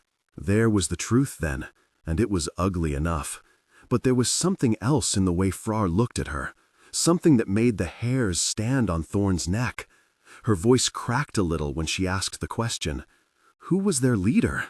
They called him Headland. Thorn stared down at the sword she wore, the sword that had been her father's. This sword, then? The gods cook strange recipes. But you sailed with Gettlanders. You fought beside me, even though you knew I was his daughter? And I'm glad I did, Frore shrugged. Vengeance only walks a circle, from blood back to blood. Death waits for us all. You can follow your path to her, bent under a burden of rage. I did for many years. You can let it poison you. He took a long breath and let it sigh away. Or you can let it go. Be well, Thorn Bathu. You too, she muttered, hardly knowing what to say, hardly knowing what to think. She took a last look at the south wind, tame now, at the wharf, the paint flaking on the white doves mounted at prow and stern. That ship had been her home for a year, her best friend and her worst enemy, every plank and rivet familiar. Seemed a different ship to the one they set out in, weathered and worn, scarred and seasoned. A little bit like Thorn. She gave it a final, respectful nod, jerked her sea chest up onto her shoulder, turned Brand, stood behind her, close enough that she could almost smell his breath.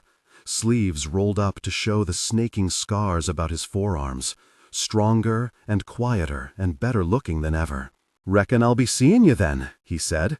His eyes were fixed on her, gleaming behind those strands of hair across his face. It seemed she'd spent most of the last 6 months trying not to think about him, which was every bit as bad as thinking about him, but with the added frustration of failing not to. Hard to forget someone when they're 3 oars in front of you, his shoulder moving with the stroke, his elbow at his oar, a sliver of his face as he looked back. "Aye," she muttered, putting her eyes to the ground, "I reckon."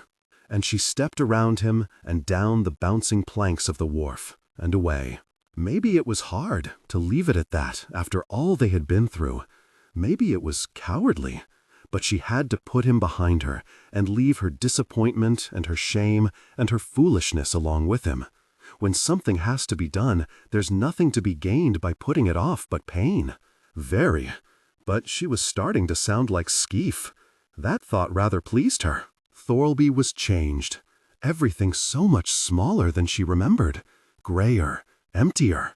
The wharves were nowhere near so crowded as they used to be. A sorry few fishermen working at their squirming catches, scales flashing silver. Warriors stood guard on the gate, but young ones, which made Thorn wonder what the rest were busy at. She knew one from the training square, his eyes going wide as ale cups as she strutted past. "Is that her?" she heard someone mutter. "Thorn Bathu," a woman whispered, voice hushed as if she spoke a magic spell. The one they're singing of? Her legend had marched ahead of her, would you believe?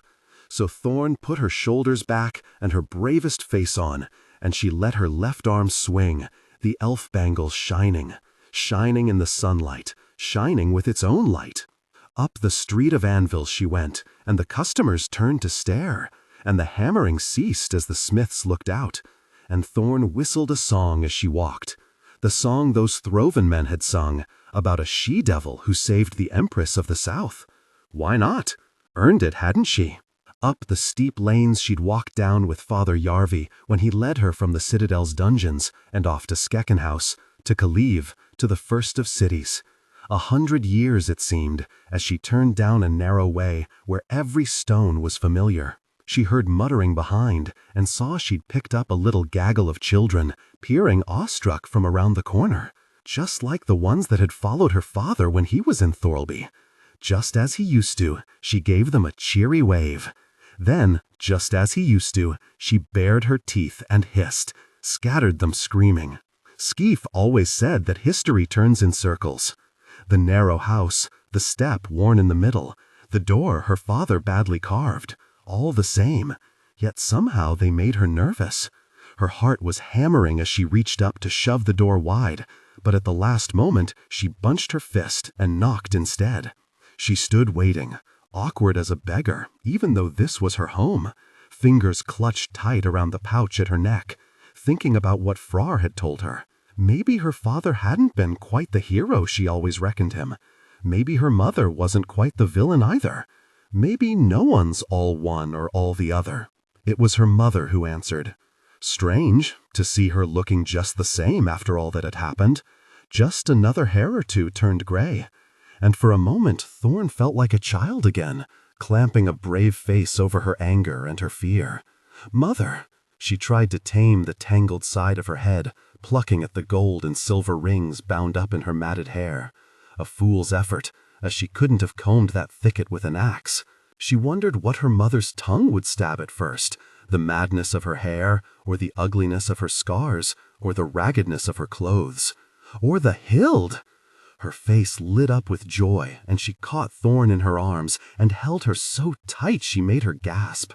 Then she jerked her out to arm's length and looked her up and down, beaming, then clutched her tight again. "I'm sorry, Thorn. You can call me Hild, if you like." Thorn snorted out a laugh. "It's good to hear you say it. You never used to like it. There's a lot changed this past year. Here, too. War with the Vanstermen, and the king ill, and Grandmother Wexen keeping ships from the harbor. But there'll be time for that later. Aye." Thorn slowly pushed the door shut and leaned back against it. It was only then she realized how tired she was. So tired she nearly slid down right there in the hall. "You were expected back weeks ago. I was starting to worry. Well, I started worrying the day you left. We got caught in the ice.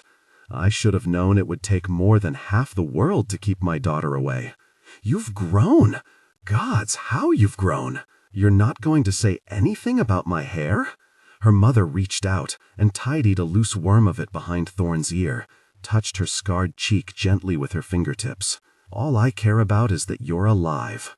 I've heard some wild stories about Father Peace. What's that?" Her mother caught Thorn's wrist and lifted it, the light from the elf bangle falling across her face, eyes glittering with golden reflections as she stared down. "That," muttered Thorn, "is a long story. Greetings." Brand had helped them unload, maybe because that was the good thing to do. Maybe because he couldn't bear to leave the crew quite yet. Maybe because he was scared to see Rin, scared she'd come to harm while he was gone.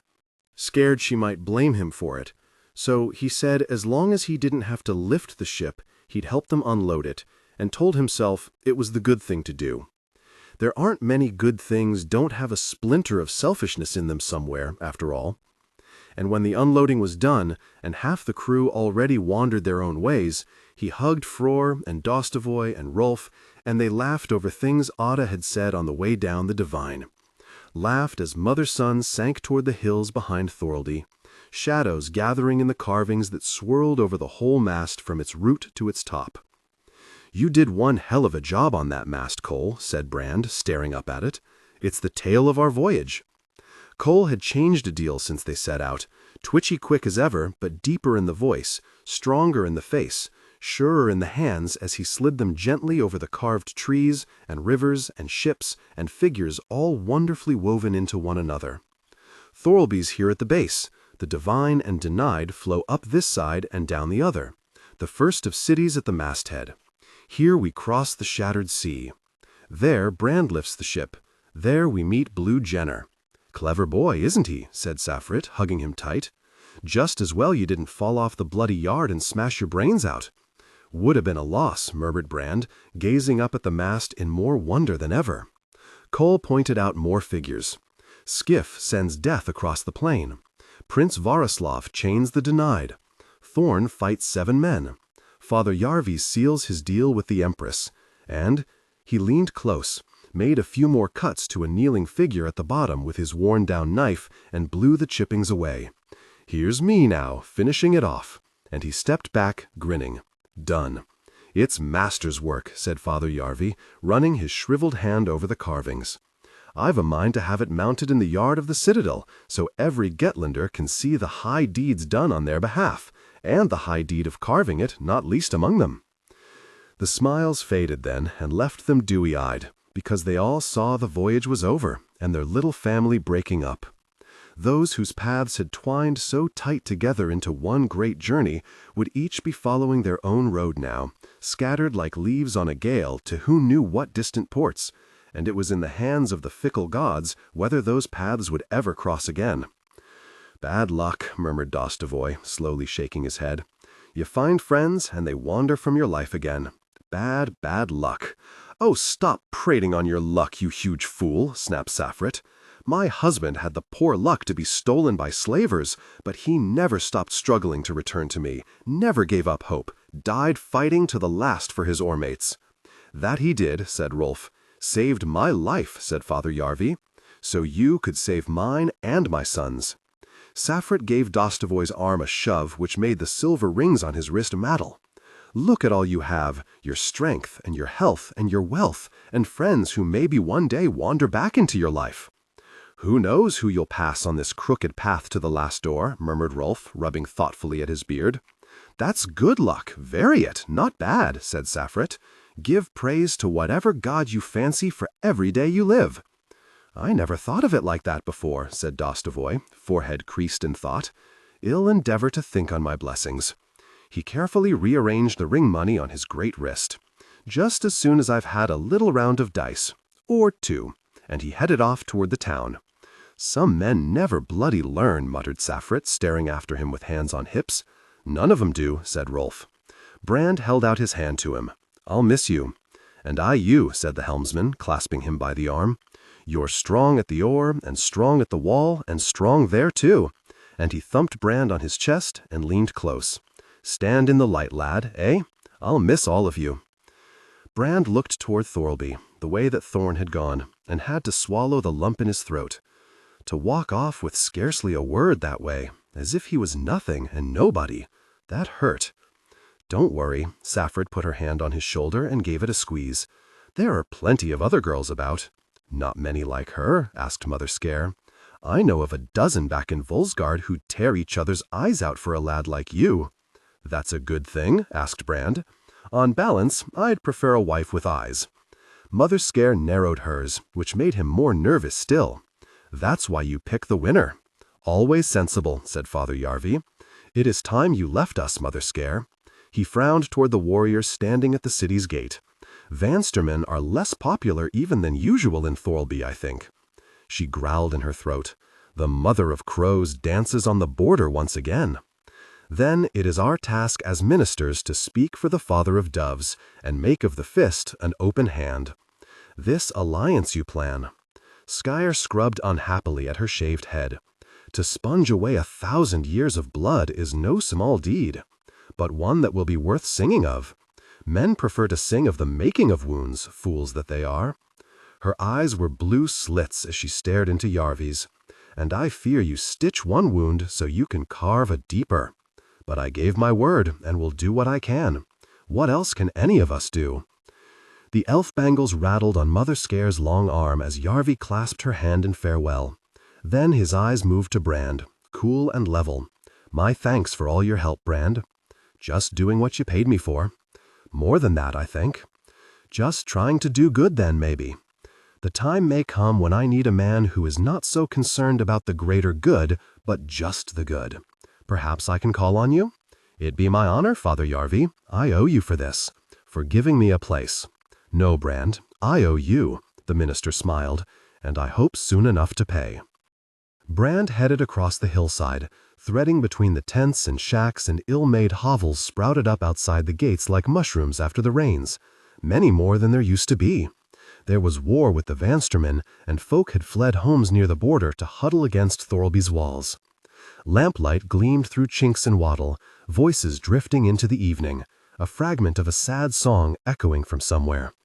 He passed a great bonfire, pinched faces of the very old and very young lit by whirling sparks. The air smelled strong of smoke and dung and unwashed bodies, the sour stink of his childhood, but it smelt sweet to him then. He knew this wouldn't be his home much longer. As he walked, he felt the pouch shifting underneath his shirt. Heavy it was now. Red gold from Prince Varislav and yellow gold from the Empress Violine, and good silver with the face of Queen Leithland stamped upon it. Enough for a fine house in the shadow of the citadel. Enough that Rin would never want for anything again. He was smiling as he shoved the door of their shack rattling open. Rin, He found himself staring at a clutch of strangers. A man, a woman, and how many children? 5? 6? All crushed tight about the fire pit where he used to warm his aching feet, and no sign of Ren among them. Who the hell are you?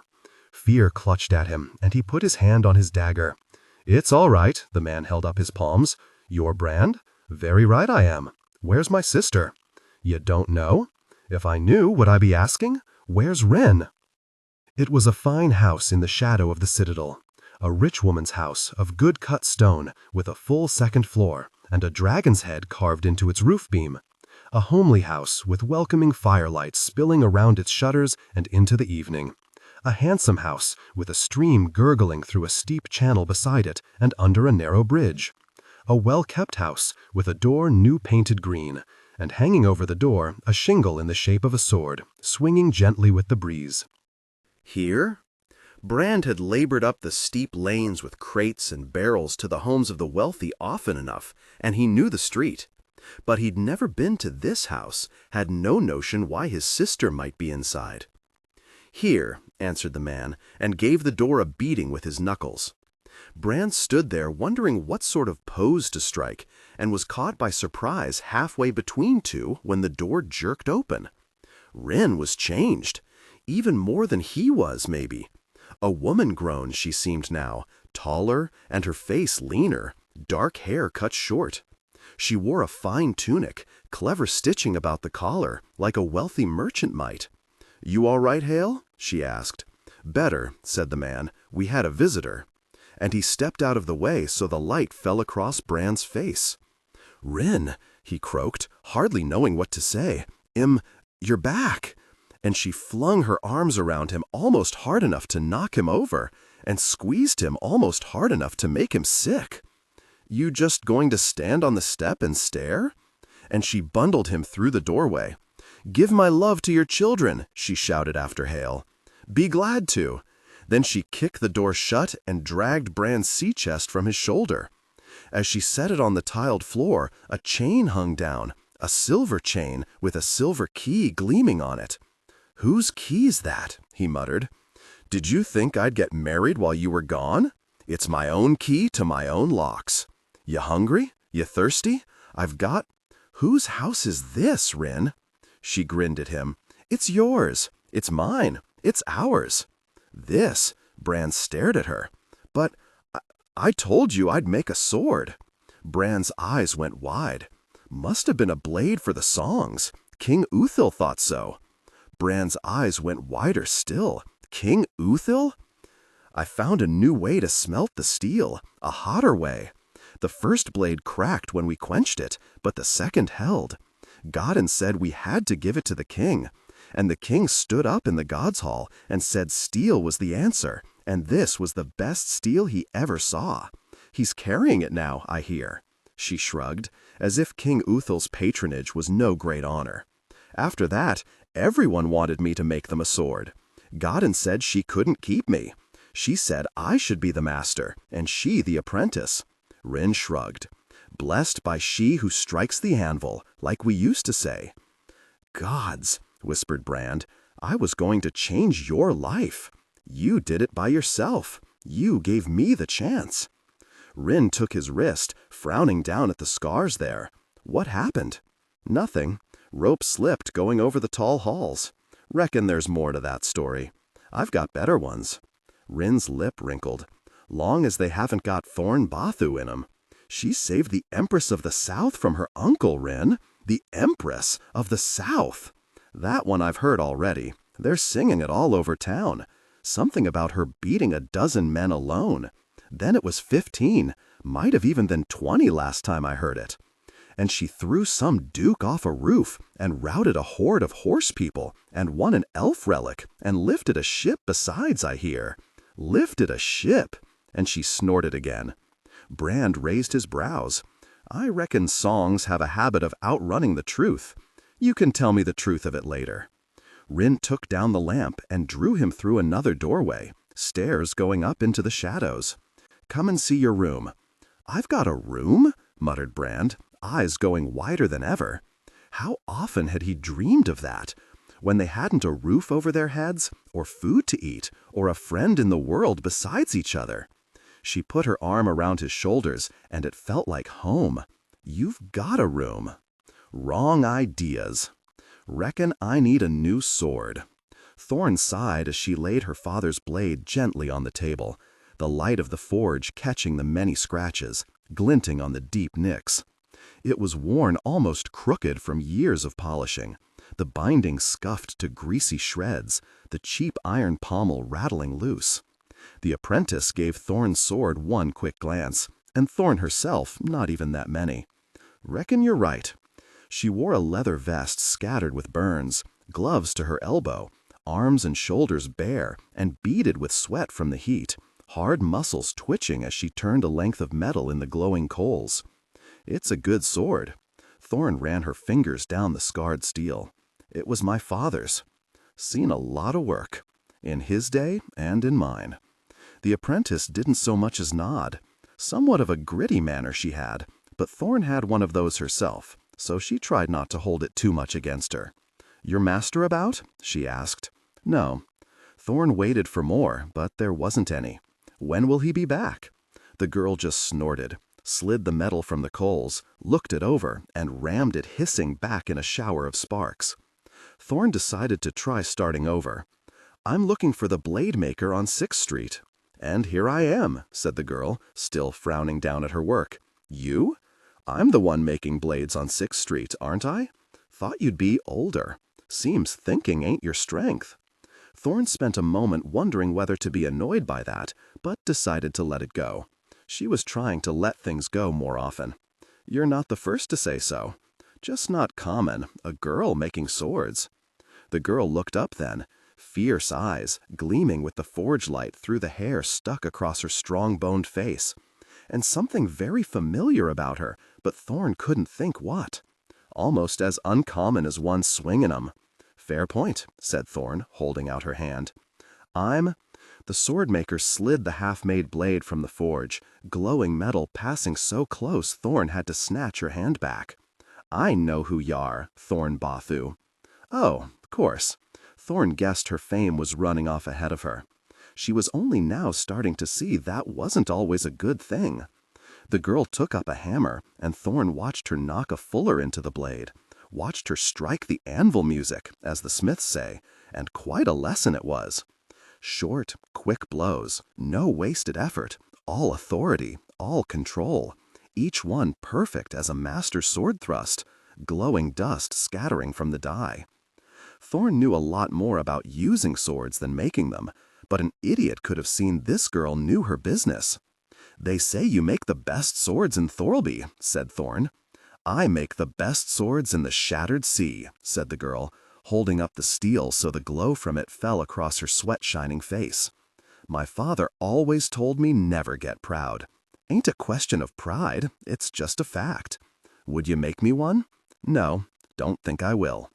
Folk who are the best at what they do sometimes forego the niceties, but this was getting strange. "I've got money." "I don't want your money." "Why?" "I don't like you." Thorn wasn't usually slow to rise to an insult, but this was so unexpected she was caught off guard. "Well, I guess there are other swords to be found." "No doubt there are. I'll go and find one then." "I hope you find a long one." The swordmaker on 6th Street leaned down to blow ash from the metal with a gentle puff from her pursed lips. "Then you can take that idea elsewhere." Thorn snatched her old sword up, gave serious thought to clubbing the girl across the head with the flat, decided against, and turned for the door. Before she quite made it to the handle, though, the girl spoke again. "Why'd you treat my brother that way?" She was mad. Had to be. "Who's your very brother?" The girl frowned over at her. "Brand." The name rocked Thorn surely as a kick in the head. Not Brand who was with me on. What other Brand? She jabbed at her chest with her thumb. "I'm Rin." Thorn surely saw the resemblance now, and it rocked her even more, so it came out a guilty squeak when she spoke. "Didn't know Brand had a sister." Rin gave a scornful chuckle. "Why would you? Only spent a year on the same boat as him." "He never told me." "Did you ask?" "Of course." "Sort of." Thorn swallowed. "No. A year away." Rin rammed the blade angrily back into the coals. "And the moment he sees me, do you know what he sets to talking about? She started pounding at the bellows like Thorn used to pound Brand's head in the training square. Thorn Bathu ran the oars in the middle of an elf ruin. Thorn Bathu saved his life in the shield wall. Thorn Bathu made an alliance that'll put the world to rights. And when I could have bitten his face if I heard your name one more time, what do you think he told me next? Thorn Bathu scarcely spoke a word to him the whole way back. Thorn Bathu cut him off like you'd trim a blister. I tell you what, Thorn Bathu sounds something of a very difficult person to me, after all he's done for her. And, no, I don't much fancy making a sword for her." "Hold it there," snapped Thorn. "You don't have the first clue what happened between me and your brother." Rin let the bellows be and glared over. "Enlighten me." "Well, last thing Thorn needed was to rip that scab off again, just when there was a chance of letting it heal. She wasn't about to admit that she made a fool's mistake and burned herself bad and had to make herself not look at Bran or talk to Bran or have anything to do with Bran every moment of every day in case she burned herself again. You got it back to front is all. Strange how people are always getting the wrong idea about you. How often does that have to happen before you start thinking maybe they got the right idea?" And Rin dragged the iron from the forge and set it back on the anvil. "You don't know me," growled Thorn, working up the bellows on some anger of her own. "You don't know what I've been through." "No doubt we've all had our struggles," said Rin, lifting her hammer. "But some of us get to weep over 'em in a big house our daddy paid for." Thorn threw up her hands at the fine new forge behind the fine home near the Citadel. "Oh, I see you and Brand have barely been scraping by." Rin froze then, muscles bunching across her shoulders, and her eyes flicked over, and she looked angry. So angry Thorn took a little step back, a cautious eye on that hovering hammer. Then Rin tossed it rattling down, pulled her gloves off and flung 'em on the table. "Come with me." "My mother died when I was little." Rin had led them outside the walls, downwind where the stink of Thorlby's rubbish wouldn't bother the good folk of the city. "Brand remembers her a little. I don't. Some of the midden heaps were years covered over and turned to grassy mounds. Some were open and stinkin', spillin' bones and shells, rags and the dung of men and beasts. He always says she told him to do good. A mangy dog gave Thorn a suspicious eye, as though it considered her competition, and went back to sniffin' through the rot. "My father died fightin' Gromgill Gorm," muttered Thorn, trying to match ill luck for ill luck. Honestly, she felt a little queasy. From the look of this place, and the stink of it, and the fact she had scarcely even known it was here, because her mother's slaves had always carted their rubbish. They laid him out in the godshall. "And you got his sword." "Less the pommel," grunted Thorn, trying not to breathe through her nose. "Gorm kept that." "You're lucky to have something from your father." Rin didn't seem bothered by the stench at all. "We didn't get much from ours. He liked a drink." "Well, I say a drink. He liked 'em all." That wasn't so bad. She let go of his hand and caught a fistful of his shirt, started dragging him back toward her, caught the smile at the corner of his mouth, and smiled herself. There was a rattle outside the door. "Rin," muttered Brand, and as if that was the starting word on a race, they both took off running, pelted down the corridor like thieves caught in the act, tangling on a stairway, giggling like idiots as they scrambled into a room, and Brand wrestled the door shut, leaning back against it, as if there were a dozen angry Vanstermen outside. They hunched in the shadows, their breath coming quick. "Why did we run?" he whispered. "I don't know," Thorn whispered back. "You think she can hear us?" "What if she can?" asked Thorn. "I don't know." "So this is your room, is it?" He straightened up, grinning like a king who'd won a victory. "I have a room." "Quite the distinguished citizen," she said, strolling around in a circle, taking it in. Didn't take long. There was a pallet bed in one corner, with Brand's worn-out old blanket on it, and his sea chest sitting open in another, and the sword that used to be Ada's leaning against the wall. And aside from that, just bare boards and bare walls, and a lot of shadows. Ever wonder if you've overdone the furniture? It's not quite finished. It's not quite started, she said, the circle taking her back toward him. If it's not what you were used to at the Empress's palace, I won't keep you. She snorted. "I lived under a boat with 40 men in it. Reckon I can stand this a while." His eyes were on her as she came close. That look. Little bit hungry, little bit scared. "Stayin' then?" "I've got nothing else pressin'." Tension broke. They gave in to desire, connecting deeply. Sort of alone. They'd gone to sleep holding each other, but it hadn't lasted long.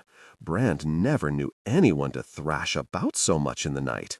She twitched and twisted, jerked and shuddered, kicked and rolled until she kicked him awake and rolled him right out of his own bed.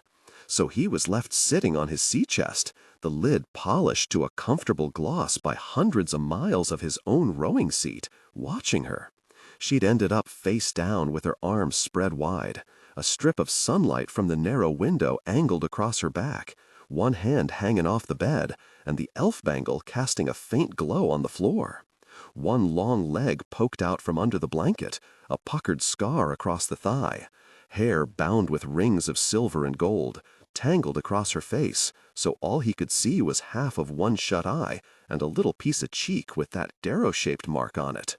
To begin with, had sat with a stupid smile on his face, listening to her snore, thinking how she'd snored it in his ear all the way down the divine and the denied, thinking how much he liked hearing it, hardly able to believe his luck that she was there, now, naked, in his bed. Then had started worrying. What would people think when they found out they'd done this? What would Rin say? What would Thorn's mother do? What if a child came? He'd heard it wasn't likely, but it happened, didn't it? Sooner or later she'd wake. What if she didn't want him anymore? How could she want him anymore? And, lurking at the back of his mind, the darkest worry of all, what if she woke and she did want him still? What then? "Gods," he muttered, blinking up at the ceiling. But they'd answered his prayers by putting her in his bed, hadn't they? He could hardly pray for help getting her out. With a particularly ripping snort, Thorn jerked, and stretched out, clenching her fists and stretching her toes, her muscles shuddering. She blew snot out of one nostril, wiped it on the back of her hand, rubbed her eyes on the back of the other, and dragged her matted hair out of her face. She froze, and her head jerked around, eyes wide. "Morning," he said. She stared at him. "Not a dream then, huh?" "I'm guessing no. A nightmare, maybe." They looked at each other for a long moment. "You want me to go?" she asked. "No," he said, too loud and too eager. "No." "You want to go?" "No." She sat up slowly, dragging the blanket around her shoulders, nobbled knees towards him, and gave a huge yawn. "Why?" he found he'd said. She stopped halfway through, mouth hanging open. "Wasn't like last night went too well, did it?" She flinched at that like it slapped her. "What did I do wrong?" "You? No, you didn't. It's me I'm talking of." He wasn't sure what he was talking of, but his mouth kept going even so. "Wren told you, didn't she?" "Told me what?" "That my own father didn't want me? That my own mother didn't want me?" She frowned at him. "I thought your mother died. Same really thing, isn't it?" "No, it isn't." He was hardly listening. "I grew up picking through rubbish. I had to beg to feed my sister." I carted bones like a slave. He hadn't meant to say any of it, not ever, but it just came puking out. Thorn shut her mouth with a snap. "I'm a jerk, Brand, but what kind of jerk would I be if I thought less of you for that? You're a good man, a man who can be trusted. Everyone who knows you thinks so. Cole worships you. Rolf respects you. Even Father Yarvi likes you, and he doesn't like anyone." He blinked at her. "I never speak. But you listen when other people speak, and you're handsome and well-made, as Saffrit never tired of telling me." "She did? She and Mother Scare spent a whole afternoon discussing your seat, eh? You could have anyone you wanted, especially now you don't live in a midden. The mystery is why you'd want me, eh?"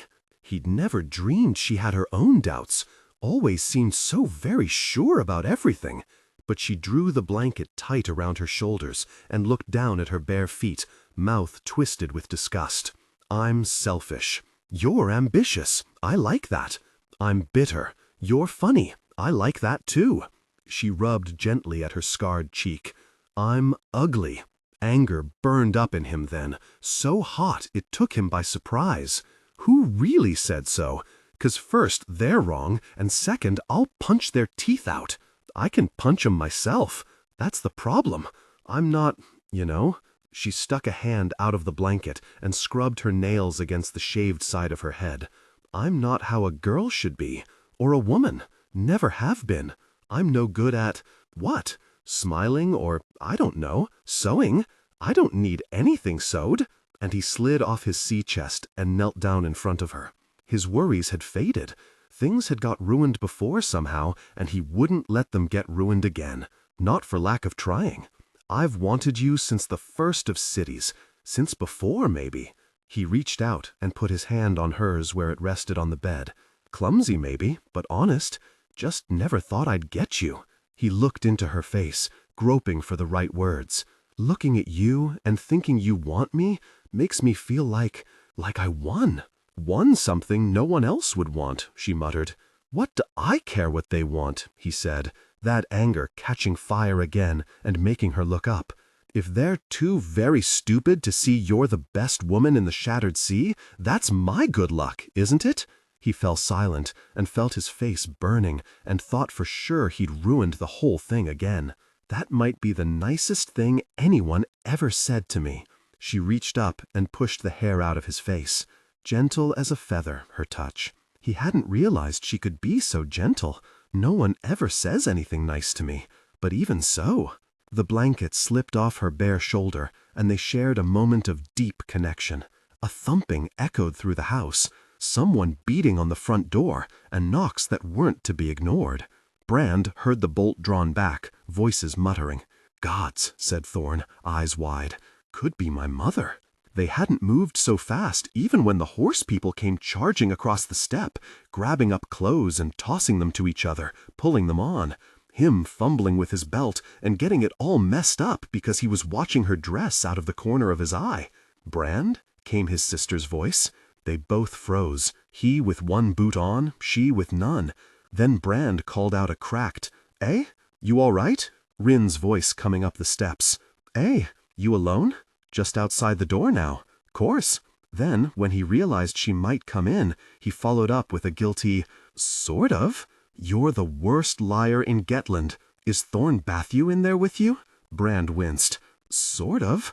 She's in there or she's not. Are you bloody in there, Thorn Bathu?" "Sort of," said Thorn at the door in a tiny voice. A long pause. That was Master Hunnan.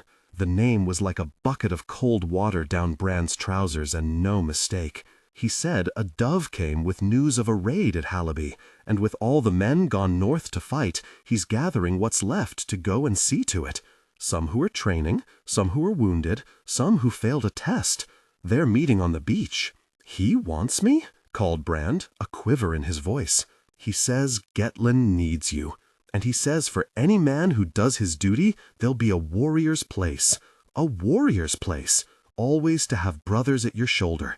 Always to have something to fight for. To stand in the light."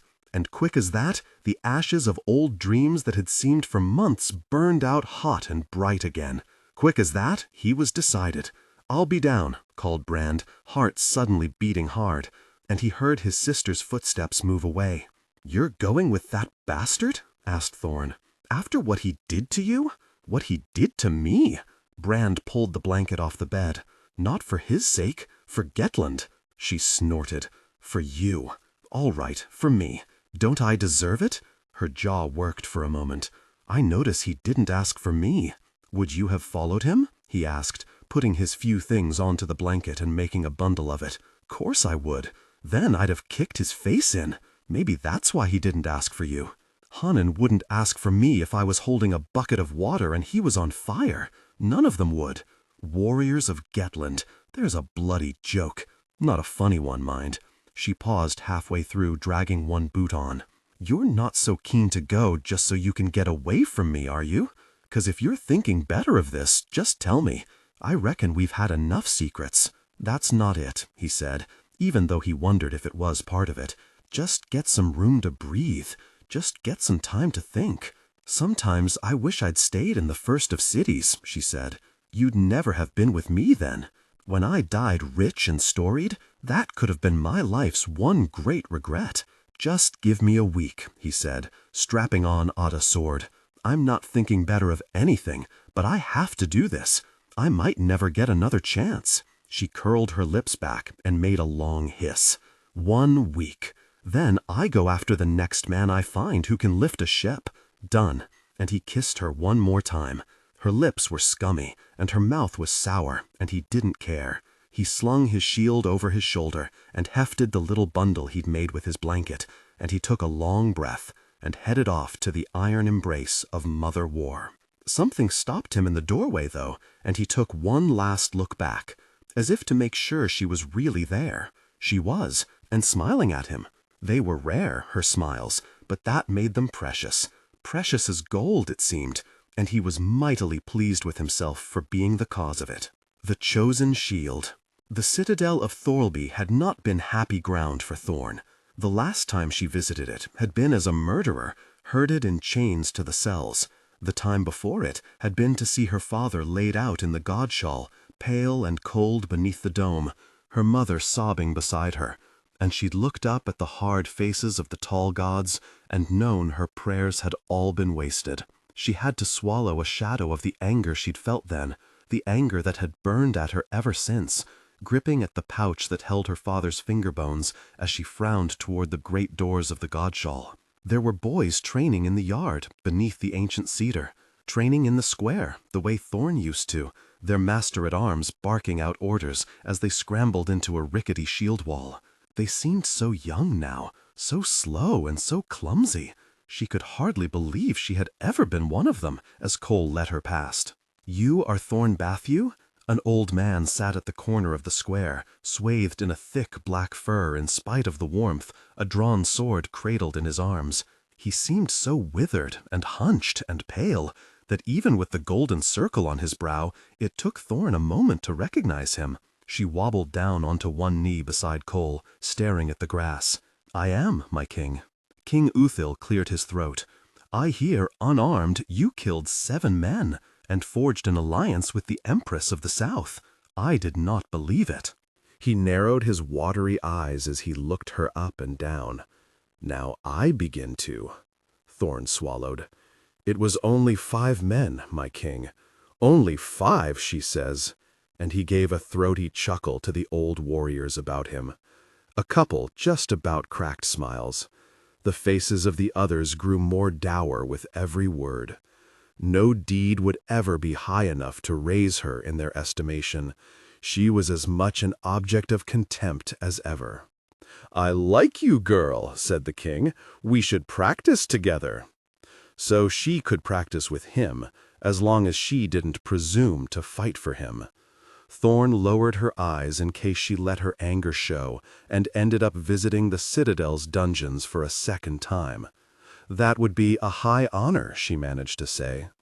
Uthil broke into a coughing fit and drew his cloak tight about his shoulders.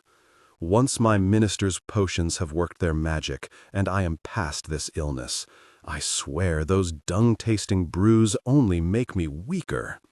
"Father Yarvi is a deep-cunning healer, my king," said Thorn. "I would have died without his wisdom."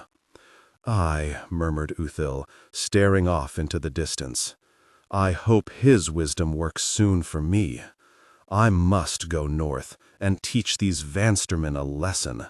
The breaker of swords has questions for us." His voice had withered to a crackling wheeze. "What should be our answer?" "Steal!" hissed Thorn, and the other warriors about the king murmured the word as one. Uthil's pale hand trembled as he clutched his drawn sword close, and Thorn did not think she would be practicing with the king any time soon. "Steal," he breathed, and settled slowly into his fur, wet eyes fixed on the boys in the square, as if he had forgotten Thorn was there. "Father Yarvis is waiting," murmured Cole. He led her away across the grass, into a shadowy hall, and up a long flight of steps, the scraping of their boots echoing in the darkness, the shouts of the training boys fading behind them. "Is Brand all right?"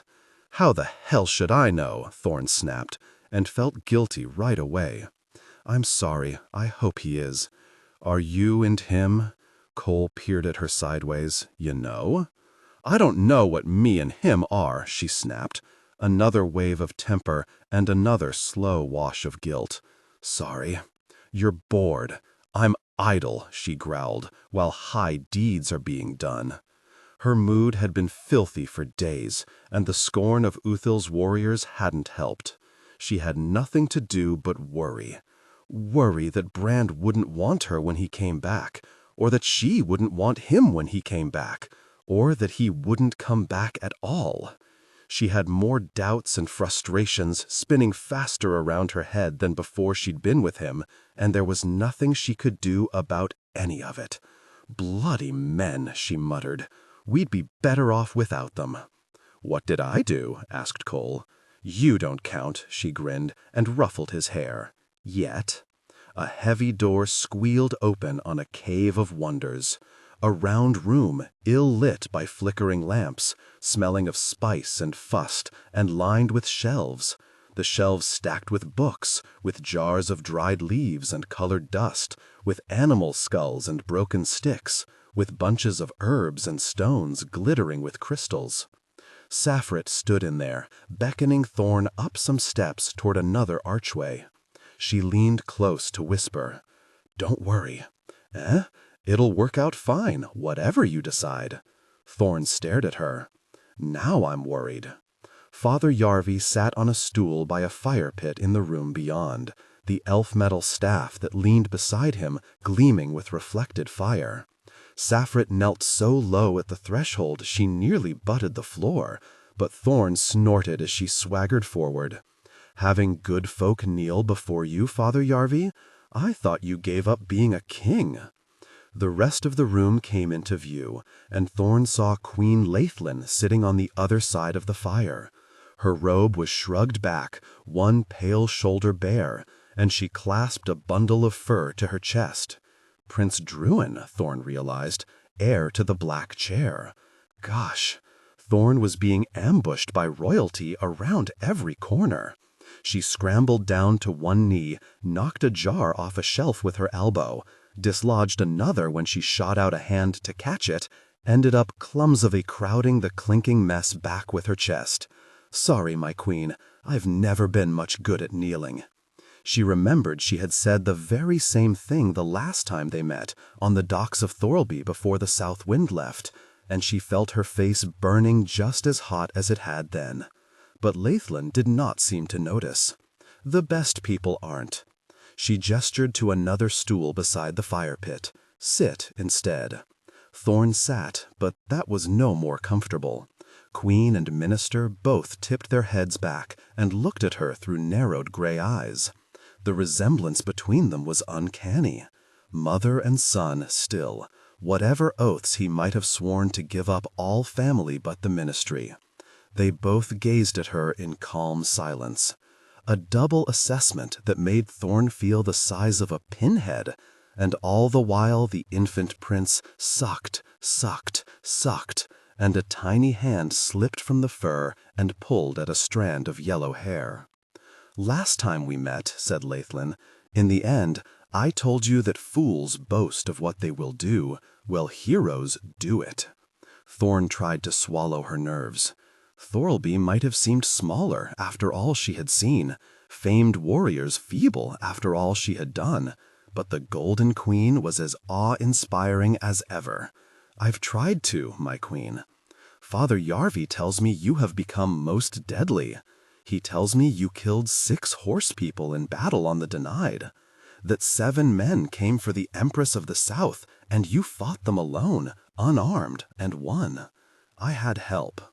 The best of teachers, and a good man beside me, that is, good men beside me." Laithlin gave the slightest smile. "You have learned humility, then?" "Thanks to Father Yarvi, I've learned many things, my queen." "Tell me about the Empress of the South." Well, all Thorn could think of then was how very different she was from Queen Laithlin. She is young and small and clever. And generous. The queen glanced down at the elf bangle on Thorn's wrist, which flared with its own pink as she blushed again. "I tried not to take it, my queen, but it was meant to break an alliance. It helped forge a new one. I could not have hoped for a better return on my investment." "Do you wish you had stayed in the first of cities?" Thorn blinked. I know the Empress asked you to stand at her shoulder and protect her from her enemies and help steer the course of a great nation. Few indeed will ever receive such an offer." Thorn swallowed. "Gettland is my home." "Yes, and here you languish in Thorlby, while Grandmother Wexen closes the shattered sea to our ships, and the Vanstermen swarm across the border. A storied warrior sitting on her strong hands, while unripe boys and doddering old men are called upon to fight. My husband the king must seem quite a fool to you, like a man who goes to mow his meadow with a spoon, and leaves his fine new scythe to rust upon the shelf." The queen peered down at her infant son. "The world changes. It must. But Uthil is a man of iron, and iron does not bend easily to new ways." "He does not seem himself," murmured Thorn. The minister and queen exchanged a glance she could not plumb the meaning of. "He is not well," said Yarvi. "And he must soothe the feelings of older and even more rigid men," said Laithlin. Thorn licked her lips. "I've done too many foolish things to accuse anyone else of folly, least of all a king." "But you would like to fight?" Thorn lifted her chin and held the queen's eye. "It's what I'm made for. It must grate on your warrior's pride to be ignored. My father told me never to get proud. Fine advice." The prince had fallen asleep, and Laithlin eased him from her breast and passed him up to Saffret, shrugging her robe closed. Your father was a chosen shield for a time, I understand. To King Uthil's mother, murmured Yarvi. What became of him? Asked the queen, while Saffrit rocked the prince in her arms and gently cooed to him. Thorn felt the pouch weigh against her chest as she shifted uncomfortably. He was killed in a duel with Grom-Gil Gorm, the breaker of swords, a fearsome warrior, a terrible enemy to Gettland, and now we face him again. I once had a chosen shield of my own.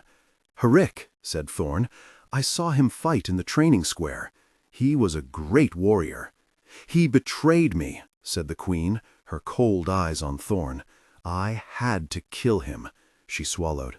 Oh, I have never found one worthy to take his place. There was a long and pregnant silence. Until now. Thorn's eyes went wide. She looked at Yarvi and back to the queen. Me? Yarvi held up his crippled hand. Not me. Thorn's heart was suddenly hammering. But I never passed my warrior's test. I never swore a warrior's oath. You've passed far sterner tests, said the queen, and the only oath a chosen shield must swear is to me. Thorn slid off her stool and knelt at Leifland's feet, this time without knocking anything into the fire. Tell me the words, my queen. You are a brave one. Leifland leaned forward, putting her fingertips gently on Thorn's scarred cheek. But you should not be rash. You should be careful what oaths you swear, said Father Yarvi. This is a burden as well as an honor. You might have to fight for me. You might have to die for me. Death waits for us all, my queen.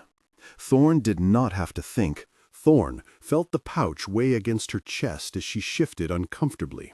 He was killed in a duel with Grom-Gil Gorm, the breaker of swords, a fearsome warrior, a terrible enemy to Gettland, and now we face him again.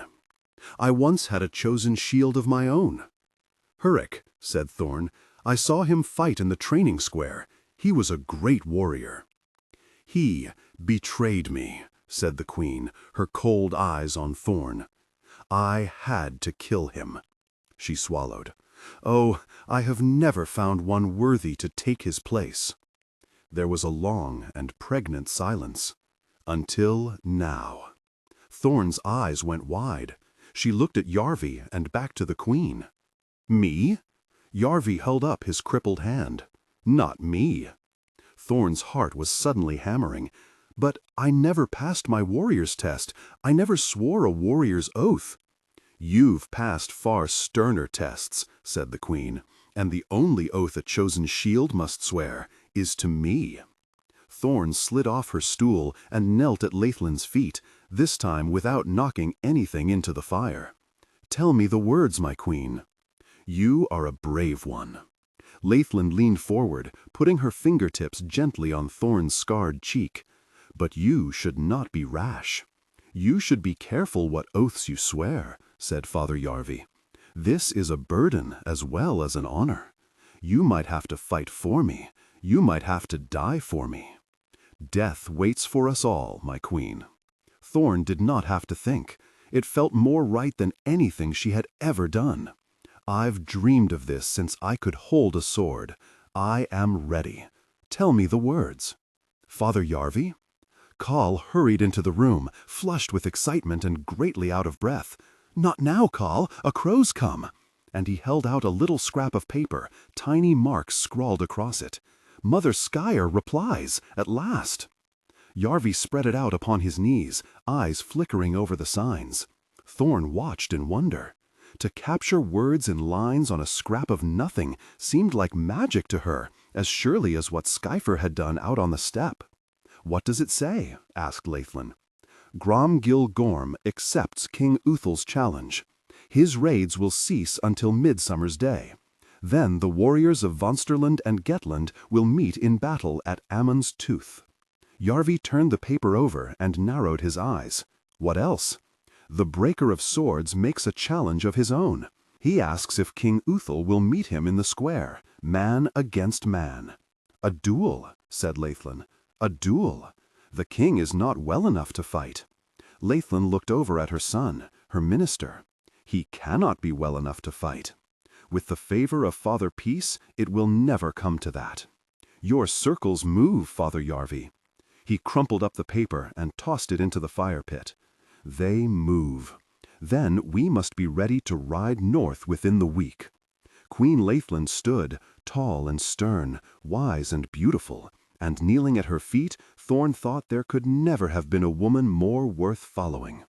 Teach her the words, Halaby. It had rained, and the fire was gone. Everything was gone, more or less. A few charred uprights, a few tottering chimney stacks. The rest of the village of Halaby was mud-churned ash and splinters. A few people picking through for anything worth saving and not finding much. A few others gathered around some fresh-turned earth, heads hanging. A sorry place at the best of times, muttered Brand. And these ain't them, said Rock. An old man knelt in the wreckage of a house, all smeared with soot and his wispy hair blowing, croaking at the sky. They took my sons, they took my sons, they took my sons, over and over. Poor fellow. Rock wiped his running nose on the back of one hand and winced again as he hefted his shield. He'd been wincing ever since they left Thorlby. Your arm hurt? Asked Brand. Took an arrow a few weeks back. I'm all right. He didn't look all right. He looked thin and drained out, and his watery eyes held none of the challenge they used to. Brand would never have thought he might miss that, but he did. You want me to haul your shield a while? A flicker of that old pride, then Rock seemed to sag. Thanks. He let his shield drop, groaned through clenched teeth as he worked his arm around in a circle. Didn't look much of a wound, but gosh, it hurts. No doubt it's on the mend already, said Brand, swinging the extra shield across his back. Didn't look like they'd need it today. The von Strömen were long gone. Just as well, because it was some sorry scrapings Hunnan had gathered. A couple dozen boys with gear that didn't fit, hardly older than Carl and a lot less use, staring at the burned-out wreckage with big, scared eyes. A handful of graybeards, one without a tooth in his head, another without a hair on his, a third with a sword speckled hilt to blunt point with rust. Then there were the wounded, Rock, and a fellow who'd lost an eye whose bandages kept leaking, and another with a bad leg who'd slowed them down the whole way, and sort of, who'd nothing wrong with him at all, far as Brand could tell, apart from being as big an idiot as ever, of course. He puffed his cheeks out and gave a weary sigh. He'd left Thorn, naked, in his bed, no clothes at all, for this. Gosh knew he'd made some awful decisions, but that had to be the worst. Gosh, standing in the light, he should have been lying in the warm. Rock was kneading his shoulder with his pale hand. Hope it heals soon. Can't stand in the shield wall with a bad arm. You stood in the wall? There'd have been a barb in that question once, but now there was only a hollow dread in his voice. Aye, on the denied.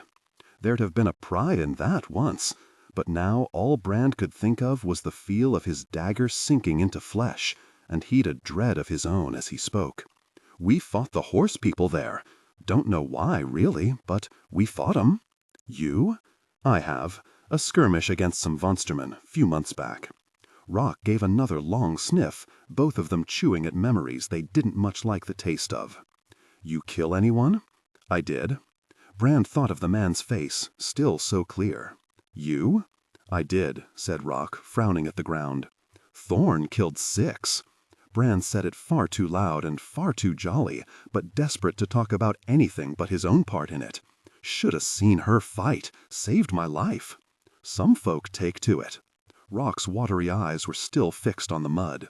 Seemed to me, most just get through it, though, best they can.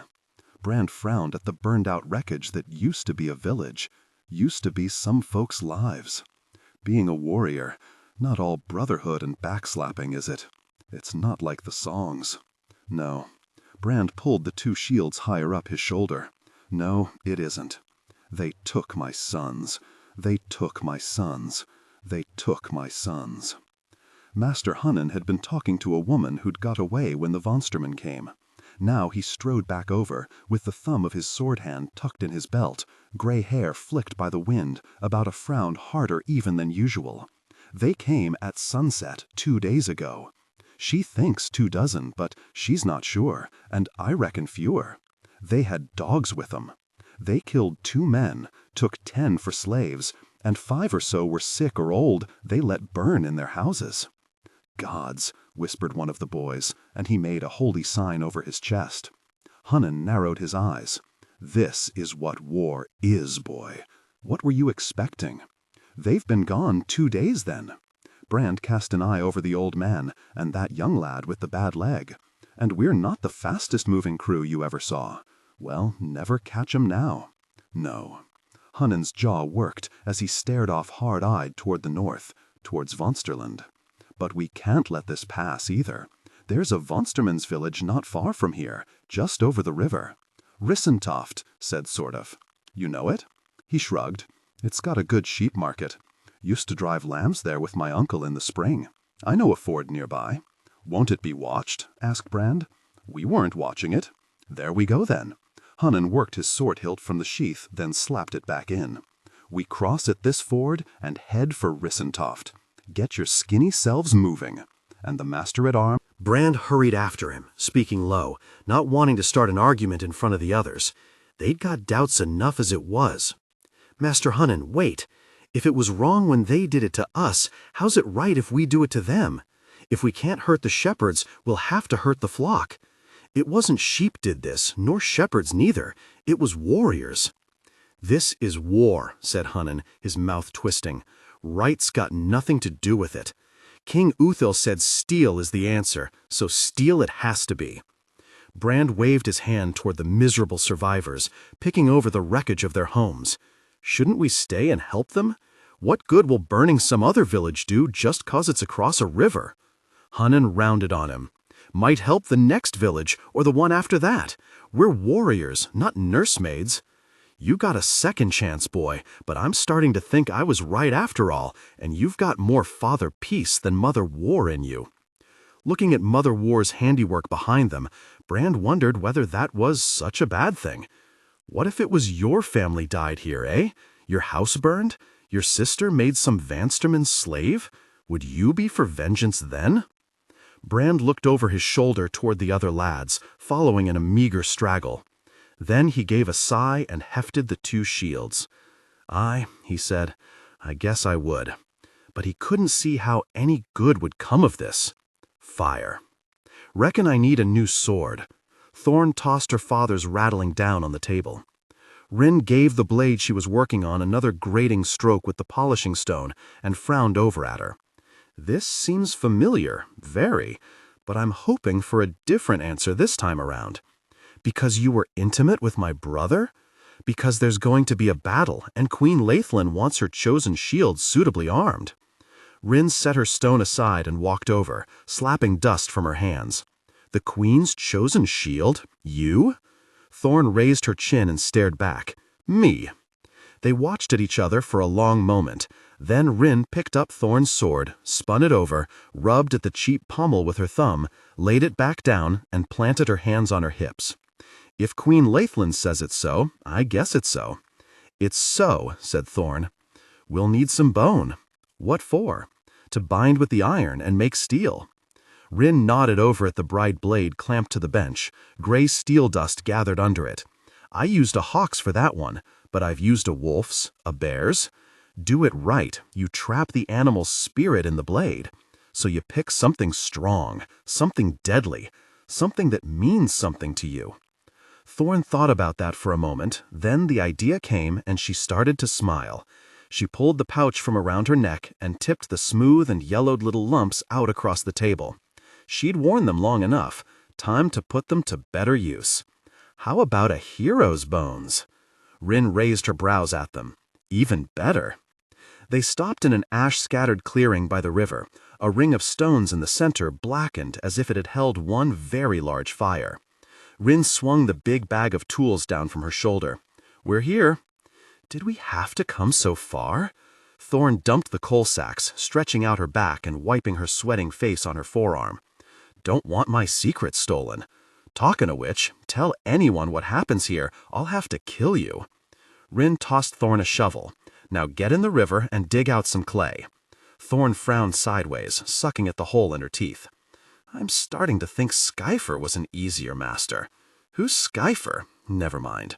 She waded out to her waist in the stream, the water so cold it made her gasp in spite of the summer warmth, and set to cutting clay from the bed and slopping it onto the bank in gray shovelfuls.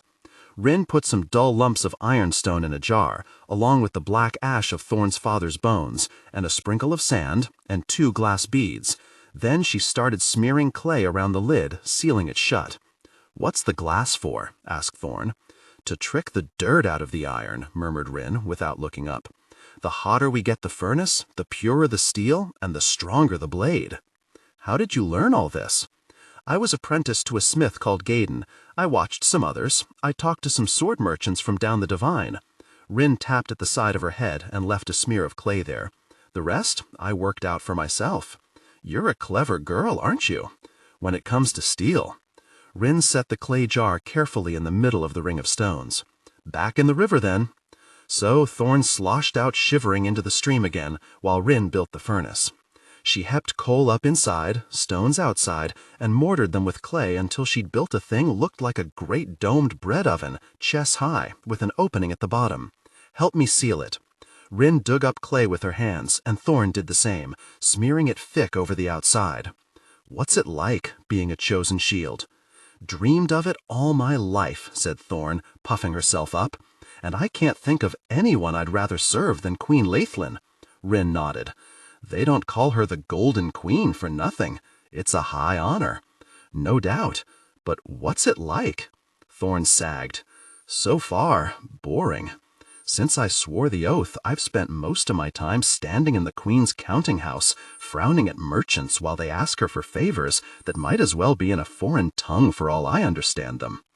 Wondering if you made a mistake? Asked Rin, digging up another handful of gray mush. No, snapped Thorn, and then, after a moment spent squashing more clay into the cracks, maybe. It'd hardly be my first. You ain't at all as tough you make out, are you? Thorn took a long breath. Who is? Rin blew gently on her shovel, the coals rustling as they glowed bright.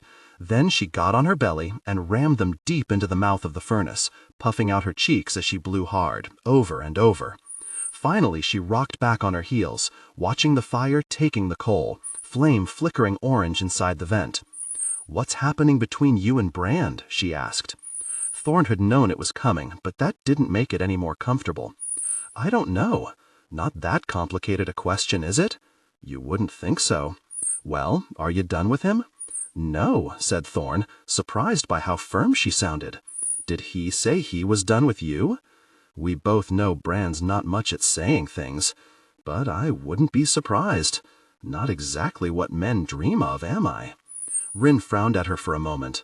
I reckon different men dream of different things, just like different women. Couldn't have taken off running much sooner, though, could he?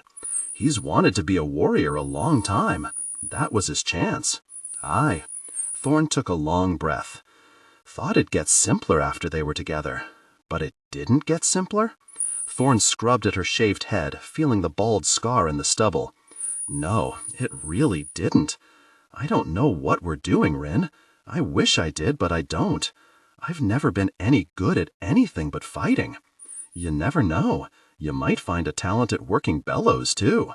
And Rin dropped them beside the mouth of the furnace. When you load to lift, muttered Thorn as she knelt, you're better lifting than weeping.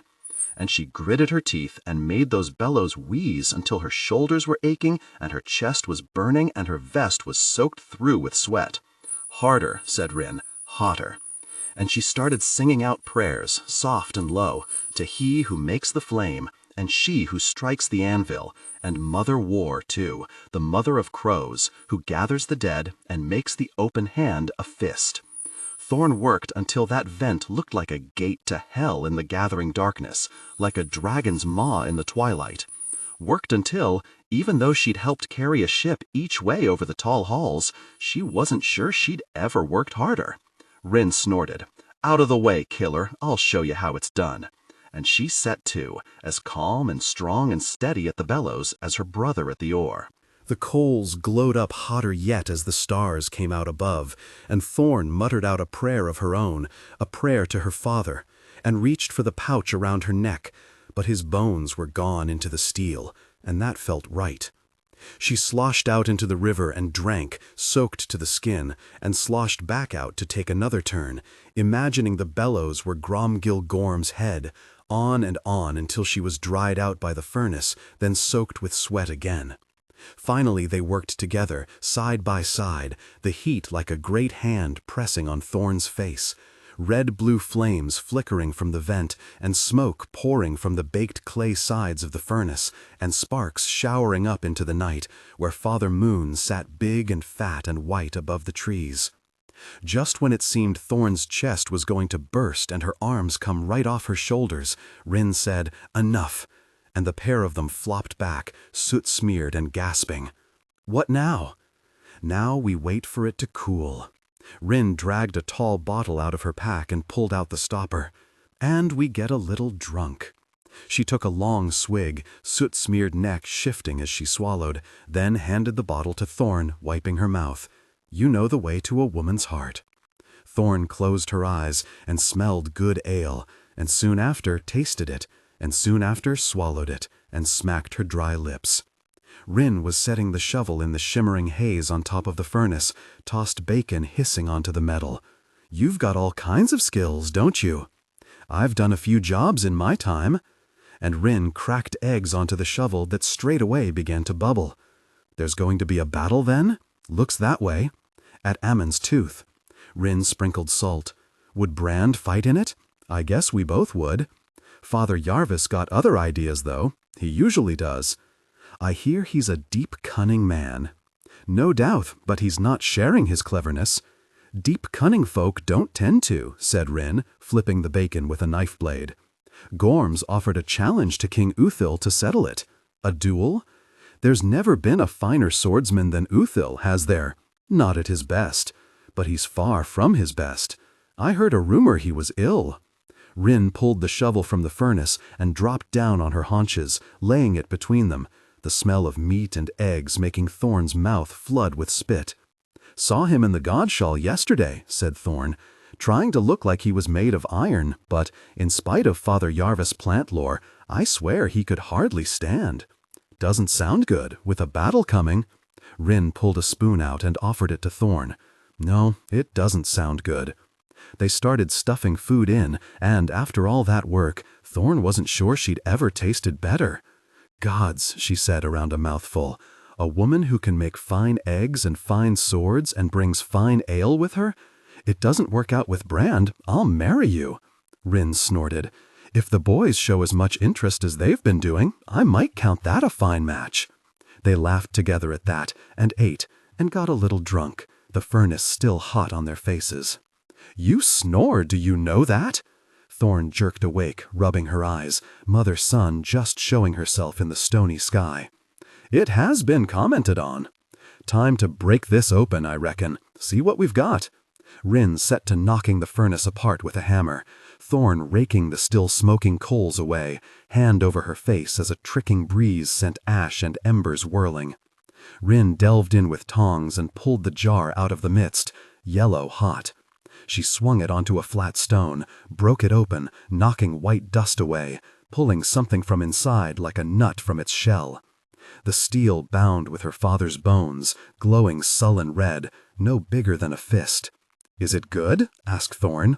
Rin tapped it, turned it over, and slowly began to smile. "Aye, it's good." Risentoft. In the songs, Angulf Clovenfoot's Gettlanders fell upon the Vanstermen like hawks from an evening sky. Master Hunnan's misfits fell on Risentoft like a herd of sheep down a steep flight of steps. The lad with the game leg could hardly walk by the time they reached the river, and they'd left him sore and sorry on the south bank. The rest of them got soaked through at the ford, and one lad had his shield carried off by the current. Then they got turned around in an afternoon mist, and it wasn't until near dark, all worn out, clattering and grumbling, that they stumbled on the village. Hunnen cuffed one boy around the head for quiet, then split them up with gestures, sent them scurrying in groups of 5 down the streets, or down the hardened dirt between the shacks, at least. "Stay close," Brand hissed to Rauk, who was straggling behind, shield dangling, looking more pale and tired than ever. "The place is empty," growled the toothless old-timer, and he looked to have the right of it. Brand crept along a wall and peered through a door hanging open. Not so much as a dog moving anywhere. Apart from the stink of poverty, an aroma he was well familiar with, the place was abandoned. "They must have heard us coming," he muttered. The old man raised one brow. "You think?" "There's one here!" came a scared shriek, and Brand took off running, scrambled around the corner of a wattle shack, shield up. An old man stood at the door of a house with his hands raised. Not a big house, or a pretty house, just a house. He had a stoop to his back, and gray hair braided beside his face, the way the Vanstermen wore it. 3 of Hunnen's lads stood in a half-circle about him, spears leveled. "I'm not armed," he said, holding his hands higher. They had something of a shake to them, and Brand hardly blamed him. "I don't want to fight." "Some of us don't," said Hunnen, stepping between the lads with his sword drawn. "But sometimes a fight finds us anyway." "I got nothing you want." The old man stared about nervously as they gathered around him. "Please, just don't want my house burned. Built it with my wife." "Where's she?" asked Hunnen. The old man swallowed, his gray stubbled throat shifting. "She died last winter." "What about those in Hallaby? You think they wanted their houses burned?" "I knew folk in Hallaby." The man licked his lips. "I didn't have naught to do with that. Not surprised to hear about it, though, are you?" And Hunnen hit him with his sword. It opened a great gash in his arm, and he yelped, staggered, clutched at his doorframe as he fell.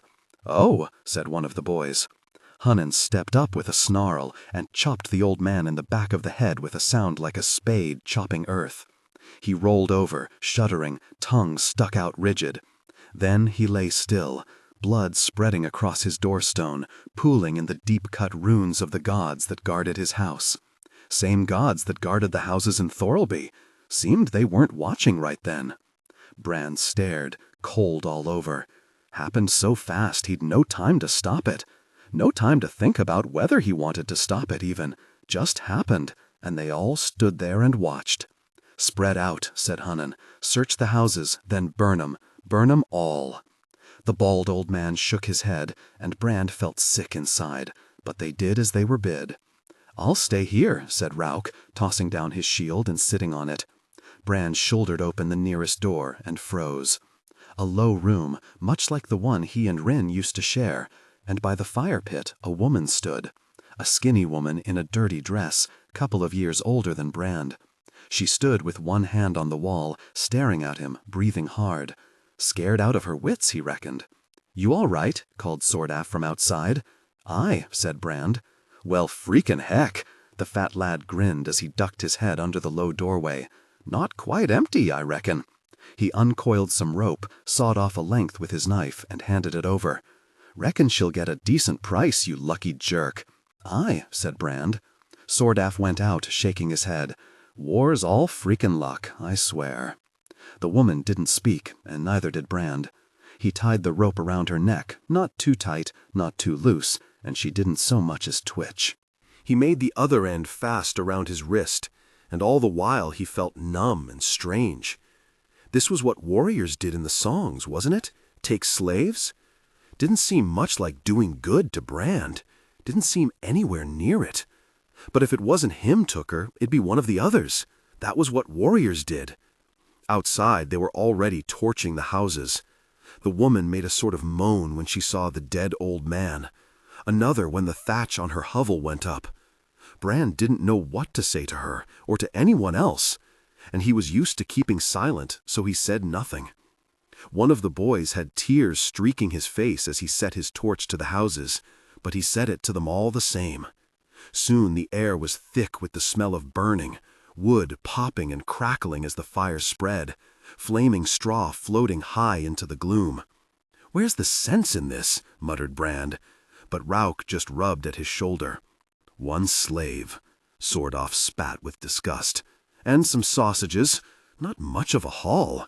"We didn't come for a haul," said Master Hunnin, frown set tight. "We came to do good." And Bran stood, holding on to a rope tied around a woman's neck, and watched a village burn. They ate stale bread in silence, stretched out on the chill ground in silence. They were still in Vonsterland and could afford no fire. Every man alone with his thoughts, all darkling strangers to each other. Brand waited for the faintest glimmer of dawn, gray cracks in the black cloud overhead. Wasn't as if he'd been sleeping anyway. Kept thinking about that old man, and the boy crying as he set fire to the thatch. Kept listening to the woman breathing, who was now his slave, his property, because he'd put a rope around her neck and burned her house. "Get up," hissed Brand, and she slowly stood. He couldn't see her face, but there was a slump to her shoulders, like nothing mattered anymore.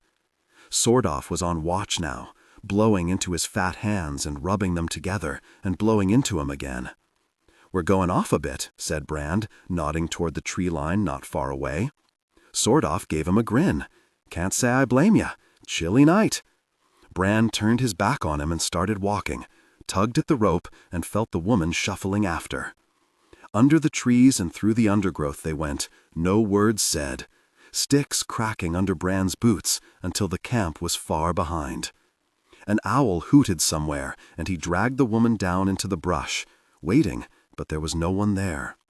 He wasn't sure how long it took them to reach the far side of the wood, but Mother's sun was a gray smudge in the east when they stepped from the trees.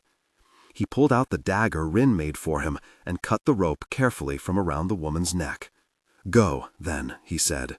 She just stood staring. He pointed out the way. "Go." She took one step and looked back, then another, as if she expected some trick. He stood still. "Thanks," she whispered. Brand winced. "I don't deserve thanking. Just go." She took off fast. He watched her run back the way they'd come, through the wet grass, down the gentle slope. As Mother's sun crawled higher, he could see Resentoft in the distance, a black smear on the land, still smoldering. He reckoned it must have looked a lot like Hallaby before the war started. Now it did again. Frozen lakes. The king's household halted in a spitting rain above the camp, 1,000 fires sprawling under the darkening sky, pinprick torches trickling into the valley as the warriors of Gettland gathered.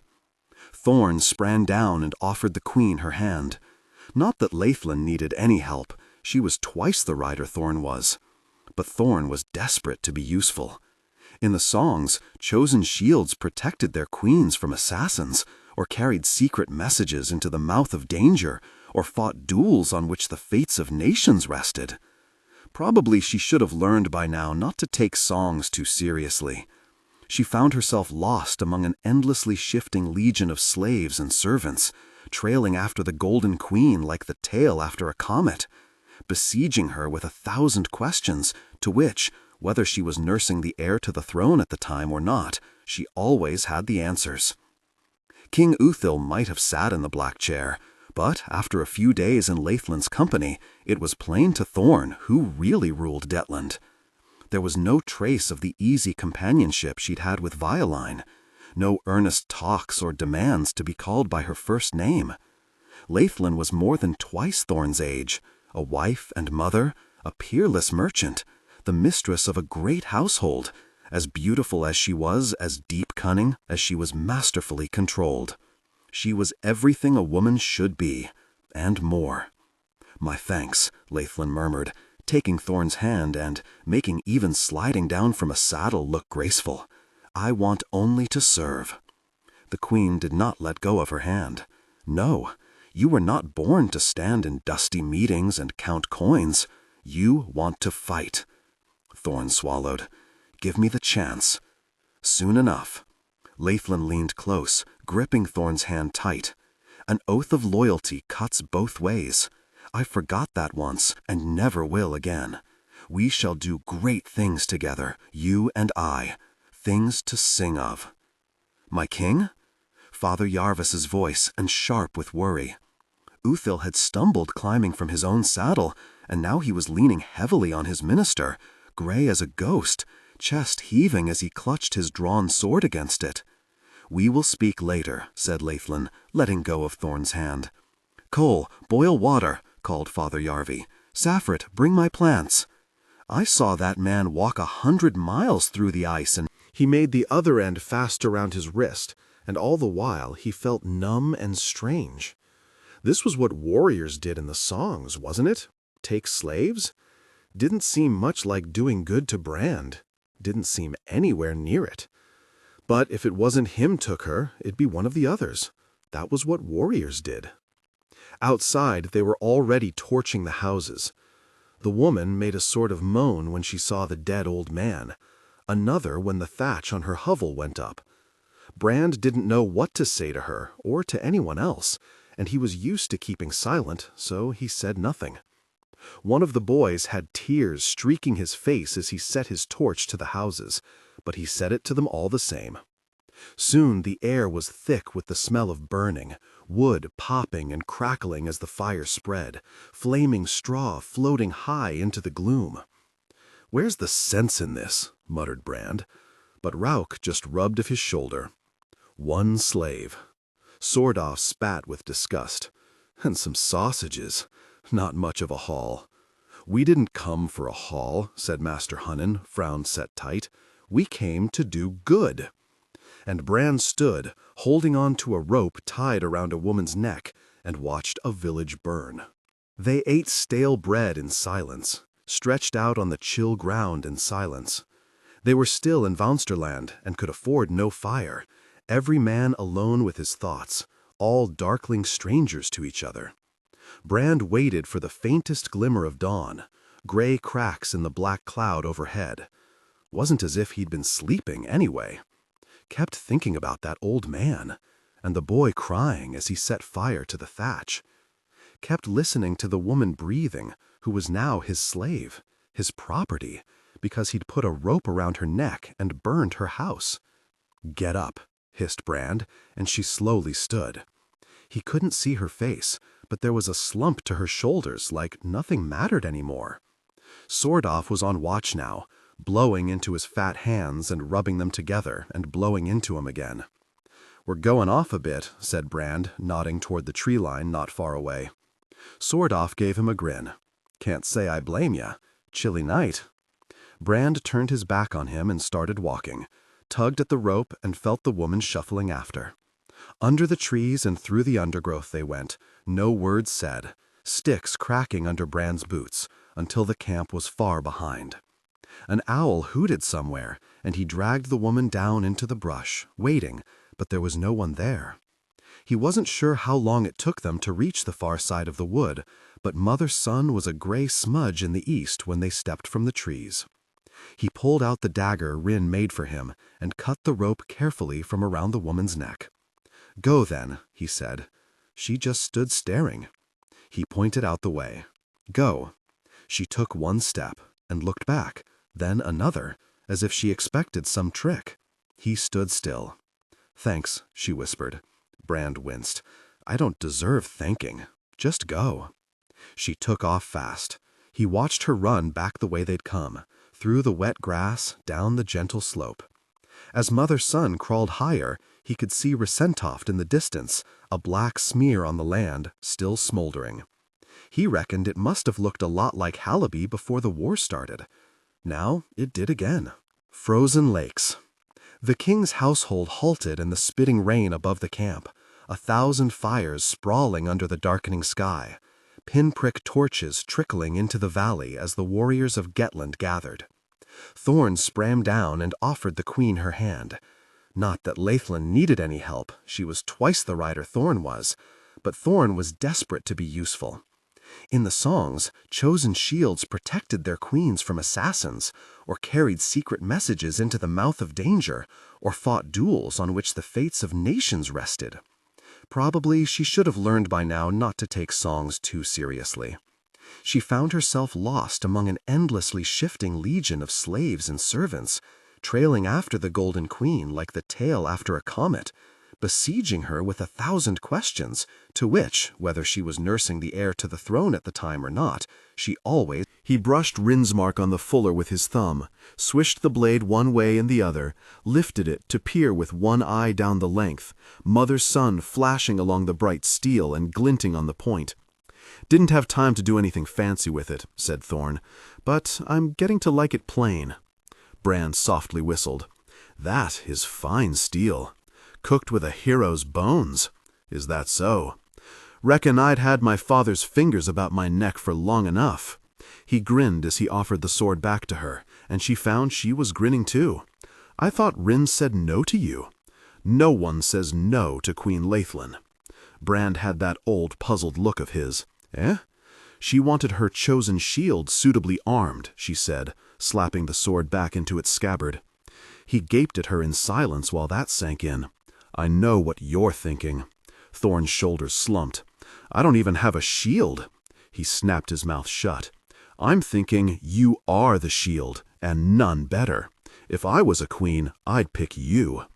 Hate to crush your hopes, but I doubt you'll ever be queen. None of the gowns would suit me." He slowly shook his head, starting to smile again. "Thorn Bathu, chosen shield. What about you? Did you save Gettland yet? Saw you gathering on the beach. Quite the crowd of young champions. Not to mention a couple of ancient ones." Brand winced. "Can't say we saved much of anything. We killed an old farmer. We stole some sausages. We burned a village 'cause it was on the wrong side of a river.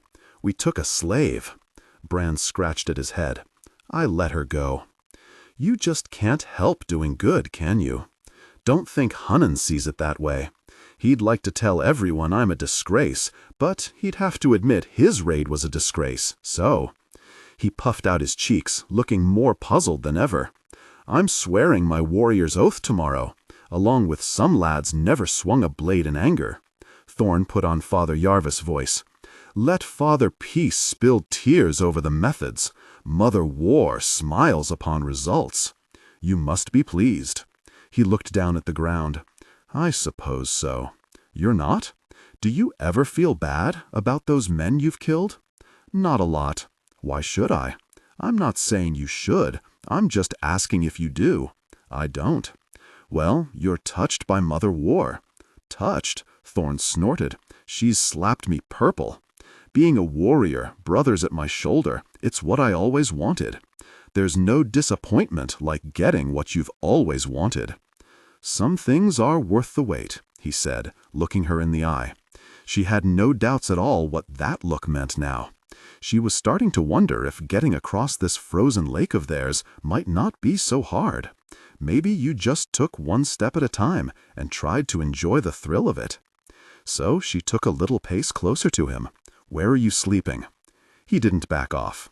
"Under the stars, I reckon. A chosen shield gets a tent. You trying to make me jealous?" "No, it's only a small one." She moved another little step.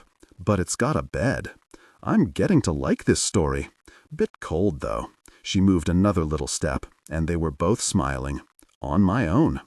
I could have a word with Swordaf for you. Reckon he could warm a blanket with one fart. Swordaf's everything most women could ask for, but I've always had odd tastes." She reached up, using her fingers like a comb, and pushed the hair out of his face. "I had someone else in mind," said Brand. "Like I care a very. Cowardice." They knelt in a line, 3 of the young lads and Brand. 2 had pointed spears at an old farmer. 1 had cried as he set fire to some houses. The last had let the only slave they took go. Some warriors. Yet here they were, with the fighting men of Gettland gathered about them in an armed and armored crowd, ready to welcome them into their brotherhood, ready to have them at their shoulders when they met Gromgil Gorm and his Vanstermen at the appointed place, ready to carry them into the iron embrace of Mother War.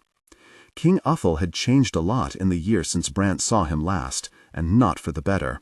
His skin had turned the same iron gray as his hair, rheumy eyes sunken in dark shadows.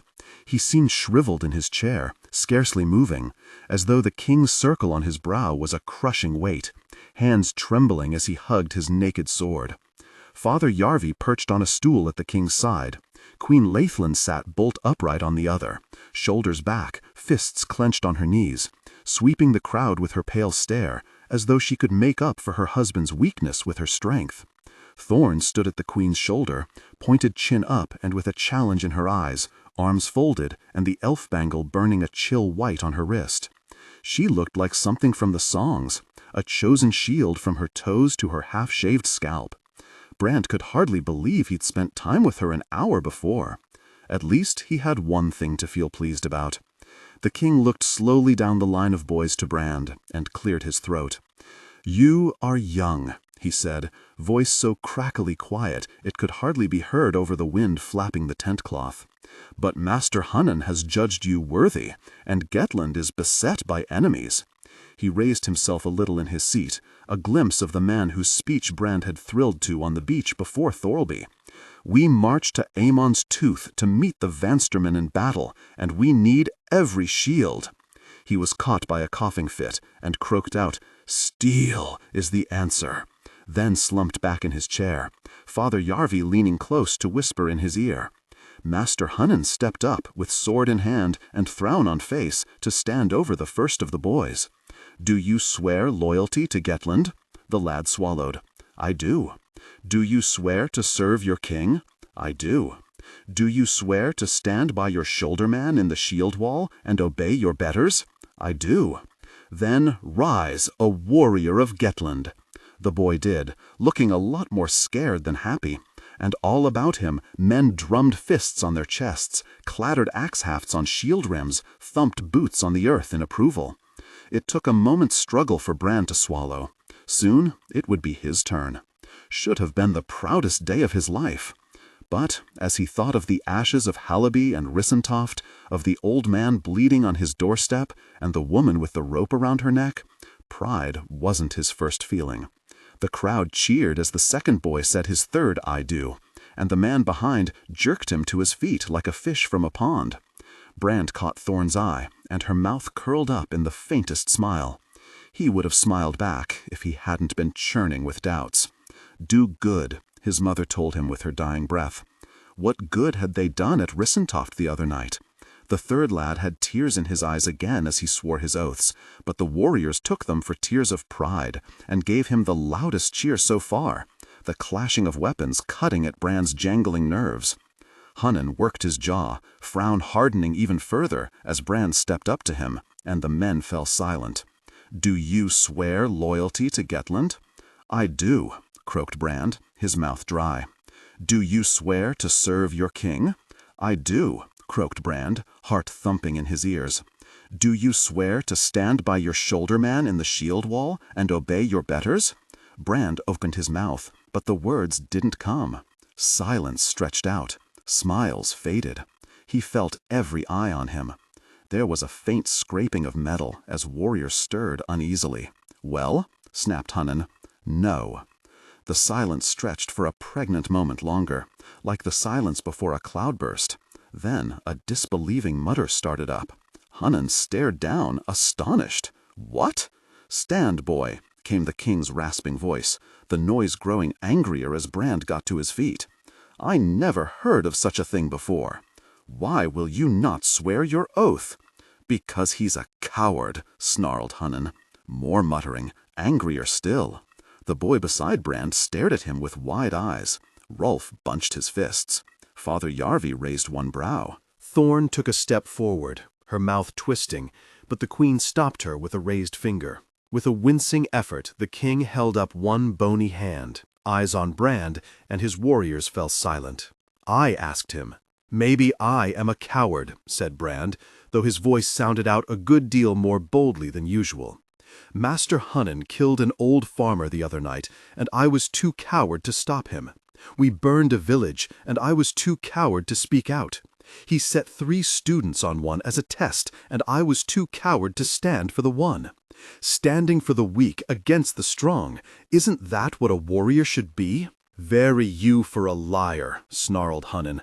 You'll hold your tongue," growled Father Yarvi, "until the king asks you to speak." The master-at-arms' frown was murderous, but Brand didn't care. He felt as if a load was lifted. as if he'd had the south wind's weight across his shoulders again and suddenly let go. He felt, for the first time since he left Thorlby, as if he was standing in the light. You want someone with no fear? He stuck his arm straight out. There she stands.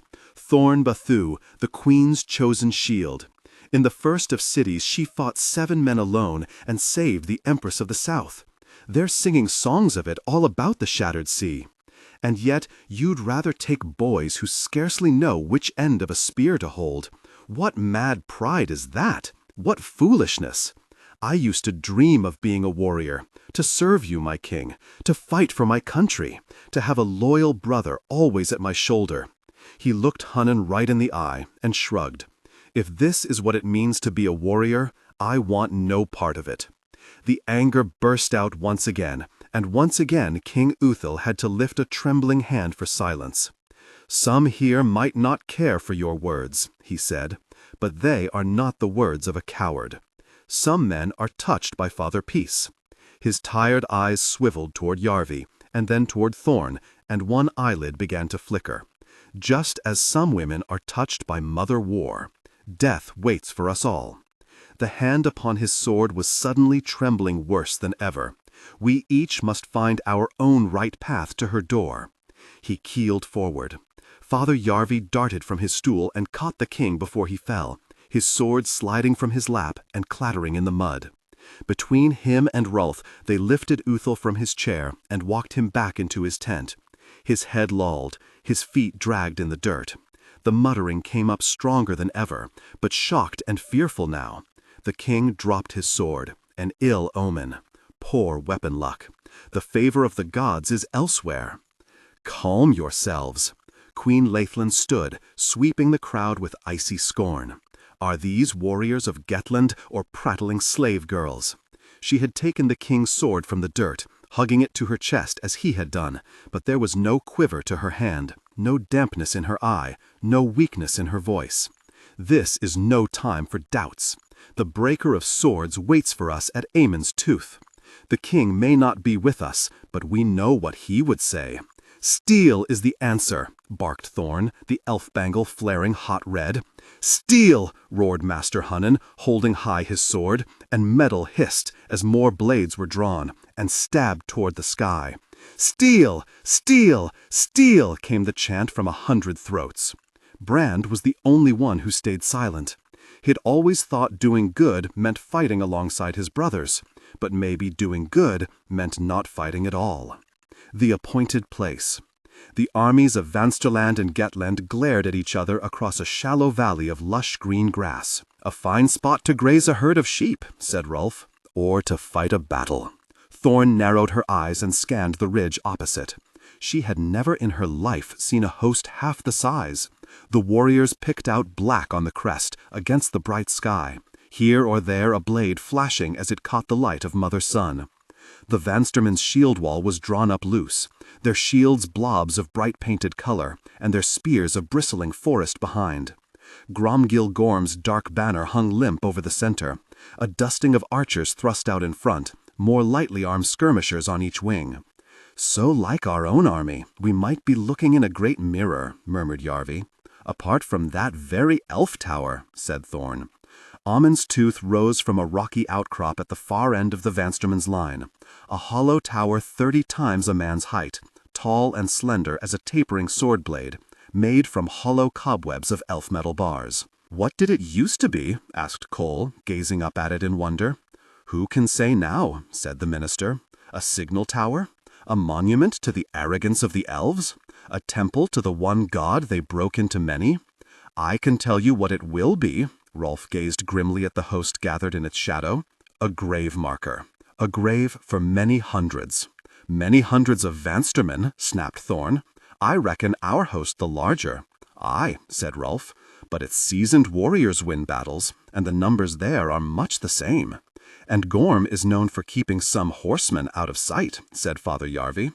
Our strength is closely matched, and only one of us has our king.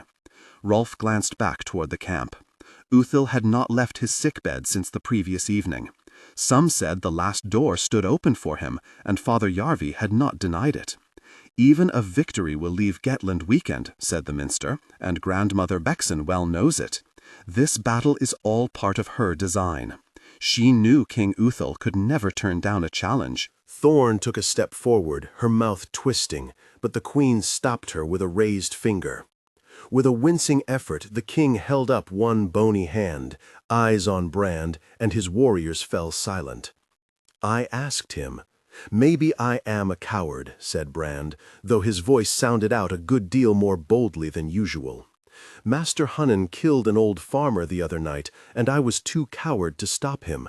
We burned a village, and I was too coward to speak out. He set 3 students on one as a test, and I was too coward to stand for the one. Standing for the weak against the strong, isn't that what a warrior should be?" "Very you for a liar," snarled Hunnan. "Ill, you'll hold your tongue," growled Father Yarvi, "until the king asks you to speak." The master-at-arms' frown was murderous, but Brand didn't care. He felt as if a load was lifted, as if he'd had the south wind's weight across his shoulders again, and suddenly let go. He felt, for the first time since he left Thorby, as if he was standing in the light. "You want someone with no fear?" He stuck his arms straight out. "There she stands. Thorn Bathu, the queen's chosen shield. In the first of cities she fought 7 men alone and saved the Empress of the South. They're singing songs of it all about the shattered sea. And yet you'd rather take boys who scarcely know which end of a spear to hold. What mad pride is that? What foolishness! I used to dream of being a warrior, to serve you, my king, to fight for my country, to have a loyal brother always at my shoulder." He looked Hunnan right in the eye and shrugged. "If this is what it means to be a warrior, I want no part of it." The anger burst out once again, and once again King Uthal had to lift a trembling hand for silence. "Some here might not care for your words," he said, "but they are not the words of a coward. Some men are touched by Father Peace." His tired eyes swiveled toward Yarvi and then toward Thorn, and one eyelid began to flicker, just as some women are touched by Mother War. Death waits for us all. The hand upon his sword was suddenly trembling worse than ever.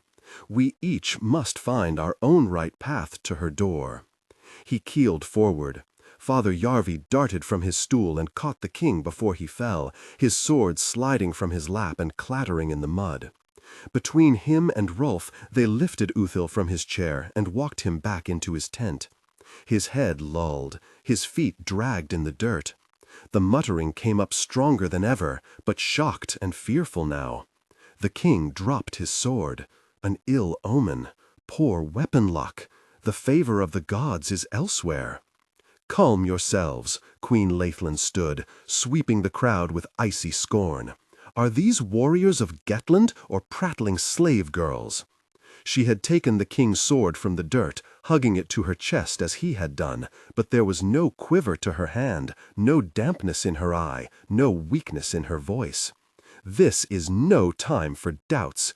The breaker of swords waits for us at Ammon's tooth. The king may not be with us, but we know what he would say." "Steel is the answer," barked Thorn, the elf bangle flaring hot red. "Steel!" roared Master Hunnan, holding high his sword, and metal hissed as more blades were drawn and stabbed toward the sky. "Steel! Steel! Steel!" came the chant from 100 throats. Brand was the only one who stayed silent. He'd always thought doing good meant fighting alongside his brothers, but maybe doing good meant not fighting at all. The appointed place. The armies of Vansterland and Gettland glared at each other across a shallow valley of lush green grass. "A fine spot to graze a herd of sheep," said Rolf. "Or to fight a battle." Thorn narrowed her eyes and scanned the ridge opposite. She had never in her life seen a host half the size. The warriors picked out black on the crest against the bright sky, here or there a blade flashing as it caught the light of Mother Sun. The Vanstermen's shield wall was drawn up loose, their shields blobs of bright painted color, and their spears a bristling forest behind. So like our own army, we might be looking in a great mirror, murmured Yarvi. Apart from that very elf tower, said Thorn. Ammon's tooth rose from a rocky outcrop at the far end of the Vansterman's line, a hollow tower 30 times a man's. Thorn itched to ride up close beside where she could protect her, but forced her heels to be still. Queen Laithlin, how can your wisdom and beauty so defy the passing years? How can your strength and courage? Asked the queen. Gorm scratched thoughtfully at his beard. When last I was in Thornby, I did not seem to be held in such high regard. The gods give no finer gift than a good enemy, my husband always says. Gettland could ask for no better enemy than the breaker of swords. You flatter me, and I enjoy it hugely. But where is King Uthil? I was so looking forward to renewing the friendship we forged in his godshall. I fear my husband could not come, said Laithlin. He sends me in his place. Gorm gave a disappointed pout. Few warriors so renowned. The battle will be the lesser for his absence. But the mother of crows waits for no man, whatever his fame. There is another choice. Yarvi eased his horse up beside the queen's. A way in which bloodshed could be spared. A way in which we of the north could free ourselves from the yoke of the High King in Skeckenhouse. Gorm raised a brow. Are you a magician as well as a minister? We both pray to the same gods, both sing of the same heroes, both endure the same weather. Yet Grandmother Wexen turns us one against the other. If there is a battle at Ammon's Tooth today, whoever is the victor, only she will win. What could Vansterland and Gettland not achieve together? He leaned eagerly forward in his saddle. Let us make of the fist an open hand. Let there be an alliance between us. Thorn gave a gasp at that, and she was not alone. A muttering went through the warriors on both sides, breathed oaths and angry glances. But the breaker of swords held up his hand for quiet. A bold idea, Father Yarvi. No doubt you are a deep-cunning man. You speak for Father Peace, as a minister should. Gorm worked his mouth unhappily, took a long breath through his nose, and let it sigh away. But I fear it cannot be. My minister is of a different mind. Yarvi blinked at Mother Skaya. She is. My new minister is. Greetings, Father Yarvi. Gorm's young white-haired sword and shield-bearers parted to let a rider through, a cloaked rider upon a pale horse. She pushed her hood back, and the wind blew up chill, lashing the yellow hair about her gaunt face, eyes fever-bright as she smiled. A smile so twisted with bitterness it was hard to look upon. "You know Mother is ruin, I think," murmured Gorm. "Odam's brat!" hissed Queen Laithlin, and it was plain from her voice that this was no part of her plans. "You are mistaken, my queen." Isruin gave her a crooked smile. "My only family now is the ministry, just as Father Yarvis is. Our only parent is Grandmother Wexen, eh, brother? After her abject failure in the First of Cities, she did not feel Sister Skyer could be trusted. Skyer's face twitched at that title.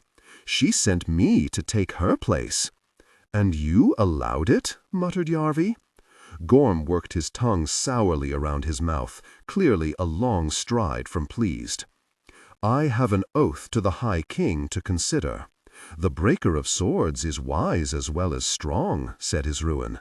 "He remembers his proper place in the order of things." Gorm looked sourer yet at that, but kept a brooding silence.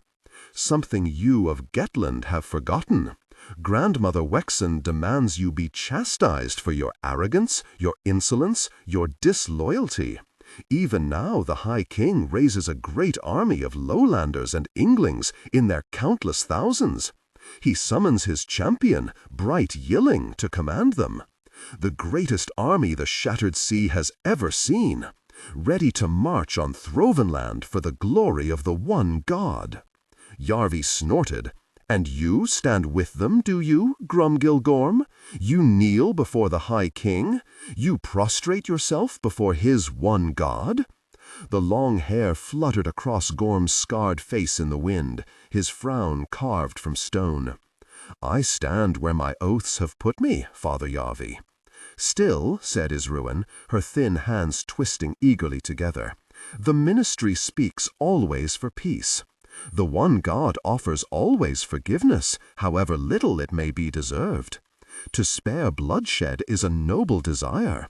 We stand by our offer of a duel of kings to settle the issue." Her lip curled. "But I fear Uthil is too old and weak and riddled with sickness to fight. No doubt the one god's punishment for his disloyalty." Laithlin glanced across at Yarvi, and the minister gave the slightest nod. "Uthil sends me in his place," she said, and Thorn felt her heart, already beating hard, begin to thud against her ribs. A challenge to a king must be a challenge to his queen also. Mother Isruin barked scornful laughter. "Will you fight the breaker of swords, gilded queen?" Laithlin's lip curled. "A queen does not fight, child. My chosen shield will stand for me." And Thorn felt a terrible calm settle upon her, and inside her hood she began to smile. "This is trickery," snapped Isruin. Her own smile vanished. "This is law," said Yarvi. "As minister to a king, you should understand it. You gave the challenge. We accept." Gorm waved a great hand as though at a bothersome fly. "Trickery or law, it is the same. I will fight anyone." He sounded almost bored. "Show me your champion, Laithlin, and at dawn tomorrow we will meet on this ground, and I will kill him and break his sword and add its pommel to my chain." He turned his dark eyes on the warriors of Gettland. "But your chosen shield should know that Mother War breathed on me in my crib, and it has been foreseen, no man can kill me." Laithlin gave a chill smile, and it was as if all things slotted smoothly into place, like the workings of a lock, and the god's purpose for Thorn Bathu was suddenly revealed. My chosen shield is not a man. So it was time for the sword to be drawn. Thorn pulled off the cloak and flung it away. In silence, Gettland's warriors parted, and she nudged her horse between them, her gaze fixed on the king of Vansterland. And as he saw her come, his great brow furrowed with doubt. "Gromgil Gorm," she said softly as she rode between Laithlin and Yarvi. "Breaker of swords." Mother Isruin's horse shied back out of her way. "Maker of orphans." Thorn reined in beside him, his frowning face lit red by the blazing light of her elf bangle, and she leaned from her saddle to whisper, "Your death comes." A brave face. After their intimate moments, they lay together. No doubt he should have been holding her like a miser clutches his gold, making the most of every moment they had. But instead Brand felt uneasy and surly and scared. Instead, her clammy skin against his felt as if it was trapping him, her heat smothering him, and he twisted free of her and stood, caught his head on the canvas in the darkness, and thrashed it away with his hand, cursing, making the fabric flap and wobble. "You surely taught my tent a lesson," came Thorn's voice. He could hardly see any sign of her, maybe a little crescent of light on her shoulder as she propped herself on one elbow, a gleam at the corners of her eyes, a glint of gold in her hair. "You're going to fight him, then?" he said. "I reckon. Gromgil Gorm, unless he's so scared he decides not to turn up. The breaker of swords, the maker of orphans. The names dropped dead in the darkness, names great warriors quailed at, names mothers scared their children with. How many duels has he fought? They say a score. How many have you? You know how many, Brand. None. It's around that number. How many men has he killed? Pits full of them." Her voice was getting hard now, a fiery glow under the blanket from her elf bangle. "More than any man around the shattered sea, maybe. How many pommels on that chain of his? 100? 2? And my father's is one of them. You looking to follow in his footsteps?" That glow grew brighter, showing him the lines of her scowl. "Since you ask, I'm hoping to kill the big jerk and leave his corpse for the crows." Silence between them, and someone passed outside with a torch, orange flaring across the side of Thorn's face, the star-shaped scar on her cheek. "You know Mother is ruin, I think," murmured Gorm. "Odam's brat," hissed Queen Laithlin, and it was plain from her voice that this was no part of her plans. "You are mistaken, my queen." Isruin gave her a crooked smile. "My only family now is the ministry, just as Father Yarvis is. Our only parent is Grandmother Wexen, brother?"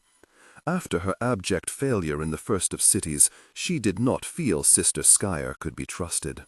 Skyer's face twitched at that title. "She sent me to take her place." "And you allowed it?" muttered Yarvi. Gorm worked his tongue sourly around his mouth, clearly a long stride from pleased. "I have an oath to the High King to consider." "The breaker of swords is wise as well as strong," said Isruin. "He remembers his proper place in the order of things." Gorm looked sourer yet at that, but kept a brooding silence. "Something you of Gettland have for—" Brand knelt level with her. "We could just go." "No, we can't. Father Yarvi, he twisted you into this. A trick, a gamble, like that poisoner in Yalatoft. This is all his plan. What if it is? I'm not a child, Brand. My eyes were open. I swore an oath to him and another to the Queen, and I knew what they meant. I knew I might have to fight for her. I knew I might have to die for her.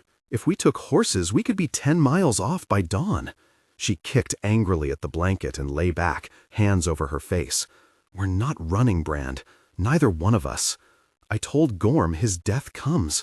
Be a bit of a letdown for everyone if I never even arrived, wouldn't it? We could go south to Throvenland, join a crew and go down the Divine. On to the First of Cities. Violine would give us a place. For the God's sake, Thorn, he's the breaker of swords, Brand." "Stop," she snarled, so suddenly that he jerked back. "You think I don't know all this? You think my head isn't buzzing with it already like a nest of freaking wasps? You think I don't know everyone in our camp is working at the same sums and coming to the same answer?" She leaned farther forward, eyes gleaming. "I'll tell you what you could do for me, Brand. You could be the one man in 50 miles who thinks I can win. Or at least pretends I can. This isn't your choice. It's mine, and I've made it. Your choice is to be my shoulder man or go." He knelt there, blinking for a moment as if he'd been slapped. Then he took a long, shuddering breath and blew it out. "I'll always be your shoulder man. Always. I know you will. But I'm meant to be the one terrified. I'm sorry." He reached out, touched her face in the darkness, and she pressed her cheek into his hand. "It's just... it took us a long time getting here. I don't want to lose you. I don't want to be lost. But you know I was born to do this. If anyone can beat him, you can." "I know, but I might not have much time left." She took his wrist and drew him close, seeking a moment of quiet connection. Brand sat with Thorn's sword across his knees and polished it. He'd polished it, plain hilt to bright point, 12 times already. As the stars were snuffed out and the sky brightened, and Mother Sun showed herself behind Aemon's tooth, the steel couldn't be any cleaner, the edge any keener. But still he scrubbed, muttering prayers to Mother War, or the same prayer over and over. "Let her live. Let her live." You want a thing when you can't have it. When you get it, you suddenly sprout doubts. Then when you think you might lose it, you find you need it worse than ever. Father Yarvi was muttering some prayers of his own while he tended to a pot over the fire, from time to time tossing a few dried leaves from one pouch or another into a brew that smelled like feet. "You could probably stop polishing," he said. "I can't stand in the square with her." Brand flipped the sword over and set furiously to work on the other side. "All I can do is polish and pray. I plan to do both the best I can." Brand knew Thorn would show no fear, but she even had the hint of a smile as she sat, elbows on her knees and her hands calmly dangling, the elf bangle on her wrist glowing bright. She had a steel guard on her left arm, but otherwise no armor, just leather stitched in places with steel rings, bound tight with straps and belts, so there was nothing left loose to catch a hold of. Queen Laithlin stood at her side, binding her tangled hair tight against her skull, fingers moving sure and steady, as if it was for a wedding feast rather than a duel. 2 brave faces there, and no mistake. The bravest in the camp, for all they were the 2 with most to lose. So when Thorn glanced over at him, Bran did his best to nod back with a brave face of his own. That much he could do. That, and polish, and pray. "Is she ready?" murmured Father Yarvi. "It's Thorn. She's always ready, whatever these jerks might think." The warriors had been gathering since first light, and now there was a whispering crowd looking on, pressed in about the tents, peering over one another's shoulders. Master Hunnan was in the front rank, and couldn't have frowned any harder without tearing the deep-creased skin on his forehead. Brand could see the dismay and disgust on their faces. That some girl should be fighting for Gettland's honor while the sworn warriors stood idle. A girl who'd failed a test and been named a murderer. A girl who wore no mail and carried no shield. Thorn showed no sign of giving a damn for their opinion as she stood, though. She looked as long and lean as a spider, the way Skiffer used to, but taller and broader and stronger. And she spread her arms wide and worked the fingers, her jaw set hard and her narrowed eyes fixed on the valley. Queen Laughlin set a hand on her shoulder. "May Mother War stand with you, my chosen shield." "She always has, my queen," said Thorn. "It's nearly time." Father Yarvi poured some of his brew into a cup and held it out with his good hand. "Drink this." Thorn sniffed at it and jerked back. "Smells foul." "The best brews do. This will sharpen your senses and quicken your hands and dull any pain." "Is that cheating?" "Mother Isrian will be using every trick she can devise." And Yarvi held out the steaming cup again. "A champion must win. The rest is dust." Thorn held her nose, swallowed it down, and spat with disgust. Rolf stepped up, shield held like a tray with 2 knives laid on it, freshly sharpened. "Sure you don't want mail?" Thorn shook her head. "Speed will be my best armor and my best weapon. Speed and surprise and aggression. These might come in handy too, though." She took the blades and slid them into sheaths at her chest and her side. One more for luck. Brand held out the dagger that Rin made him, the one he'd carried up and down the Divine and the Denied, the one that saved his life out on the steppe. "I'll keep it safe." Thorn slid it through her belt at the small of her back. "I'd rather it kept you safe," murmured Brand. "A lot of blades," said Father Yarvi. "Got caught without any once and didn't enjoy the experience," said Thorn. "I won't be dying for lack of stabbing back, at least." "You won't be dying." Brand made sure his voice held no doubts, even if his heart was bursting with them. "You'll killing the jerk." "Aye." She leaned close. "I feel like my guts are going to drop out of my rear." "I'd never know." "Fear keeps you careful," she muttered, hands opening and closing. "Fear keeps you alive." "No doubt." "I wish Skiffer was here." "You've got nothing left to learn from her." "A little of that elf magic might not hurt, though." "Just in case? And rob you of the glory?" "No." Brand showed her both sides of the sword, a frosty glint to the edges he'd been polishing since the first hint of light. "Don't hesitate." "Never," she said, as she slid the blade through the clasp at her side and held her hand out for the axe. "Why did you, that day on the beach?" Brand thought back down a long, strange year to the training square on the sand. "I was thinking about doing good." He spun the axe around, steel etched with letters in 5 tongues flashing. "Looking at both sides of the case, like the fool I am. You'd have beaten me if you hadn't." "Maybe." Thorn slid the axe through its loop. "I would have failed my test, and Hunnan would never have given me another. I wouldn't have killed Edwall. I wouldn't have been called a murderer. I wouldn't have been trained by Skiffer, or rode down the Divine, or saved the Empress, or had songs sung of my high deeds. I wouldn't have lost my place on the King's raid," said Brand. "I'd be a proud warrior of Gettland now, doing just as Master Hunnan told me. And my mother would have married me off to some old fool, and I'd be wearing his key all wrong and sewing very badly. You wouldn't be facing Gromgil Gorm. No, but we'd never have had whatever we've got." He looked into her eyes for a moment. "I'm glad I hesitated. So am I." She kissed him then, one last kiss before the storm, her lips soft against his, her breath hot in the dawn chill. "Thorn?" Cole was standing beside them, Gorms in the square. Brand wanted to scream then, but he forced himself to smile instead. "The sooner you start, the sooner you kill him." He drew Otta's sword and started beating on Rolf's shield with the hilt, and others did the same with their own weapons, their own armor, noise spreading out through the ranks, and men began to shout, to roar, to sing out their defiance. She was nowhere near the champion they'd have picked, but she was Gettland's champion even so. And Thorn strode tall through a thunder of clashing metal, the warriors parting before her like the earth before the plow, striding to her meeting with the breaker of swords. "Steel, I have been waiting for you," said Grumgilgorm in his sing-song voice. He sat upon a stool with his white-haired blade and shield-bearers kneeling to either side. One of them, Thorn? Cole was standing beside them, Gorms in the square. Brand wanted to scream then, but he forced himself to smile instead. The sooner you start, the sooner you kill him. He drew Otta's sword and started beating on Rolf's shield with the hilt, and others did the same with their own weapons, their own armor, noise spreading out through the ranks, and men began to shout, to roar, to sing out their defiance. She was nowhere near the champion they'd have picked, but she was Gettland's champion even so. And Thorn strode tall through a thunder of clashing metal, the warriors parting before her like the earth before the plow, striding to her meeting with the breaker of swords. "Steel, I have been waiting for you," said Grumgilgorm in his sing-song voice. He sat upon a stool with his white-haired blade and shield-bearers kneeling to either side, one of them smiling at Thorn, the other scowling as if he might fight her himself.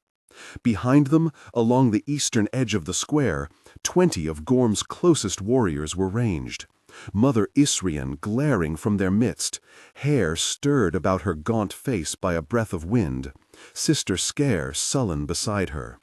Behind them were hundreds more fighting men, black outlines along the top of the ridge, Mother Sun bright as she rose beyond Aemon's tooth.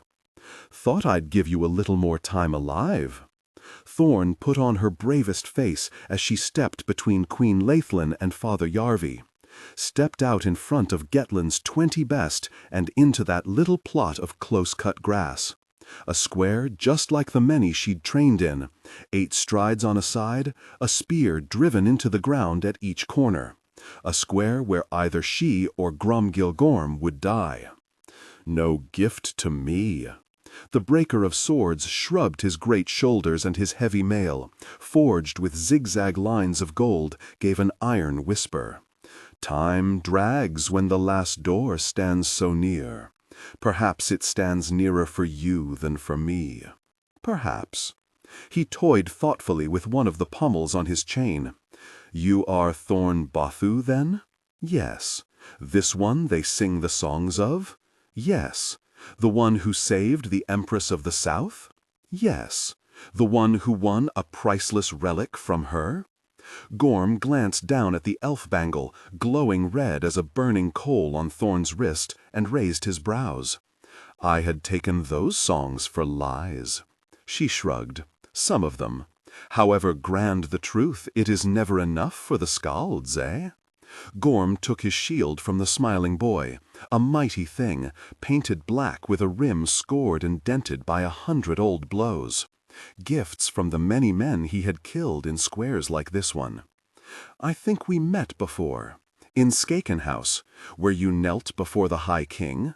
His cheek gave the faintest twitch of displeasure. "We all must kneel to someone. I should have known you sooner, but you have changed." "Yes." "You are Storn Headland's daughter?" "Yes." "That was a glorious duel." The frowning boy offered Gorm's sword, and he curled his great fingers about the grip and drew it. A monstrous blade. Thorn would have needed both hands to swing it, but he carried it lightly as a willow switch. "Let us hope ours will make us jolly a song." "Don't count on the same outcome," said Thorn, watching Mother Sun's reflection flash down his steel. "He would have the reach, the strength, the armor. But, weighed down by all that metal, she would have the speed. She would last the longer. Who would have the upper hand in the contest of wits? It remained to be seen. I have fought a score of duels, and put a score of brave men in their house, and learned one thing: never count on the outcome. Gorm's eyes moved over her clothes, her weapons, judging her as she was judging him. She wondered what strengths he saw, what weaknesses. "I never fought a woman before, though. Nor will you again. This is your last fight." She raised her chin at him. "Mother War's breath will not shield you from me." She had hoped for anger, some sign he might be taunted into rashness. But all the king of Vansterland gave her was a sad little smile. Ah, the confidence of the young! It was foreseen no man could kill me. And he stood, his great shadow stretching toward her across the stubbled grass. A giant stepped out from the songs. "Not that you could." "Mother War, let her live," mouthed Brand, both fists clenched aching tight. "Mother War, let her live." An eerie silence fell across the valley as the fighters took their places. Only the stirring of the wind in the grass, a bird calling high and harsh in the iron sky, the faint jingle of war gear as one man or another shifted nervously. Mother Isrian stepped out into the lonely space between the two champions. "Are you ready to kill? Are you ready to die?" She held up her hand, a curl of white goose down in her fingers. "Are you ready to face the one god's judgment?" Gorm stood straight and tall, huge as a mountain, his broad shield held before him, his long sword out behind. "Mother War will be my judge," he growled. Thorn crouched low, teeth bared in a vicious grin, tense as a full-bent bow. "Whichever." She turned her head and spat. "I'm ready." "Then begin," called Mother Isrian, and let the feather fall, and hurried back, out of the short grass and into the rank of warriors opposite. Down that feather drifted, slow, slow, every eye on both sides fixed upon it. It was caught by an eddy, whirled, and spun.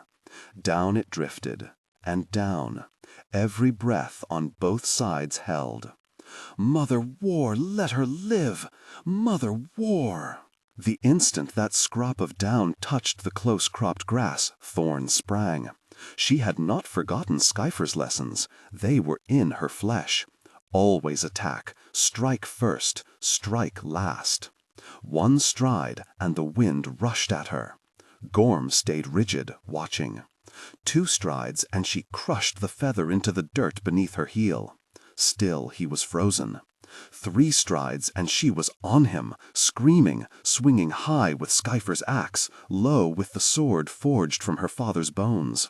Now he moved to meet her, and her blade crashed on his, and the axe chopped splinters from his shield. In that instant she knew she had never fought anyone so strong. She was used to a shield giving when she hit it, used to staggering a man with the weight of her blows. But striking Gorm's shield was like striking a deep-rooted oak. Striking his sword jarred her from her palm to the tip of her nose and left her bared teeth rattling. Thorn had never been one to get discouraged at the first reverse, though. Gorm had thrust his heavy left boot recklessly forward, and she dropped low, trying to hook it with her axe and bring him down. He stepped back nimbly for all his mountainous bulk, and she heard him grunt, felt the great sword coming, whipping at her like a scorpion's tail. She only just lurched under as it ripped past at a vicious angle, a blow to split shields, to split helms, to split heads. The wind of it cold on her face. She twisted, watching for the opening a swing like that must leave, but there was none. Gorm handled that monstrous blade as neatly as Thorn's mother might a needle. No rage or madness in it, all control. His eyes stayed calm. His door of a shield never drifted. That first exchange she judged a draw, and she danced back into room to wait for another chance, to seek out a better opening. Slowly, carefully, the breaker of swords took one step toward the center of the square, twisting his great left boot into the sod. "Yes!" hissed Rolf as Thorn darted in, letting go a flurry of blows. "Yes!" Blades clattered as they scarred Gorm's shield, Brand clenching his fists so tight the nails bit at his palms. He gasped as Thorn rolled under the shining arc of Gorm's sword, came up snarling to hack at his shield, pushed a great thrust scornfully away, and danced back out of range, using the full width of the square. She went in a drunken swagger, weapons drifting, the way that Skyfer used to, and Gorm studied her over the rim of his shield, trying to find some pattern in the chaos. "He is cautious," hissed Queen Laithlin. "Stripped of the armor of his prophecy," muttered Father Yarvi, "he fears her."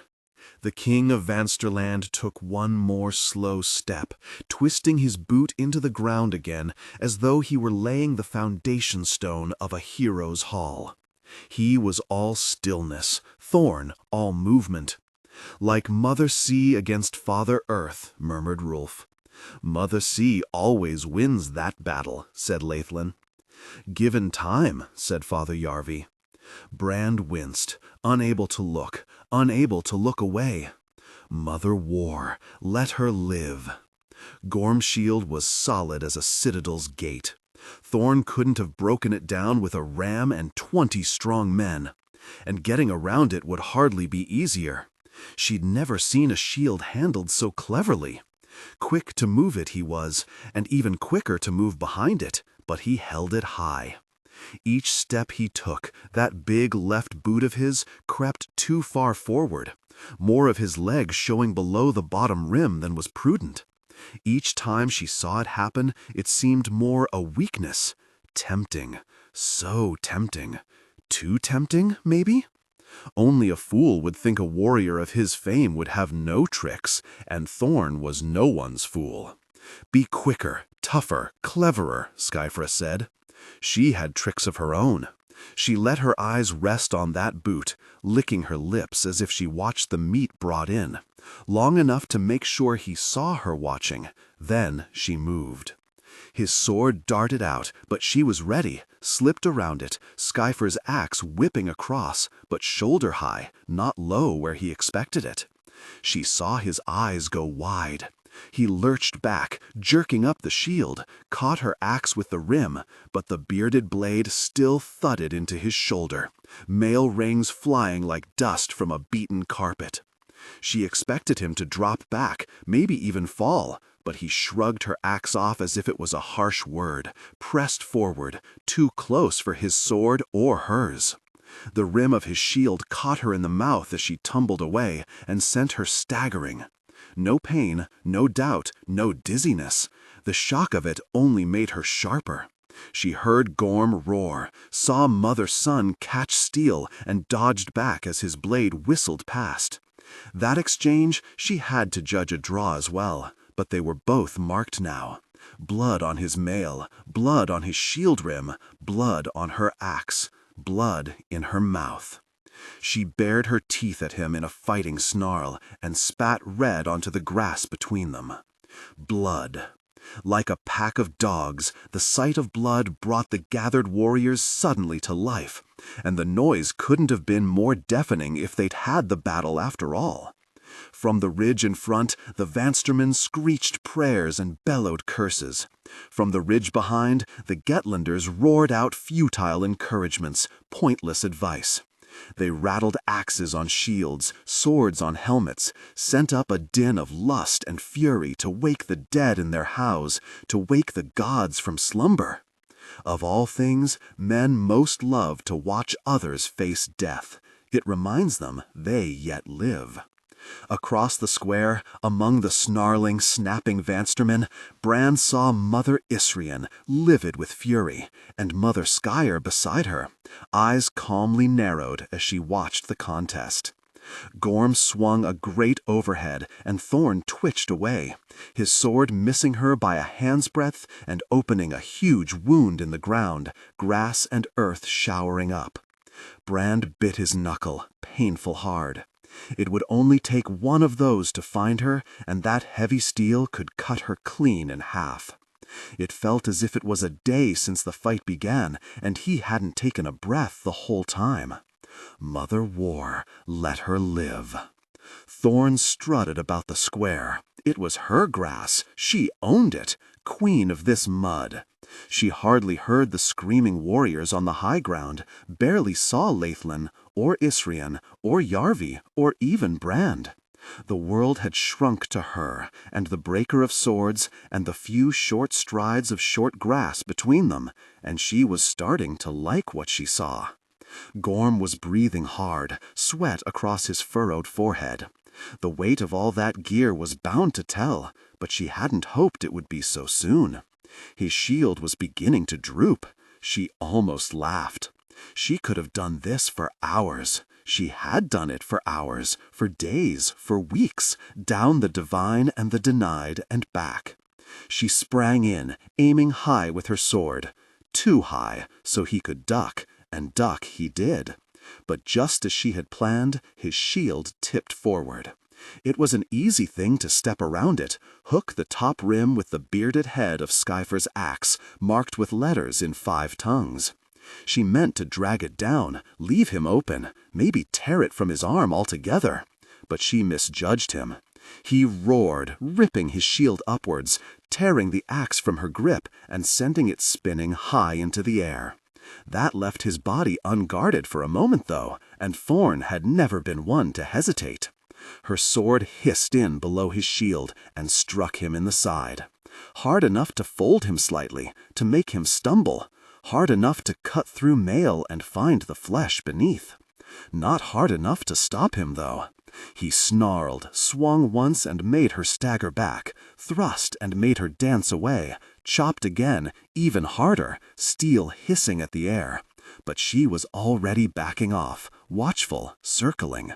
As he turned toward her, she saw the ragged tear in his mail, links flapping free, blood glistening.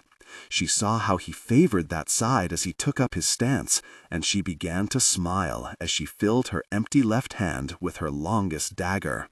She might have lost her axe, but that round was hers.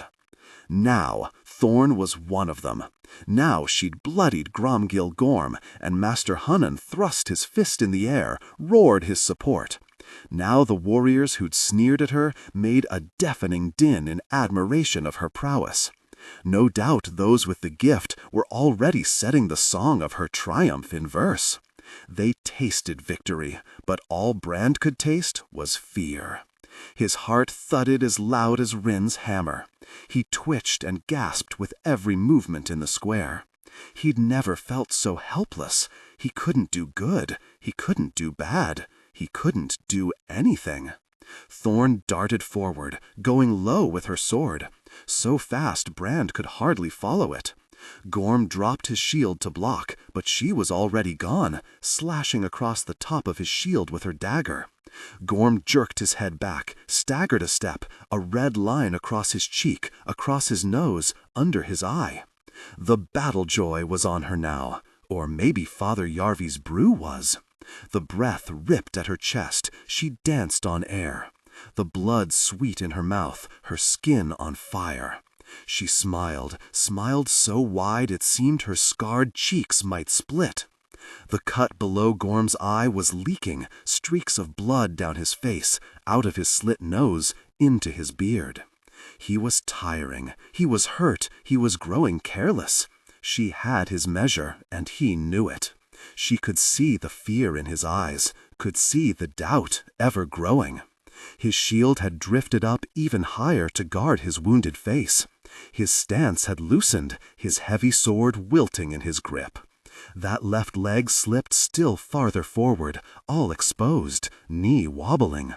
Perhaps it had been a trick in the beginning, but what trick could stop her now? She breathed fire and spat lightning. She was the storm, always moving. She was Mother War made flesh. "Your death comes," she screamed at him, words even she could hardly hear over the noise. She would kill the breaker of swords, and avenge her father, and prove herself the greatest warrior about the shattered sea, the greatest warrior in the world. The songs they would sing of this! She led him in a circle, led him around until her back was to the Vansterman, until her back was to the east. She saw Gorm narrow his eyes as mother-son stabbed at them, twisting away, leaving his leg unguarded. She feinted high, tightening her fingers about the grip, ducked under an ill-timed chop, and screamed out as she swept her sword in a great, low circle. The blade forged with her father's bones struck Gorm's leg above the ankle with all Thorn's strength and anger and training behind it. The moment of her victory. The moment of her vengeance. But instead of slicing through flesh and bone, the bitter edge clanged on metal, jarred in Thorn's hand so badly she stumbled forward, off balance.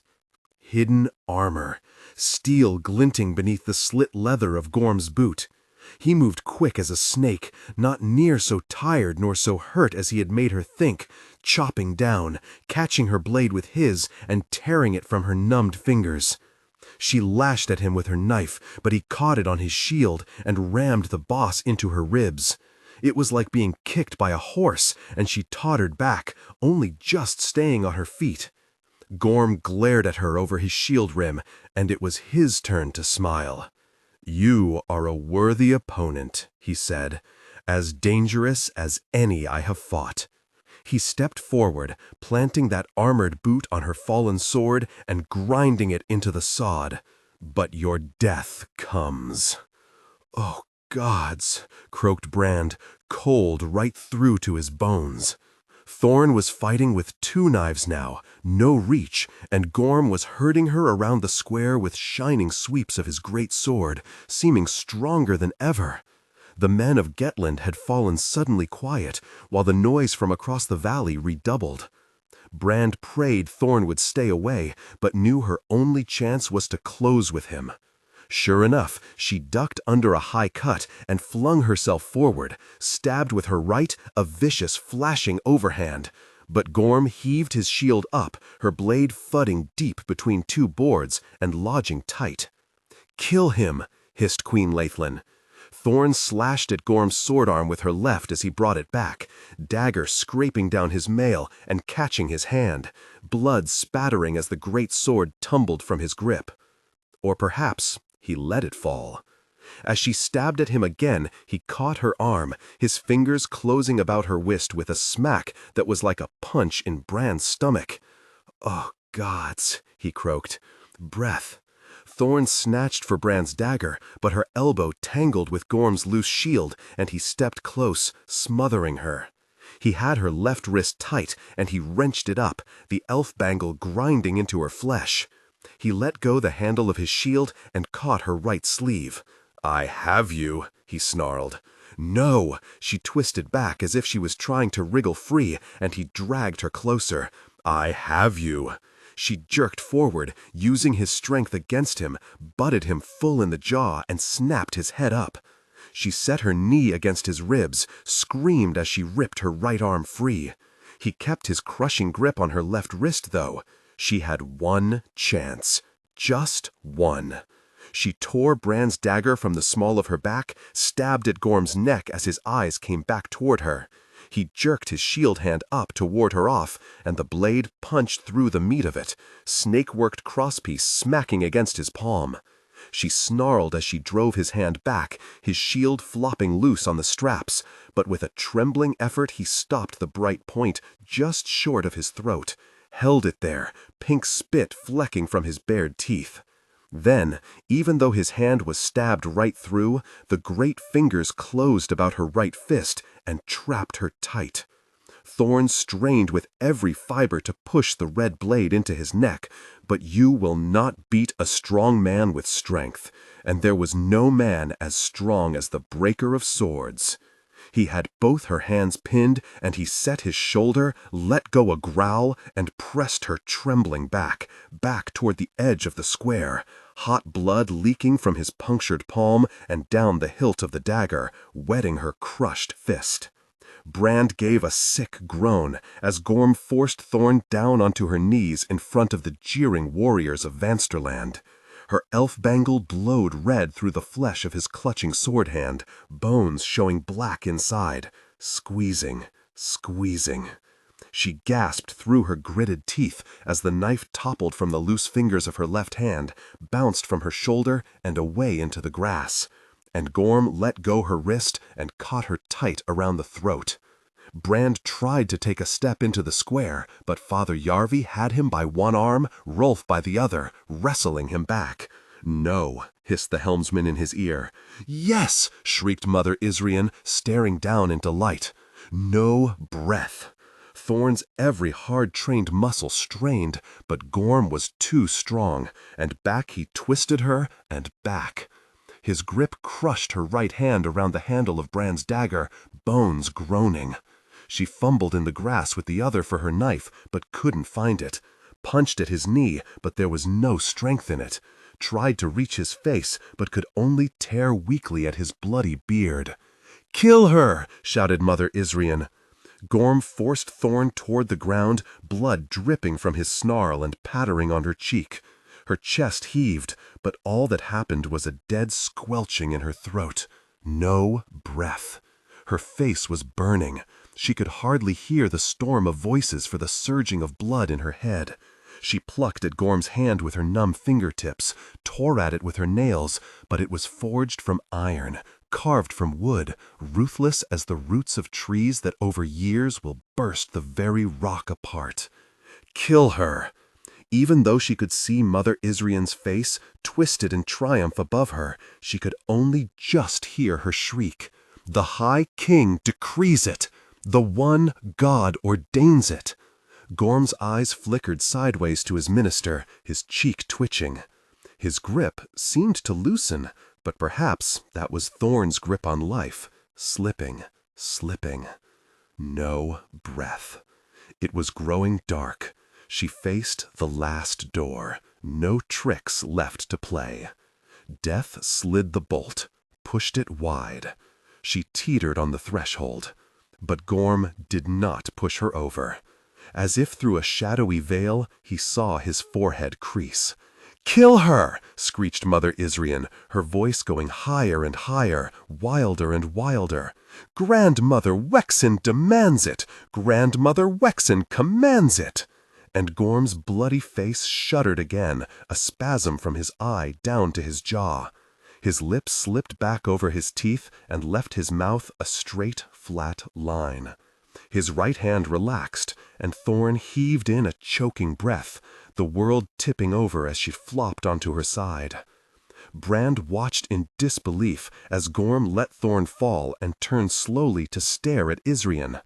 The hungry snarls of his warriors began to fade, the crowds above fell silent, the noise all guttering out to leave a shocked quiet. "I am the breaker of swords." Gorm put his right hand ever so gently on his chest. "What madness makes you speak to me in such a fashion?" Isrian pointed down at Thorn, rolling onto her face, coughing puke into the grass. "Kill her!" "No." "Grandmother Wexen commands," roared Gorm, eyes near popping from his bloody face. "I tire of the High King's arrogance. But most of all, Mother Isrian." He bared his teeth in a horrible grimace as he twisted Brand's dagger from his shield hand. "I tire of your voice. Its constant bleating grates upon me." Mother Isrian's face had turned deathly pale. She tried to shrink back, but Scar's tattooed arm snaked about her shoulders and held her tight. "You would break your oaths to them?" muttered Isrian, eyes wide. "Break my oaths?" Gorm shook the scarred shield from his arm and let it clatter down. "There is less honor in keeping them. I shatter them. I spit on them. I mess on them." He loomed over Isrian, the knife glinting red in his hand.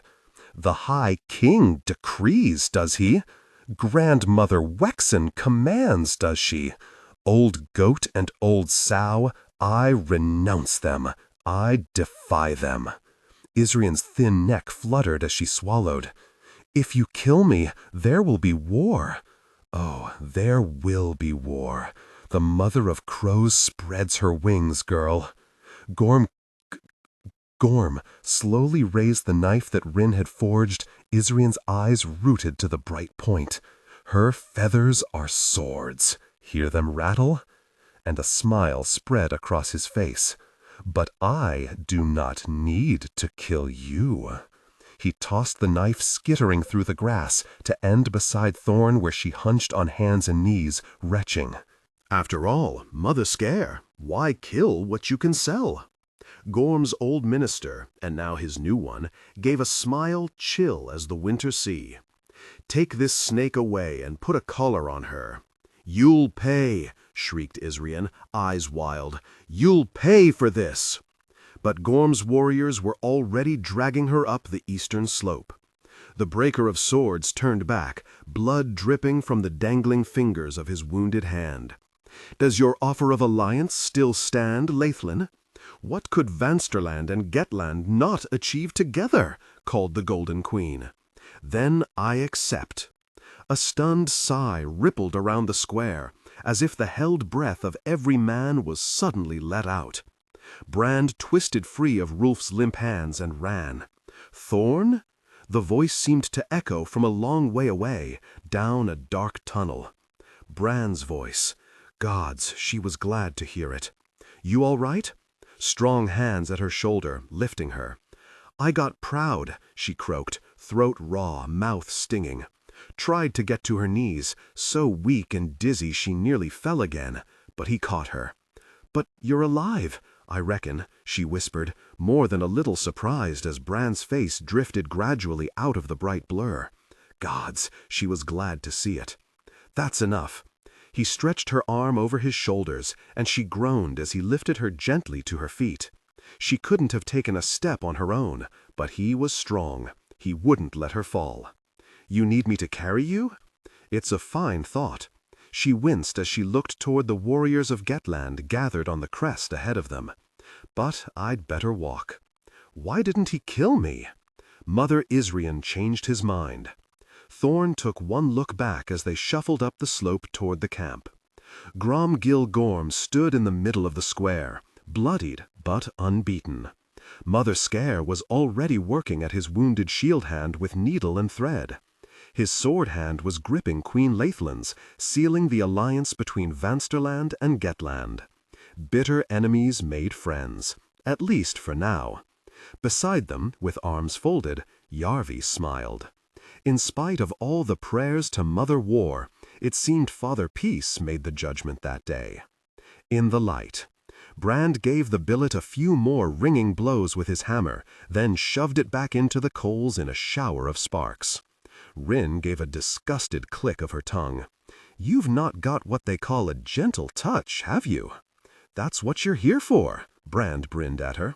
Got to make you feel special, don't I? But she was looking past him, toward the door. You've a visitor. Father Yarvi, what an honor. Brand set down his hammer and wiped his forehead on his forearm. Come to buy a blade? A minister should stand for Father Peace, said Yarvi as he stepped into the forge. A good one stays friendly with Mother War, too, said Rin. Wise words, and now more than ever. Brand swallowed. It's going to be war then. The High King will take time gathering his warriors, but I think it will be war. Still, war is a fine thing for a swordsmith's business. Rin raised her brows at Brand. We'd settle for a poorer peace, I reckon. I hear King Uthel's on the mend, at least. His strength rushes back, said Yarvi.